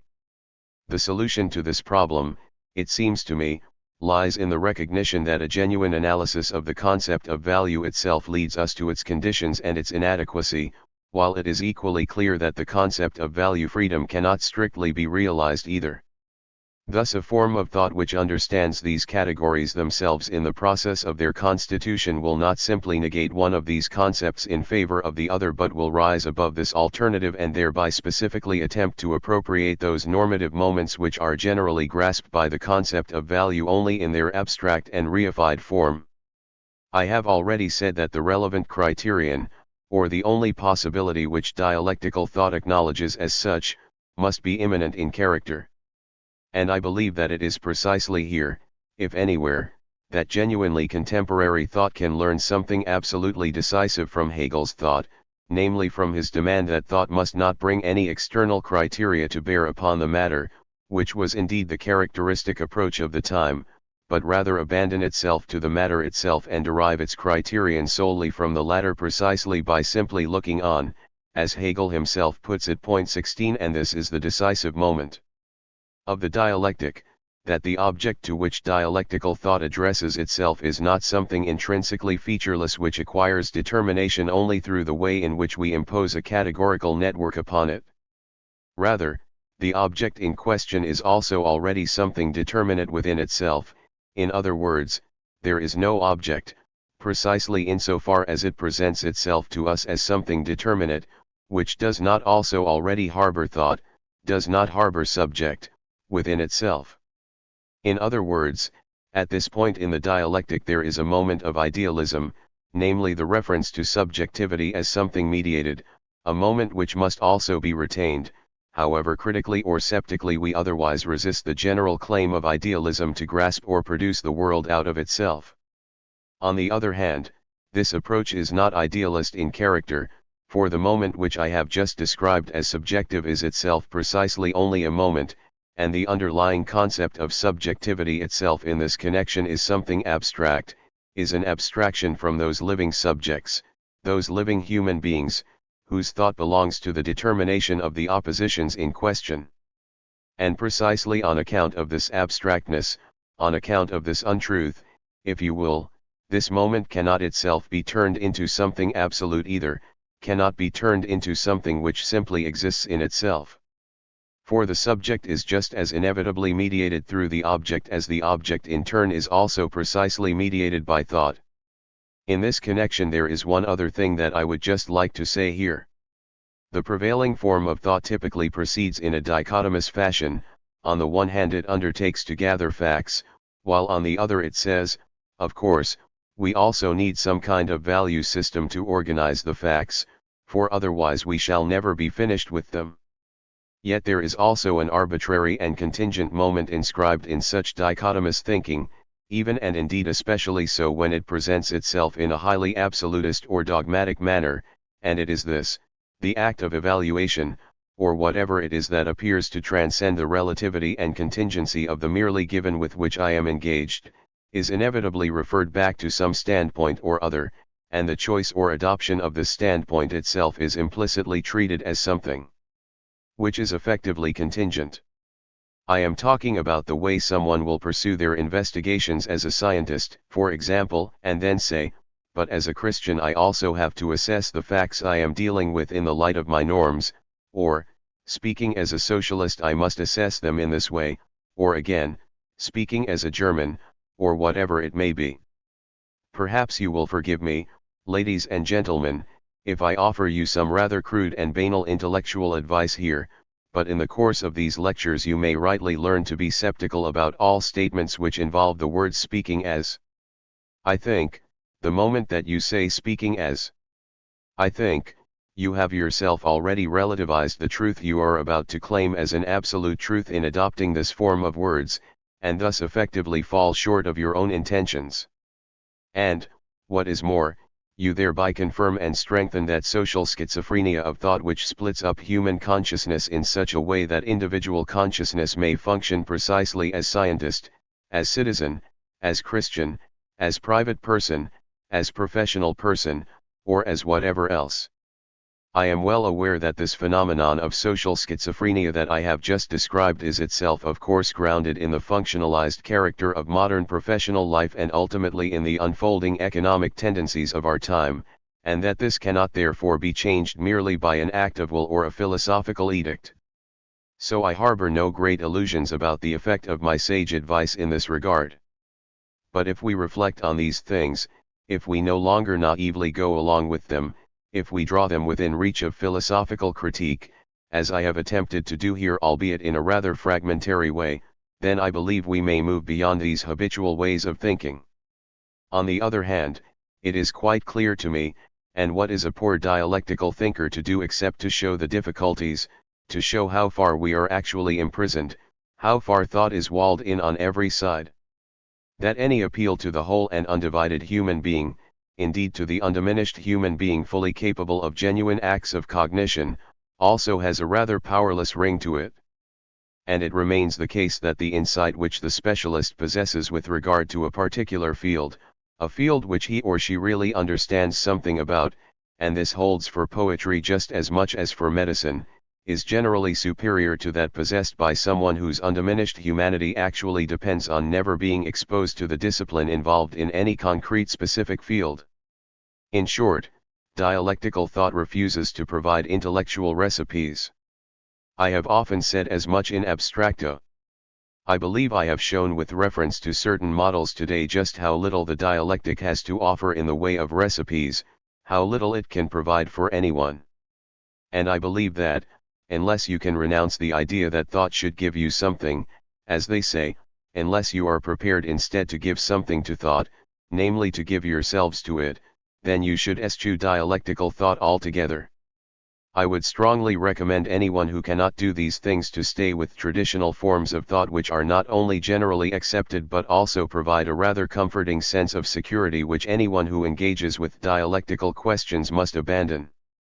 When I speak of renouncing the usual sense of security, this immediately brings me to the position of dialectical thought with respect to the prevailing logical forms of thought, and I must also say something to you about this here.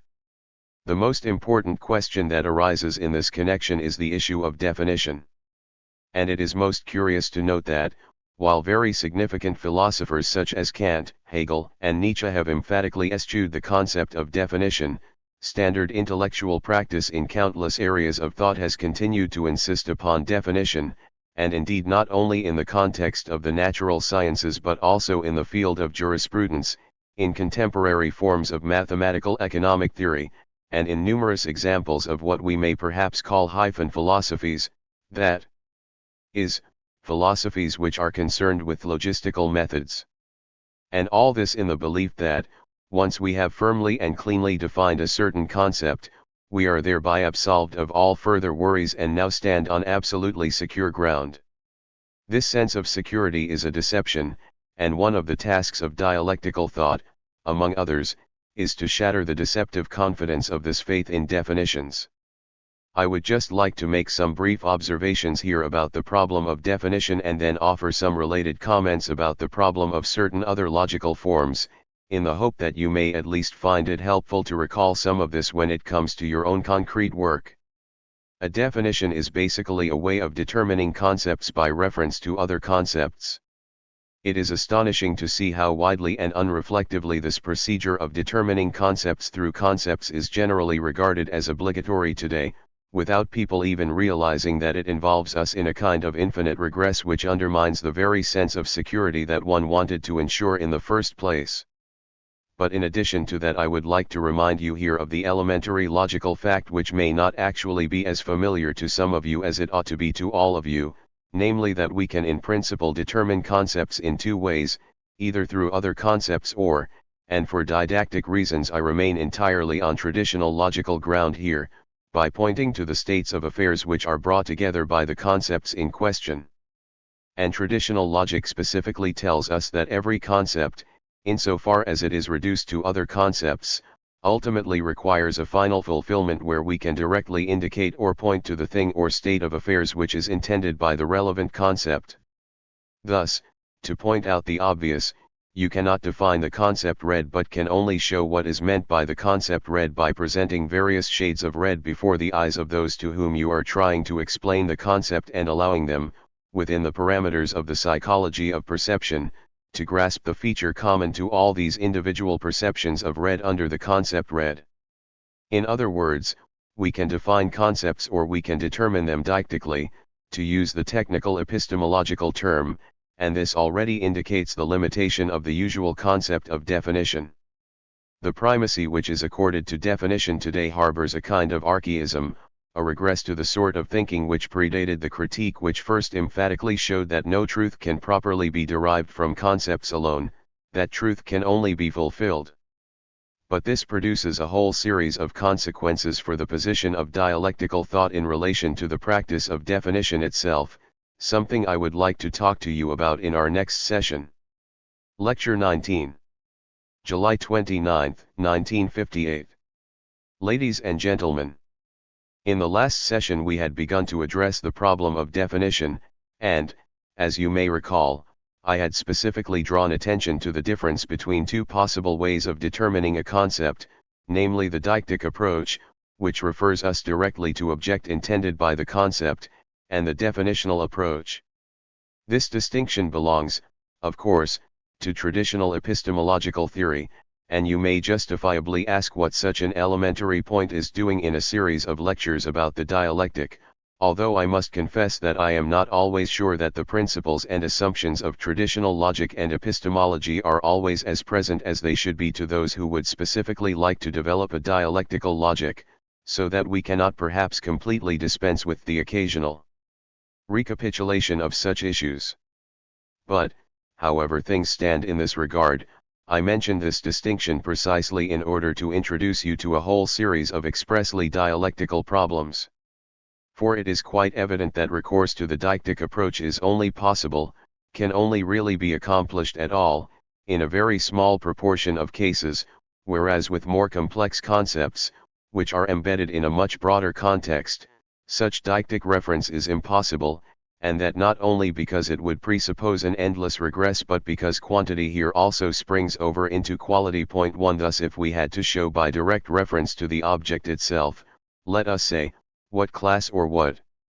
society is, and both are concepts which reflective investigation cannot do without, we would certainly find ourselves at a loss, not simply because it would require an endlessly mediated process in order actually to show people what class is, but also and preeminently because these concepts themselves are so complexly structured, because the categorical moments are so predominant here, that we cannot get away simply by referring or pointing to the object or state of affairs in question.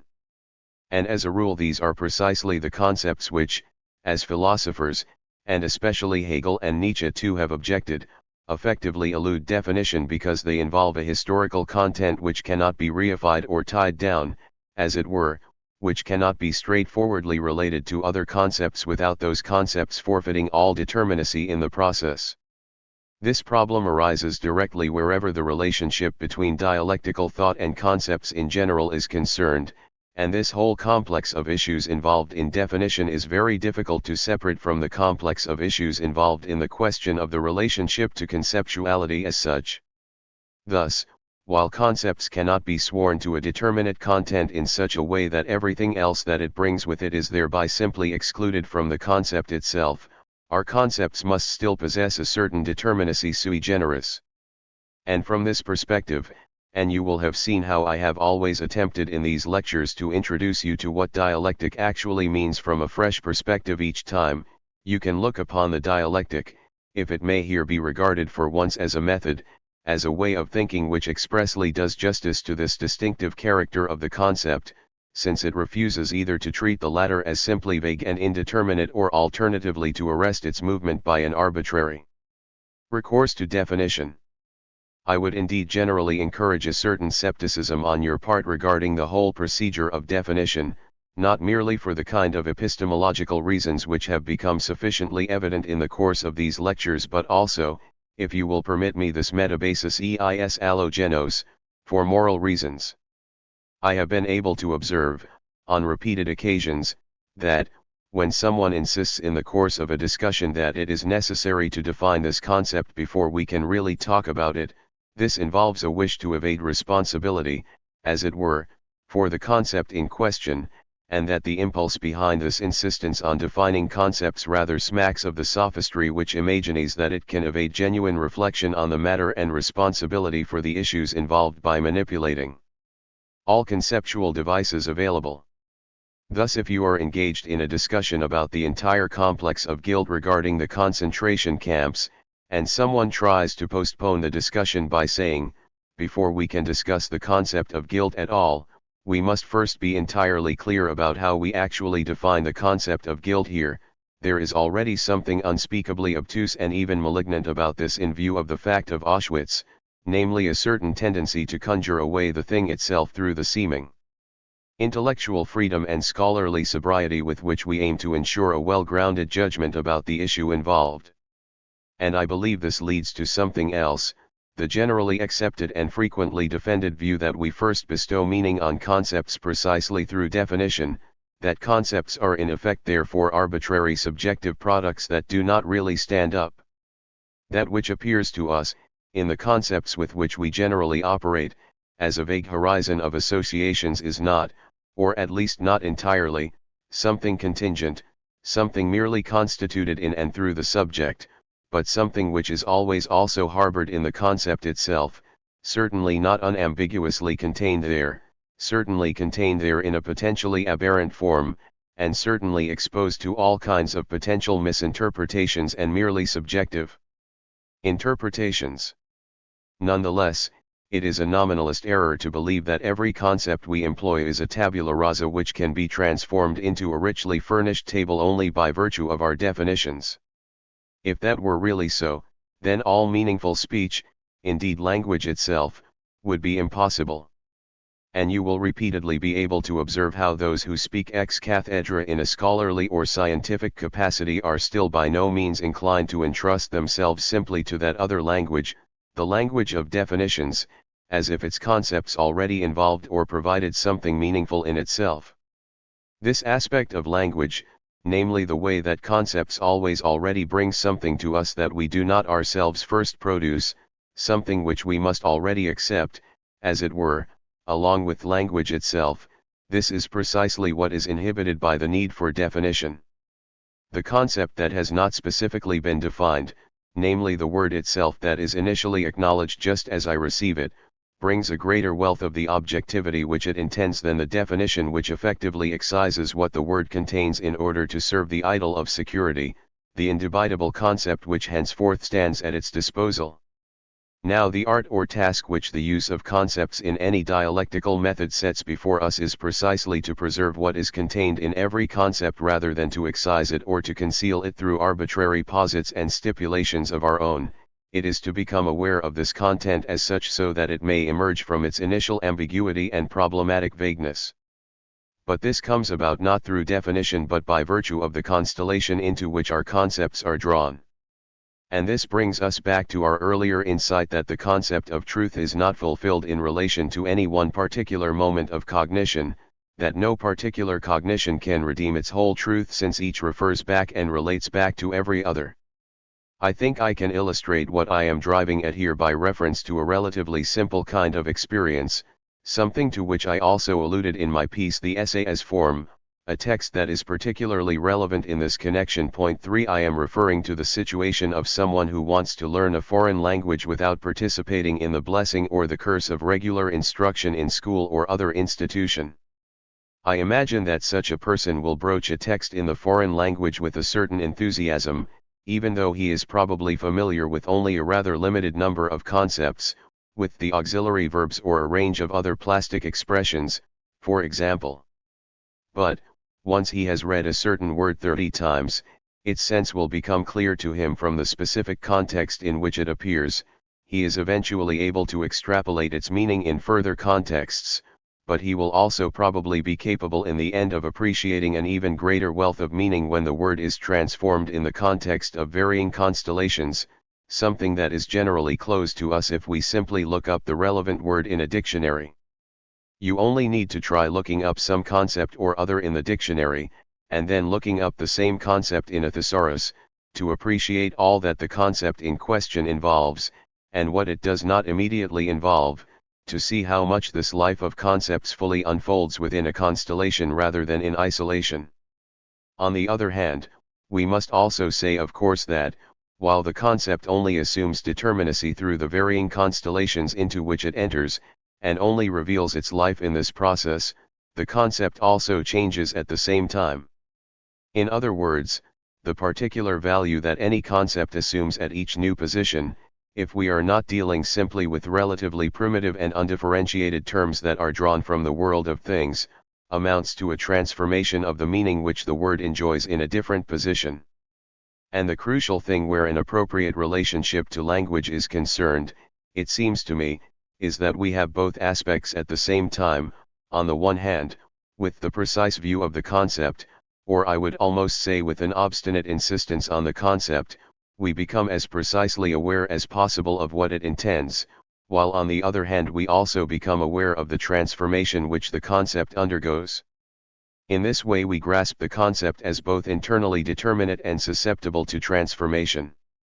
Concepts are not arbitrary in character, they already possess a kind of firm core, and in a sense the change they involve transpires in relation to this firm core, but at the same time they actually possess no static content and constitute a process within themselves. Every concept is indeed internally dynamic, and the task is somehow to do justice to this dynamic character. And here it is often enough language itself that will have to furnish the canon for the appropriate use of concepts.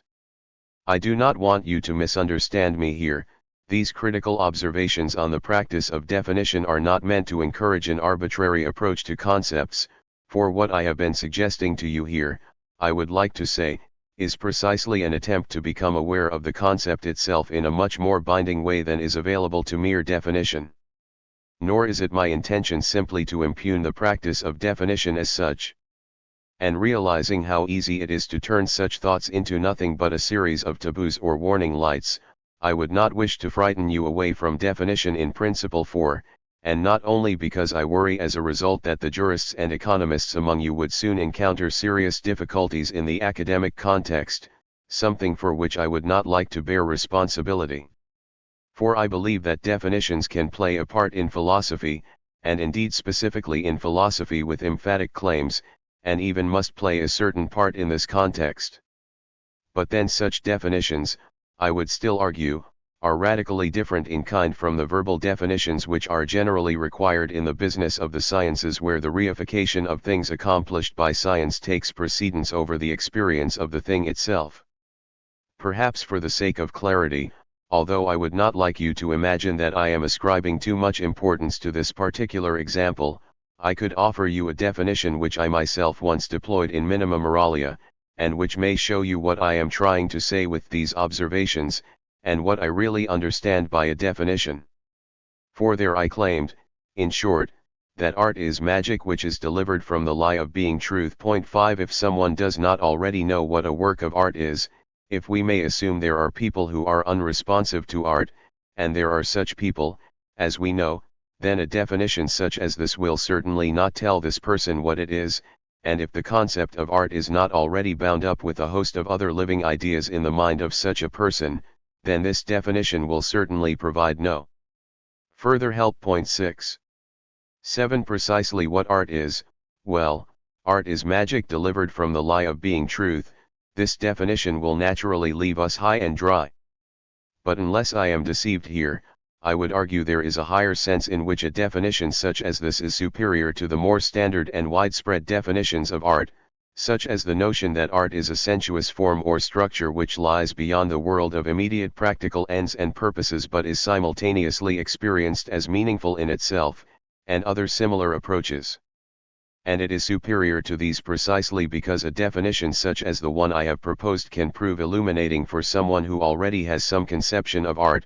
can suddenly intensify all of the elements involved in a way that transcends any merely static or two-dimensional conception of what a work of art is, and thus reveals something of the immanently dynamic character of what the work of art as a process actually ought to be. Whereas I would say that other more static definitions, such as the one which I have just mentioned, which is by no means the worst of them, are essentially flawed because that feature of lying beyond immediate ends, for example, can only properly be grasped, can only really speak to us, if we clearly recognize the dialectic of the useful and the useless in a world that is disfigured by utility, can only become genuinely meaningful once we fully acknowledge this moment. And something similar, for example, also holds for Walter Benjamin's definition of fate as the nexus of guilt among the living, a statement which naturally anyone who is not already aware of fate, of those moments of blind necessity and menace that are necessarily involved in the thought of fate, of the interconnected character of events, all those things which come to gather round such a definition as if it were a magnet. And I would say that the sense and point of definitions, of philosophical definitions, i.e., of definitions in a higher intellectual sense of the word, is precisely to generate such magnetic fields without arresting the movement of concepts. In other words, these definitions serve expressly to release the life that is already harbored in the concepts themselves, to release the power that is still preserved in them, to release these concepts as so many fields of force. And if it is precisely the task of dialectic to transform what is given in reified form, to transform the merely existent, into a force field of this kind, then we might even describe nine in this higher sense as the instrument par excellence of dialectical thinking, and perhaps the reason why dialectical thought is especially allergic to the vulgar use of definition is precisely that it violates what philosophy must achieve at the end by placing what can only be a result and a process right at the beginning. Perhaps I can also say something else here about these definitions which I have been encouraging you to reflect upon and which, as I hope to show you, do not just crop up in the writings of dialectical thinkers by accident, as it were, but are fundamentally bound up with the nature of their thought.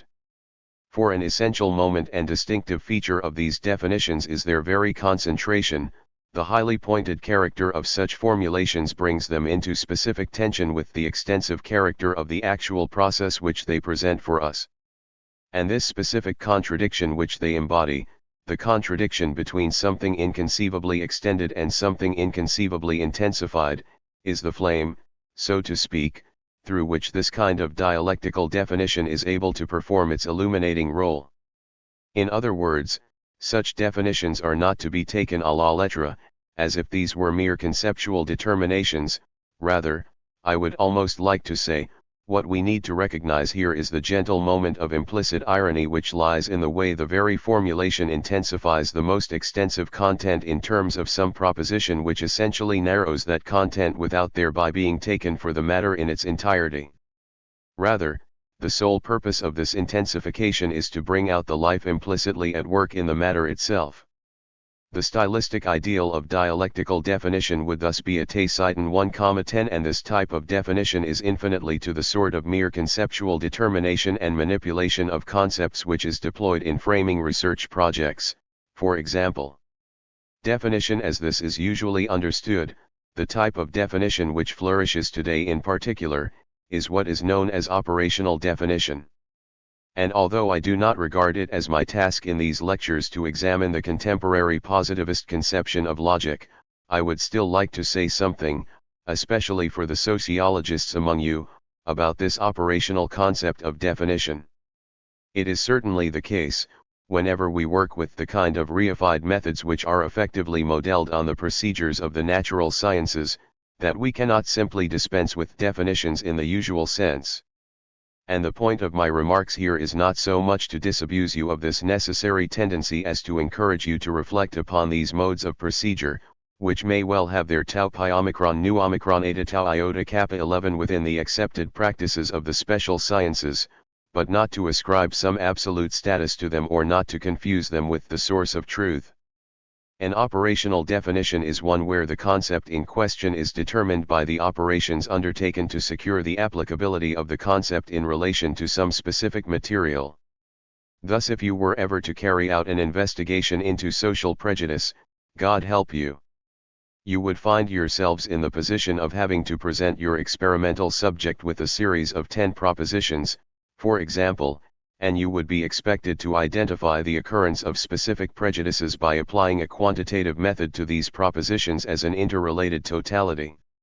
You will define the relevant prejudice simply as a mathematical value within the numerical analysis of the responses provided to each proposition, so that someone who scores a numerical value of +5 in relation to specific propositions, for example, is regarded as a prejudiced individual, while someone who scores 5 is regarded as an unprejudiced one. You will thereby naturally have ensured that you do not get into any awkward difficulties with your investigative procedures. That is to say, if you encounter any criticism, you can always claim that what you understand by prejudice in such an investigation is precisely the state of affairs which has been mathematically determined in this way. But I would argue that this procedure is vulnerable to criticism in a higher sense, and would like at least to indicate some of the reasons behind such criticism. The point of a definition in the philosophical sense would have to be this, that the determination of a concept sheds a kind of light, as I like to put it, that it allows us to see what actually constitutes the life of this concept, what effectively stands behind the concept in question.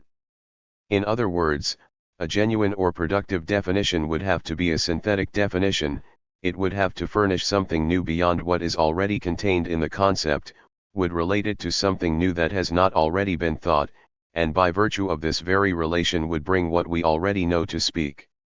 But this synthetic moment is what is excised in principle by an operational definition. Such a definition is in effect nothing but 12 or, to put it bluntly, is effectively a tautology, that is, it is defined solely in terms of the means used to determine it, and thus actually says nothing at all over and beyond what it is directly applied to. Point 13. And, in the second place, we would have to say, as I already suggested in our criticism of the concept of definition, that the concept is treated here as if it were simply a tabula rasa, that is, as something which actually brings nothing at all to us in its own right. Thus the concept is exposed instead to a kind of arbitrary determination on our part, and it is indeed one of the best known paradoxes of all non-dialectical thinking that, the more such scientistic and non-dialectical thought claims to attain to so-called objectivity, the more its determinations reveal themselves to be merely subjective in character. The passion for objectification always effectively leads to the predicament where everything that properly belongs to the object, everything in which the object itself has an essential and constitutive part, is stripped from the object and in a sense now located solely within the subject. The older forms of positivism 14 also clearly admitted as much and thus developed an essentially rather subjectivist theory of knowledge, whereas more recent forms of positivism exhibit tremendous virtuosity precisely in denying this latent subjectivist moment, although they fall victim to it all the more emphatically.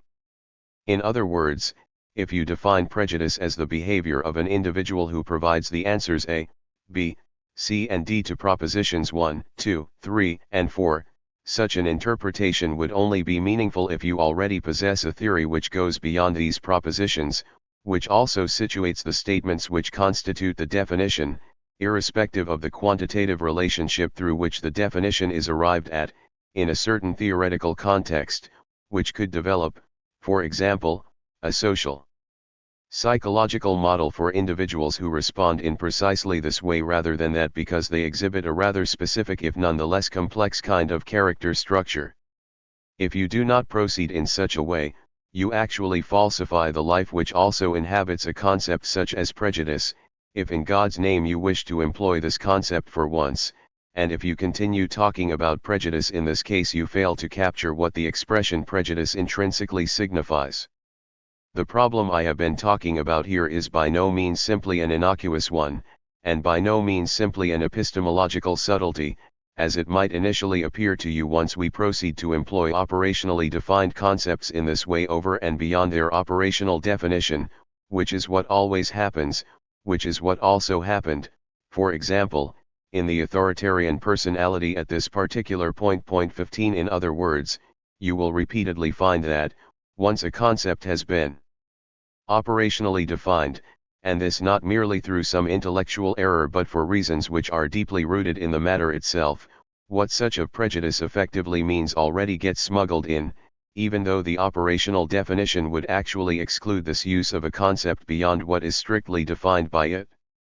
And if we proceeded in this way in the context of the authoritarian personality, which I cannot exactly as a masterpiece of dialectical logic, this was perhaps justified by the fact that the individual statements which were employed for the operational definition of the prejudiced character, for example, were framed in terms of a basically coherent theory, so that meaningful extrapolation was at least possible in this case. But it strikes me as highly doubtful whether the same could be said for the great majority of similar social psychological investigations. I pointed out earlier that the problem of definition is basically one with the problem concerning the position of the dialectic with regard to universal concepts. And here I come to an objection which has repeatedly been raised against dialectical thought, and which I imagine is also still familiar to several of you.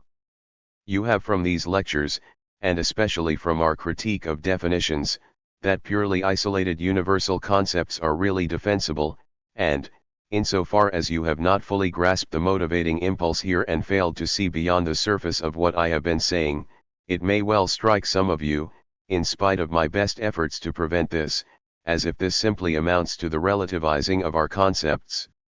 And those of you who make this assumption will then easily be able to say, there we have it, you constantly impugn universal concepts, you say we shouldn't hypostasize them, shouldn't arbitrarily restrict them, shouldn't arbitrarily tie them down, but you yourself also need these universal concepts all the time, you cannot possibly dispense with the universal. And if you even attempted to do so, then you would simply, as Paul Tillich once put it to me, end up saying nothing beyond that there and would no longer be justified in making any meaningful or comprehensive assertion about anything. So I would like to repeat emphatically here that of course dialectical thought cannot dispense with universal and comprehensive concepts either, and moreover that such thought constantly employs concepts characterized by an extremely high level of abstraction. It is even the case, in contrast to the positivist perspectives adopted in the social sciences in North America, for example, that dialectical thought is all too easily accused of deploying overly general and sweeping concepts, of clinging to the concept of society itself, for example. Whereas critical sociological thought would never permit us to use the concept of society itself as a whole but would recommend instead that we stick exclusively to concepts which can be empirically substantiated, namely concepts which move in a kind of intermediate realm in this regard, which certainly possess a certain theoretical power in relation to what is immediately conceptualized through them, but which can effectively be replaced in turn with givens, without going beyond this realm. In any essential, i.e., qualitative, sense. But to this we must reply, the whole argument here is not about whether we can deploy universal concepts or not. Dialectic is not a form of nominalism, but nor again is it a form of realism. For these twin theses of traditional philosophy, the notion that the concept enjoys substantial being in relation to the individuals which it grasps and includes, and the alternative notion that the individual is substantially real while the concept is merely a flatus vocis, or simply empty sound and smoke, these two conceptions must both be subjected to dialectical critique. In other words, for dialectical thought, there is conceptual being solely in relation to some determinate factical being, and likewise there is factical being only as being that is mediated through cognition, and cognition cannot be thought otherwise as conceptual cognition. Neither of these two moments, therefore, can simply be exchanged in favor of the other, both must be grasped in their necessary reciprocal relationship.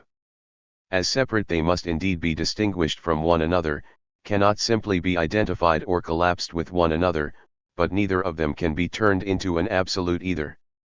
The point here, and this is all I want to say to you about this controversy today, is not to insist, given we are using some universal concepts or other, that we must now say B because we have said A, that all conceptual existence ultimately belongs in A16 where 17 of the most universal concepts assumes a kind of ontological priority in comparison with the other essentially inferior realm.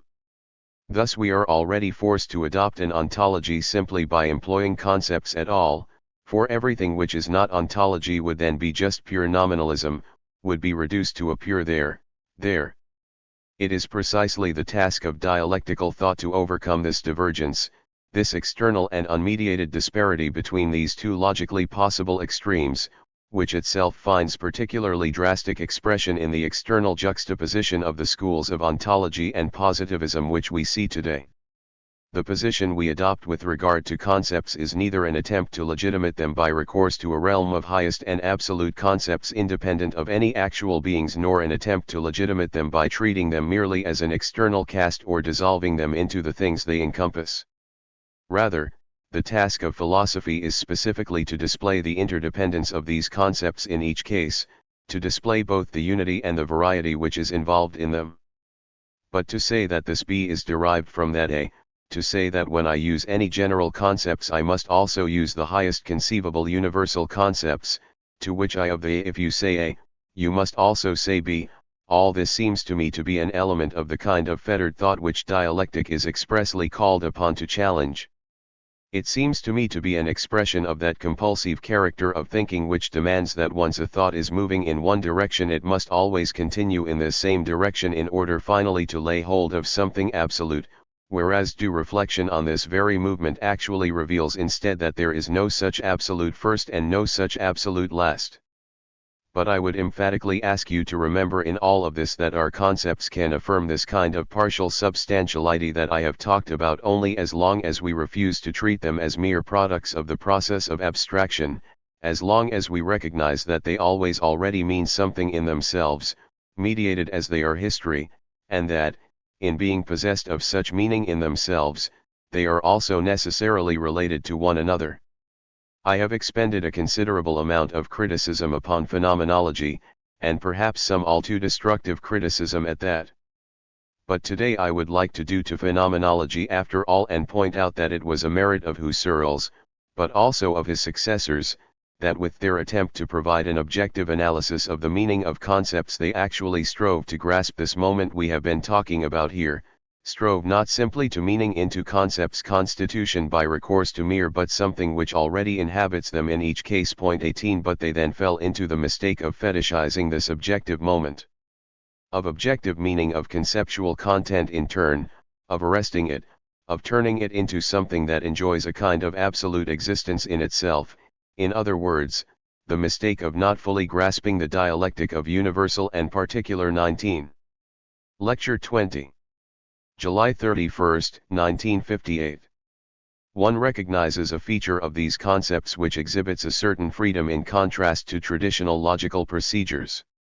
For dialectic knows that it is bound not to any process of definition but to the matter itself, to the life at work in the concept.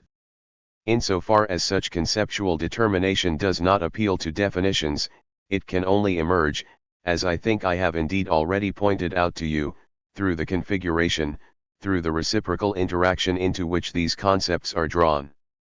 The way in which these concepts can only properly be determined in and through this interaction with one another reveals too the insufficiency and inadequacy of each individual concept on its own but also the essentially relational character of them all.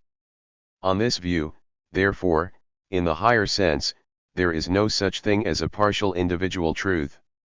Now, ladies and gentlemen, of all the challenges which the dialectic presents for ordinary consciousness, the notion that no such individual truth can actually be assumed, that on the contrary there is truth only in the constellation which the quite specific individual instances of knowledge come to make up, is the hardest challenge posed by dialectical thought in relation to the usual conception of thought.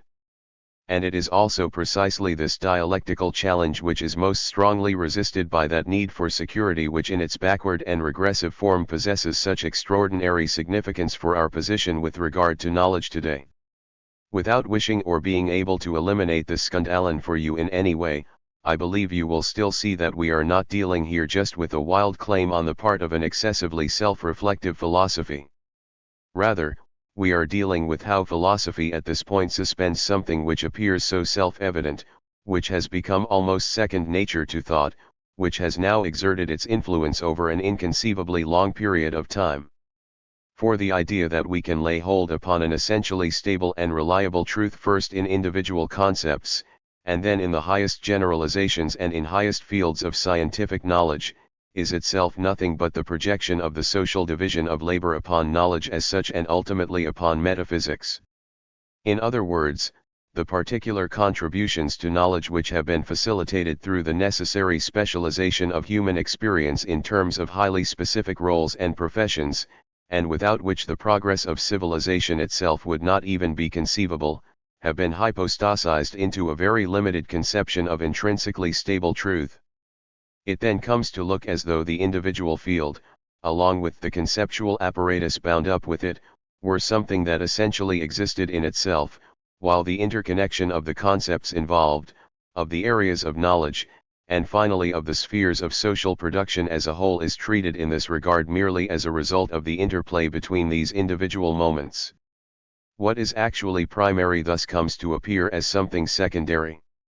It is indeed no accident, and I am not sure whether this particular fact in the history of philosophy has ever been emphasized as much as it surely deserves to be, that the specific philosophy in which the claims of limited particular truth, and above all the claims of a limited form of concept which has been specifically developed and scrupulously distinguished from all other concepts, and the claims of definition itself, were first expressly defended, namely the philosophy of Plato, is the same philosophy in which the concept of the social division of labor first expressly appears as an issue of political philosophy and in which the order of ideas, the order of concepts as such, also appears in a direct relationship to this division of labor.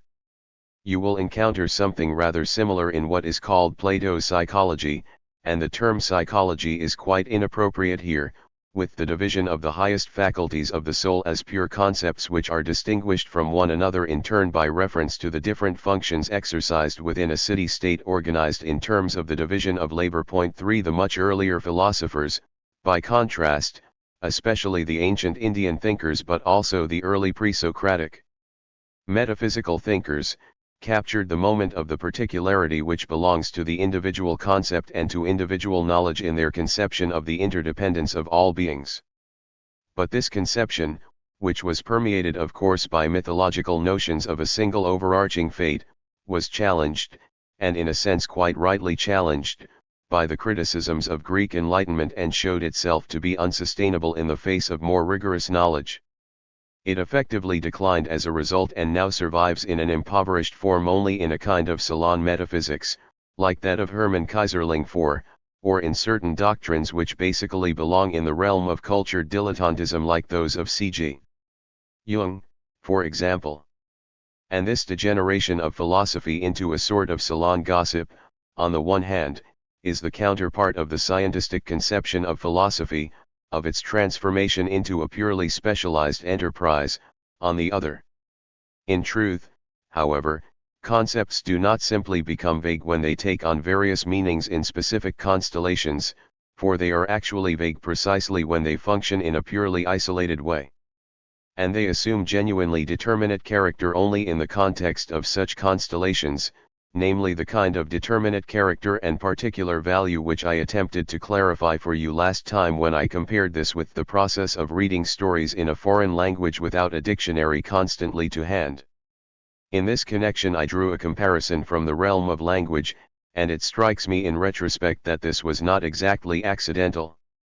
For you can or ought to see at this point that, for philosophy, or, as I would prefer to say, for any kind of knowledge that could properly be regarded as scientific knowledge in accordance with the older Hegelian use of the word wissenschaftlich, you can see that the presentation, namely what we generally call the specific language or describe with that appalling expression as the style of the work, is not merely an addition which certain more or less aesthetically cultivated philosophical authors externally provide for their thoughts in order to prove their distance from the vulgar understanding of things which otherwise prevails. On the contrary, we must recognize that any thought which is fully aware of the consequences and implications of the dialectical approach, any thought therefore that is in earnest with dialectic, requires an emphatic form of presentation. We must recognize that it is not possible here, as it is in the reified approach of the special sciences, to present a fixed content in a way that separates form and content and allows this content to be expressed in a fashion which may in a sense be described as arbitrary and irresponsible. Rather, it is the very fact that the content here is not fixed in this way, that the content first finds its meaning through the context into which its individual moments enter, namely through that whole which I have been trying to clarify for you, necessarily becomes a means of grasping the matter itself, becomes a category of cognition. Finds expression in the way, on the one hand, the vigor and accuracy with which the linguistic formulation captures the individual aspect that is intended in each case is precisely what leads the concept most effectively into the overall context, while, on the other hand, the construction of the whole bestows a specific meaning on the concept right down to the grammatical construction of individual propositions, realizes through the medium of language that concretization of the concept, that concretization of concepts in a specific context. Which, as I have already suggested, is precisely what breathes something of that life into concepts which definitions would dearly like to instill but in truth merely serve to expel. In other words, we must recognize that philosophy, insofar as it is not concerned simply with the communication of a fixed and finished content, insofar as, on the contrary, it consists essentially in the conceptual self-reflection of the matter itself, is constitutively bound up with its mode of presentation. It is not some quirk therefore, as I tried to show in more detail in my little piece on the essay as form, if philosophical writers who are to be taken seriously are as serious about language as we have become, at least since Schopenhauer, who was the first to address the stratum of philosophy explicitly. And, similarly, it is an undeniable measure of the ossification or abandonment of the inner dialectical movement of thought when the latter ceases to be concerned with the specific form of its linguistic expression. You can recognize something of the kind in Schiller, for example, where the irresponsible journalistic tone belies the ontological pathos of this philosophy, or again in the later Lukács, whose total indifference to matters of linguistic expression corresponds to that simple repetition or duplication of a dogmatically ossified doctrine which is also quite appropriate to the content of his thought. I would just like to say something else about the problem of presentation here, namely that it is only the process of presentation which allows thought to go beyond the merely pre-given character that a concept already brings with it. I have attempted to show you that the concepts I employ as such already have a certain content, that they are not simply counters, that they are, rather, something which I must in a sense obey. Insofar as I offer a resistance to these concepts through the process of presentation, insofar as I employ them in such a way that they express precisely that and only that which I want to express with them, there is a sense in which I challenge the blind power of what they bring with them, and this facilitates that communication between the mere opaque objectivity of conceptual meaning and the subjective intention in which the life of these concepts actually consists. But the distinctive feature of presentation in the medium of language lies in the way that this contribution of subjectivity, which transpires wherever presentation lays hold of its concepts in an emphatic sense, is not in turn an arbitrary matter, does not simply spring from the mere caprice or particular taste of the singular individual, but itself contains in turn a moment of objectivity which is first mediated through subjectivity over against the rigid and merely pre-given objectivity of the concept. I am talking about the objectivity which is involved in the way that the concept must grasp what it is meant to grasp as precisely as possible, and this is an essential function of presentation, while the demands which I make upon my object through the process of presentation are demands which spring not from some merely subjective caprice but effectively arise from the discipline of language itself.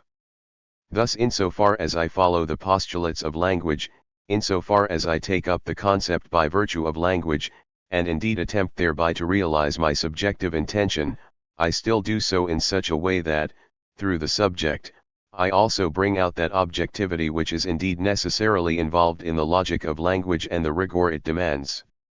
I would say that this is the epistemological function of presentation, and this is how I would like you to understand it, of those definitions which are only true as long as we already have a grasp of the matter itself, as long as we constantly insist that all philosophical questions are essentially questions of formulation in a higher sense. The problem of formulation furnishes the specific perspective, the specific site, as it were, where what we can call the dialectic of subject and object is effectively realized in the context of philosophical argument. This brings me to the question of the relationship between the dialectic and specific logical forms, an issue about which I would like to say at least something here. For in our discussion of definition and individual concepts we have already been talking about one of these fundamental logical forms. The two other fundamental logical forms, as you presumably all know, are the structures of judgment and inference. What we mean by a judgment, if I may start by offering you the standard account, and in fact we sometimes have to employ such definitions in order to be able to challenge them in some way later on, what we mean by a judgment in the context of philosophy 5 is a linguistically formulated assertion with regard to which the question of truth or falsity can meaningfully be raised, while what we mean by an inference is a relationship of propositions or judgments whose validity is supposed to consist in the interdependent relation between them. I believe, and maybe I can repeat this today at the end of these lectures, in order to make it a little easier for some of you who have found this otherwise difficult to follow, that perhaps the fundamental thing, the simple and elementary thing, from which the process of dialectical thought begins is this: while it is indeed the case that, without judgments, or, to use the traditional language, without the syntheses accomplished between a subject or subject concept, a predicate concept and a copula, namely the is, where A is B furnishes the fundamental form of a judgment, there is no such thing as knowledge in an emphatic sense. It is also the case that the judgment itself or every singular judgment is problematic in character. And it is this contradiction which perhaps provides the most drastic motive of all for dialectical thinking. If we do not make judgments, in other words, if we do not subsume certain givens or other under certain concepts or other, then no knowledge is possible. Further, and above all, we can advance beyond mere tautology only if by means of some judgment we something which is into relation to something else with which it is not itself immediately identical, that is to say, if we perform a certain act of identification. We can only make objects our own, we can only admit them into the native realm of truth, as Hegel puts it 6 inasmuch as we identify them, namely identify them with ourselves, that is to say, make them the same as ourselves, make what is unknown into something that is in a certain sense already known to us. And it is perhaps one of the most painful experiences we must encounter when we engage in philosophy that, while our entire pathos in this regard, our entire labor and effort, is dedicated specifically to the task of expressing what we do not already know, what is not already present for us, we nonetheless find ourselves driven again and again to express what it is we wish to express by rendering it the same in some sense, that is, by reducing what is new to what is already known, what is already given. Thus every kind of theory, with regard to what it essentially intends, comes to assume that distinctively deadened, rigid and reductive character which makes the conclusion of any particular philosophical work into such an awkward and difficult business for the individual who had to undertake it, an experience which you will find expressed most vividly by Nietzsche, if memory serves me right, in the final aphorism from Beyond Good and Evil. Point 7. I have thereby already also anticipated the negative moment that is involved in the notion of a judgment. And I might add that this negative moment also has in fact a very precise logical place of its own, for there is something untrue even in this simple act of subsumption which I must perform if I am to arrive at something like truth, at the idea of truth itself. We were already agreed, if I may presume as much after providing you with this definition, that, in the first instance, a judgment is precisely something to which the question of truth is in principle applicable. On the other hand, it is also the case that a certain double untruth is involved in every judgment as long as you take it simply as an isolated judgment. If you say A is B, this always necessarily implies, on the one hand, that A is identified with something with which it is not entirely identical, something under which it falls with respect to some moments or features, whereas it remains distinct with respect to others. Otherwise we would simply be stuck with the proposition A is A rather than A is B, and that is a purely analytical proposition and would therefore not be a judgment at all in any emphatic sense.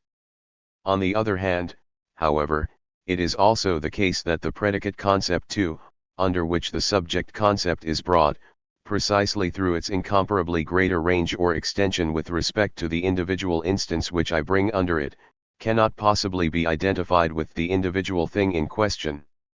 In a strict sense, an individual thing is not identical with its concept but falls under that concept. In other words, you will have recognized at this point the paradox that the very form through which the concept or the idea of truth springs, and without which it would be meaningless to speak of truth, for nothing that is devoid of apophantic form, that is to say, nothing which is not a judgment or a complex of judgment could be described as true, that is at the same time, in its very essence, also necessarily afflicted with untruth. And, seen from this perspective, dialectic is actually nothing but a desperate effort to heal this untruth in the form of truth itself. Thus dialectic is the attempt to arrive at truth through the form of its own untruth. 9. You could also pursue this in another way precisely by looking at the theory of judgment, about which I have been able to offer you only these rather desultory remarks today, specifically from the perspective of subject and object. For, on the one hand, what you are engaged in here is what is described in the traditional language of philosophy as synthesis. You are relating and bringing together moments which were not previously connected with one another in just this way. For synthesis, namely this relating of diverse moments which thought accomplishes, is indeed precisely the necessary subjective side that is involved in any judgment. On the other hand, the truth claim implied in the judgment itself depends on the ineliminable assumption that there is precisely something in the state of affairs affirmed in the judgment itself which actually belongs together.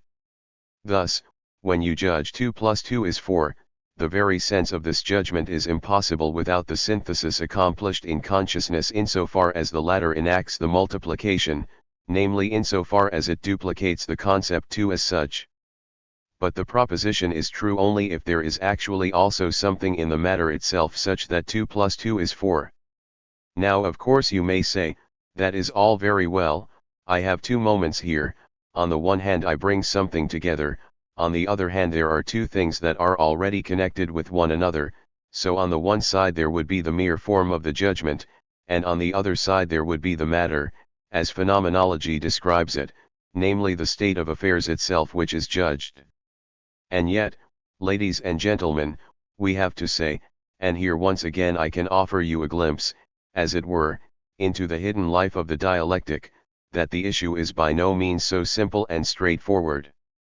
For, while it is certainly possible to distinguish these two moments and say if you do not have both these moments, then there is no such thing as a judgment, then there is no such thing as the truth of judgment, it is nonetheless impossible even as you distinguish them to separate these moments clinically from one another as if with a scalpel. You cannot say, this is the mere form in the judgment, and that is the mere content in the judgment.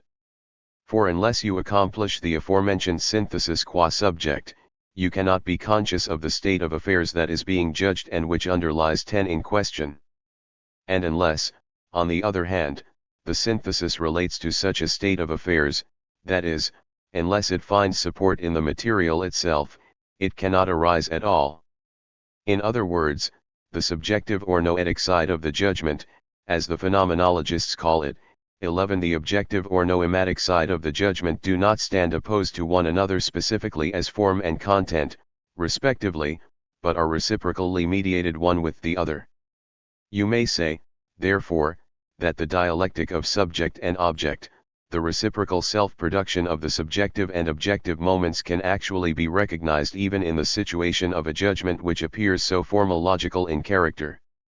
And now, ladies and gentlemen, you will perhaps allow me in these final minutes, standing on one leg as it were, to say something else to you here, something more fundamental, about the relationship between dialectic and logic, something that goes beyond what I said to you earlier on when I pointed out that dialectical thought invariably presupposes the validity of the logical forms themselves, even though there is also a sense in which it must also go beyond the validity of the latter. For you may say, through our categorical system, through the structure of those categories which we gather together under the name of logical categories, we have foisted a kind of net over the entire world. and without this net we cannot know anything at all about the world. And it is absurd to assume that there is some immediate consciousness of the truth which would not in itself simultaneously presuppose this net, would not in itself presuppose these logical forms, and it would not really be difficult to show even the most extreme defenders of intuitionism, such as Henry Bergson 12, that, even when they attempt to deal solely with their intuitions, in actuality these very intuitions continue to involve the whole logical apparatus. At the same time, however, what I have just tried to make clear to you in a rather drastic way in the context of our analysis of the judgment also holds for absolutely everything that is logically mediated, namely that this logical apparatus is inadequate to the life of the matter itself, and not inadequate in the merely rhetorical sense in which conventional souls love to declare on Sundays that logic cannot do justice to the world and that, on Sunday at least, feeling is all that is left to us.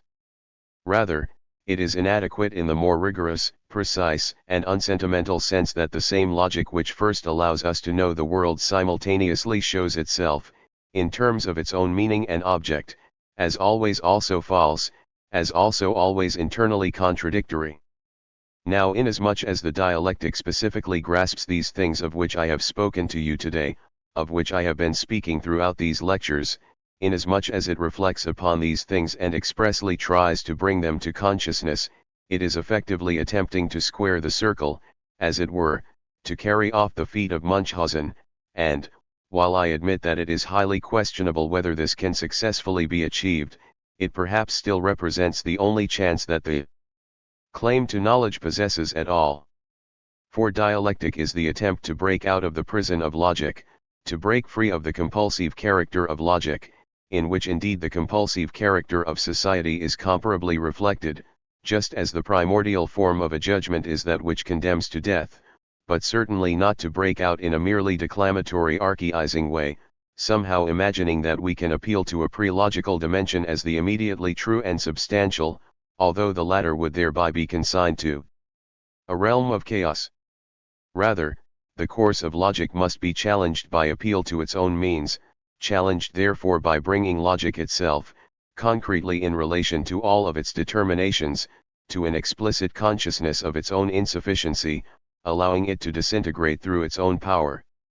And the power which accomplishes this disintegration, this negative power of the concept in the Hegelian sense, this essentially critical power is indeed in truth identical with the concept of truth itself. This is ultimately the heart of every form of dialectic, insofar as dialectic itself can still be conceived in philosophical terms and not just inevitably and invariably in relation to praxis. This attempt to remedy the injustice of logic with its own means, as it were, or, if you like, to help do justice to nature by recourse to the moments involved in its own organized domination, and in the first place to do it justice in the context of mind or spirit, this, I would claim, is the central motive which ultimately inspires dialectical thought itself, without which such thought cannot be understood at all. And in this regard, precisely in the spirit of Hegel's logic, it calls upon that power which stands against truth, namely the power of untruth. This disintegration of traditional logic by logical means is brought about not by some external critique of these logical means but solely by an immanent demonstration that, in each case, measured by their own standards, they are inadequate to the truth. Point 13. I may point out in passing that similar considerations apply to the forms of inference. I believe that a reformulation of the dialectical critique of the forms of inference would be an essential task for a fresh account of dialectical logic, something which, in the sense I have in mind, has never been accomplished as yet. Remarkably enough, however, we can certainly find the rudiments for such a critique of inferential procedure in the phenomenological tradition, which in many respects of course actually represents one of the most advanced epistemological positions of modern bourgeois thought. And, while I may have touched upon this aspect in my Metacritic der Erkenntnis theory, it has not yet been developed as fully as it demands to be. 14, which is why I specifically wish to remind you of this here. Phenomenology could also be understood in a certain sense as a critique of inferential procedure. To begin with, I would like to describe the motivation behind this critique precisely as we find it in phenomenology itself. Now phenomenology certainly commits the mistake of believing that we are actually dealing with immediate intuitions even when in truth we are talking about arguments, that is to say, about kinds of inference. It seems to me that this mistake has indeed been sufficiently established, and I feel it is almost superfluous to insist upon it any longer. Yet the underlying phenomenological impulse here is none other than to show, with regard to specific cognition which grasps its object, which is appropriate to its object, how the relationship to other cognitions is not a matter of earlier and later, that cognitions of whatever kind do not actually stand in merely inferential or formal logical relations to one another. In accordance with our earlier critique of the idea of a first ground or principle in philosophy, or indeed of a final ground or principle, for both are essentially correlative, one must also claim that any hierarchy of propositions, namely any relations of priority in which one would found or be founded in turn by another, is not ultimately compelling. And if you consider for a moment that the theory of inference, if we ignore the issue of induction here, is in fact essentially formal logical in character, i.e., basically aims to show how various propositions are contained in one another, then the hierarchical relation of major and minor premises becomes doubly problematic. For it is by no means easy to see why any one of the propositions which are conceived as containing one another should enjoy an absolute priority over any other. Insofar as phenomenology specifically attempted to furnish descriptions, inferences and arguments, it also gave expression, without being clearly aware of this, to the notion that formal argumentation in comparison with the reciprocal constellation of thoughts has something arranged and artificial about it, something which it is precisely one of the tasks of philosophy itself to remedy.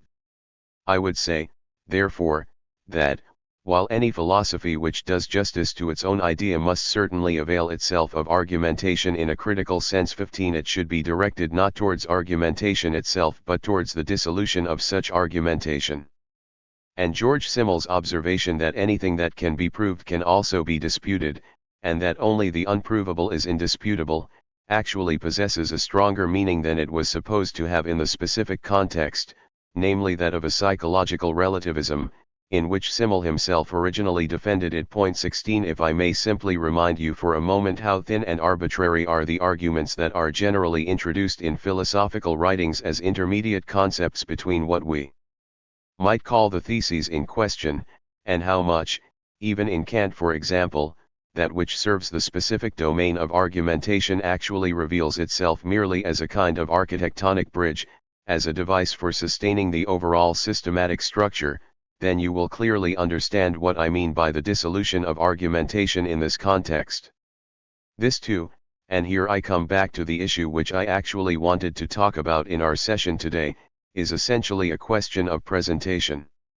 And, speaking for my part, I would say that the particular kind of dense and concentrated expression which I strive for, with perhaps questionable success, is not somehow designed to do away with argumentation. One cannot do that anyway, and you could easily produce 100 arguments from writings of my own, but rather is designed to challenge the traditional distinction between thesis or assertion and argumentation, and thus the traditional form of inferential reasoning, for those reasons of principle which I have tried to present for you. And if the relationship between thoughts is indeed to be conceived not as a hierarchy but as a constellation, then methodologically speaking we must recognize the demand that every thought is equally close to the center, that there are really no such things as bridging concepts or theses and conclusions derived from them. For every individual proposition is imbued with the power of argument, of reflective thought, as well as the power to grasp the matter itself with precision, and the ideal of philosophy, which cannot indeed be redeemed by thought, would be to express in its very form that philosophy is concerned not with assertions and demonstrations but solely with the truth which presents itself in the construction of the whole, and where every word, every proposition, every syntactic structure must in a sense bear the same responsibility as any other. When I said to you that dialectic is in a certain sense a critique of the pedantry of thought, this is an example of what I mean. And I believe that, if you are in earnest with dialectical thought, then the form of presentation you adopt, insofar as it effectively dispenses with the traditional approach which claims to demonstrate certain assertions, is a good indication of whether you are actually thinking dialectically, namely whether the content intended in the thought and the enactment of the thought itself attain that identification which is called for. I am quite aware, ladies and gentlemen, that this lecture, perhaps more than any other, has proved something of a patchwork, as is effectively unavoidable, especially if one undertakes to engage with the dialectic without being an idealist. Dialectic here is a form of thought which speaks of constellation, of interconnection, of the whole, even while it cannot claim any confident grasp on such a whole, for it has indeed nothing simply at its disposal, as in Hegel that subject and object, by virtue of the process they undergo, are ultimately one and the same.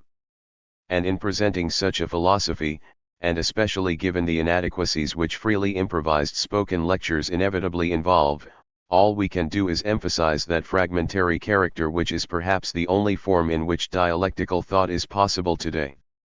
And to that extent, here at the end, I also discover something like an ideology for the inadequacies of what I have been saying to you. But I would not like to let you go, in conclusion, without at least giving you something even in withholding it from you, as I would like you to consider the question whether such an assumption of identity, or, as I might perhaps express it, something like knowledge is possible at all without the assumption that subject and object are ultimately not wholly unlike one another. 17 Or whether in forbidding the thought of such a possibility in a radically completed enlightenment we do not thereby perhaps forbid ourselves knowledge itself, and then through this very enlightenment fall back into the darkest form of mythology. This is a hard nut that I leave with you to crack, but the vacation is indeed also a long one, and perhaps you will be able to engage effectively with this problem for yourselves. For the rest, I would simply like to thank you for your attention throughout these lectures, which have often proved something of a rough road, and sincerely wish you a most enjoyable vacation, in the hope at least that I may see many of you again for the lecture series on aesthetics in the next semester. 18 My thanks to you all.